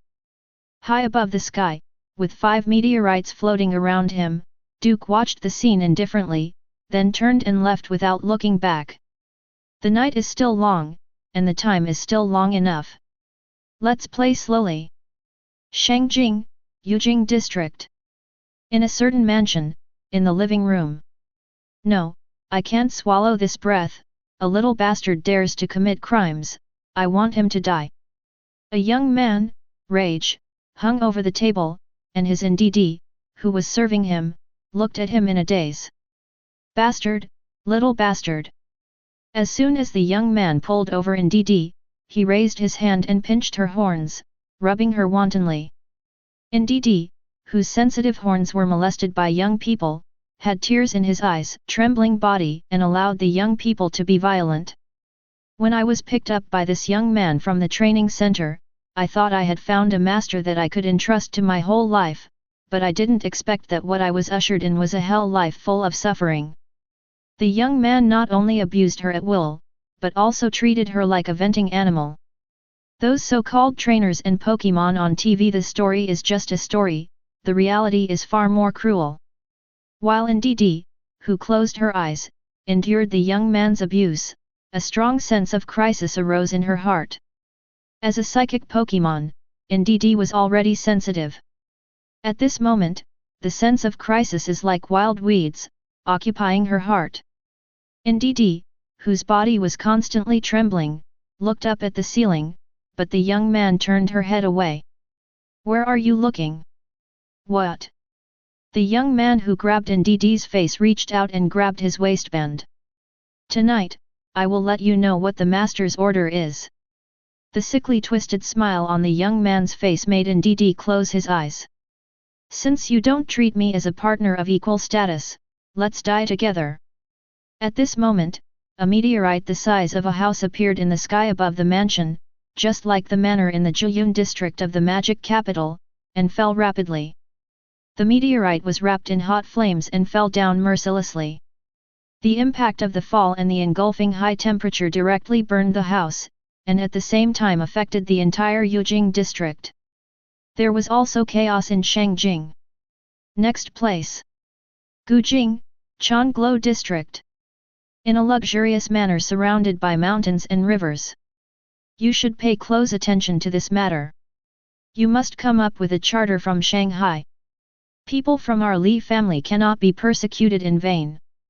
A middle-aged man sat in the gazebo, looking at the lotus pond in the night, without any emotion in his eyes. Yes, Patriarch. The capable-looking young man nodded slightly to show that he understood. Besides, Third Master's sighed. Let's prepare for his funeral tomorrow.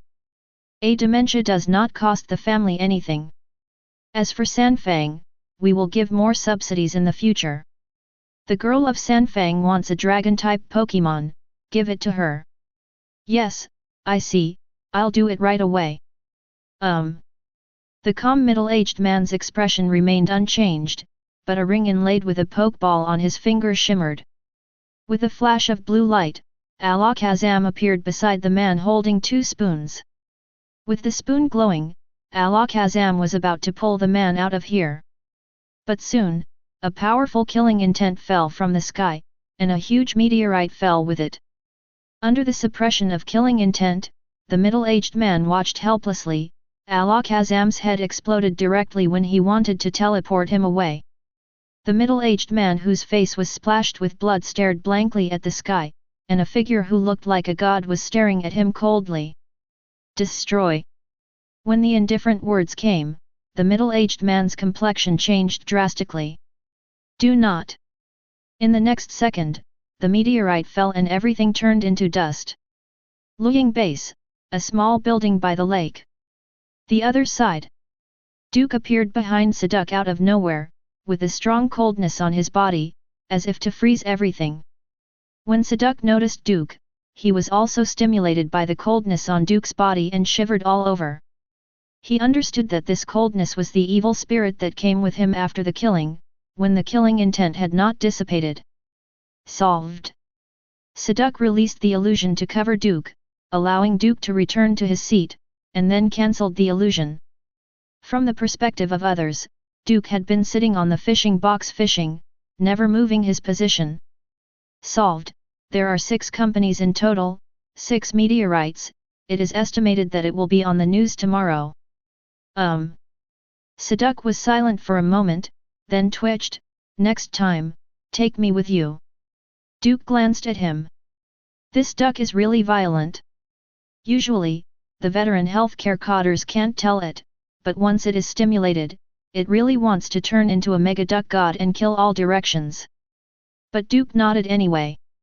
Next time, I will take you to Tianzi Mountain in the no man's land to find you demons. Okay. In the opposite gazebo, Qi Wanyu yawned. Are these two guys going to fish overnight? A fisherman, you are not afraid of wind and rain. Zhang Xiaohu covered her mouth and let out a chuckle. Qi Wanyu shook her head. Forget it, leave them alone, you should go to rest early, Xiao Yuer. Where's the headmaster? I'm going to rest too. Okay, then I'll go first. I love you walking alone in a dark alley, I love your unyielding appearance. A child's voice above interrupted Zhang Xiaohu's words, and she took out her phone and smiled shyly at Qi Wanyu's teasing gaze.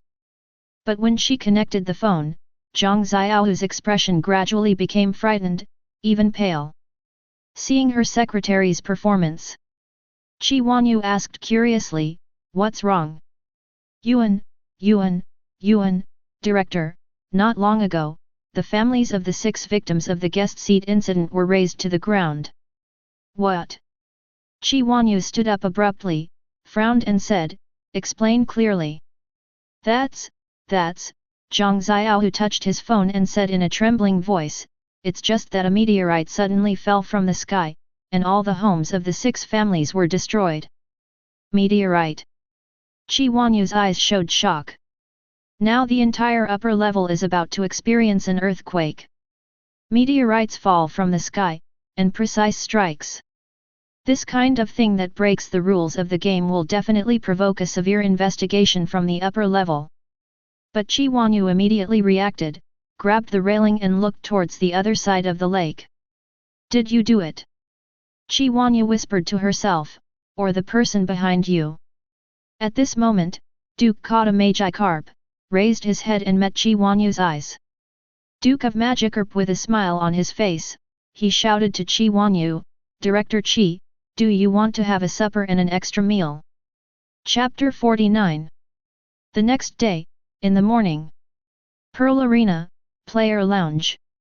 Your opponent this time is Lu Li, who was born as a gym trainer of the Octopus School, and the Earl Dervish Pokémon is Munchlax, and the moves he is good at are. Zhang Xiaohu, who was holding the tablet in his hand, noticed Duke's bored expression, and couldn't help but frowned, and tapped the tablet in his hand. Hey, did I say are you listening? Listening. Duke had a yawn, and he didn't go to bed until the early hours of the night after fishing. Fishing was really cool, but staying up late at the crematorium. Just listen carefully.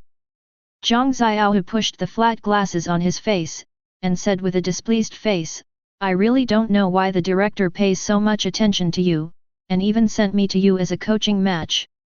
Perhaps, she is afraid that she will lose too slowly. You man. Zhang Xiaohu sighed, and looked down at the tablet again.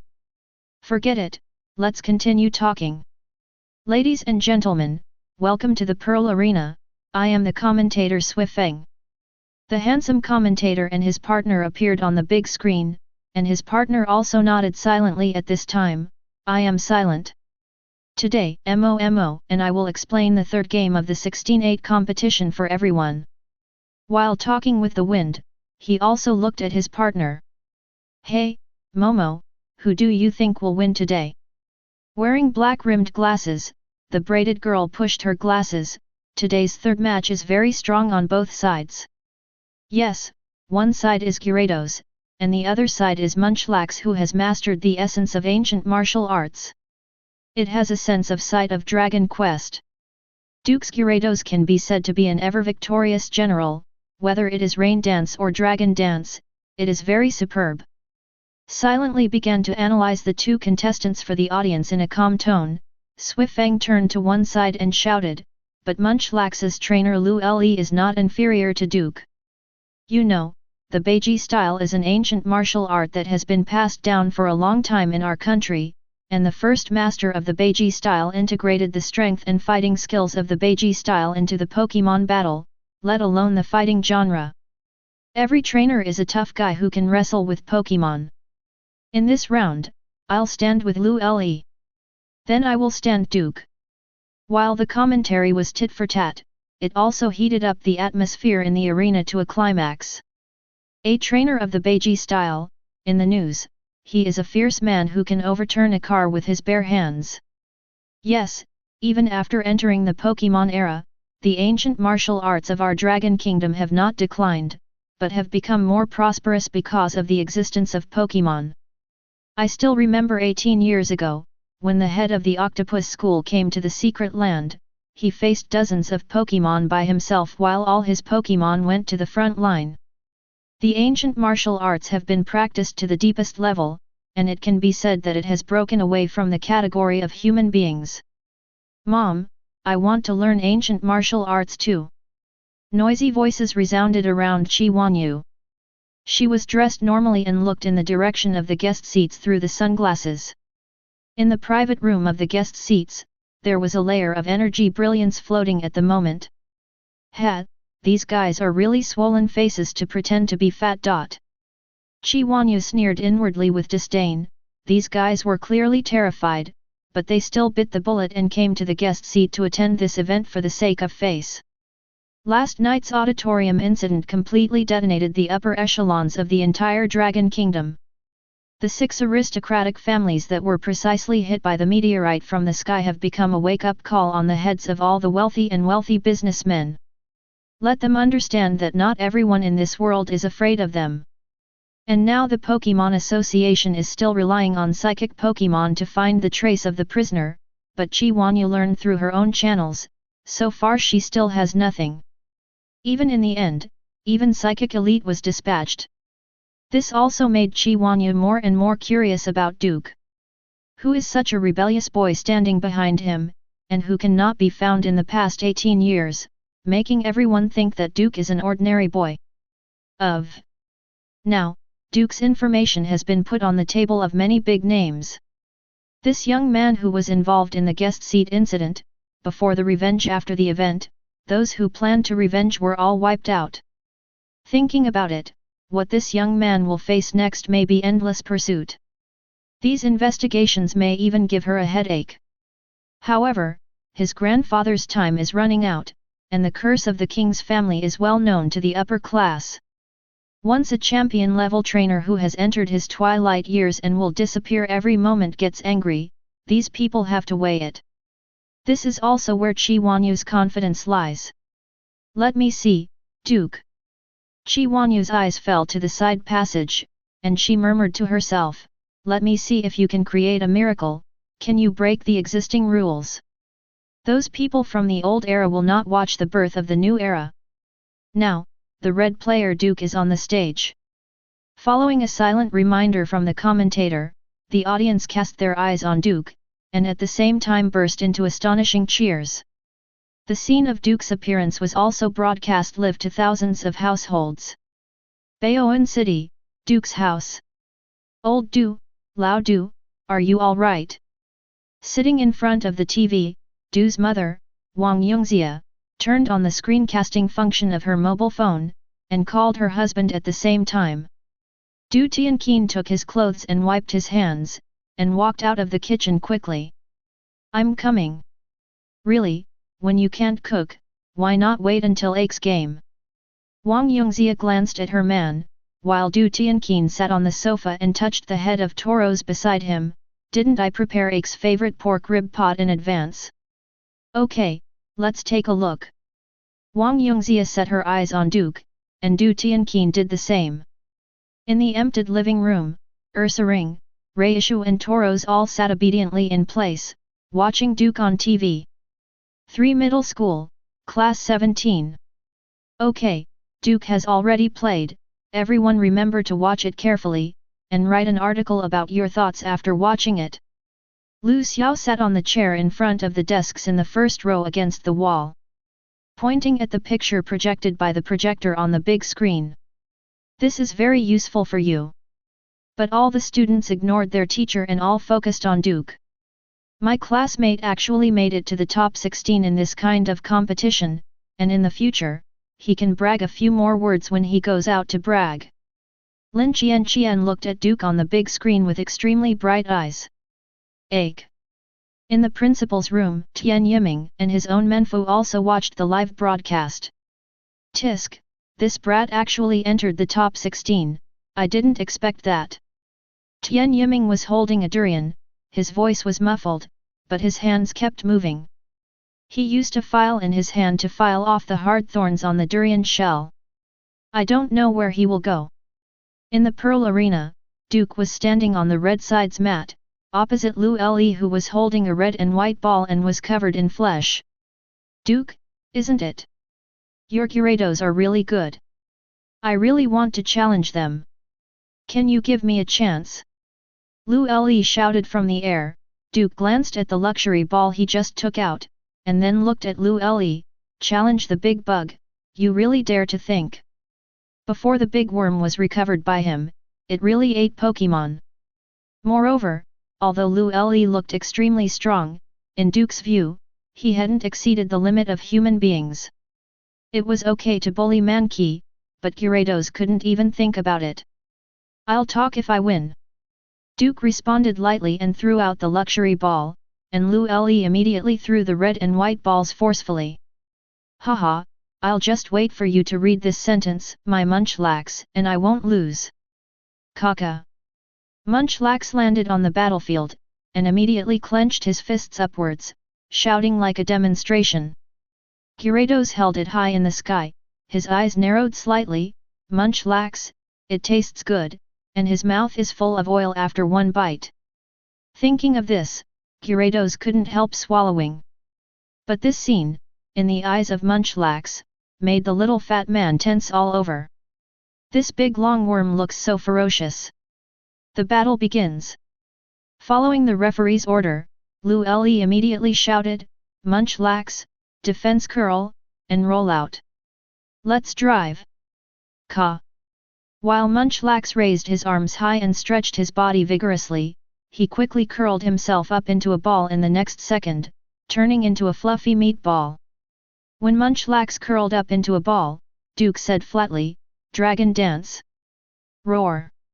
Gyarados danced with a sound, and the momentum suddenly rose, and a layer of bright light flashed on the scales. Gyarados, who had just finished performing the dragon dance, saw Munchlax quickly roll out on the field. This time the field was grassy terrain. The verdant green grass looks thriving in the morning sun. It's a pity that soon, a meatball chariot rolled across the green grass, crushing all the grass. Swish! In the rollout state, Munchlax was getting faster and faster, approaching Gyarados, but soon turned around and turned back. Are you accumulating strength? Duke saw what Munchlax and Lu Le were thinking, but he didn't intend to control it. You can do whatever you want, and the wind blows the hills. If Gyarados can't even beat a Pokémon that hasn't reached expert level, then Duke might as well listen to Seduc and kick him out of the team. Munchlax kept accumulating power on the grassy terrain, and his speed was getting faster and faster, and he was also under Lu Le's gaze. Lu Le silently calculated Munchlax's kinetic energy and accumulated power. Not enough. Lu Le, who glanced at Gyarados, thought to himself that the power accumulated by Munchlax is not enough. Munchlax, 100,000 horsepower. Following Lu Le's voice, the speed of Munchlax, who had turned into a meat bomb chariot, skyrocketed again, and a layer of energy shock visible to the naked eye enveloped him, allowing his speed to rise again. Crack! While Munchlax left a ravine on the grassy terrain, Lu Le stepped forward and punched forward. Jump up, Munchlax! Iron Mountain! Chapter 50. Jump up, Munchlax! While Lu Le shouted loudly, he punched forward heavily, as if he could transfer his power to his Pokémon. Iron Mountain! Ka! Munchlax bounced up suddenly, and rushed straight towards Gyarados. Gyarados didn't move, just stared at the little guy, wanting to see what he was going to do. Munchlax bounced off the ground and came to Gyarados in the blink of an eye. Munchlax stretched his body quickly and changed direction in the air. While rushing towards Gyarados sideways, he crossed his arms in front of him, spread his left palm forward, and hid his right hand under his left armpit, forming an angle. "Come on, Munchlax!" Lu Li let out a powerful cry, and Munchlax's eyes were burning with fierce flames, and the memory of training with his trainer in the past flooded his heart. He paid sweat. He has worked so hard. He gave everything of himself. Let me ask you, how did you lose? Crack! Munchlax roared, and faced Gyarados head on. Even if it was a mountain, I would smash it to pieces for you to see. Next second. Ah! Gyarados opened his mouth wide and took a sip of the Munchlax that Swallow offered to his door.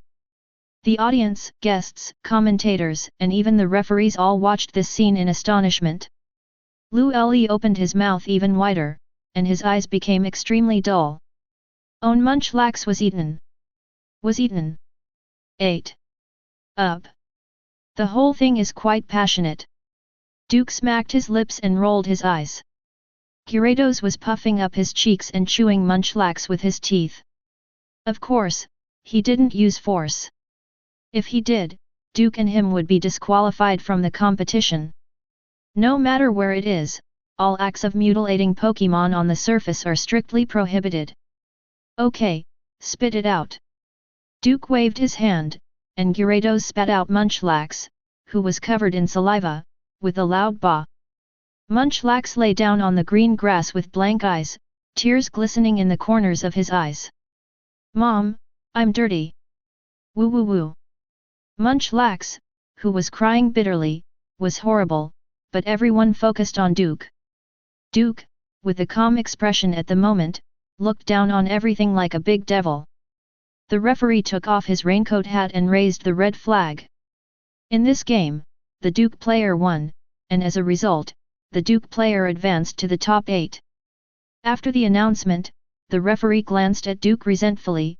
Why didn't Rain Dance start today, which made his preparations useless? Munchlax! Lu Li burst into the venue crying bitterly, knelt on the ground 3 meters away from Munchlax, and slid all the way to Munchlax's side. His trembling hands and regretful eyes attracted many people's attention at this moment. Crack! Cooking, I'm dirty. It's okay, I'm here, I'm here. Lu Li, who hugged Munchlax, tried his best to comfort him. Seeing this, Duke even sucked Delia's teeth hard. He couldn't handle this kind of passionate idiot with so much drama. The players leave the field, the venue is changed, and the next game will start in 10 minutes. Hearing the referee's prompt, Duke turned around and left the field. Seduc dealt with Zhang Xiao in the players' lounge, but this time he did not follow to watch the game. Just after Duke left the field, the audience also began to talk. This kid is really unreasonable. Yeah, just swallow the opponent's Pokémon. Look at the scare of that child. I guess they all have psychological shadows. I don't know where such a scumbag came from. Some of the newcomers in this class have accepted it. Let's go, buy a drink, and continue watching later. The audience left temporarily for various reasons, and at the top of the stepped auditorium, a young man in a magenta windbreaker also withdrew his gaze. This kid is really not a man, but it's also quite interesting. Then the next step is to get in touch and see if he has anything to do with what happened last night. Psychic Elite Simawashuan flung his windbreaker and was about to leave, but when the phone in his arms rang, he paused and took out the phone. Sophie, what is this woman doing on the phone? Looking at the contacts on the phone, Simawashuan frowned, but still answered the call. Hey, hooligan girl, what's the matter? Believe it or not, I took advantage of your rest at night and sent Dark Pulse call your face. Sophie Dark Elite, one of the 4 elites of the Dragon Kingdom, had a gunpowder tone in her tone, and she didn't save Simawashuan at all. After all, the 2 attributes of psychic and evil are inherently disliked by each other. Okay, hurry up and talk about something, I still have work to do here. It's about the ruins here in Baoan City. In this matter, I heard from Chongsheng that you found traces of molters. Yes, but the situation far exceeded our expectations. What do you mean? This secret realm is the Gemini secret realm, and the Slowpoke secret realm is only used to suppress molters. Wow! Sima Wushuan whistled, this is really a surprise. The recent abnormal weather in Baoan City is caused by molters' attempt to break the seal. As soon as Dark Elite Sophie finished speaking, Sima Wushuan immediately asked, didn't you say that the Slowpoke secret realm is an imprisoned secret realm? How could molters, who was imprisoned, try to break through the secret realm? I remember that the imprison of these imprisoned legend Pokémon is very stable, especially the Twin Mystery. The eye of the Slowpoke secret realm is a very peculiar King's Rock. This King's Rock was made the supreme crown by Slow King, the overlord of the Slowpoke group. You mean to say? Sima Wushuan guessed what Sophie meant, and Sophie said coldly, someone entered the secret realm before the association explored it, and moved the supreme crown, which made imprison unstable, and gave molters a chance to tear imprison apart. This is really troublesome. It is said that Pokémon wakes up, and Boss Luo has to make a move. Lorna is currently chasing down the mysterious Pokémon that suppressed the tsunami. I guess I don't have time. Now we can only rely on us. Chongsheng and Monkey are rushing here, and you, Psychic Elite, are missing. I understand. I'll get over as soon as I finish my work here. Don't waste time. It is good. After hanging up the phone, Sima Wushuan touched his chin, shook his head and said, it's troublesome time. Forget it, the business is important, let's get in touch with that kid first. Sima Wushuan, who disappeared suddenly, did not attract anyone's attention, as if he had never existed. Players' Lounge. What about the woman? Duke entered the lounge and noticed that Zhang Xiao was no longer there. Siduk got off the chair and said blankly, just left. Unhappy? If you hadn't stopped me, I would have crushed her to death and delayed me from watching the game. Okay, don't be so angry, I'll go to the bathroom, and I'll eat later. Duke walked into the separate bathroom in the players' lounge. Opened the gate and drained the water in one go, washed his hands, shook off the water stains on his hands, and was about to walk out of the bathroom, but found a coquettish man in a magenta trench coat at the door. Who are you? Duke shook off the water stains on his hands, frowned and asked Sima Wushuan. Sima Wushuan pinned his thumb to his index finger, and flicked hard, his eyes sparkled pink. I ask, you answer. Duke tilted his head, and the biological force field opened silently, covering the bathroom. What do you want to do? Seeing that Duke was not controlled by his own psychic, Sima Wushuan raised his eyebrows in surprise, and then he narrowed his eyes. Does that incident last night have anything to do with you? You mean meteorite raid? Sima Wushuan's eyelids twitched. It was indeed related to this kid. It seemed that he caught a big fish on a whim. You know. I did it. Duke admitted very frankly that he would not lie, he would not lie. As for those who know the truth, it is more than words. You admit it so frankly, you are very confident. Sima Wushuan lifted Gust's shirt, revealing the pokeball at his waist. Duke shook his head, I just don't know how to lie, nothing else. Then please come with me, little brother. Wait a minute. Duke raised his hand and said directly, you came to my place, does anyone else know? What are you asking this for? Sima Wushuan's eyelids twitched heavily, feeling a bad premonition in his heart. Then it's gone. Duke listened to the other person's heart rate and blood pressure and watched the other person's muscle and nerve changes, which was enough to judge what he wanted. I advise you not to act rashly, your master Gyarados is indeed very strong, but it is not enough to look in front of me. Sima Wushuan warned again. Duke shook his head, walked towards Sima Wushuan, and raised his hand at him at the same time. I'm enough for you, psychic. Sima Wushuan looked at Duke's big hand, and his mind was completely occupied by this big hand for a moment. In his field of vision, there was nothing except the gradually approaching palm. He could only watch Duke's palm move closer and closer to him. Then, it was dark.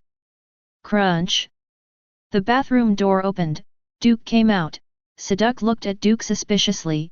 Did you do something just now? It's just throwing an unlucky guy who automatically hit the muzzle of the gun to Tianzu Mountain. The speed is too fast, and you didn't react. Where is Tianzu Mountain? This is the second time you mentioned it. Siduk followed Duke and asked Duke curiously. Duke shrugged his shoulders. The place where a group of mythical beasts and phantom beasts live is also a place away from the world. Oh. Siduk nodded slowly, and then heard Duke say, "Okay, what do you want for lunch? Let's take it easy. Then go back to Luying Base and have a meal." At the same time, the center of no man's land. A place outside the world, Tianzu Mountain. The towering peaks go straight into the sky, and the peaks are hidden above the clouds. On the shore of the lake at the foot of the mountain, Sima Wushuan slowly opened his eyes. Where am I? Where's that boy? Looking at Sima Wushuan around him in a daze, he stood up. He only remembered Duke's big hand covering him, and then everything became pitch black. Then, when he woke up, he came to this unknown place. While Sima Wushuan was investigating the surroundings, the lake water began to surge without warning. A blue figure stepped on the water and surfaced on the lake, and at the same time, white mist began to diffuse. Realizing the same, Sima Wushuan quickly turned around, saw the Pokémon standing on the lake, and immediately opened his eyes wide. Water, water, Suakun. Chapter 51. Luying Tree Fruit Cultivation Base, a small building by the lake. Are you still going to fish? Qi Wanyu looked at the statue, one person and one duck carrying a fishing rod. Duke blinked. Lunch is over, we must find something to do. You really are not in a hurry. Qi Wanyu raised her hand to cover her forehead, and sighed. She always felt that the number of times she has sighed in her life in the past 30 years has never been more than that in the period when she met Duke. Always sigh, if you are not in a beautiful mood, you will get wrinkles. Why the rush? Duke asked Qi Wanyu in puzzlement. It's just a small game, why is it so urgent? You have entered the top 8 now, do you know what that means? Duke and Siduk next to him looked at each other, and then said directly, are you going to lose the bet? Not this one. Qi Wanyu rubbed her temples, took a few deep breaths to calm down. This means that you have been targeted by many forces. Next, they will inevitably carry out more terrifying attacks on you. Whether it is internal or external moves, they will use them together. In addition, the representatives of the Pokémon Association and the family that organized this competition will also keep an eye on you. If you make a mistake, they will rush over like a mad dog and press you to death. Well, what then? Duke asked Qi Wanyu. I'm a little nervous now, what good will it do for the situation? Qi Wanyu was stunned for a moment. Duke was right, now the matter is a foregone conclusion, he has long been a thorn in the side of the forces behind this competition. It is impossible for people who trade behind the competition and exchange interests to let Duke go. In previous years, no commoner trainer was able to reach the top 16 in this kind of competition. The previous top 16 were divided up by major forces and aristocratic families, and then they sat in line to share the fruit. But now, Duke, a dark horse that turned out to be out of nowhere, not only disrupted their layout, but also hindered the exchange of interests between them. Those guys will definitely not let Duke go. Not to mention anything else, just to support the representatives of the Pokémon Association and the aristocratic family who will support the Aura Envoy, and they will not let Duke go. If I hadn't blocked most of the pressure for Duke now, I am afraid that something unexpected happened to Duke long ago. However, considering the meteorite incident, it may be the opponent's person that the unexpected happens. And in this situation, it is useless for Duke to be nervous. As he said, if nervousness is useful, what should happen will not happen. Oh, I really don't know whether it's big-hearted or open-minded. Duke shrugged, okay, if it's okay, I'll go fishing. Come on, don't harm my Magikarp here, I've found you a coaching partner, you can meet him later, and prepare for tomorrow's match by the way. Sparring coaching. Duke tilted his head, a little curious about what kind of coaching partner Chi Wanyu would find for him. Yes, my younger brother. Chi Wanyu paused, and said again, a guy who is a little special to the point of pervert. Hey, that pervert is coming. As soon as Zhang Xiao heard Chi Wanyu mention her younger brother, Zhang Xiao immediately hugged her arm with disgust on her face. Duke even found goosebumps visible to the naked eye on this girl's arm. Duke is really curious about the person who can make Zhang Xiao have such a reaction, and the younger brother who can make Chi Wanyu show a helpless expression. By the way, when he arrives, you can discuss psychic with him. After all, your opponent tomorrow is the Tianqing Liasura we mentioned earlier. As for the rest, no matter what he says, don't listen. Why? No. Yes. Listen. Just. Good. That's it. Chi Wanyu looked serious, Duke looked at his duck, Siduk shrugged his shoulders, and Duke put down the fishing box. Okay, then let me see who your brother is. Wait a minute, that guy will be here in about 10 minutes. All right. Duke, who returned to the table again, picked up a tree fruit and handed it to Siduk beside him. Siduk ate the fruit expressionlessly, wondering who Chi Wanyu's younger brother was. Abnormal? Probably crazy people. But is the researcher he met at the experimental base crazy? Those guys are the real lunatics. Thinking of this, Siduk's eyes were covered with haze. The days in the experimental base were the pain of his life, which not only changed his life, but also made him experience and witness what is called hell on earth.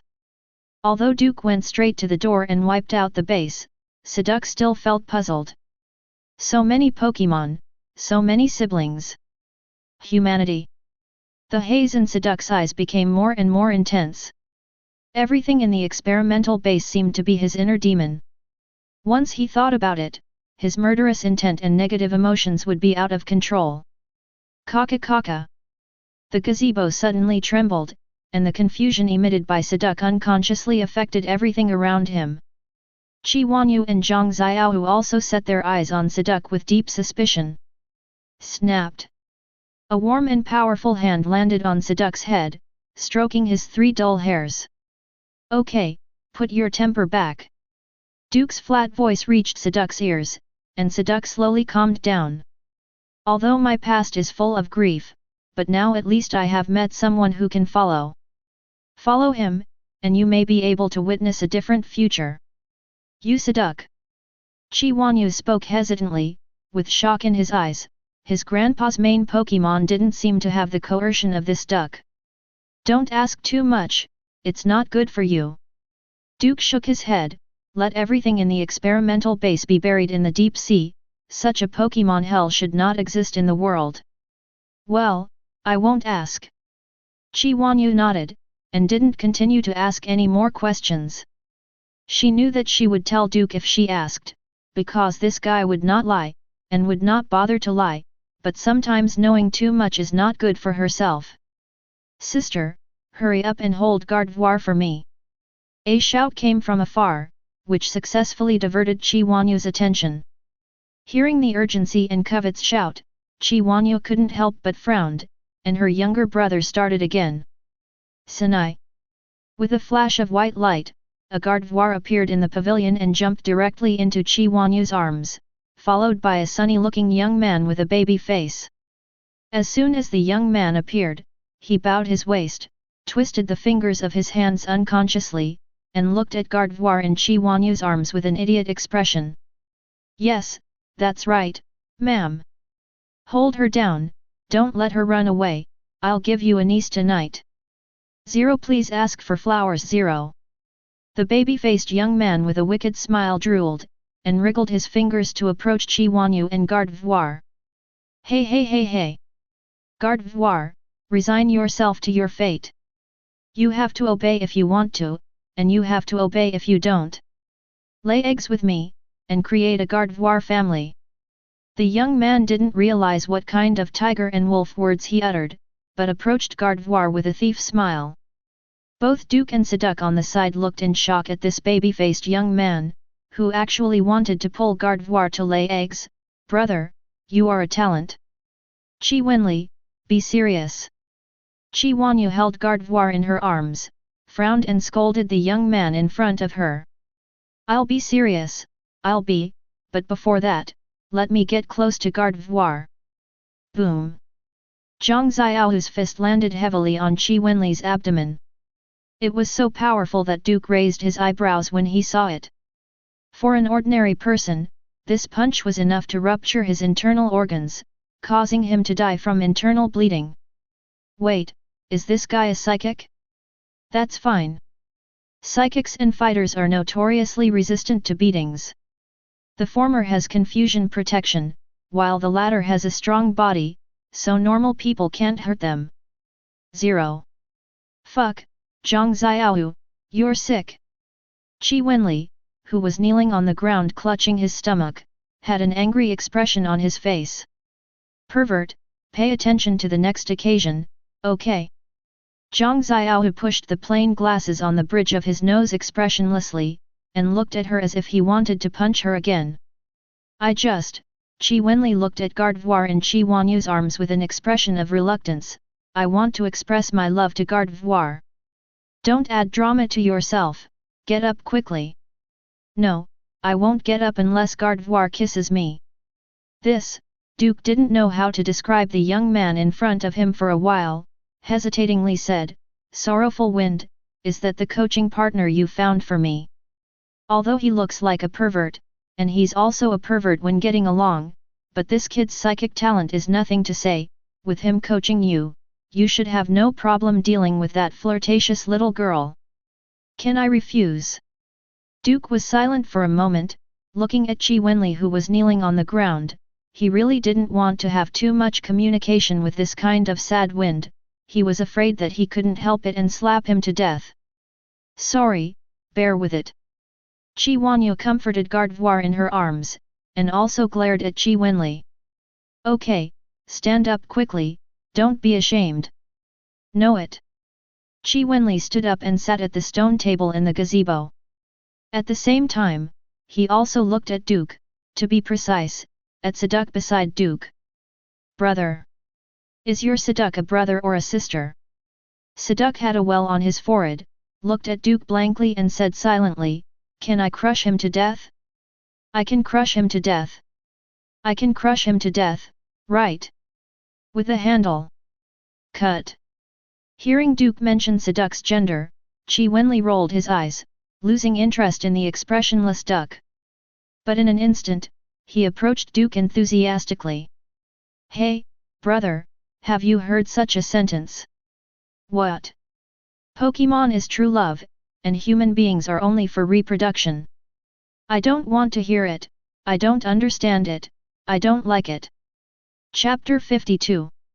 Fallen Tree Fruit Cultivation Base, on the battlefield.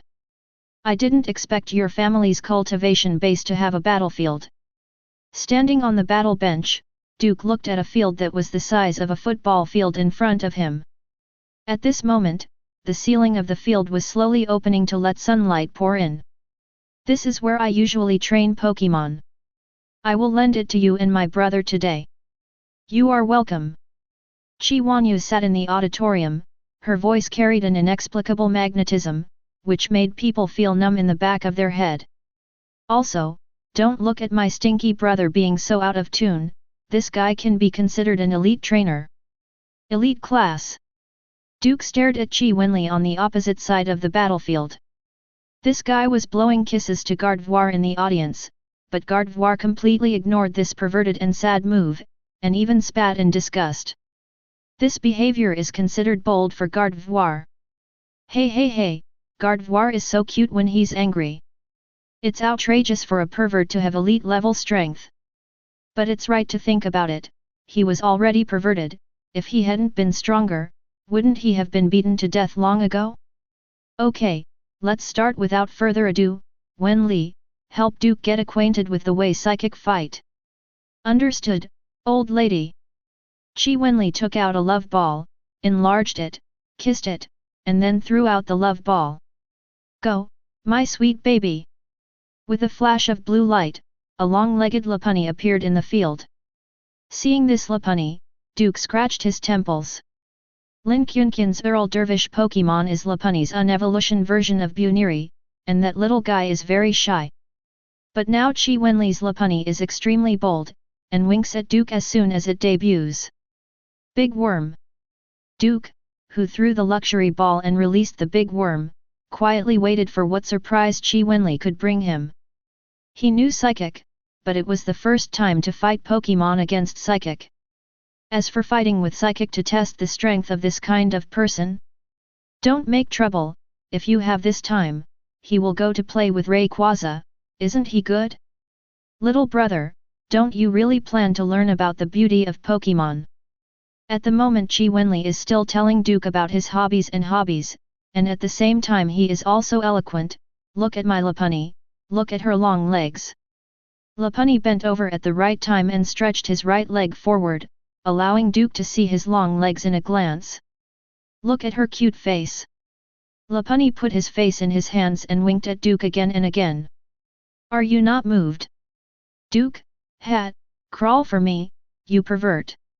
Hey, since you're so resistant, I'll show you my hobby with Lopunny. Qi Wenli's eyes glowed with blue light, and invisible fluctuations crossed the void and poured into Lopunny's body. In just a moment, Lopunny's eyes also glowed with the same light as Qi Wenli. Ah! Qi Wenli held the back of his head with his hands, and fell back with an intoxicated expression on his face. With his toes on the ground, he seemed to be on the verge of falling, but he stood firmly on the spot. His whole body was tense, and he let out a scalp-numbing moan. That's the feeling, that's the feeling. This feeling of becoming one with Pokémon, regardless of each other. Nausea. Seduc couldn't bear to look directly. He used to think that the researchers at the experimental base were perverts. But now it seems that he is still naive. Humans are really capable of constantly creating and refreshing. His understanding of the lower limit of people is wonderful. Gyarados, rain dance. Duke spoke directly, and Gyarados raised his head subconsciously, ready to activate his skills, but Lopunny came to Gyarados' head in an instant. The ground where this somewhat daring-looking rabbit had originally stood, now has a shallow pit. With just a glance, Duke understood that with Qi Wenli's assistance, Lopunny directly produced an effect similar to teleportation with instantaneous explosive power. It seems that the psychic still has two brushes. I don't know if my superhuman power can be applied to the battle. Whispering inwardly, Duke glanced at Seduc, then at Gyarados. Ah! Gyarados roared in pain, just because Lopunny's slender and straight thighs slashed heavily on his forehead like a battle axe. Cracks appeared on the scales of the part hit by the front. This is the first time Gyarados has been injured in a Duke game. The master-level overlord Gyarados is indeed good, but his strength seems to have been finalized. It's okay to bully newcomers, but he seems powerless against a trainer like me. Qi Wenli showed a rare serious expression. Catching powerful Pokémon directly in the wild is indeed a way to quickly increase strength, but there are not enough bonds, not enough companions, and blindly want to rely on wild Pokémon. It is an evil way to use powerful Pokémon to become stronger. Little brother, you are going the wrong way. Duke nodded when he heard the sound, and it seemed that his training against Gyarados and Seduc was about to be put on the agenda. Let's put this matter after getting the champion. It's better to learn from me, tame beautiful Pokémon, and then take them into your harem. It's fun and enjoyable. Yahoo! Qi Wen was only a few seconds away from being serious, and when he returned to his old state, Duke waved his hands and shook his head, not interested, not interested. Okay, do you want to continue? Lopunny landed on the ground, covered his mouth with his small hands, and smiled shyly at Gyarados, while his feet rubbed against the ground, his water-like eyes roved over Gyarados, as if hesitating where to start. Let's stop here. I understand the strength of psychic trainers. Duke understood the strengths of the psychic trainer and his own shortcomings through the brief confrontation just now. Psychic can release Psychic to increase his own Pokémon in all directions, which can be seen from the performance of that Lopunny. The strength of this Lopunny is only one tier stronger than Gyarados, but under the increase of Psychic, it directly enters the top field and is at the same level as Psyduck. Elite-level Psychic trainers can do this, but what about champion-level trainers? Is it possible to directly assist Pokémon to reach the champion-level strength of the 8th level, or even higher? You know, Psychic people are unreasonable. In the original book, Gym Leader Sabrina of Kanto Region Saffron City and Psychic Elite Caitlin of Unova Region are the best in the original book. Not to mention, those people in the original book who have the unreasonable power of Aura, power of Overcoming, and power of Viridian. It's good to have a helping hand for you, and don't you really plan to find out more? Chi Wenli waved to Lopunny, and Lopunny quickly returned to Chi Wenli's side and jumped into his arms. Duke looked up at the sky, and a holy figure appeared in his mind. Forget it, falling in love with Pokémon is too troublesome. There is a story. Psyduck grasped the key words in Duke's words, and Chi Wenli's eyes lit up, and he also sensitively grasped the changes in Duke's tone. Oh, brother, listen to what you said, you definitely have some unclear involvement with Pokémon. Do you want me to give you some experience? I am a professional in this field. Or you take me to meet her, and I'll help you out. Chi Wenli gave a thumbs up and showed a sunny smile. Duke rolled his eyes and beckoned Gyarados to come back. Forget it, he didn't want to be beaten to death by his mother. Besides, if that guy saw Chi Wenli, he would probably be beaten to death. Are you really with a Pokémon? Psyduck also looked at Duke in surprise, and Duke shrugged his shoulders. I was once pursued by a dream god, but now that I think about it, that guy should still be looking for me all over the world. Dream god? Psyduck opened his eyes wide. Tell me carefully, tell me carefully. Since when did you gossip like this? Let's talk about it, I'm just curious about your past. Zero. Don't ask me, that guy is clingy, I don't want to tell you about her love, causing you to have dreams at night, thus recruiting her. Duke rubbed Psyduck's head. Pokémon are very simple, and their feelings are very specific. For example, in the theatrical version of the original book, Ash once met Latias, who can incarnate as a human, and was liked by the latter. Duke, who fell in love with the dream god, also laughed at himself that he was treated the same as the protagonist. However, it is still necessary to hide that dream god and Ho-Oh are of the same school, and Ho-Oh always discourages Duke from coming to live in Tianzu Mountain, not to be too nostalgic for the human world. However, Duke rejected Ho-Oh's proposal and invitation. As for the reason, only Duke and Ho-Oh knew. Duke gathered his thoughts and turned his head to look at Chi Wanyu in the audience stands. By the way, do me a favor, Director Chi.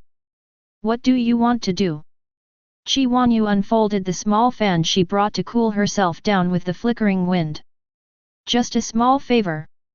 Duke rubbed the dull hair on Psyduck's head, and smiled at Chi Wanyu. It won't bother you too much. On March 29th, it was sunny. Pearl Arena, quarter-finals promotion match. Welcome everyone to the Pearl Arena, I am the commentator Swifeng. I am silent. Today we will continue to explain today's quarter-finals promotion match.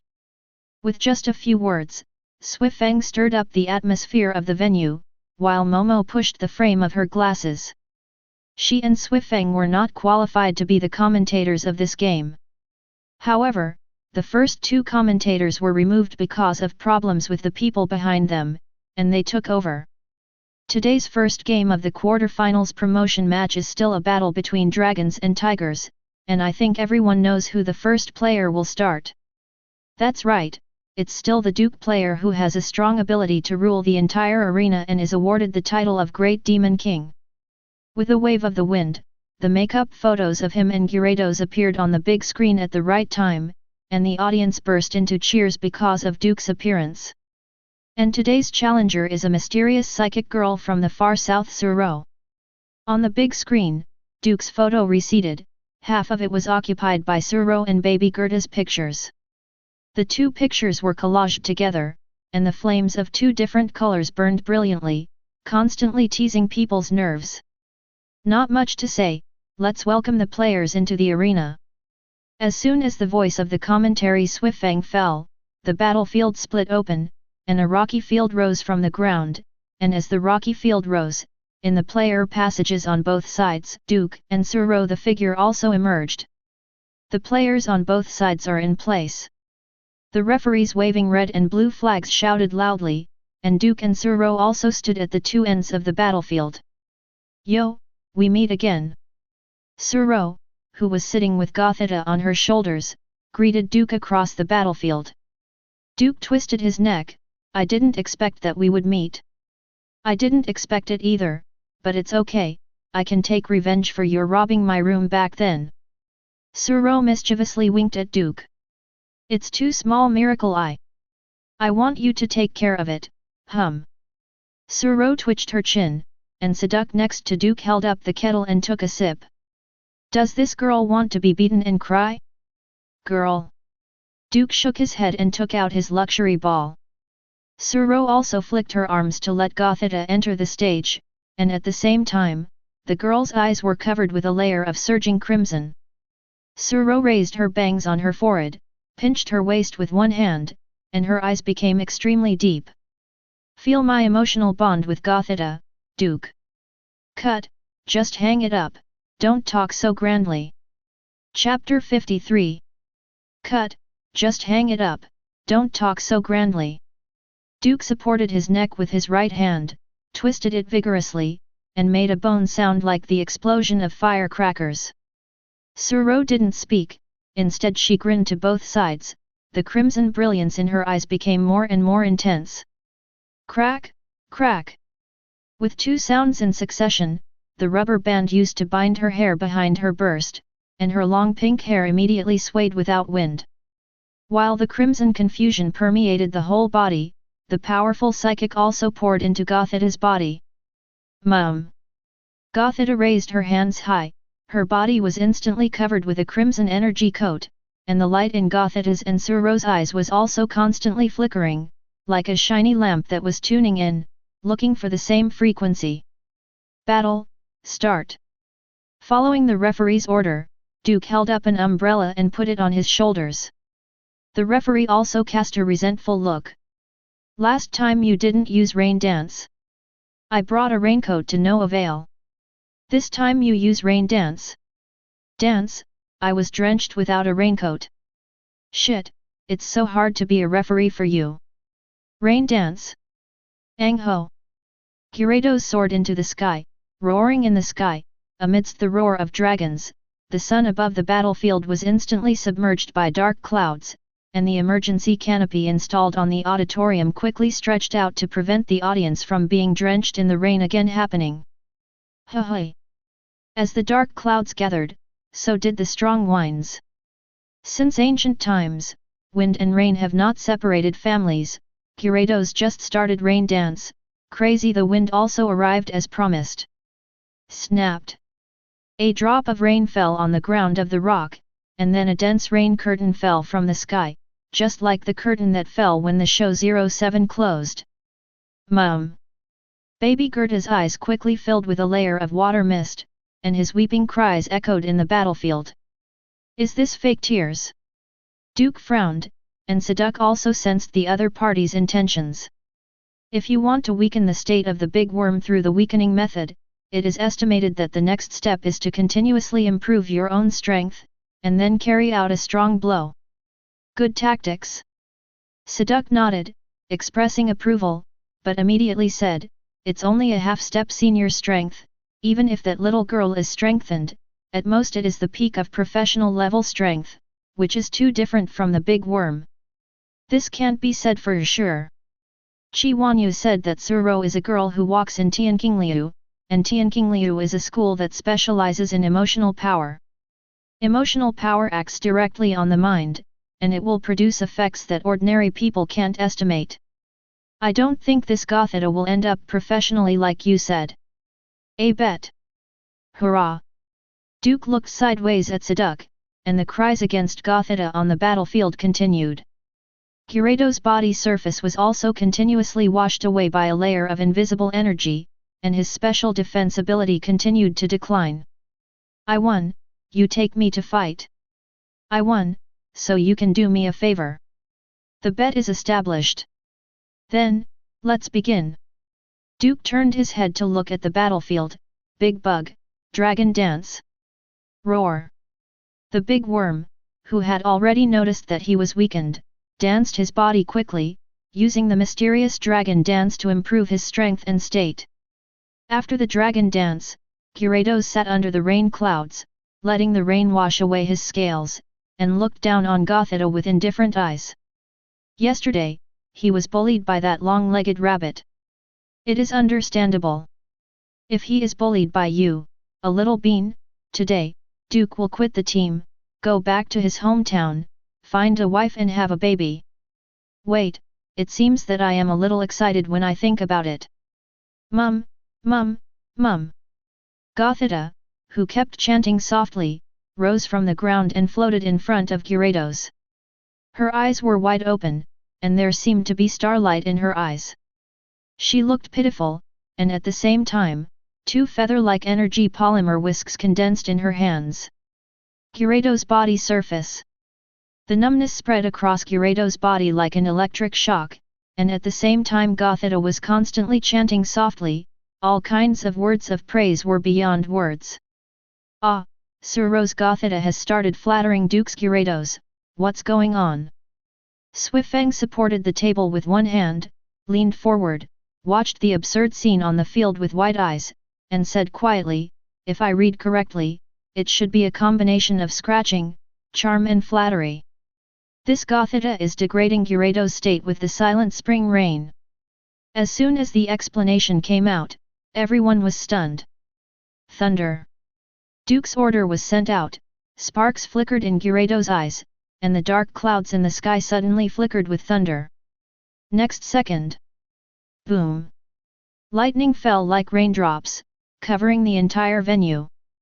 Gothita's figure flickered again and again, like a ballet dancer dancing on the tip of a knife, avoiding the dense thunder and lightning. The crimson light in Sir Rose's eyes became stronger and stronger. It was obvious that it was her assistance that made Gothita so easy to handle. Mum! Gerda doll suddenly let out a cry, and the psychic energy on the surface of its body mixed with the crimson confusion light, constantly flickering. Caw caw caw! The rock in the rock field was wrapped by an invisible force, it broke away from the ground and floated into the air. Suro clenched her fists and glared at Gyarados. In the state of psychic amplification, Suro basically needs words to command Gothita, and Gothita can understand her meaning with just one thought. Be aware that a psychic's telepathy is much faster than words. And with the improvement of Pokémon's strength, when Pokémon are fighting, the battle situation will change more quickly, making people dizzy, and even a change in the battle situation may occur in less than a second. At this time, the advantages of psychic players are revealed. They can intuitively participate in the battle and command through psychic boosts. Chihiro First Start, a powerful fighter, can also use his excellent reflex speed and eyesight to capture the battle situation. The rock that was carried into the air by confusion flew into the sky without warning, with the speed like a bullet. At the same time, Saduk frowned. The power of this Gerda doll is constantly improving, and it has surpassed professional skills. It seems that you lost this bet. Duke raised his hand and rubbed Saduk's stupid hair. This scene fell in the commentator's eyes, causing him to say loudly, "My God, in the face of Gothita's fierce attack, Duke player still caresses his pet Pokémon, could it be does he have any countermeasures?" Gyarados wrapped himself in whirlpool. After Duke touched Saduk, he turned his head and issued his own instructions. Under Suro's psychic boost, Gothita's strength is indeed constantly improving, but that's it. Roar! Gyarados roared, and the rainwater gathered towards him, and the attracted rainwater turned into a waterspout in an instant, enveloping Gyarados. While maintaining whirlpool, rotate against the direction of whirlpool, and then push across. Duke's voice remained calm, and Gyarados, who wrapped himself in the whirlpool, began to maintain the whirlpool, and began to rotate continuously in the opposite direction. In an instant, a violent twister went straight to the rain cloud, and all the rainwater brought by the rain dance was swept into absorbed by the waterspout. Zilla! As Gyarados began to push across the field, the ground of the rock field was directly ploughed into a deep ditch. The tearing force formed by the opposite roundabout is far beyond everyone's imagination. Ah! Gyarados let out a roar, staring at the rock shot by Gothita and rushed towards it. The rock blessed by confusion and the waterspout shattered on the spot when they touched each other. Suro also frowned. The tactics are completely useless. As if feeling Suro's emotion, Gothita's body was filled with a white glow. It's evolution glow. Wait a minute, another shocking reversal happened on the field, and an evolution glow appeared on Gothita's body surface. Is this going to be an on-the-spot evolution? While everyone was shocked by this scene, Gothita, whose body was filled with the glow of evolution, quickly disappeared from the field and returned to Suro's side. Not to mention, Suro's crimson confusion covered Gothita's whole body, covering her evolution glow. Light pressed back. Evolution is not good now, the accumulation has not yet met the teacher's requirements. Suro sighed, and picked up Gothita, who was a little out of touch. Evolution was interrupted, which undoubtedly had a serious impact on Pokémon's physical strength and near-zero consumption. I admit defeat in this game. Suro took out a piece of Everstone from her pocket and hung it on Gothita's body to curb her evolution, and unilaterally surrendered. This scene once again reversed the situation of the tournament. Gothita, who used tactics at the beginning, seemed to have an advantage, but Gyarados immediately pulled back around under Duke's command, and Gothita, who fell into a disadvantage, faced evolution, but was forcibly suppressed by his trainer and surrendered. Blue player Suro took the initiative to concede defeat, so the winner of the first round of the quarterfinals promotion match was Duke. Duke successfully advanced to the semifinals and entered the semifinals. Let's congratulate him! Duke! Suro suddenly shouted. Duke also followed the sound. The girl smiled slightly at the boy. If we meet in the future, let's have a battle. Duke nodded casually, and raised his hand to retract Gyarados. As Gyarados was retracted, the rain gradually minimized and the dark clouds began to dissipate. The players leave the field, the venue is changed, and the next game will start in 10 minutes. The referee waved the flag and asked the contestants to leave the field. Duke and Suro looked at each other for the last time and left the field one after another. Today's game was anticlimactic, but it's good to advance. But on the other hand, the things Chi Wanyu said should come soon. Sniping by the family and the Pokémon Association. Duke, who walked into the player tunnel, just took out his mobile phone and planned to call Zhang Xiao to ask her to pick him up, but a staff member came up to him and made Duke stop. Hello, Duke player. The staff took out a document and handed it to Duke. I would like to inform you that after the quarterfinals promotion match in the afternoon, there will be an exclusive interview with you for the semifinals. Everyone must participate. Please don't be late. Chapter 54. In the afternoon, the Pearl Arena. Reception room. It's here, go in by yourself, I'll wait for you outside. Zhang Xiao led the way and brought Duke to the reception room where the interview was held. There are staff members waiting outside the door of the reception room. When they saw Duke coming, they immediately opened the door for him. Duke player, you are the only one missing, hurry up, hurry up. I'll go back to the car and wait for you. When you're done here, send me a message when you get out. I'll drive to the east gate of the arena to pick you up. It is good. I'll go first. Zhang Xiao turned around and left, but after taking a step, she stopped, turned her head and reminded Duke, "This is a joint interview with more than a dozen platforms, don't talk nonsense." "No." Duke rolled his eyes, of course he knew what to say and what not to say. He's not a kid anymore. How much does Zhang Xiaohu distrust her? Thoughts turned in my mind. Duke turned and led Saduk into the reception room. As soon as he entered the door, the first thing Duke saw was a huge stand-up poster. The background of the stand-up poster was the magical city that was brightly lit at night and called the City That Never Sleeps. The Pearl Arena was in the center of the poster, and he and the other three semi-finalists. The makeup photos of the contestants are under the Pearl Arena from left to right. What's more, the stars flashing in the background can be seen as endorsement advertisements. The designer of this picture is also a genius who can integrate the Magic City, advertisements, players, and Pearl Arena into one picture. As for the makeup photo, it was directly produced by the staff of the conference using computer technology, and they were not contacted. It's just that there was one item in the agreement signed before the competition, that is, during the competition, the contestants must cooperate with all requirements of the competition, including the use and management of portrait rights. In addition, the rest of the room are the other three contestants, resident guests, and other staff waiting on the side of the stand poster. The rest of the top four were 2 men and 1 woman. The 2 boys looked serious. As for the girl, she held a Squirtle in her arms and looked at the camera with a blank expression, while someone was touching up her makeup. This little girl is not simple. Saduk detected the girl's true identity at a glance, not to mention that her mental strength is stronger than that little girl in the morning, and she also has a very special smell. It seems that she should be the default champion of the competition. That's the Aurum Messenger. Looks like it is. Duke and Saduk communicated in mosquito voices respectively, and no one present noticed it. Since the Duke players are here, let's get in quickly.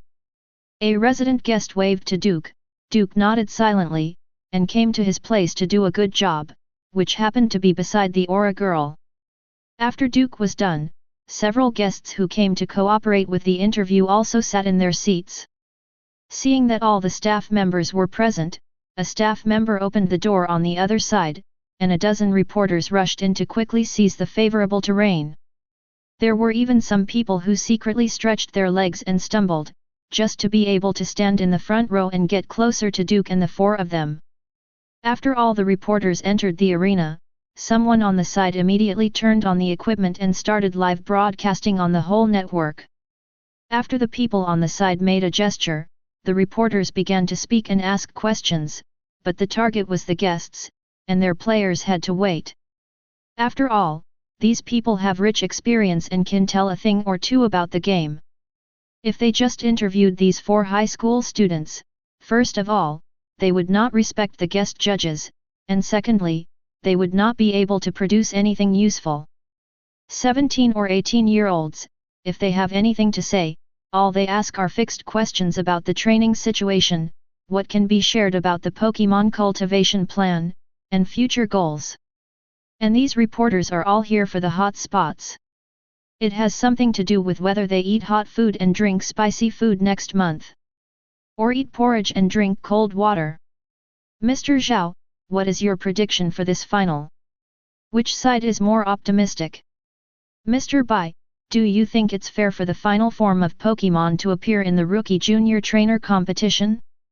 Mr. Wang, there are gossip that you didn't want to participate in this rookie competition? And? Several guests were really able to deal with it freely, chatting and laughing happily with the reporters, chatting for half an hour.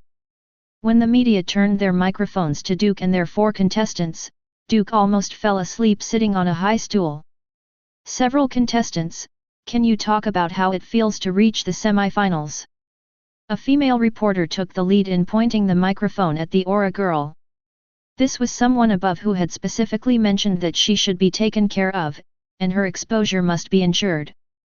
Contestant Lang Yu, can you tell me something? The Aura girl Lang Yu was silent for a while, stroked Squirtle's smooth and damp's little head and said, I will work hard. Then what do you think of the other 3 contestants? They're all great. Do you have any plans for the future? Catch Pokémon, and then nurture them. Then you. Except for the drowsy Duke, the other two players were speechless looking at this aura girl who couldn't hit 3 farts with one stick. This guy's temperament is too dull. The same is true during the game, with a dumb face throughout the game. During the game, it is not a water gun to solve the opponent, or a water pulse. 15 minutes later, the female reporter who was dripping with sweat on her forehead turned the microphone to another boy, who looked nervous with a sullen face. Seeing his performance, the female reporter couldn't help sighing. These little guys are completely children. Even though their strength exceeds their peers by a lot, their mental level is still immature. There's nothing to dig out. While thinking about it, after asking a few random questions, the female reporter turned to the second boy. As for Duke, this guy had drooping eyelids, a slightly lowered jaw, and folded his arms across his chest. He was about to fall asleep. Skip it. Just like that, the female reporter handed the microphone to the second boy. Chuhi contestant, do you have anything to say? Ahem, then let me say a few words. The contestant named Chuhi and the other Langya were different from that young man. They were very excited when facing the microphone and the camera. They sat on the high stool excitedly and talked to the camera under the eyes of the reporters. First of all, I would like to thank the competition for hosting. The organizer gave me this opportunity to exercise myself.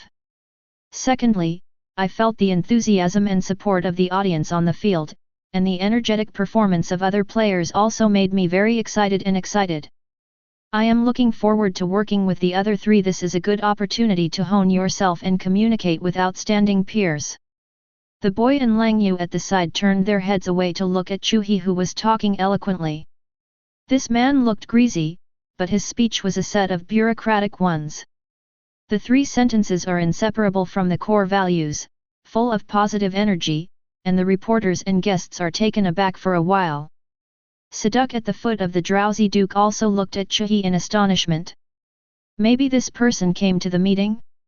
This attitude is no different from those big figures on TV who simply say a few words. What about just a few words? This horse riding has almost become your personal talk show. In the game, you are not only competing with your opponent, but also competing with yourself? Chuhi stroked his adult-looking hairstyle and raised his legs. For me, for all of our players, this competition is like climbing a mountain and constantly challenging our limits. When we finally overcome all difficulties and reach the top of the mountain, we will finally be able to see the magnificent scenery of the sea and sky on the other side of the mountain. This kind of climber's spirit is not only in the competition, but also in our daily study and life will spur us to keep moving forward. Chuhi's eloquent promotion of positive energy directly made all the reporters who were used to the clichés sleepy. The others were even more uncomfortable. They wanted to complain countless times but didn't know where to start. They were so depressed that they sat next to him and rolled their eyes. Langya was already thinking, if he met him in the semi-finals, should he beat him up or cry him out? The corner of another boy's mouth kept twitching. Whose family is this? With such a strong desire to express, I wonder if the real protagonist this time is the person next to him? Are you not afraid of being fined to kneel down on durians when you go back? The smile on the female reporter's face had froze, and she regretted that she wanted to interview this little kid. This is almost a fight with the head of my own station. The speech is stinky and long, and it is very annoying. Just when Chuhi paused to adjust his breathing, the female reporter immediately turned the microphone to the drowsy Duke. Duke contestant, what do you think of Chuhi contestant's comparison of this competition with a climber challenging a mountain? Duke opened his eyes casually, and glanced at a woman and 2 men next to him. Me? Right. The female reporter looked at Duke expectantly, don't learn from Chuhi. Is that mountain? Pokémon Association, President's Office. While watching the live broadcast, the president of the Metropolitan Metropolis also heard Duke's bold speech while watching the live interview. Oh, you are that mountain. The president stroked his own Persian's head, with deep disdain in his eyes. You must think too highly of yourself. President, next. The president's secretary carefully asked questions from the side. The president patted Persian's head and said flatly, arrange for me to meet him. I want to see if his mountain can stop the general trend. Yes. Chapter 55. That night, Lin Huziazu. Do you know what to say and what not to say? Didn't I already remind you? Zhang Xiaohu scolded Duke with a broken face. Do you know what occasion it was? Do you know how many people are watching your live interview? How dare you? When you do this, it is equivalent to putting yourself on the opposite side of all newcomer trainers, you know. Do you know how much trouble this will cause the director? Zhang Xiaohu clutched her lower abdomen. She already felt a stomachache, and was so angry that her stomach hurts. What kind of force did such an arrogant young man cultivate? It's okay to be angry, and still be so outspoken. And you are that mountain? You just beat a few rookies and you're so outspoken. If you beat an elite, wouldn't you want to go to heaven? The metaphor of Chuhi includes all newcomer trainers. If you say I am that mountain, you put yourself on the opposite side of all newcomer trainers. Don't say it. If you speak so straightforwardly, you will know how many people there will be in the future. Come to beat you? Oh, no. Zhang Xiaohu squatted down. My stomach hurts, it hurts so bad. Okay, the matter is a foregone conclusion. It's useless if you talk about him like that again. Qi Wanyu, who watched the play for a long time, comforted Zhang Xiaohu. Zhang Xiaohu raised her head in a grieved way, but his words will bring you a lot of trouble, director. To be honest, I don't care too much now. Qi Wanyu shook her head, turned her head to look at the lake in the night. A crescent moon was reflected in the lake, and under the rippling water, the moon shadow also fluctuated. But Zhang Xiaohu wanted to say more. My grandfather can't hold it anymore. Qi Wanyu said such a sentence in a very calm tone, which directly blocked Zhang Xiaohu's words and made her stare. Director, what do you mean? My family is already putting pressure on me to give up here and go to Celadon/Rainbow State. Took over the throne of the king of the island of Grandpa, became the new head of the Qi family, and under Kopuming's helping hand, advanced to the top field, and strived to reach the champion level within 5 years. That is to say, Zhang Xiaohu understood what Qi Wanyu meant. She tried her best and tried every means, and the curse that she spent more than 10 years trying to get rid of would still fall on her grandfather's head. So, this is my last willfulness. Qi Wanyu turned her head, with a different smile on her face. She opened her fan with a swish, looked Duke up and down, with a hint of emotion in her tone. What a fine young man! Pity. It's a pity that Qi Wanyu said. I don't know whether she refers to herself or Duke. Anyway, Duke and Siduk felt a deep melancholy from the tone. Seeing this, Duke knocked on the table in front of him. Attracting the attention of Zhang Xiaohu and Qi Wanyu, Zhang Xiaohu supported the table and stood up, glaring at Duke. What else do you want to say, boy? Do you still have the face to say it? Ultra Beast. Duke looked into Qi Wanyu's eyes, and spit out 4 words. This is your reward for your hospitality these days. As for the rest, it's up to you to find out by yourself. You mean? Qi Wanyu stood up vigorously, supporting the table with both hands, but Duke did not meet her eyes, but lowered his head and touched Siduk, remaining silent. I understand. Qi Wanyu understood Duke's expression, and it was obvious that more Duke could no longer be said, perhaps because her feelings were not in place, or perhaps she had paid too little. However, he finally got a clue. Thinking of this, Qi Wanyu immediately racked her brains to think about what she could exchange for more information. As for how Duke knew?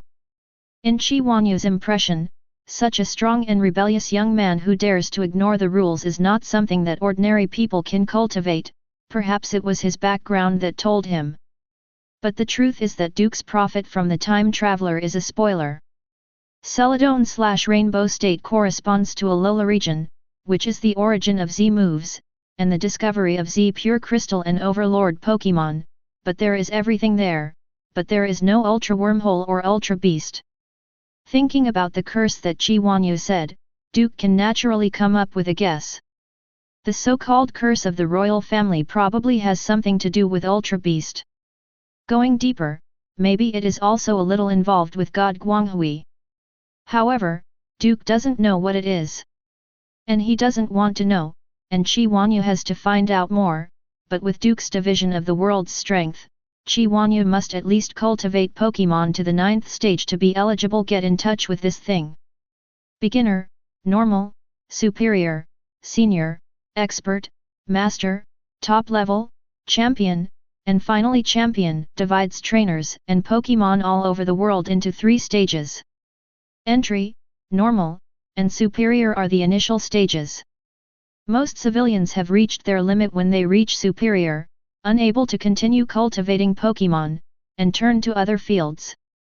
Be the gears that mesh with each other to make the world run smoothly. Seniors, experts, and masters are the backbone class, and they are also the endpoint of the vast majority of trainers in the Dragon Kingdom, and they are also the biggest pillar supporting the entire society. And the final top, champion, and above champion, is the endpoint of the trainer. The top level corresponds to the elite level, and champion understands it very well. Above champion is already the level that the legendary Pokémon can spy on. A small number of geniuses can only reach the champion level, and they can only reach the champion level. This is why the upper echelon of the Pokémon Association attaches so much importance to Lang Yu, the Aura Envoy. If you want to go up again, every small stage is a big step, and it takes tens of years to polish yourself and Pokémon. Duke's Gyarados is at the Master stage, which is also the top of the backbone level. Psyduck is at the top, that is, Elite, and Champion above Elite. There is only one in each country, and only one can be born in a population of 100 million. If the curse of the King family is really related to the Ultra Beast, then Chi Wanyu needs at least champion level strength to get a glimpse of the truth, and it may not be possible to disarm curse. Even, in Duke's deduction, after Chi Wanyu knows the truth, she has only one choice, which is to accept her fate, assume corresponding responsibilities, and after cultivating an excellent next generation, she will calmly walk on the old path of her ancestors. After all, not everyone is like Duke. Human beings have limits. Duke stroked Psyduck's dull hair with a flat expression, and Psyduck was also very useful. Gyarados, who was floating on the lake with his corpse, noticed this scene, his beard quickly tightened, and directly crushed the moonlight all over the lake, and came outside the pavilion. A huge head squeezed the entire pavilion. Hold head high. Cauldron, I want it too. Gyarados' covet looked at Duke. Psyduck opened his eyes expressionlessly, telepathy went straight to Gyarados' heart. Get out. Okay. Gyarados floated back to the lake to lie down, competing with Psyduck for favor, forget it. If you can't beat it, it's better to use it as a means of transportation and props for abuse. Cauldron of love, I don't deserve it. Psyduck squinted at Gyarados, what kind of trash dares to compete with the main palace? A soft snap caught Duke's attention. Following the sound, Duke saw the storage box containing 18 Z pure crystals placed on the table by Chi Wanyu. President, what are you doing? Seeing Chi Wanyu take out the Z crystal box, Zhang Xiao immediately screamed. She realized Chi Wanyu's thoughts, and quickly said, are you planning to take this? Crazy, crazy. Just for the 4 words of Frillish. You paid such a high price. Zhang Xiao kept trying to dissuade Chi Wanyu, but Chi Wanyu's eyes were exceptionally bright. She pressed her hand on the crystal box Z, and pushed towards Duke. Duke glanced at it, then looked away. Z pure crystals are incomparably precious to ordinary trainers, but in his opinion, that's it. If you want it, it's just to go to Celadon/Rainbow State and beat up the Kapu family, as much as you want. Not yet, Deo, between you, Xi, business, Wang, to make the difference. Activate the Z bracelet with Z pure crystal, I will get it for you as soon as possible. No, not right. Qi Huanyu's eyes lit up.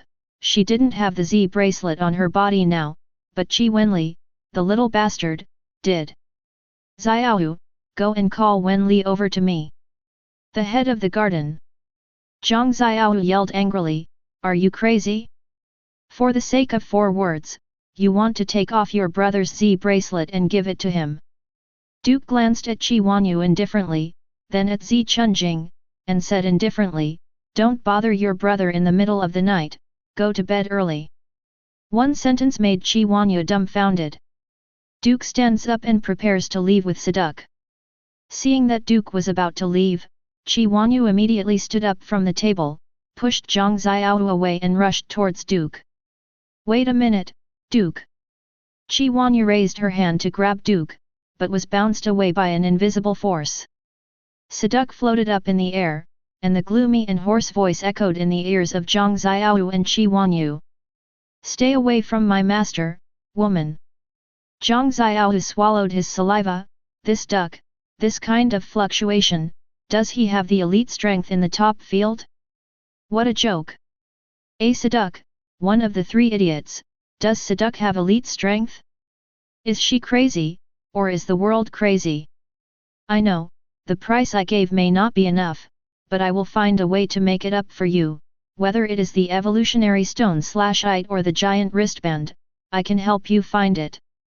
Speaking of this, Qi Huanyu bit her lips again, with a melancholy look on her face, but thinking of her grandfather, she still whispered, if it's not enough, I can recommend myself a pillow mat. Duke paused, raised his hand and scratched his head.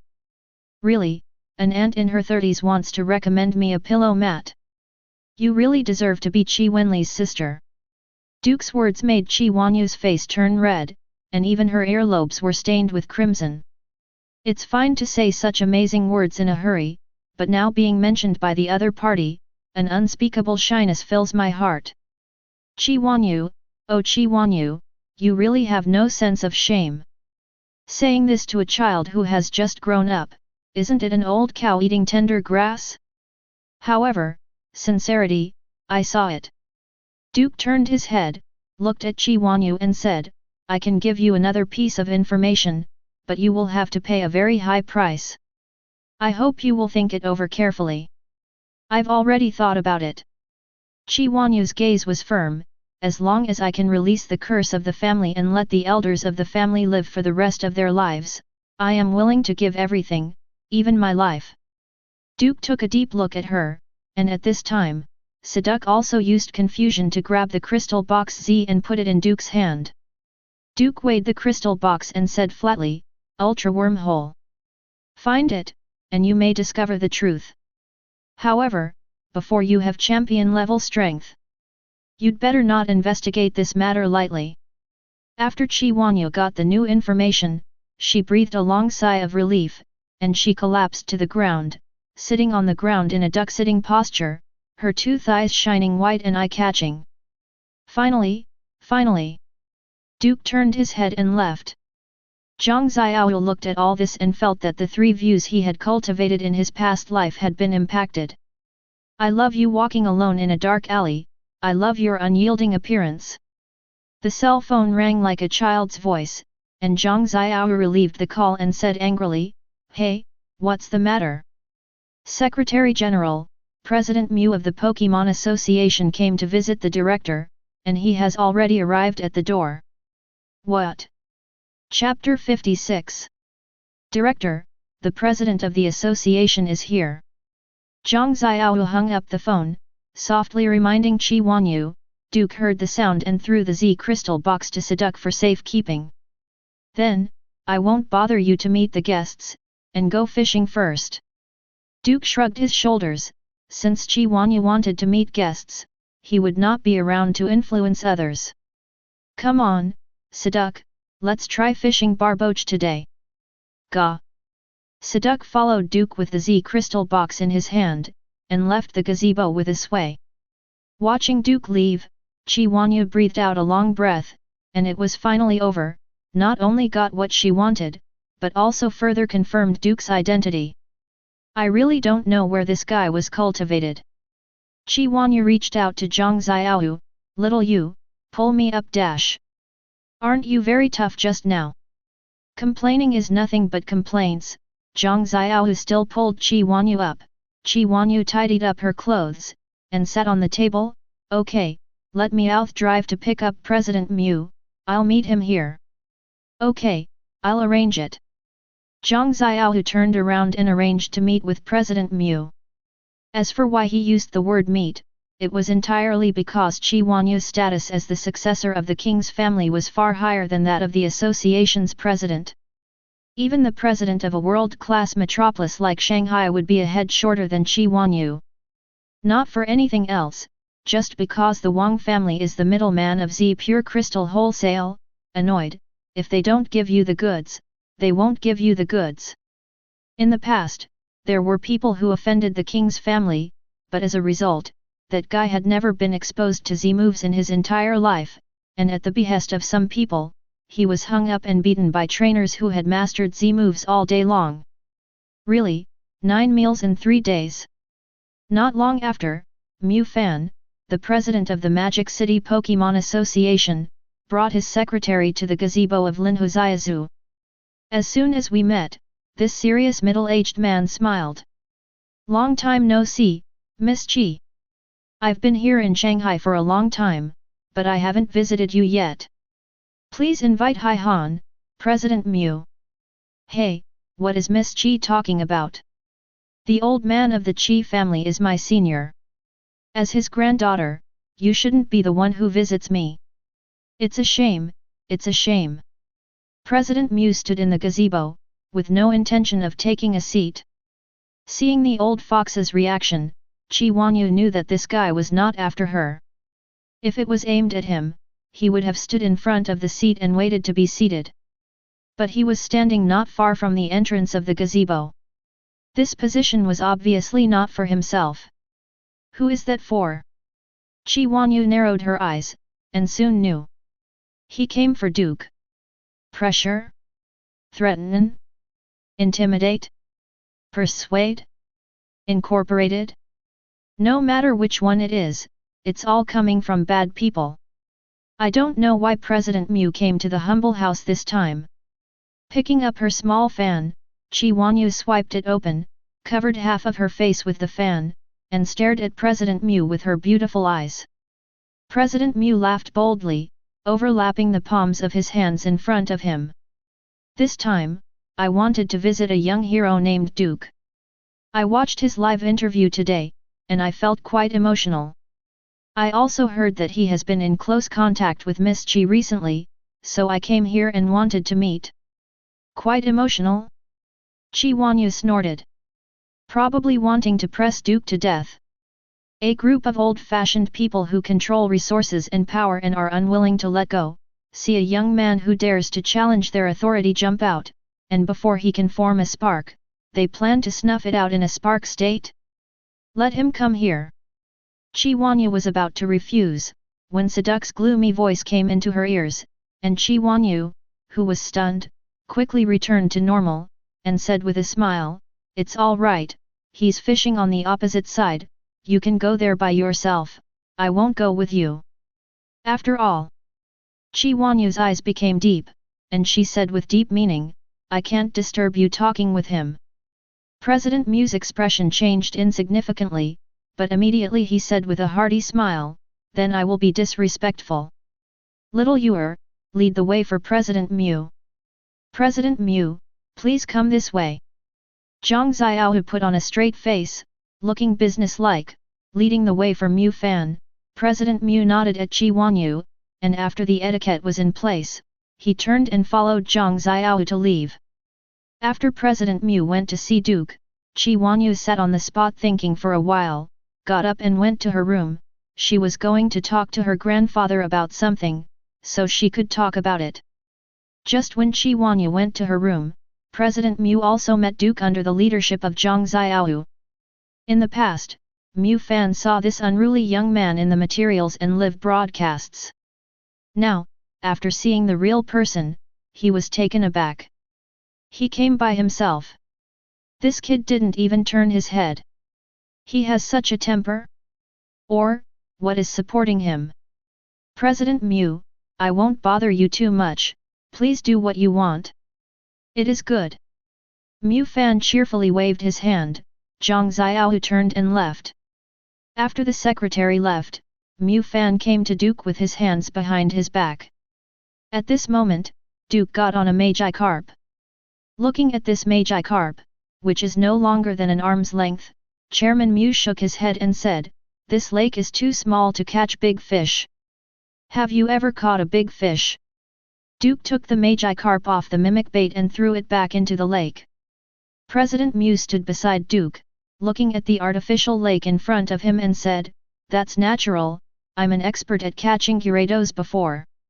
Made a swing. Chairman Mew smiled confidently, and after Duke threw out the bait, he put the pole on the turret bracket. "Then you have to use a lot of bait. That's for sure.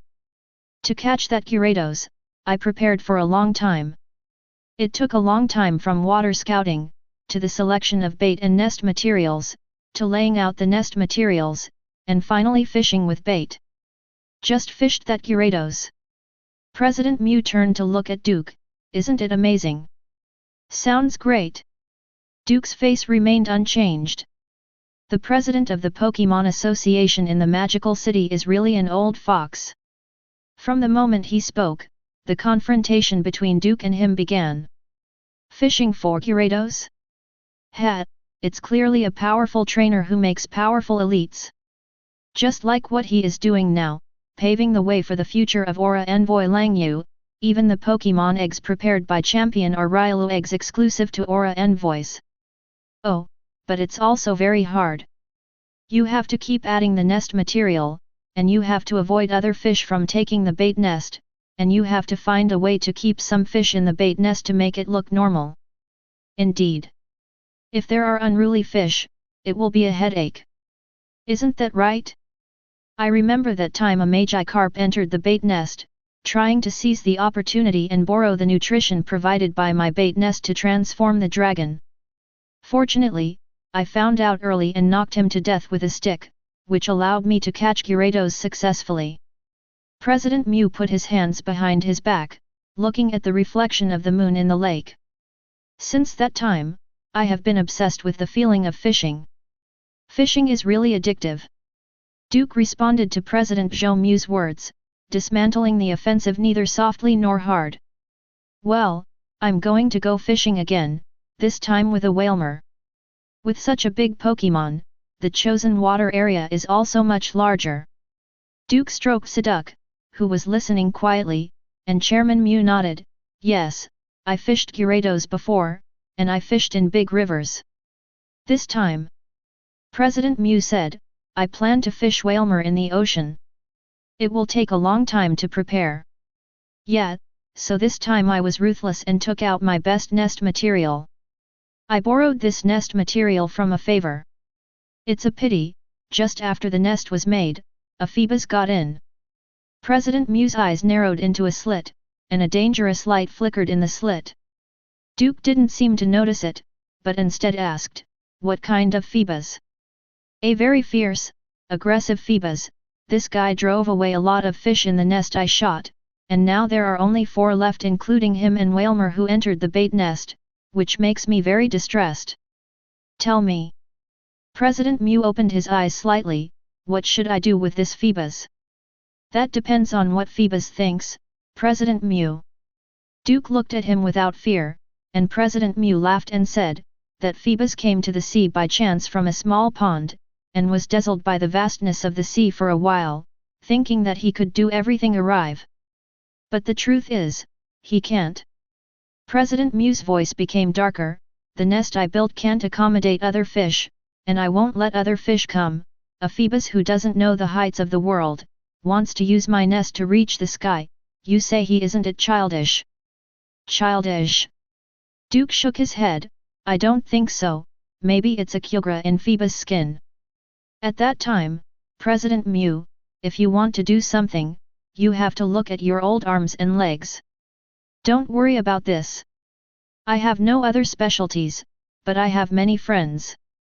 I have already arranged for a kingdra of a friend to watch any bait nest. But something unexpected happened to that kingdra. Yeah, so this time I can only grit my teeth and move my old self, and send out the Pokémon I tamed, not only in the sea, but also on the shore. Do you think that Phoebus can still stay in the nest? If he knows my arrangement, will he back down? Certainly not. Duke and President Mew looked at each other with extremely indifferent eyes. Because in the beginning, it wasn't the Phoebus that got into the bait nest, maybe it was you, President Mew. Ha ha ha, President Mew laughed loudly, raised his hand and patted Duke on the shoulder, then I'll wait and see if this Phoebus can evolve into a melodic. Maybe Kyogre. Phoebus, who was born in a small pond, was born to throw food in weeds and silt. How can evolution become Kyogre? Everything is possible, President Mew.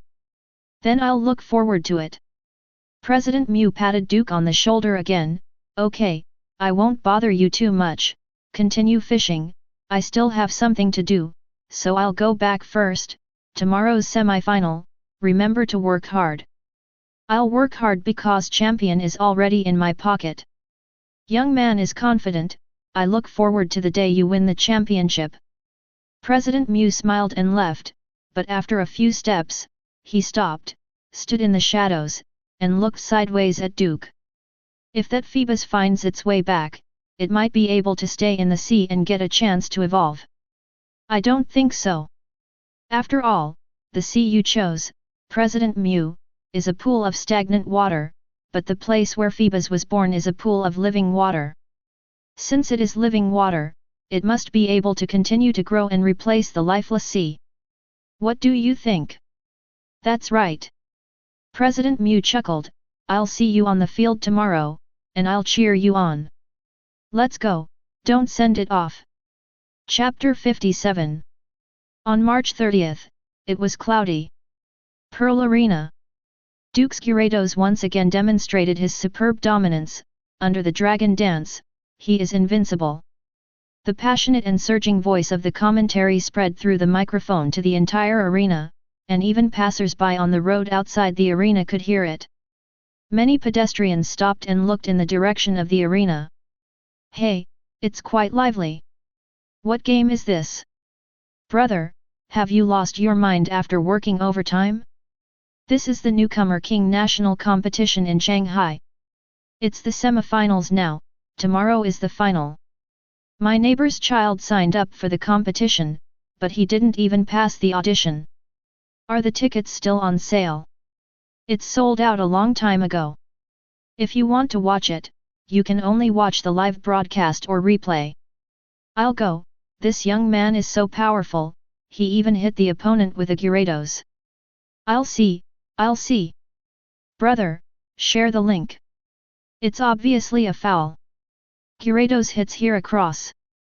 Isn't this dad beating his son? Look first.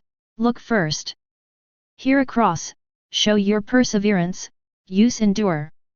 The dark-skinned and taciturn trainer Wang Chen was throbbing at the temples, the veins on his forehead were bulging, the blood vessels in his neck were bursting, and he was roaring loudly. Mo Hong started, bah! The Heracross with its big horn roared, its arms crossed in an X in front of its chest, and it was wrapped in a tyrannical energy light film. Speed up the speed of the water and slap him flat. Duke's voice remained flat, as if there was nothing in the world that could shock him. Chi Wenli was the only exception to that perverted sad wind. Roar! The tusk protruding body of Gyarados twists in the air, its tail wrapped in a swirling stream of water. At this moment, under Duke's order, Gyarados roared and accelerated the water flow again. Water is amorphous, soft when it is soft, and hard when it is hard. The highly compressed water flow can cut even rocks like paper. The aqua tail used by Gyarados now speeds up the water flow again. Much like a shredder. Clatter! Amidst the surging waves, Gyarados dropped his tail, like a whip, lashing down from the sky mercilessly. Boom! The first time Aquatail and Heracross came into contact with each other, the ground under Heracross' feet was crushed by a powerful impact and collapsed downward. The surface soil rolled outwards, and Heracross was nailed into the ground by Aquatail like a nail, leaving only a bighorn standing stubbornly outside. Bah! Heracross groaned feebly, even though it had the effect of endure, but the insect armor covered in it was crushed by Gyarados' tyrannical force, and cracks spread all over his body. Don't lose, Heracross! Don't lose! Magnify the last bit of strength and stimulate the characteristics. Then, reversal! Wang Chen yelled loudly with all his strength, and Duke took out his phone to check the time. The commentator also said in a timely manner, "It seems that Wang Chen still wants to struggle. Could it be that the characteristic of this Heracross is the premonition of the bug? If yes, maybe you can find a chance to turn things around." Silently added a sentence, but more still silent. Endure allowed Heracross to bear the huge damage of Aquatail, but Heracross was also nailed into the ground. It is very difficult to rely on the characteristics of the insect's premonition to burst seeds, and then use reversal to come back. After all, the strength difference between the two sides is too far. Okay, let's end it. Hydro pump! Roar! Gyarados closed his mouth slightly, the moisture in the air was instantly sucked away by him, and countless water molecules condensed in front of him. Next second. Boom! The strong water shot out like a cannonball, and hit the Heracross that was nailed into the ground. In just a split second, the field was flooded by the hydro pump and Heracross disappeared into the water. Seeing this under normal circumstances, Wang Chen took 2 steps back dejectedly, and murmured, "I lost." The blue team Heracross lost the ability to fight, so the winner of the second round of the semi-final promotion is Duke, and Duke has successfully advanced to the final. Come on, audience! Swifeng also stirred up the emotions of the audience at the right time, but Duke remained unmoved, put his phone back in his pocket, and casually glanced at the guest seats. In the guest seat, Mu Fan put his hands behind his back and looked at the battlefield with deep eyes. From Duke's point of view, the two eyes made contact. But only for a moment, Duke looked away and left the field. Go, Siduk! Ga! Baoan City, Saffron Forest. Slowpoke uncharted territory. Why hasn't Sima Wushuan's flirt here yet? Sophie Dark Elite, who was wearing a smart outfit, took out her mobile phone with a displeased face, and tried to make a call, but thought that there was no signal in the secret area, so she put the phone back. Didn't he say he has business to do? As soon as the ghost elite Yan Chongsheng finished speaking, he covered his mouth and coughed twice. It seemed that his life was not long, but anyone who knew him well knew that this guy's vitality was simply a foul. It looks sickly, but once it explodes, it will be stronger and more durable than anyone else. When exactly is it good? The young man with dark skin, bare upper body, animal tooth necklace hanging around his neck, and wearing an animal skin apron yelled impatiently. Monkey boy, please be quiet, no matter what you say, you are a grass-type elite. Telephone pole, I don't want to listen to you. AMU, the elite of the Dragon Country Grass Department, picked his nostrils with a look of disdain. He twirled his fingers in the nostrils, and flicked towards Sophie when he was about to finish. You monkey boy, do you want to fight? Sophie's temper exploded at the slightest bit, with malicious intent in her eyes. A pokeball on the long chain around her waist opened automatically, and a Pokémon with white hair and bow horns jumped out, looking at AMU. Calamity Beast Absol. Come! AMU took out a Pokeball from his waist, a blue light flashed, and a black ape Pokémon with black hair and a blue rag around his neck jumped out. Evil and Grass Double-Line Phantom Beast Salund. Okay, you two, restrain yourself. Yan Chongsheng interposed directly between the two, and said calmly, you're all 4 elites, don't fight in a nest. Or. Yan Changshen's eyes became indifferent, and he glanced at Sophie and AMU. You want Boss Luo to explain the truth to you? Sophie snorted, put away Absol, and Amu also made a face at Sophie, grabbed her father's hand, and pulled him back. It's been more than a day now, but Wushuan hasn't come here yet, either something has tripped him up, or something else has gone wrong. In short, I can't count on him. Then what do we do now? Sophie crossed her arms and flicked the feather earrings. First send a message to the higher UPS to inquire about Wushuan's whereabouts. If he can be contacted, let him come here immediately. Let's advance to the secret realm, locate the lower level Gemini secret realm, and strengthen imprison. I have no opinion. Sophie nodded immediately. They had been waiting for Psychic Elite for a long time, and it was time to leave now. Amu glanced at Salund, who nodded, and Amu immediately raised his hands and said, Amu is fine. Then move. Yan Chongsheng threw out his Pokeball, and the Pokémon Steel Armored Crow, his specially cultivated vehicle, appeared. 0. Take us to the altar in the center of the secret realm. Yet. The Steel Armored Crow, which was twice the size of its normal peers, uttered a low voice, and lowered its body to let the three of them come up. After waiting for everyone to sit firmly, the Steel Armored Crow soared into the sky and headed for the center of the altar from the base of the secret realm. Not long after, a huge pyramidal altar appeared in front of the three of them. Amu looked around curiously, but was pulled back by Zarund. It's so tall and so reckless, what's wrong with it? No matter how many times I look at it, I still think it's extraordinarily spectacular. Sophie overlooked the pyramid below, and the Steel Armored Crow circled and landed downward, and soon landed on the top of the altar. As soon as the three of them landed, Yan Chongsheng raised his hand to take back his Armored Crow, and Sloking's figure also appeared on the altar. It's you again. Sloking frowned and scolded unceremoniously. Amu bared his teeth at Sloking. This guy looks so weak, but he is fat and looks delicious. Sarid felt his son's emotions and showed malice towards Sloking, but Sloking was unafraid, even though Zarud was a phantom beast whose attributes restrained him. But Sloking with a backer. Master of the secret realm, we are here to strengthen the imprison here. I think you have also felt the secret realm that is interdependent with your Slowpoke secret realm. Yan Chongsheng stopped Amu and Salud, and turned to persuade them. Looking at the altar enshrining the supreme crown, Sloking frowned and thought for a moment. It is true that he has Duke as his backer, but that guy said that he can only help hand punch yourself.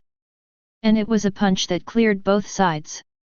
As a sage of the sea, Sloking can feel the strength of Duke, so he also cherishes the agreement with Duke. Similarly, the Slowpoke secret realm is a twin secret realm, which he knew a little bit, and it was a secret passed on to him by the previous Sloking, but he didn't expect the Supreme Crown to be the main suppressor. Back then Duke tampered with the Supreme Crown, causing imprison to be damaged, but he didn't dare to let Duke be responsible. If you speak, you may die if you try. However, these human beings in front of them took the initiative to help, maybe let them try. In this case, Duke's favor cannot be wasted, and the difficulty can be solved once and for all. Okay, but you better be careful. Rest assured. Sophie waved her hand, and Yan Chongsheng released his main Pokémon Dusk Noir. Dusk Noir, relying on his innate talent, began to perceive another twin secret realm of the Slowpoke secret realm. After a while, Dusk Noir's eyes lit up. Found it? Yan Chongsheng asked. Dusk Noir nodded silently. Can you transfer us there?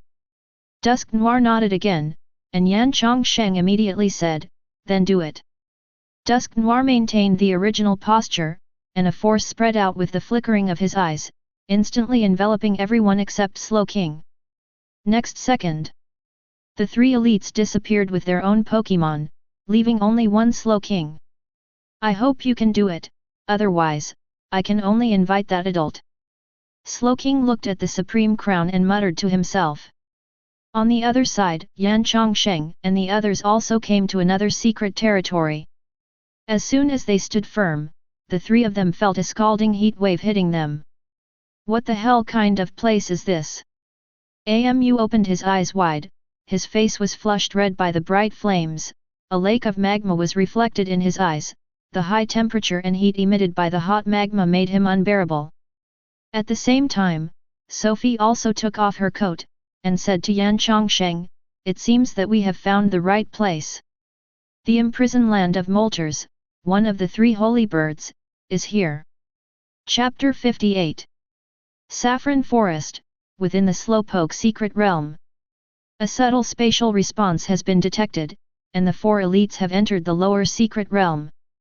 The dull young man with a space detector in his hand reported to the middle-aged man beside him. Hearing the sound, the middle-aged man immediately looked at the altar. "In this case, let's gather people and prepare to do it." "Yes, my lord." The dull boy left the secret realm behind the middle-aged man, and the other people who accompanied him stayed in the secret realm to observe the situation. Not long after, the middle-aged man left the Slowpoke secret realm with the dull boy. After coming to the outside world, the two looked at each other like ordinary trainers, turned around and left without any hesitation, until they stopped at the parking lot where they parked their cars. After the two got into the car, the dull boy took out his tablet computer. As soon as the tablet computer was turned on, a polygonal beast with a dull expression appeared on the screen. "Contact headquarters." "Yes." The middle-aged man sat on the seat and waited for the boy to contact the headquarters. After a while, the screen of the onboard computer flickered, and a figure appeared on the screen. The opponent's face was covered with a mask, and a crystal-clear orb was inlaid on the mask, and his whole body was covered by a black robe. Report progress. The three elites other than Psychic Elite have already entered the lower secret realm of the Twin Secret Realm. Now it is preliminarily speculated that they should start to strengthen imprison. According to the plan, release Molters at noon tomorrow. "Yes, my lord." "For the coming of the gods." The voice of the masked man was emotionless, and the eyes of the middle-aged man and the dull boy showed fanaticism. "For the birth of a new world." The next day, early morning, Duke, who had just finished washing, walked out of the guest room where he lived with his shirt in his hand, and Saduk followed behind him. The boy with a sleepy look on his face, his upper body was naked, his muscle lines were unobstructed. Shaking his shirt, Duke put it back on his body. Today is the last day. After going out, Duke lit a cigarette and looked at the grass elves 07 passing by the door. These little guys were taking care of the flowers and plants and cleaning up the garbage. The garbage after uniform cleaning will be sent to Garbotter's habitat for them to deal with. "Are you ready?" Zhang Xiao walked out from one side, still wearing OL professional attire and plain glasses, with a clean and neat face while expressionless. "It's all ready. Departure in 10 minutes, you go to the exit of the park and wait for me first, I will drive, and walk around with you along the way, sober." "Understood." Duke waved his hand and turned around with Saduk and walked towards the gate of the park. Saduk followed behind him, holding his thermos as always. "Tell me, what methods will those guys use to prevent you from getting the champion?" "Walk no." Duke shrugged his shoulders and said indifferently, "Anyway, no matter what method is used, it will be futile. This champion is mine. If they don't give it, they have to give it. I wish they wouldn't." Saduk opened his mouth unscrupulously. Duke glanced at his duck in disgust. "How much do you want them to die? Is it not good?" Saduk glanced at Duke and urged, fuck them, you violent maniac." Saduk rolled his eyes, and Duke said at the same time, "By the way, have you brought the things I asked you to bring? Take it." Saduk took out several small balls the size of glass beads from the pocket of the jacket he was wearing, and each small ball was inlaid with dense metal wires. "It will be useful." "Small idea." Saduk stuffed a few glass beads back into his pocket, patted them on the occasion, but said in an instant, "But I don't understand why you want several cameras like this from Chi Wanyu." Seeing the door approaching, Duke explained, just in case, let's discuss those guys by the way. Let's not talk about it, Zhang Xiao has arrived by car. We should go to the venue. After today, everything will be over, and we will go home by car in the afternoon. After I go back, I will start arranging the training for you and the big worm. Get ready. It is good. Siduk's eyes flashed. Duke's training, I don't know what it will be like. Should he fight against more powerful Pokémon under his arrangement, or should he directly lead him to face demons or mythical beasts and use them to hone himself? When Siduk thought of this, he trembled with excitement, looking forward to it, so looking forward to it. After one person and one duck boarded the car, Zhang Xiao started the car expressionlessly and headed straight to the Pearl Arena. Just after the car drove out, a person on the opposite road made a call. Hey, they're off. Understood. The high-speed rail ticket to Baoan City has been prepared for you. Do you plan to go to the high-speed rail station after the game, or do you have lunch? Zhang Xiao glanced at Duke sitting in the back seat through the rear-view mirror. Duke looked out the window and said indifferently, I can do it. Then after lunch, the director arranged a dinner with several big shots, saying that he wants you to appear on the stage and pave the way for you to enter the upper floor in advance. It's all right. Duke's casual expression made Zhang Xiao grit her teeth. She didn't understand why her parents would favor such an annoying kid. Ah, I'm so pissed off. While Zhang Xiao was annoyed, he stepped on the accelerator hard to increase the speed of the car again. At this time, a van quickly ran over from the side. Duke was aware of this scene in advance, and so was Siduk. If the confusion flowed out, wrapping the entire body, before the opponent's vehicle tackled, he directly pulled up the body, allowing the car to fly into the air, and avoided the tackle this time. Damn, what's going on? When Zhang Xiao discovered this scene, his face couldn't help but change again and again. Siduk controlled the car and landed on the side of the road, and the car was forcibly turned off. Those guys' little moves. As soon as the car stopped, Duke drove away. Noticing this scene, Zhang Xiao secretly thought something was wrong. Since the other party was targeting you, why did you go out so openly? This arrogant little bastard. Zhang Xiao clicked his tongue, unfastened his seat belt, opened the car door and went out. As soon as he got out of the car, several vans came and formed a circle. Zhang Xiao, Duke, and their car surrounded the center. At the same moment, the glass beads in Siduk's pocket flew out directly under the control of his confusion, and quickly disappeared into the air. Siduk, with the window down, watched the scene quietly, without a trace of nervousness, and even with a little expectation. Crash! The door opened, and a strong man in sportswear got out of the car, holding an information bag in his hand. As soon as we met, without saying a word, the information bag was thrown at Duke's feet. If you don't want these people to have accidents, just stay here honestly. Duke glanced at the information bag, his eyes passed through the thin paper, and he saw the contents. With just one glance, Duke's eyes became extremely deep. Duke, who slowly bent down to pick up the information bag, pulled out the contents inside. It was 7 or 8 photos, each with the personal information and home address of the owner of the photo. Du Tianqin, Wang Yongxia, Du Lin, Lin Qianqian, Su Xiling, Kui Yaezhu. Every photo is of someone involved with Duke, either relative or friend. Someone asked me to excuse you. The strong man took a step forward, but his head exploded without warning. Snapped. Blood mixed with bone dregs was directly pasted on the window of the van, and the headless body fell forward in front of Duke. You! Duke's eyelids drooped, his heart burning with anger. Everyone must die. In just a split second, a terrifying coercion erupted from Duke, falling from the sky like a body slam, sweeping the audience. Standing behind Duke, Zhang Xiao looked at Duke holding the photo in horror. The vans that surrounded him turned into thin paper without any warning. And blood flowed out along the cracks of his forehead. Duke also raised his hand and threw his luxury ball. Gyarados flies off the ball and notices something wrong with Duke before he can growl.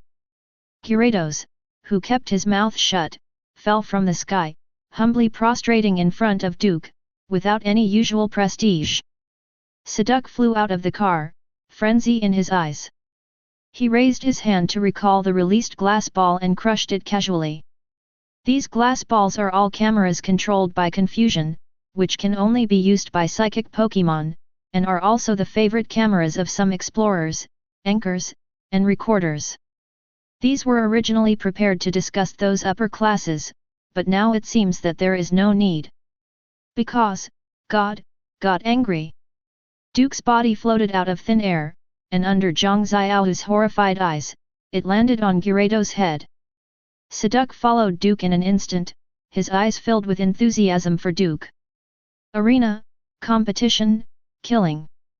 With Duke's order, Gyarados flew into the sky, roaring angrily through the sky, and at the same time flew directly to the Pearl Arena. Only Zhang Xiaohu was left staring blankly at everything in front of him. After a long time, Zhang Xiaohu rolled his eyes. It's a disaster. The director must be notified immediately. Pearl Arena, guest seats. President Mu sat in the first place, Huang Fuyan sat beside him, and representatives of the other forces sat scattered beside them. Hearing the sound of Swifeng warming up the field, Huang Fuyan smiled and said, "This time, the Aura Envoy will soar into the clouds, and no one can stop it." It seems that Patriarch Huangfu has other arrangements. President Mu smiled and looked at the girl who was already in place on the field. The other party was as indifferent as ever. Standing on the battle bench, the thin back fell in the eyes of President Mu and Huang Fuyan, like a huge golden mountain with a corner exposed. Isn't President Mu the same? Huang Fuyan looked at the aura girl Lang Yu. The other party's Squirtle was a Pokémon born with powerful aura power, and it was a precious species they tried their best to find. With the increase of aura envoys, coupled with the cultivation of generous resources, the strength is still much higher than that of ordinary people. In addition, the old wooden sail took out the Pokémon props at the bottom of the box for Squirtle to use, and he also prepared another method. Even if there was an accident, that kid could rush to the venue, but he had no hope of turning things around. Prepared for everything, how can you lose? Some people are always naive and want to challenge authority, but they don't know that they are ridiculous and naive. President Mu looked cheerfully at the young girl in the arena, and recalled that rebellious boy in his mind. Ah! President Mu shook his head with a contemptuous smile, and continued to watch the situation on the field. At this moment, Duke, who was supposed to be there, has not arrived yet, which caused the audience to discuss a lot. It's strange, why hasn't the great demon king Duke arrived yet? Yet, usually at this time, he is already in place. Get up late. No way, will you get up late for such an important game? I even bought a small flag around him, why do I feel like I'm going to be dove? Amidst the audience's discussion, Sui Feng also changed his expression, and said in a shocked tone, "Now the game is about to start, but the Duke player is still not here. Could it be that he got up late? Or is there another accident? That's not a very good signal. Wow." Swifeng looked at the countdown that popped up on the big screen, and said into the microphone, "There are still 3 minutes, and the game is about to start. If the Duke player fails to arrive within 3 minutes, then the referee will take the initiative to judge him as a loser." At this time, the staff handed over a note, silently took it over for a look, and immediately handed it to Swifeng, who took it over and glanced at it, exaggeratingly said, "Ah, just received the latest news, all the guests in the guest seat. The guests have just proposed to the competition to extend the waiting time. What kind of performance is this to take care of the younger generation? Let us applaud the guests who have the future and young people in their hearts." While Swifeng took the lead in applauding, several people in the guest seat waved their hands with smiles on their faces, but those who knew the inside story were full of disdain. "Ha! A group of old foxes who stand up and down again. Roar! A violent roar suddenly came from outside the sky, overwhelming the noise of the audience. Everyone followed the sound, only to see a blue Gyarados flying in the air. On top of Gyarados' head stood a boy with an expressionless face, overlooking the entire venue from a commanding height. The Duke player has arrived. Sui Feng raised the microphone and pointed at Gyarados in the sky, and said loudly, "It is unique in the history of previous conferences to enter the venue by Gyarados. Under the eyes of all eyes, Lapras is coming from the sky." Chapter 59. Angho. Gyarados flew from the sky. Duke stood firmly on the dragon's head, ignoring the strong airflow. Seduc stood behind him, and at the same time looked at Duke's back with fanaticism. The current Duke is completely different from his usual one. The terrifying aura is continuously accumulating, like the last calm before the storm, but also has a suffocating aura. Depression. "Everyone, Duke player, he's here." Seeing the appearance of Lapras with the wind, Duke immediately grabbed the microphone and brought the atmosphere of the venue to its climax. "Wow, this is too handsome. It's just so handsome. Under the eyes of everyone, Lapras has come to heaven, and I would like to call him the most powerful king. It's so beautiful. How did he think of such an appearance? I feel that this competition may become the swan song of all past and future competitions." While the audience was discussing, President Mu and Huang Fuyan at the guest table looked at each other, and they both saw the gloom and surprise in their eyes. "Good luck. But that's all there is to it." The two old foxes exchanged glances, and then the old god sat in his seat and waited for the game to start. President Mu glanced at the Rhyhorn Pokémon egg placed with the champion trophy as a prize not far away, and then turned his gaze back to the venue.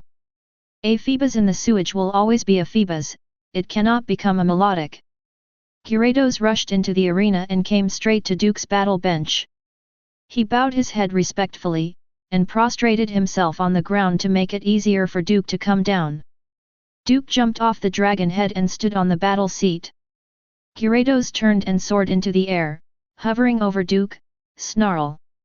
Roar. The dragon's roar spread throughout the audience in an instant, and the entire venue was once again boiling. At the same time, Qi Huanya rushed to the meeting place. She had already heard what Zhang Xiaohu said about what happened just now, but she couldn't care about things over there and rushed directly to the meeting place. She had a premonition that something big would happen. The players on both sides are in place. The referee stood at the referee's seat, vigorously waving the chess pieces in his hand. The finals of the Demon City Rookie King contest begin at this moment. When one Pokémon loses the ability to fight or loses the will to fight, it will be judged as a loser. Now both players release the Pokémon. As soon as the referee finished speaking, Aura Girl Langyu threw the Pokeball in her hand. With a flash of blue light, Squirtle appeared on the field with a drop-shaped gemstone on her neck. The size of this Squirtle is far larger than that of its peers. A normal Squirtle is only half a meter tall, but this one is already a full meter tall, and its eyes are extremely energetic. When Langyu, a Squirtle with a higher individual value than the average Squirtle, appeared on the stage, the audience burst into loud cheers. Langyu! Langyu! Langyu! At the same moment, Duke slowly raised his hand, and Gyarados took off and came to the court. Roar! A roar immediately suppressed the sound wave in the auditorium, but soon, a bigger wave erupted in the auditorium again. Gyarados! Gyarados! Gyarados! While shouting loudly, Duke slowly raised his right hand and clenched his fist vigorously. His voice spread throughout the audience as he opened his mouth. 7 seconds. Duke looked at the 8 guests in the guest seat with deep eyes. 7 seconds to resolve the battle. As soon as this remark came out, the audience fell silent first, and then the audience all stood up and shouted loudly. The commentator Swifeng also grabbed the microphone and said loudly, "What a reversal, the Duke player actually said that the battle should be resolved within 7 seconds. Could it be that he has any winning tricks? 7 seconds. Huang Fuyan chuckled, Langyu's Squirtle already has a senior level combat power, and with the aura boost, it's no problem to reach the level of an expert and reach a master, let alone President Mew. Your last resort's heterogeneous mystic water versus water-type Pokémon dreams have a powerful amplifying effect. This kid is too arrogant. Just defeating a group of rookies, it's really arrogant to talk so much. That's right, I don't know the heights of the sky and the depths of the earth. In my opinion, such a newcomer should be blocked and not be reused for the rest of his life. Others agreed one after another. Chairman Mew leaned his elbows on the table, crossed his fingers and rested his chin, and looked at Duke, who was talking nonsense in the arena with deep eyes.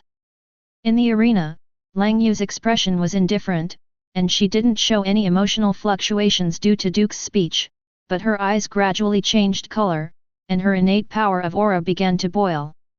Duke reached into his pocket, took out 2 cobblestones, and held them between his fingertips. Seeing the keystone and evolutionary stone/ite that Duke took out, Seduc was surprised at first, but then he was puzzled and said, "Aren't you planning to try again in the future? And the mega evolution of the big worm?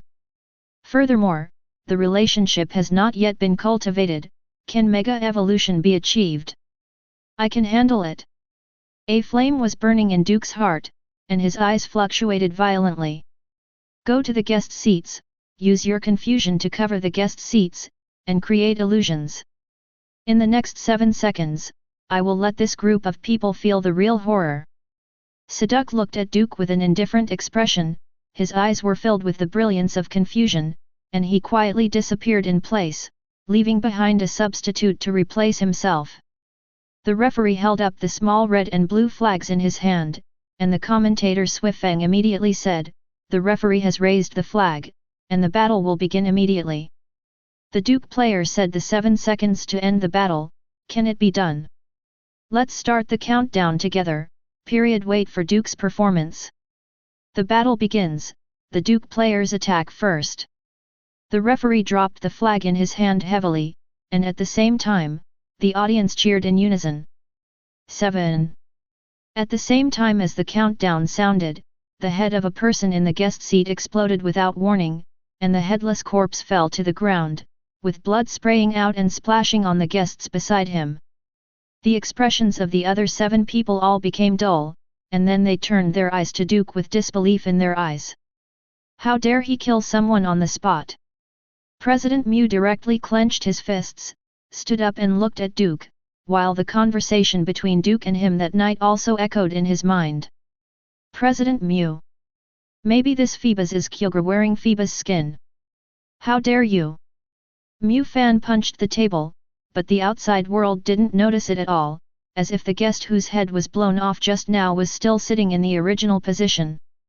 The fact is exactly the same. Seduc, who left Duke, is behind all the guests in the guest seat at this moment, with the light in his eyes revealing, the illusion covers the guest seat.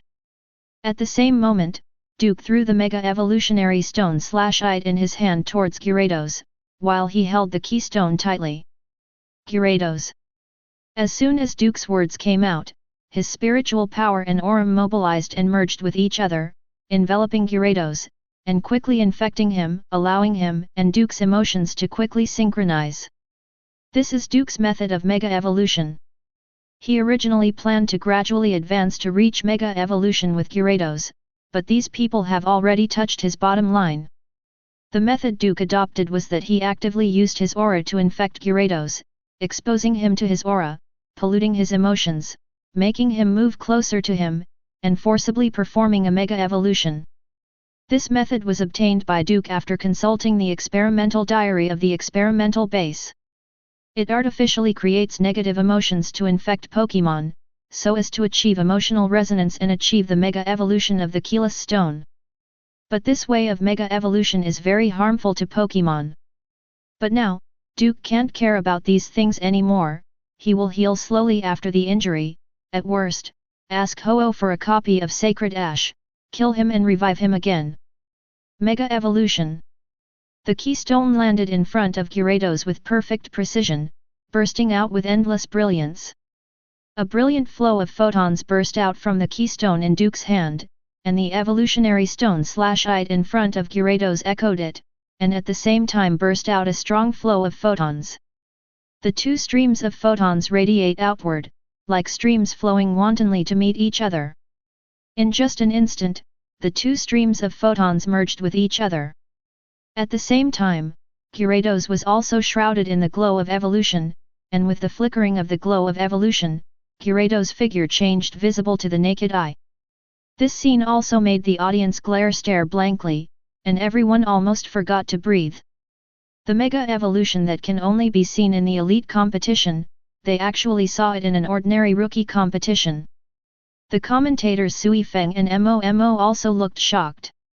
They looked at each other, not knowing what to say at all. Originally, in everyone's reviews, you, Duke, were not a human being, but now, you are directly showing everyone that you are not human at all. In the first second of the war, you performed Mega Evolution? When the glow of evolution dissipated, Mega Gyarados appeared in front of everyone. Gyarados' body became thicker and shorter, but his beard was more slender. There were huge erected fins on his back, and his eyes were extremely fierce, with the image of destroying everything. Desire to destroy. At this moment, the audience excitedly continued the countdown. 6. Snapped. At the guest table, another person's head was blown off.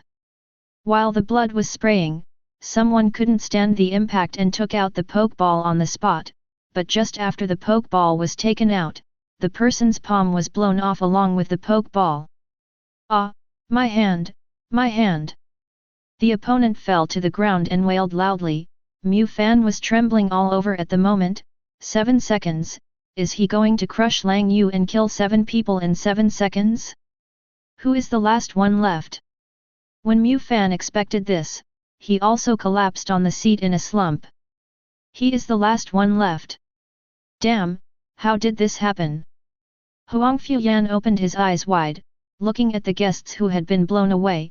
His eyes widened, and his pupils shrunk to pinpoints and kept shaking. We miscalculated. Mufan said decadently, I thought this kid was a Phoebus, but I didn't expect it to be a Kyogre in transit. Then what are we going to do? I don't want to die. 5. Snapped.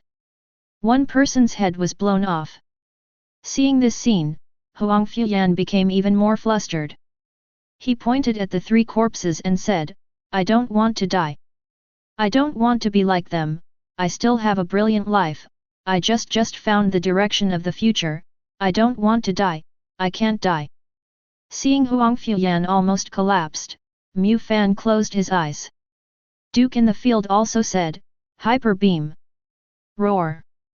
Mega Gyarados opened his mouth wide open, and began to absorb the terrifying destructive energy from the air. Lang Yu saw this scene, and immediately sent all the aura to Squirtle, and then said loudly, withdraw, use Whirlpool to wrap yourself, and then use Protect. 4. Snapped. Once again, one person's head was blown off in the guest seat. The remaining 4 people saw this scene, and one person left the seat on the spot, intending to leave, but before he left, his head was blown off too. 3. The passionate countdown of the audience has become the death knell of these guests at this moment, and every sound of the time is a death knell beating on their hearts. At this moment, Gyarados leaned forward and sprayed out a terrifying hyper beam. The beam of light surged forward, and the strong reaction made Gyarados' body fall backwards. 2. There were only 2 people left in the guest seat, and the blood of one person was flowing wantonly on the ground, and then everyone's nameplate was wiped. I don't want to die. Huang Fuyan grabbed his hair with both hands and wailed loudly. 1. Hyper beam engulfed Squirtle on the field. And Huang Fuyan's head exploded along with the countdown, blood spattered the wooden sail all over his face. The countdown is over, Squirtle has lost the ability to fight, and the Duke player wins this game. The referee held up the red flag and waved it vigorously. This was the happiest match in his refereeing career, so much so that he was a little carried away. Lang Yu looked at Squirtle, whose body was covered in burns, the tortoise shell was broken, and even Aura's reaction became weak, her legs softened and she fell to her knees. The script, that's not the case. I won. Duke calmly looked at the guest seats, skipping Langyu directly, his eyes meeting the wooden sail in the air. Qi Wanyu pinched the guardrail, looked at the young man with a calm expression in the field, and murmured to herself, the sky is going to change. Chapter 60. I won. Duke stood on the battle bench, Mega Gyarados roared, red light flashed in his eyes.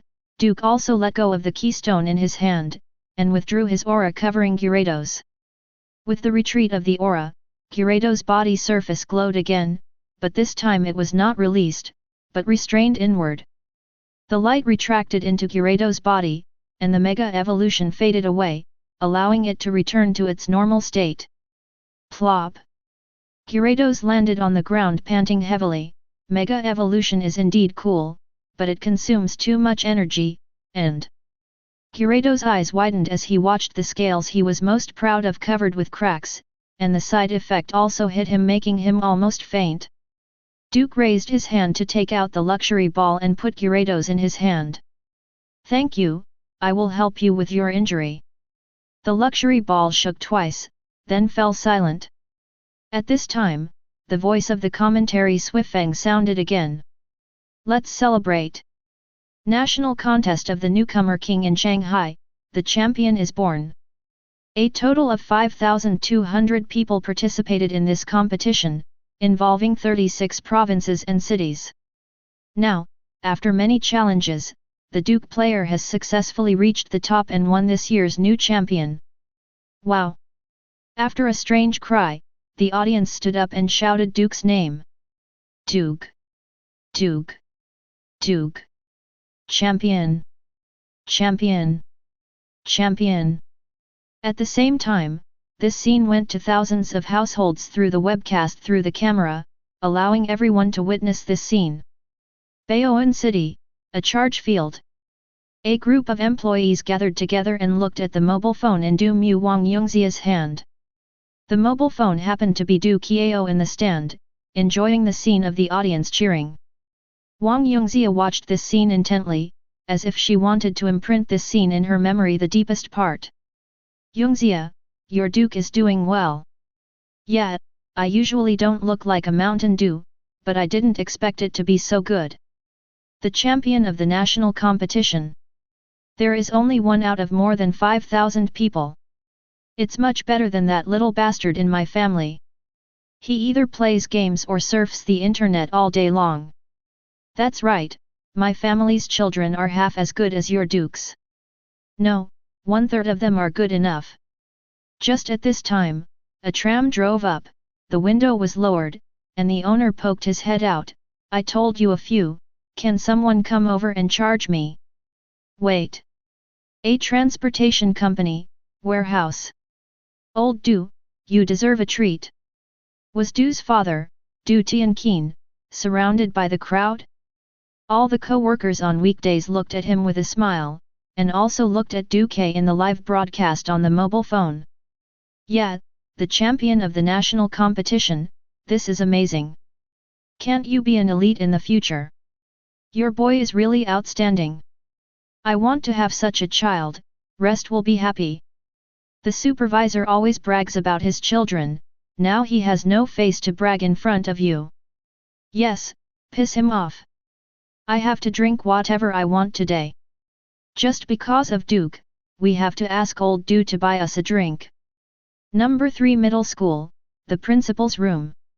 Tian Yiming, who was filing the durian spikes with a file, stared blankly at Duke in the video with his eyes wide open. This kid has really come this far. Champion, champion, we have a champion among the three. Tian Yiming threw away the file and durian in his hand, and immediately took out his mobile phone and dialed Wu Sen, the principal of number 2 Middle School. Hey, old Wu, it's me, Tian Yiming. I'm not calling for anything else, I just want to invite you to dinner. What? Why invite you to dinner? Oh, because our number 3 Middle School just produced a rookie king. You know about the newcomer king contest in Shanghai. Champion is from our 3rd Middle School. I'm very happy. I invite you to dinner. Doduo beep. Listening to the doduo sound after the phone was hung up, Tian Yiming slapped the phone on the table with a happy face. Hey, this old boy is really bad, he actually hung up the phone, but I can still feel elated once.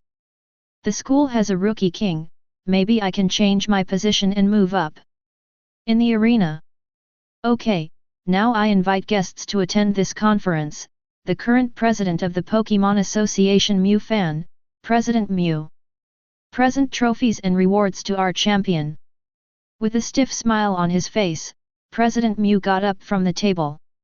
The blood on his face had been sucked away by Seduc with confusion, and those corpses were still lying there, with blood all over the ground. But before Chairman Mew could make a move, Duke crossed the battlefield, Seduc's substitute followed behind him, and the former also came to the podium step by step. In the astonished eyes of everyone, President Mew quickly got up and walked towards the podium. Just before he came to the podium, Duke had already grasped the trophy in his hand ahead of time, which caused President Mew's expression to change slightly. Duke, who glanced at the trophy, shook it casually, and then picked up another champion award on the podium. An incubator with Pokémon eggs. The incubator looks like an hourglass as a whole, with a hard protective frame, a transparent incubator in the middle, and a friend ball with green top and white bottom, and the green paint is studded with spots on the top. Inside the incubator is a Pokémon egg soaked in advanced nutrient solution. Duke, who picked up the Pokémon egg incubator, hadn't done anything yet. Reporters had already swarmed over, and several recording pens and microphones were pointed towards him. Duke, as champion, do you have anything to say? How did you master Mega Evolution? Did you raise Gyarados from childhood? As the first trainer to use Mega Evolution in the rookie contest, what do you think of what you have done? President Mew, do you have anything to say about Champion Duke winning the championship? What blessing do you have for Champion, President Mew? One question after another was thrown at Duke and Chairman Mew. Duke glanced around and his eyes swept across the faces of all the reporters, which also made all the reporters calm down. The eyes of this young champion are frighteningly cold. I just want to say one thing. Duke looked at President Mew with a hint of sarcasm. This rookie competition is indeed a fair, just, and open competition. I had a great time. In addition, Duke withdrew his gaze and looked at the camera. A new era is coming, and in that era, there will be no place for the remnants of the old era. That's all I want to say. Duke left in front of the podium with the trophy and the hatching device. President Mew kept his face blank the whole time, saying that the Aura Envoy had messed up a couple of times. But this time he kicked Bastiodon's stone shield. Looking back at President Mew at the guest seat, he saw 7 guests nodding and smiling. When he looked over, Huang Fuyan was still smiling and nodding at him. Such a picture made an unspeakable coldness and suffocation hit his heart. Everything is over. Seduc, who was maintaining the illusion, saw Duke leaving, and immediately switched positions with Substitute, allowing Substitute to maintain the illusion while leaving with Duke. 0 Please ask for flowers 0. What shall we do next? Call home and then go home for dinner in the afternoon.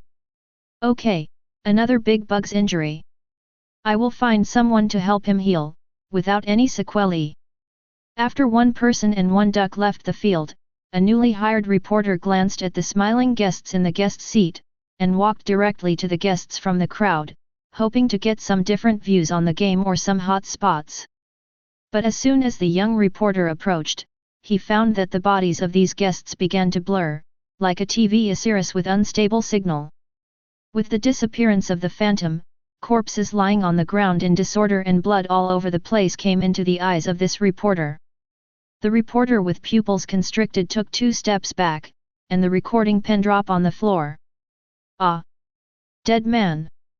During the reporter's sharp growl, Duke also met Qi Wanyu.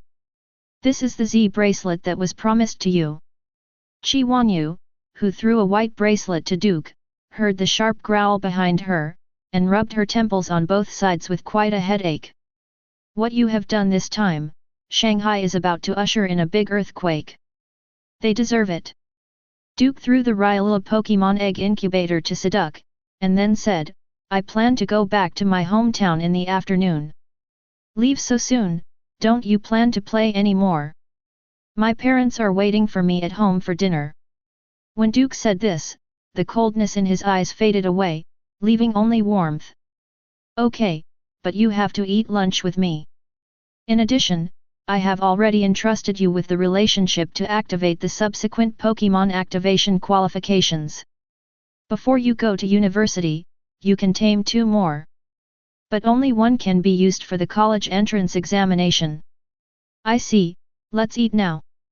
Let's go, the few I invited should be impatient. Slowpoke Secret Realm, lower level. Lava Hell. It's really hot in here. Sophie, who took off her clothes so that only the camisole was left, wiped the sweat from her face. Drenched in sweat, she looked to one side and said impatiently, Old Yan, are you almost done with it? Immediately. Under the helping hand of their own Pokémon, the Ghost Elite launched a second imprison on the imprison land of this lava hell. As for why imprison? It's entirely because there is no champion-level combat power now. Moltres is a legendary Pokémon, and they haven't got all 4 elites, and there is no way to activate the dedicated Legion tactics, so they can only temporarily imprison. When the manpower is ready, unseal this place and tame this Moltres. At the same time that Yan Chongsheng was performing imprison, a group of 6 people also appeared in the magma hell, as if they appeared out of thin air. Slow King, who had been guarding the altar, had been decapitated and his body was lying on the altar. Just after the 6 people appeared in the lava hell, the leading middle-aged man took out his pokeball. Come out, Tyranitar! Roar! As soon as the sandstorm tyrant Tyranitar appeared, he roared loudly. The dull boy also took off the backpack on his back and took out a scarlet orb from it. There seemed to be flames burning inside the orb. Unlock its imprison. The middle-aged man spoke expressionlessly, but his eyes were full of enthusiasm. This will be the first step in us opening the age of advent of the gods and the birth of a new world. The line of the Rookie King contest is over, and the new plot will start soon. Towel. Chapter 61. Roar. The roar echoed in the lava hell, and Sophie, who was boredly waiting for Yan Chongsheng to impose imprison, changed her face. Someone else came in. Sophie, who immediately took out her pokeball, pressed the switch and released Absol, the beast of disaster. Yan Chongsheng focused on imprison in front of him. My side has entered a critical link. If there is no problem, the people who come in will be handed over to you. I wanted to fight a long time ago. The monkey cub Amu also took out the ball and released his father Sarad. As soon as Sarad appeared, he looked in the direction of the sound, and the same was true for the disaster beast Absol. The voice should be Tyranitar's, but how could anyone else come in here? Sophie was a little confused at the moment, but Yan Chongsheng said, didn't you confirm that the supreme crown has been touched? Perhaps the person who moved the crown of imprison came here. Humph, I just wanted to meet this bastard, if it wasn't for him, we wouldn't have to make such a trip. Don't complain, since there is another secret realm hidden under the Slowpoke secret realm, it means that this secret realm will have problems sooner or later, and we just happened to catch up. Okay, hurry up and clean them up. My imprison will be set up in 5 minutes, and I will help you in 5 minutes. Yan Chongsheng and Emo Hong were the first to use Pokémon's helping hand to strengthen imprison with the secret imprison runes. But at this moment, the dull boy under the middle-aged man also threw the orb in his hand directly into the magma. The broken orb delivered by Alfheim has been thrown into the magma, and the rest is up to Moltres himself. Let's retreat. The middle-aged man patted the Tyranitar who was guarding him, put it in the pokeball, and then took out another special silver-white pokeball, which emitted a beam of light. A slender figure was faintly visible in the light. Get us out of here. Hair to the light. As soon as the man who gave the order finished speaking, the light instantly engulfed them all and moved them away. As soon as the people here left, Sophie and Amu had already arrived here in their own Pokémon. Absol felt the energy fluctuations around him and groaned softly, signaling that the enemy had left. Damn it, these guys are two thieves. Sophie, who was sitting on Absol's back, scratched her hair, with a look of resentment on her face. Is it just to come in and walk around to demonstrate? Same moment. The broken orb that sank into the magma was not burned by the magma, but fell quickly in the magma like a stone sinking into water. In the process of falling, the whole body of the orb emits a dark red light. The light spreads rapidly, radiating the surrounding magma. And under the lava, a huge firebird curled up into a ball opened its eyes under the radiation of light. Abu! The bow-like horn of Absol carrying Sophie suddenly glowed ominously, and he also looked at the hot magma. Disaster! Great disaster! Absol's eyes immediately shrank into a pinprick, and Sophie also noticed the change in her Pokémon, and her face changed instantly. Absol, you can't be! Absol turned back and ran towards Yan Chongsheng. He was the only Pokémon that could travel through the secret space. Salute also grabbed Amu and followed Absol. The two had just arrived at Yan Changshen's place when they saw that the altar that Yan Chongsheng was responsible for imposing imprison was cracking automatically. Moltres is breaking the seal. Sophie opened her eyes wide, and Yan Chongsheng took a few steps back. That's right, but I didn't have any problems in the imprison session. What caused it? Yan Chongsheng remembered the roar just now. It's the group of guys who came in behind us. Don't worry about it, get out of here quickly. My Absol is trembling, he is afraid, there will be a catastrophe. I see. Dusk Noir, take us away. Dusk Noir jumped out of the Pokeball and immediately took several people out of the secret realm. During the space transition, the three of Yan Chongsheng returned to the top of the pyramid altar. As soon as Sophie landed, she saw Slowking, whose body had been separated. The overlord of the secret realm was killed. It seems that someone has been eyeing this place for a long time. If you hadn't brought Absol, perhaps we would have been buried down there. Yan Chongsheng looked scared, while Amu suddenly grinned at the altar, and the supreme crown on the altar suddenly trembled and shattered visibly to the naked eye. Go, the town is broken, Moltres is coming out soon, we must leave here immediately and notify the association for reinforcements. Yan Chongsheng, who released his transport Pokémon, called the other two, followed by Sophie and Amu, and the steel-armored crow quickly flapped its wings into the sky. At the same moment, inside the lava hell, the originally calm lava began to stir at this moment, as if a big rock fell into it, and ripples appeared in the center. The ripples became denser and more urgent, and soon turned into waves. While the lava tide was constantly surging, a flame shot up into the sky below the lava. As soon as the flames spewed out magma, the lava lake immediately began to erupt. The hot lava was like a fountain, spewing upwards quickly. For a while, the entire magma hell was occupied by lava. Inside the lava, a figure with wings spread slowly rose. Looking carefully, this figure has red feathers. Its beak is straight and pointed, nearly brown.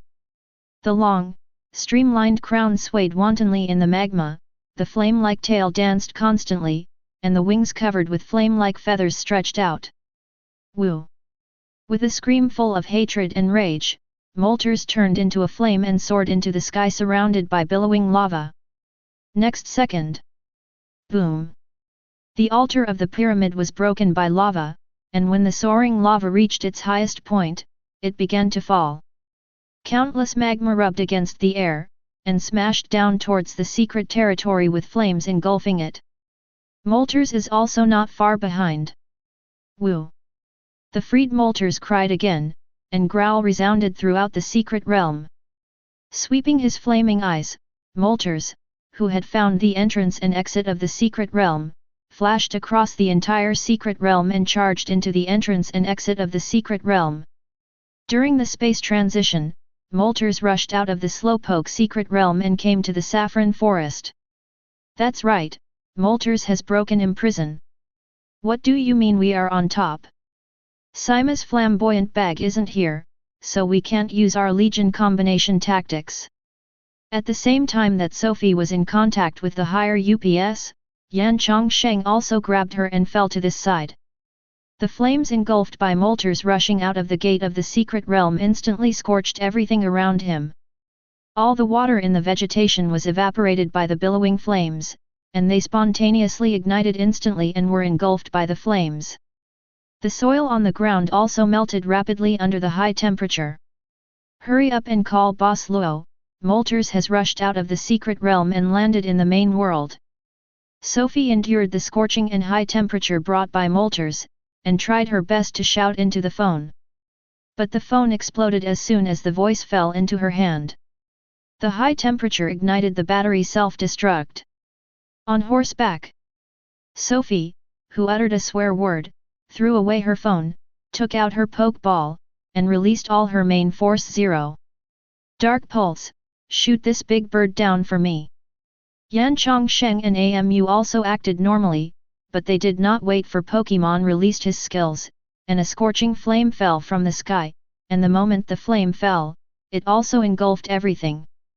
Moltres, who spit out a mouthful of flames, didn't even look at the three elites, but instead looked in the direction of Baoan City. Humanity. A voice full of hatred and anger echoed in the air, and the flames all over Moltres erupted again, soaring into the sky, and quickly headed towards Baoan City. The gate of the secret realm is not far away. The middle-aged man also put down his binoculars and smiled with satisfaction. The coming of Moltres is just the beginning, and then the gods will return, and the three holy birds are just the beginning. Groudon will reshape the land, Kyogre will reshape the ocean, Rayquaza will reshape the sky, and everything will start again. In the security room, at the entrance of a vegetable market. Son, Mom has already bought vegetables. When will you arrive in Baoan City, your dad and I will pick you up then. Wang Yongzia sent a message on WeChat, and got a reply soon.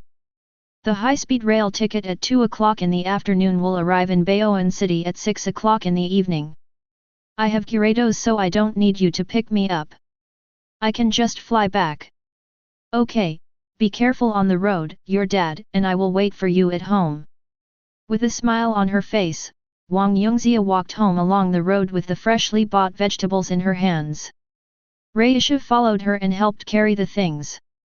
What is that in the sky? How come there are two suns? That's not the sun, it's a big fireball. Amidst a burst of exclamation, Du's mother, Wang Yongzia, quickly raised her head and saw an extra sun in the blue sky. Seeing this scene, Wang Yongzia subconsciously took a photo and sent it to Duke who was far away in Shanghai. As soon as the photo was sent, the sky was dyed red by flames, and at the same time, this huge fireball that suppressed even the sun's rays began to emit endless light and heat downward. The endless heat wave radiates towards the entire Baoan City with the heat wave. It's so hot, why is it hotter than before? I'm going, why did the temperature suddenly start to soar? That tree caught fire. The road is melting too. Is this second sun a Pokémon? Magic City, a certain restaurant.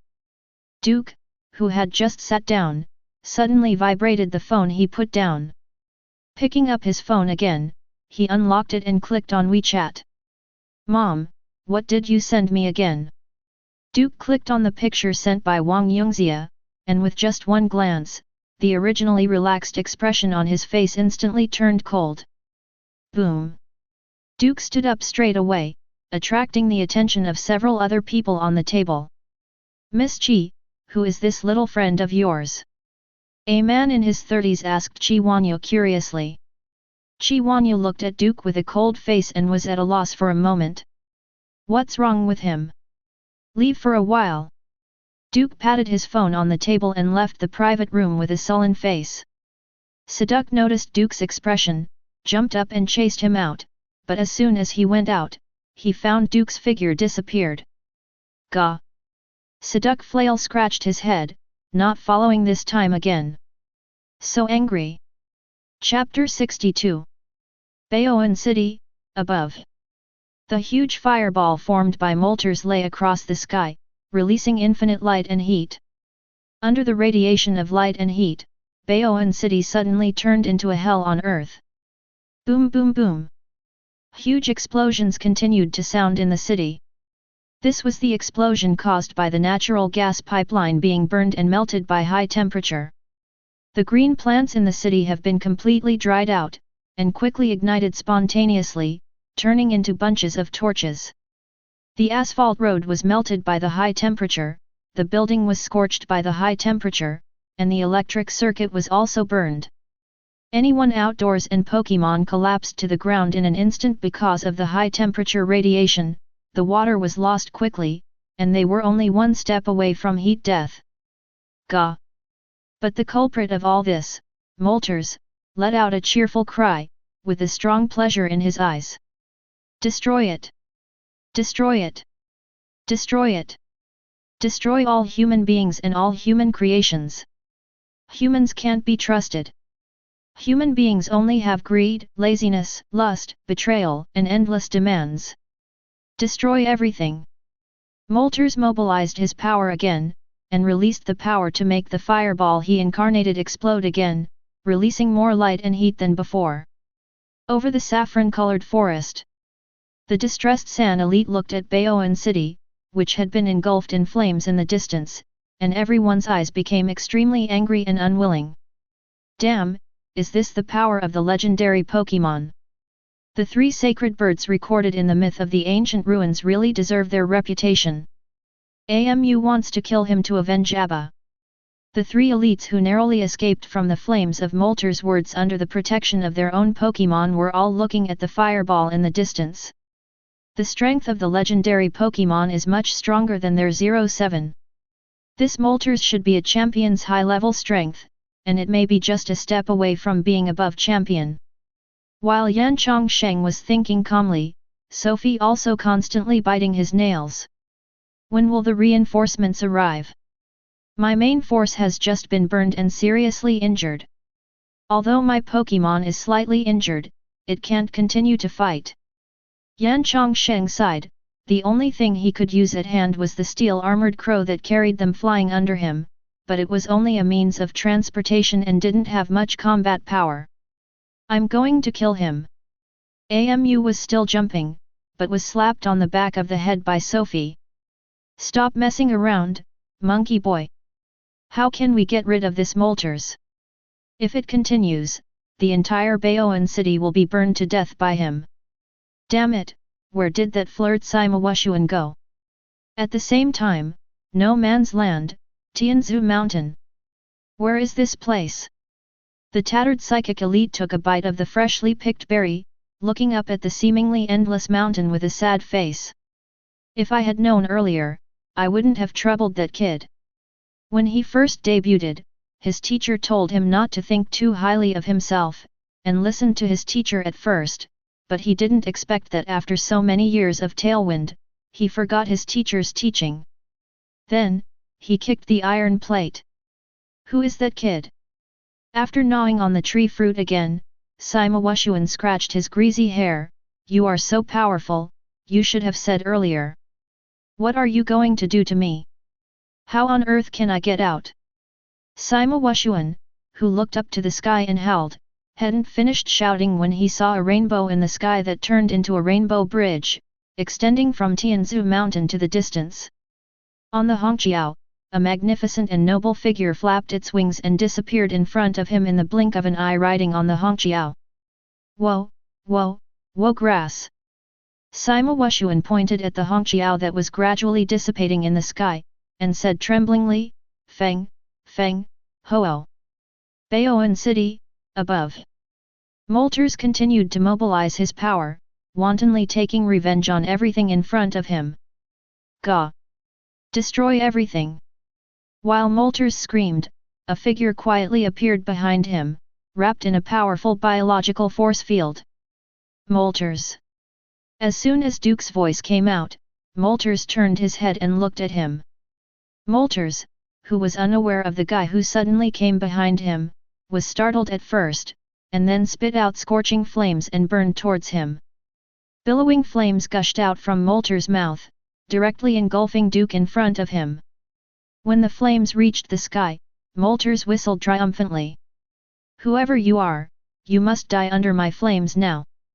Looking at the flames that couldn't even break through the biological force field, Duke waved his arm casually, and the range of several kilometers of Hone was instantly evacuated, and the flames also dissipated in an instant. As soon as the flames dissipated, Moltres opened his eyes wide. Who the hell is this, and how could he have the ability to scatter his own flames? I am in the group, but only a few Moltres of the same group as the god of fire. But what about this guy? Shocked, Moltres opened his long beak again, spit out a line of fire from it, and the thin line of fire stretched forward, touching Duke's biological force field in the blink of an eye. Duke flicked his finger casually, and the wire of fire instantly shattered. Gah! How can that be? My own line of fire is highly compressed, even a mountain can be split. Moltres whistled in disbelief, but before he could start his attack again, Duke took a step forward and punched forward with an unremarkable punch. Call! The void was distorted immediately, and everything the fist pointed at was pushed away. While Moltres pushed back irresistibly, he saw a fist slowly stretched out towards him. The edge of the fist seemed to be crushed by a mountain. He couldn't resist at all, and could only watch helplessly as the edge of the fist fell on him. With just one touch, Moltres instantly disappeared in place. There is only a blurry line of fire that is almost invisible and flies across the sky, flying towards the distant horizon. After blowing Moltres away with one punch, Duke turned his head to look at Baoan City, which had become a sea of flames, and looked at his parents emphatically. In an instant, the color of the sky and the earth changed, and a strong gust of wind swept across the entire Baoan City. No matter how raging the flames were, they were all suppressed by the gust of wind, and the temperature also dropped rapidly. After doing all this, Duke followed the trajectory where Moltres was blown away. On the way, he saw 3 people sitting on the back of a steel-clad crow. Duke didn't care, and went straight to Moltres. Sophie looked at the blue ball of light passing across the sky, and said dully, "That's the Pokémon Boss Luo has been looking for, right?" According to the picture provided by Boss Luo, it is indeed true. Yan Chongsheng also muttered to himself, and Amu looked blankly at the direction where Duke disappeared. "So strong, I don't know if it's a male or a female." As soon as Amu said these words, Sophie and Yan Changshen's expressions changed drastically, and they stepped forward to cover Amu's mouth. "You bastard who created a harem for your father, how dare you pay attention to that guy? That is the existence of Moltres. One of the 3 holy birds, who easily knocked away. You don't want to live anymore, we still want to retire well." But they are still late. After taking a step, a gust of wind hit them from a distance, blowing them to pieces. Someone's ears are very sensitive. After Duke let out a breath casually, he disappeared in a flash and came to the place where Moltres was. At this moment, Moltres was lying in a huge impact crater. The impact crater was several kilometers in diameter and the center was more than tens of meters deep. Moltres was lying in the center, the flames on his body extremely weak. When he saw Duke approaching him, Moltres wailed faintly. "Jehu! Who the hell are you and why do you want to help hand humans? You just came to the main world." "Gah! So what?" Duke stepped on Moltres' head, and said in an indifferent voice, "All the phantom and mythical beasts know that this is my territory.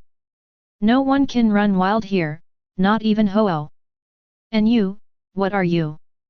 "Ga. I am Moltres, I am the holy bird of fire." Moltres screamed unyieldingly, but Duke ignored him, and instead looked at the Celadon/Rainbow Bridge extending from the distant sky. The rainbow light merged with each other and was extremely gorgeous. The rainbow bridge flew from the sky and landed beside Duke. At the same time, a noble phoenix bird with golden and red feathers appeared in front of Duke and Moltres on the rainbow bridge. Mythical Pokémon Ho-Oh. Silver, long time no see. After Ho-Oh landed, he folded his wings and greeted Duke without looking at Moltres. It's true that I haven't seen you for a while, but for you, it's just a nap, or a time to visit the world.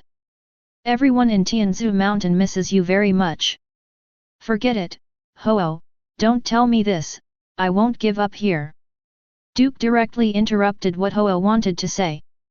As soon as Ho-Oh met him, he asked him to settle in Tianzhu Mountain, live with other phantom beasts or mythical beasts, and maintain the order of this world, avoiding the rest of the world.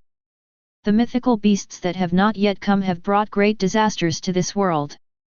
For example, Hone Ersha, Unova 3 dragons, Lugia, Sanshung mushroom, Toilet King, and 3 toilets, X deer, Y bird, and Z god. In addition, the time-space twin dragons, World Tree, and Mew did not appear. Ho-Oh has a premonition that these beasts will bring great harm to the world once they come into the world, so he has been trying his best to invite Duke to Tianzhu Mountain to monitor and protect the world with them. Even being the father of my best friend Mew is fine. In that case, let's talk about this child. Ho-Oh looked at Moltres whose head was being stepped on by Duke, and Duke looked at Moltres under his feet, and stepped on it directly. Pooh! Moltres' head was crushed, leaving only a corpse. You can only bring back the corpse, this is his punishment. Facing the incomparably powerful Duke, Ho-Oh was silent for a moment, and silently sent Moltres' body to the Hongqiao where she came. She also had sacred ash, and it was not difficult to revive him. The difficulty lies in Duke's attitude at the moment. Ho-Oh stared at Duke for a moment, sighed, tell me the truth, Bian. How much of your humanity is left now? Chapter 63. How much of your humanity is left now? Ho-Oh asked Duke calmly, but his eyes were full of inquiry, as if he wanted to penetrate Duke's biological force field and heart. It's none of your business.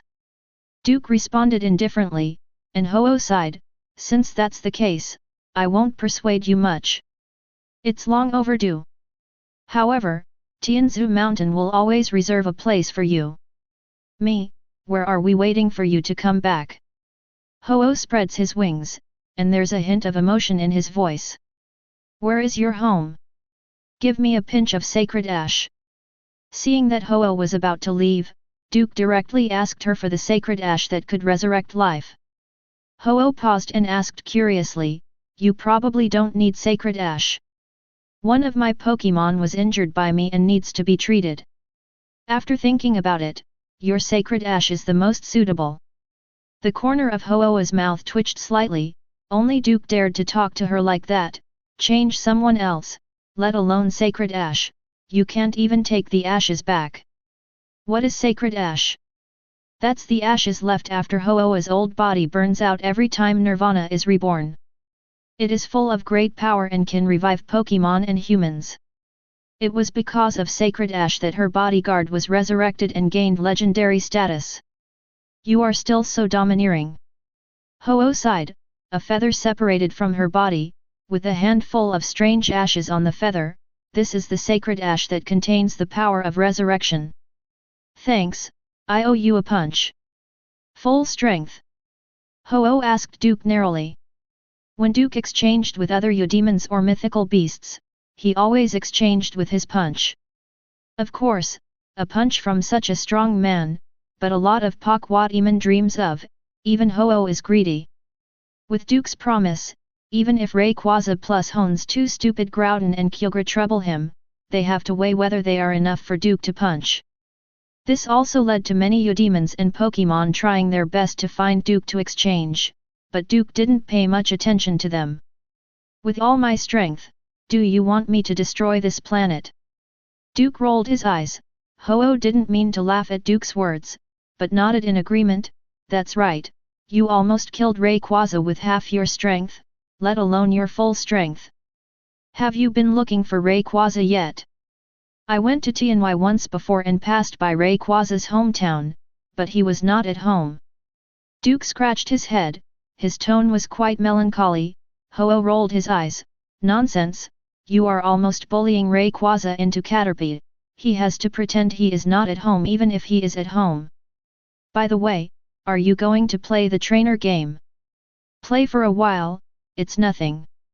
With one hand on his hip, Duke joked about Ho-Oh, you throw your feathers randomly, don't you also want to play Celadon/Rainbow Bravery?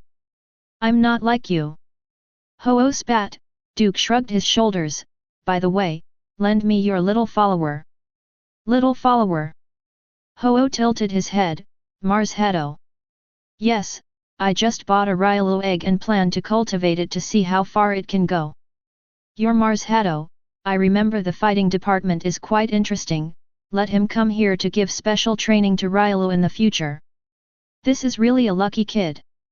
Ho-Oh heartfelt admiration, being chosen by Duke is a kind of luck for any Pokémon. After all, those legendary resources can be used at will. It is extremely difficult for a normal person to obtain legendary resources, but if it were Duke, would you dare not give it to him if he asks you? Back then, when they first met, Ho-Oh's feathers almost took Duke away to make a feather fan. Whenever you need Marshadow, come to Tianzi Mountain to pick him up. In addition, you should also meet Cresselia. She has traveled around the world for a long time to find you.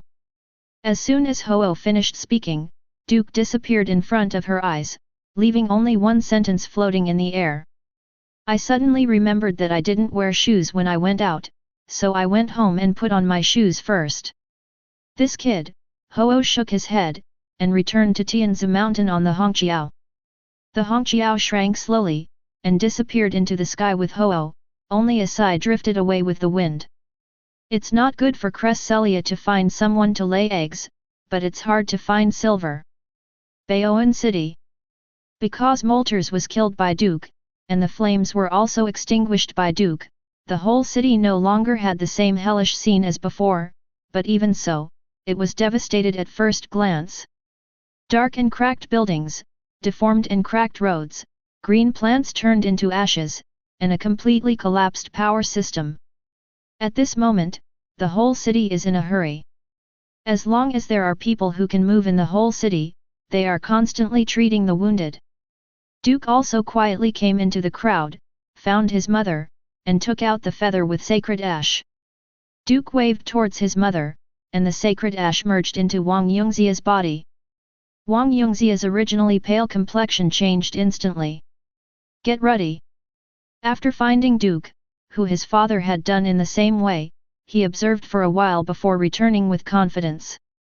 As for his older sister, that girl went to school in another city, not in Baoan City, so he didn't need to worry too much.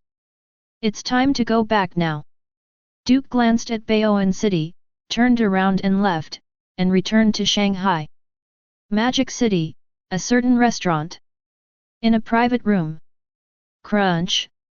Duke opened the door and entered the private room. As soon as he entered, he saw everyone looking at him. The man sitting next to Qi Wanyu saw Duke coming in, and laughed and said, "Hee hee, our champion is back." Duke nodded and returned to his seat. These people are big figures Qi Wanyu invited to help him pave the way, but in Duke's eyes, they are just a group of guys who hold on to the resources and use them as dominance. In his eyes, even the street vendors are inferior. At least for the street vendors on the side of the road, he would look at what they were selling. These guys died on the side of the road without even getting a look from him. Now that you're back, let's eat. Noticing the difference in Duke's expression, Qi Wanyu immediately began to act as a palliative. After a meal, not to mention the enjoyment of the guests and hosts, it can be regarded as a happy one. Of course, Qi Wanyu and the others were the only ones enjoying themselves. Duke ate his own food and didn't care about them. After the meal, Qi Wanyu sent those people away, returned to the private room, and sat on her seat with a tired face. Leave now. Drive to see me off. Duke stood up, and Saduk followed behind with the incubator in his arms. Qi Wanyu nodded and sent Duke to the high-speed rail station. In the square of the high-speed rail station, Qi Wanyu looked at the young man in Bao recalled the events of the previous night in his mind. The two pieces of information that Duke said to her were very useful. Her grandfather might be about to abdicate, and he also knew a little about curse. Hearing her mention of Ultra Beast and Ultra Wormhole, her face immediately changed. Although the old man vehemently denied it, it also represented that Chi Wanya was close to the truth of her family's curse. Duke, do you have time for the summer vacation after the college entrance examination? What are you asking this for? Duke tilted his head, and Chi Wanya knew that he didn't like to beat around the bush, so she said directly, now that you have Z Pure Crystal and Z Bracelet in your hand, it's time to prepare to practice Z moves, and I happen to be going to Celadon/Rainbow State to visit my grandpa. Do you want to go together then? To Celadon/Rainbow State. Duke touched his chin. He hadn't dealt with those guys from the Kapu family yet, so maybe he could go over and have a look and play with them. Okay, you can notify me in advance when the time comes. Okay, then it's settled. Well, see you then. Duke turned around and left. Chi Wanyu stood in front of the square and watched Duke leave. She didn't look back until Duke disappeared from sight. Boss, it's time to go back. It is good. Shangjing, a courtyard house. This is the profile of the champion of the Newcomer King contest in Shanghai, an ordinary-looking boy. A shrewd and capable man patted the documents in front of an old man. The old man picked up the documents and said while reading, because of this young man, more than 20 people died on the surface, but who knows how many died in secret. Think he's normal? Hearing this, the man raised his eyebrows. Do you need me to bring him back? Don't use violence to solve any problem, use your brain. The old man waved at the man, and the man possessed him, and the old man nodded his head. Otherwise, this thing on your neck is a big tumor. Yes. The man's face remained unchanged. The old man looked at Duke's information for a while, and finally put the things on the table. How many people participated in this matter? Counting the dead, 37 people. Go and warn them all and let them stop. As for the boy's information, it will be sealed at a higher level of confidentiality. Where is Professor Fang? Now that the tree has grown up, it is inevitable that there will be some moths. Don't rush to move him. Before you figure out who is behind him, let him jump for a while. The old man sneered at the Professor Fang that the man said, because it was this professor who planned everything behind the scenes, whether it was holding the competition, arranging prizes, or pulling people into the game, it was him. I understand. That's the end of the Rookie King contest. This young man, try to find a way to observe it first, and then let me know the result. Yes. The man turned and left, leaving only the old man sitting in the room. While tapping the information on the table with his fingers, the old man also let out a sigh. Ugh! Hey! Ripples appeared in the air, and a Pokémon that looked like a grey fox appeared in the room out of nowhere, tilting its head and looking at the old man. The old man looked at him and said, I'm fine, just a little emotional. Hey! Zoroark blinked, more confused. I feel sorry for why the group of trainers who were passionate and unchanging in their original intentions disappeared. The old man looked out the window with nostalgia in his eyes. Now all that's left is a bunch of moths. The sun outside the window is just right, and the spring is thick. Chapter 64. 2 days later, April 2nd. Sunny. Sun, go out, come back tonight. Seeing that Duke was about to go out, Mother Du immediately asked, and while putting on his shoes, Duke replied, I won't come back. After I visited the principal, I went directly to the old house. Ryulu's Pokémon eggs are still there. Let Seduc and the others look after them. That's fine, I won't leave any food for you. Don't keep it for me, Seduc will make it for me. Hearing what Duke said, Mother Du rolled her eyes. Don't always embarrass Seduc, he is like that, you still have the heart to let him cook for you. That's what he wants, and I can't help it. Shrugging his shoulders at his mother, Duke picked up the house key hanging on the shoe rack by the door. I am leaving. Be careful on the road. It is good. Duke, who opened the door and left home, briskly went downstairs, walked through the community, and came to a deserted corner, where he disappeared in a flash. In an instant, he came to Duke above the sky, overlooking the entire Baoan city. Seen from above, the constantly flowing crowd in Baoan city is like ants near an ant nest, dense and busy. In the past 2 days, a large amount of materials and manpower poured into Baoan city, and helping hand revived the disaster-stricken city. Baoan city is also recovering at a speed visible to the naked eye. With Pokémon's helping hand, the increase in productivity is significant, and so is the increase in efficiency. Not to mention anything else, can you compare to Macamp in moving bricks on the construction site? So the old people often say, study hard, otherwise no one will ask you to go to the construction site to move bricks in the future. After a cursory glance, Duke accelerated several times and landed on an empty space at an uncapturable speed. In the alley alone, Duke, who tidied his clothes, walked out of the alley and walked towards the community where his principal was. But after walking a few steps to 617, he saw a familiar figure squatting on the curb, and next to this figure was a mean Shao who covered his forehead and sighed.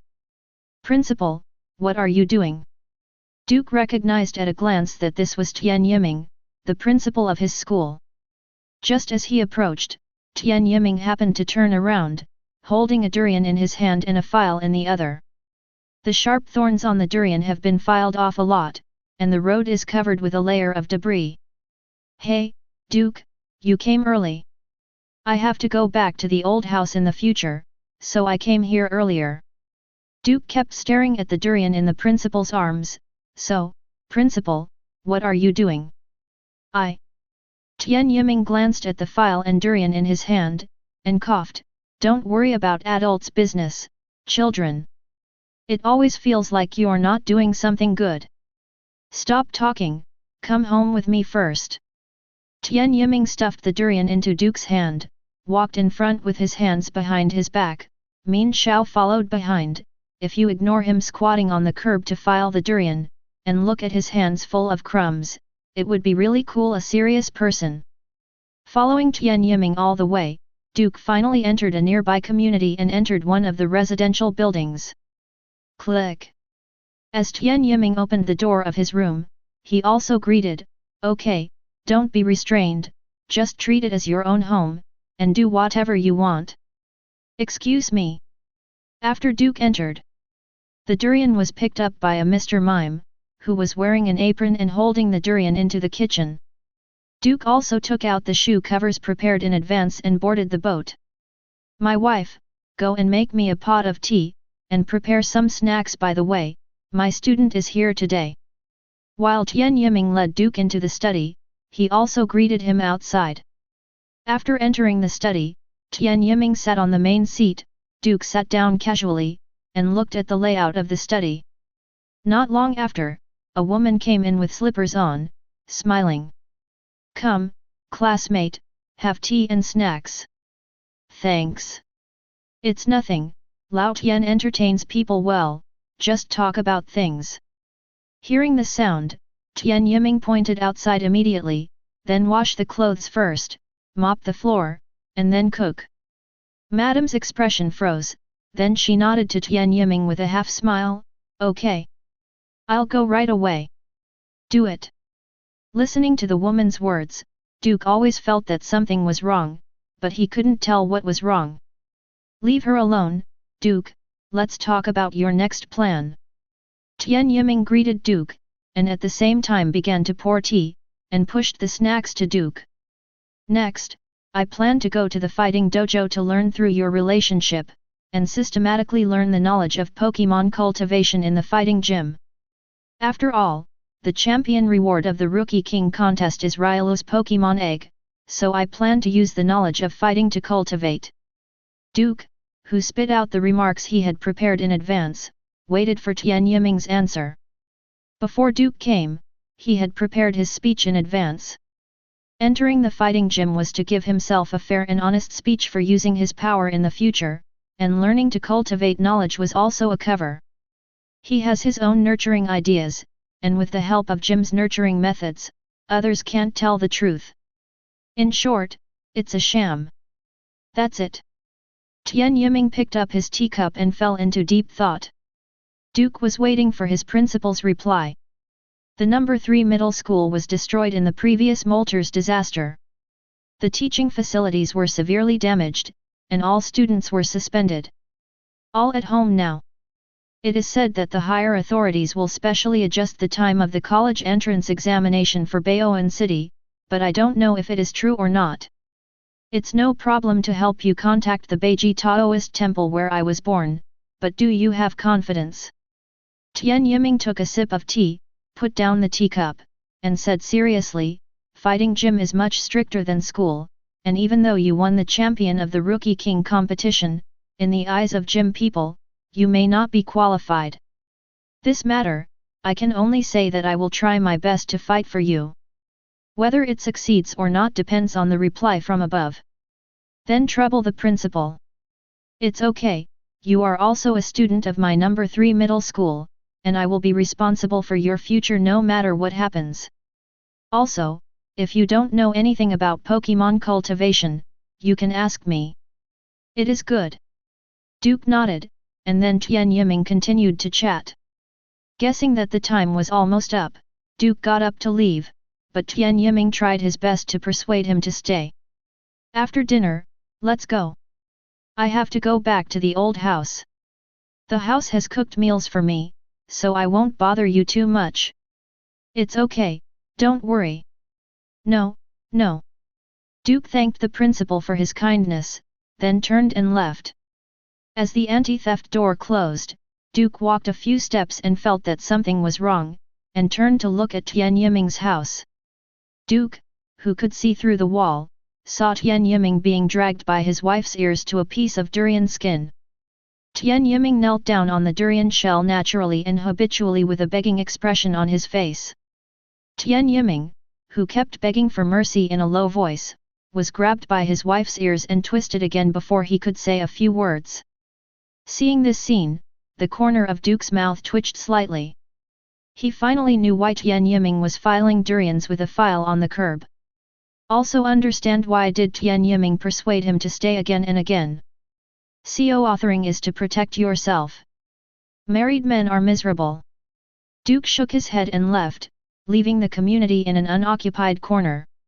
In the blink of an eye, Duke, who came to the old house, appeared in the yard out of thin air. The big worm Gyarados was lying down in the yard, and Ursaring was washing his scales with a bucket. The big worm rolled his blue beard and watched the TV series.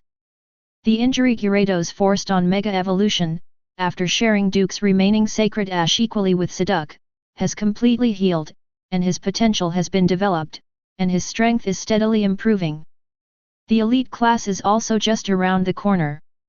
Seduc, who had completely recovered his strength, sat leisurely under the pomegranate tree in the courtyard. His body shape was no longer as thin as before, and his coat color became brighter. At the same time, Seduc still stays on his small tea table with hot tea on it, and the hatching device for Rhyhlia Pokémon eggs is placed on the table. No signs of hatching yet. Duke sat in front of Seduc, and Seduc shook his head. It stands to reason that it is already the eve of hatching, but the little guy in the egg is unwilling to come out anyway. Duke turned on his Megavision and glanced at the Pokémon eggs in the incubator. Under the eggshell is a blue puppy curled up into a ball. While its eyes are closed, it is also slowly absorbing the nutrients in the business liquid. Full development, smooth heartbeat, normal blood pressure, normal brain activity, and normal intake of nutrients. Duke closed his Megavision, and then sighed. This little guy can hatch at any time, but he doesn't come out now, just because he doesn't want to come out, or he resists hatching. It is rumored that Rhyhlia has the ability to perceive the minds of others, and only trainers approved by him will let him appear. Seduc took a sip of tea, glanced at Duke, and teased, "It seems that you have been rejected." Tisk. Duke clicked his tongue, grabbed the teapot and poured himself a cup of tea. Then we have to find a way. Duke looked at the incubator. Once the hatching was successful, Railu would be sensed by the sensor embedded in the incubator and put into the friend ball. But now, this little guy's reluctance to come out is also a big problem. You can't break the eggshell, just take it out by force. Siduk glanced at the incubator, then moved it into the house, and said to Duke, you know you demons and divine beasts, why don't you ask them to help? Well, this is feasible. I originally planned to go to Tianzi Mountain to see my old friends, and bring back a batch of top-quality tree fruits from somewhere. When Duke said this, he asked Siduk, by the way, speaking of berries, can you make poke blocks now? The elementary and intermediate ones have already mastered it, while the advanced and top-level ones lack recipes and experience, so there is no way to do it. I'll get you some recipes later. Don't worry about it. Duke rubbed his chin, looked at the teacup in front of him, and an idea popped out of his mind. Speaking of which, Railu's sense of justice is strong, right? There is such a saying, but in the end it depends on the character, but why are you asking this? I just thought of a good idea. Not only can Railu hatch voluntarily, but also give him a motivation to become stronger. Noticing Duke's thoughtful expression, Siduk poured a cup of hot tea. What are you going to do? I'll tell you later, I'm going to Tianzi Mountain first to find Ho-Oh and the others. Chapter 65. That night, the Du family's old house. Now we have to wait for the principal's reply. Duke took the teacup from Ursaring, took a sip, and exhaled freely. Tonight's dinner is still cooked by Siduk as usual. Needless to say, this guy's cooking skills are getting better and better. However, the usual emotional state is still dull, like a veteran cotter, either sitting under the pomegranate tree to make tea, or studying Go with a chess record, or reading the newspaper. Only when Duke shows strength or momentum does he become agitated and excited. Are you really going to study at the fighting gym? Siduk waved for Ursaring to clean up the table. Ursaring, who was tall and thick, took away the dishes skillfully, picked up the towel on his shoulder and wiped the table clean, then walked to the side of the sink, put on an apron to wash the dishes. I thought she was the tyrant of the forest back then, but now she has become a housewife. It's just a cover. Duke put down his teacup, looked at the stars in the sky, and said after a pause, the school is closed now, and all students are waiting at home to be notified. I also plan to formally start training and nurturing you. If you can get in touch with Fighting Gym, I'll go over and have a look, and train you along the way. When will we have to wait? Wait for Railu to hatch. When Duke talked about this, he also stood up and stretched his body. It's almost time, and it's time for me to leave to Tianzi Mountain. Look for Ho-Oh to discuss my plan with them and let them cooperate with me. Are you sure they will cooperate? Faced with Siduk's questioning, Duke shrugged his shoulders. If you don't cooperate, you have to cooperate. Okay, I'm leaving. Duke left a sentence, and his figure disappeared in a flash. Siduk shook his head as he watched Duke leave. Ursaring, bring my newspaper. Siduk, who knocked on the table, yelled at Ursaring, who was washing dishes, and Gyarados also growled a few times, and my snacks. Ursaring, who had just finished washing the dishes, wiped the sweat from his brow and wiped the bear's paws with his apron, then went to the house to get Siduk's newspaper, and brought Gyarados snacks a few buckets of primary poke blocks. After finishing all this, he ran to pick up the mop and started to mop the floor. Looking at his reflection in the basin, Ursaring sighed. Alas, life is not easy, sigh fiercely. No man's land, Zenith Mountain. A nimble figure shuttles through the void. Looking carefully, he has a pair of big blue eyes, big and sharp ears forming a letter V, a small body with cream-colored hair, and two tails that resemble wings. Let him fly freely in the air. This is the legendary Pokémon, Victini, representing victory. Comparison. Victini circled in the air, Her nimble eyes wandered around, and finally lock on a fruit tree that grows horizontally between the cliffs. The figure flashed to Victini in front of the fruit tree, picked a fruit, turned around and left here. Victini eats the fruit while flying in the air. Bimmy! What to do next? Victini kept flying around Tianzu Mountain. Although it was already night, he didn't want to rest early. There were too many guys on Tianzu Mountain who ran to rest at every turn, so it was not interesting at all. What he prefers is to watch the battle between Pokémon, and then assist one of them to win, so that he can taste the victory fluctuation after winning the battle. For Victini, this is the best and most delicious food. By me. Where are you going to watch the match? Thinking of this, Victini sighed. The little airplane brothers and sisters are not here.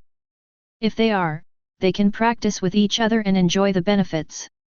Now the entire Tianzu Mountain, apart from Ho-Oh and his guards, there are only Hiatran who is asleep in the nearby volcano, Moltres who was brought back by Ho-Oh and revived and grounded, and which one is his favorite shaman, the little hedgehog who planted flowers. Dream God also went to chase after love, otherwise, it would be nice to go to her to have a sweet dream. By me. So hard. Victini flew around again and finally landed near a lava pool. Hiding behind a rock, Victini looked furtively at the mighty Pokémon sleeping in the lava. This guy has orange hair and wears iron rings on his strong limbs. There are red hexagram-shaped structures on the cheeks, and a saffron-colored hair shell that resembles a clover is embedded in the forehead. And while he was sleeping, there was still white smoke flowing behind him. Ho-Oh guard Entei! Mimi Mimi! Looking at the sleeping Entei, Victini turned and looked in the direction of the purification lake where Suicune lived, simulating Entei's power fluctuations, throwing a big fireball to Suicune. It should be able to make them pinch. It might work? Victini, whose eyes were full of emotion, was directly held in the palm of a big hand before he could make a move. By me. Who is it, who dares to treat me like this? Victini closed her eyes and struggled, yelling loudly. I'm covered by Ho-Oh, if you touch me, I'll let Hiatran burn you. Seeing Victini struggling in his palm, Duke chuckled, Little mouse, Hiatran doesn't belong to Ho-Oh.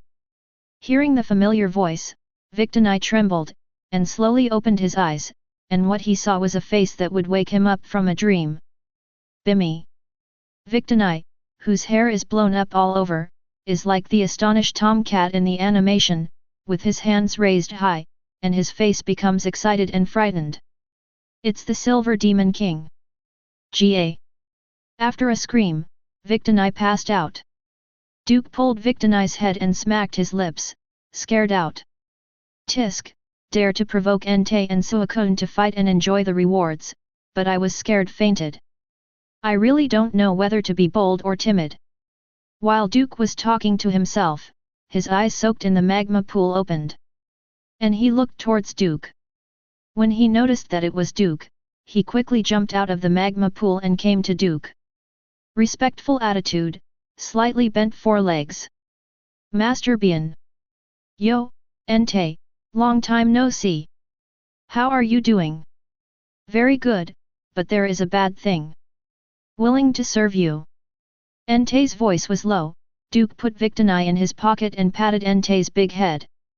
Just right, I really need your guards to help me with something. The smile on Duke's face made Ent was in a bad mood. Last time he said he asked 3 of himself for help, but he sent the 3 of them to heaven, pretending to be messengers to Ho-Oh, and framed Rayquaza. That time, Rayquaza was beaten badly, and they were beaten badly by Rayquaza afterwards. Lie alive for more than half a month. This time, what does he want to do? Trembling, Entei's eyelids drooped, but what he said was like splashed water. And he didn't have the guts to repent in front of Bai Yin. Yes. Call everyone together first, I'll wait for you at the top of the mountain. Yes. Duke took Victini and disappeared in place. Entei stood there for a while, turned around and went to the lake of purification, first went to Suicune, then called Ray Cow, let these two guys call the rest. Hey, when silver comes, life will be difficult. 0 please ask for flowers 0. The 3 of us were better, but the others were miserable. Hiatran was caught by him and used as a roasting pan to burn meat, but if the firepower was stronger, he would just punch it down. The flower field that Shaman worked so hard to plant was turned into a wreath and given to Rayquaza. Alas, it's really too difficult to have such a big devil on the stand. Fortunately, that happened 2 years ago. In the past 6 months, Duke has restrained himself a lot and stopped coming here to harm them. The top of Tianzu Mountain. There is a jewel-like lake in the center of several football field-sized hilltops. Under the moonlight, the lake emits a dazzling white light. In the center of the lake, there is a small island in the middle of the lake. The island is full of flowers, a broken arch stands on it, and under the arch is a cracked altar. A stone slab is placed in the center of the altar. Duke appeared by the lake, took out the Victini in his pocket, held it in his hand, and stroked it slowly. Looking at the big lake in front of him, he also smiled slightly. He used to come here often, but not much since last year. After an absence of more than half a year, coming here again will slowly be memories.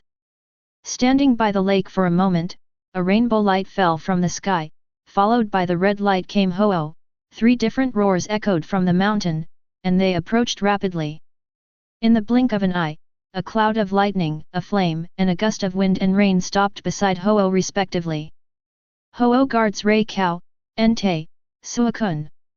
In Suicune's shadow, there are continuous ripples, covered in grey, like a Pokémon made of smoke crawling out of Suicune's shadow. Mars Haddo. Roar. After a dull roar, a meteor fell from the sky, and it was a turtle-like Pokémon wrapped in white-hot energy. Hiatran. A mysterious green Pokémon that looks like a puppy, with red scarf-like hair on its neck, and white wings on both sides of its eyes also flew in and landed by the lake. Shaman. Duke glanced around and found that 2 familiar figures were missing. Where are the little plain brothers and sisters? Latias left Tianzu Mountain 2 months ago, saying that he was going to go out for a living, but he never returned. Latios went to find her, and he never returned. Ho-Oh talked about the little plain siblings Latios and Latias. She sighed and said, if you see them in the human world, let them come back sooner. Understood, Latias still doesn't let her brother worry about it. Duke scratched his head and sighed. Victini also woke up at this time, sitting on Duke's palm, blinked his eyes and saw Ho-Oh in front of him. Victini rushed to Ho-Oh at the first time and cried loudly, buy me buy me buy me. Auntie Ho-Oh, I dreamed of the Silver Demon King, and he was still smiling at me in the dream. I was scared to death. As soon as Victini finished speaking, he noticed that the other Pokémon looked different. He blinked and called out in a low voice, Bimmy. Is there someone behind me? Duke grabbed Victini and scratched his belly with his fingers. The scratched and laughing Victini couldn't break free, but for a moment, she lay on Duke's palm as if she had been played badly. Stop making trouble with him, Bian, are you here for business or something else? It's true, I plan to ask you to help me put on a play. Acting. Ho-Oh tilted his head, and the other Pokémon looked confused too. For what? Cheat an egg. Duke smiled unscrupulously, a Railu egg.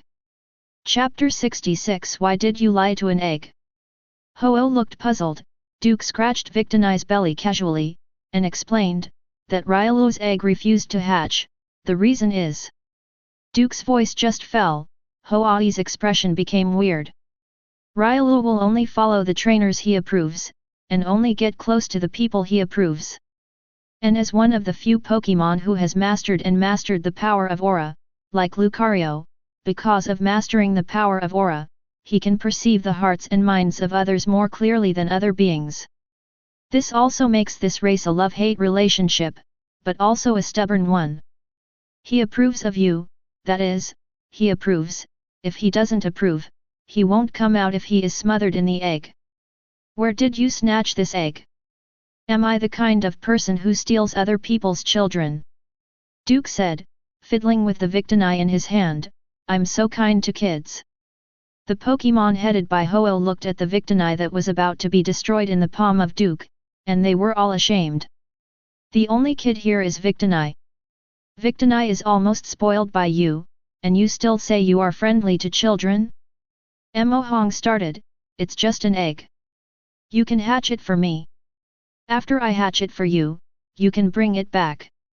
Ho-Oh is very puzzled by Duke's idea. Is it so troublesome to hatch an egg? You just take it here, I hatched it for you, and you can take it back without any hassle. Why is it so troublesome? You do not understand. Duke put Victini on his head, letting the little guy who was about to be spoiled by him take a breath. Victini, who was lying on Duke's head, grabbed Duke with one hand and stroked his hair, and kept rolling his eyes. Containing Pokémon is for playing. It's like us humans giving birth to children. Children are not born for playing, and it will be meaningless. So, your plan is? Ho-Oh wants to hear what Duke thinks. Duke strokes his chin and speaks his mind straight away. Since the child is unwilling to come out, I will arrange a script for him, so that it will be convenient for training in the future. After all, I was a little angry before I got this egg, and you know what I look like when I'm angry. Duke spread his palms, and Shaman nodded. She knew what Duke looked like when he was angry. It was terrifying. Rayquaza was held in his hand as a skipping rope, and he didn't even have the ability to resist. No wonder, Railu is unwilling to hatch. He can intuitively use aura to feel other people's emotions and hearts. Probably when he was angry, he sensed your emotions, so he resisted you. There was a hint of understanding in Ho-Oh's eyes. The little guy in the egg must have been terrified. After all, once Duke's anger and killing intent were leaked, it would be no different from the World Destroyer Demon King.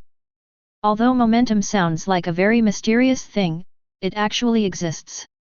In fact, many Pokémon can use their momentum and killing intent to oppress their opponents, thereby affecting the opponent or even making the opponent lose their fighting spirit.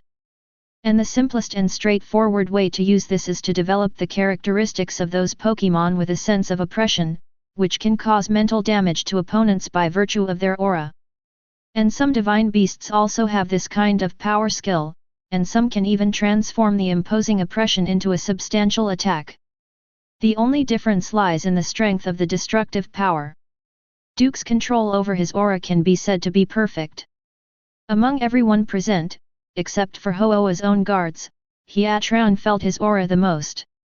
After all, at the beginning, Duke used Hiatran as a practice hand to connect his control over momentum. Now that Duke said that he had exploded his aura before getting this egg, it was inevitable that Railu, who was born with aura and had extremely keen perception, would resist or fear it. It's easy to resist, I'm afraid he's afraid or even afraid of me. Duke scratched his chin. If you resist me, at most it won't come out of the egg, I'll leave it to you to hatch for me, but if it's pure fear, or even fear, then this Railu will be useless. That's why you plan to use a play to deceive this egg. Let us cooperate with you in the play, let this egg hatch, and at the same time let Railu reduce his resistance or fear of you. The meaning is similar, but the most important thing is that I intend to turn this resistance or fear into the motivation for this Railu to become stronger. Power. Ho-Oh was puzzled at first, then understood. You are planning exactly what you think. Duke shrugged his shoulders. His intention was that since Railu regarded himself as a bad guy, he should continue to treat him as a bad guy. Based on this, he let Ho-Oh and the others play a play with him to stimulate Railu, turning Railu's fear and resistance to Duke into a motivation to become stronger. It's okay to cooperate with you, but what price will you pay? Ho-Oh, as the head of Tianzu Mountain, represents the rest of the fantasy Pokémon, and is also a person who helps everyone make up their minds on weekdays. The rest of the Pokémon didn't make a sound, just waiting for Ho-Oh to communicate with Duke. Duke scratched his head and said directly, "What do you want?" "Of course, let me move him to Tianzu Mountain and don't mention it." Okay, then I want you to do something for me. Ho-Oh directly stated his conditions, and Duke asked curiously, what is it? Not long ago, a meteorite flew from the universe and landed in the sea. I can feel there is a strange smell in that meteorite, so I want you to investigate it. You mean, there are Pokémon in that meteorite? Duke raised his eyebrows. Pokémon from the universe, who could it be? I don't know, I just feel that the breath contained in the meteorite is a bit strange. You can't go by yourself. The meteorite landed on the territory of the Kapu family. If I go there rashly, it will be regarded as a taunt. Okay. Duke scratched his head, and Victini grabbed Duke's hair and didn't let go, for fear that the big devil would put himself in the palm of his hand again. It just so happens that I'm going to Celadon/Rainbow State in July and August this year, and I'll check it out for you then. Then please. It's okay, it's an equivalent exchange. Duke chuckled, now that you've said your conditions, come and listen to mine now. What are you going to do? I've said it all, I want you to play a scene with me, and this scene is called the Aura Brave Cultivation Project. The corners of Duke's mouth parted slightly, revealing a different kind of smile, which fell into the eyes of all the Pokémon in the field, making them all feel extremely terrified. The Silver Demon King is looking for a victim again. The next day, the Du family's old house. Duke, who had been away for the night, reappeared in the yard. As soon as he got home, he gave a big yawn. After negotiating with Ho-Oh last night, he discussed the details of the night with them. Now it's finally finalized, just waiting for implementation. Duke, who was directly lying on the recliner, closed his eyes and began to take a nap regardless of the morning dew on the recliner. Not long after, Seduc got up and walked across the yard with a newspaper under his arm. After glancing at Duke, he didn't care too much. This guy's physique is so strong that he won't get sick easily. After Seduc with the newspaper in his hand entered the toilet, Ursaring came out with yawn, walked to the faucet, turned on the faucet skillfully, washed his face with a handful of water, and wiped his face with a towel with Teddy Ursa pattern on it. After Seduc came out from the toilet, a bear and a duck went out hand in hand. Ursaring rode the dilapidated tricycle in the old house, and Seduc sat in the cart, and the two went out to buy groceries. Duke didn't wake up until 9 o'clock in the morning.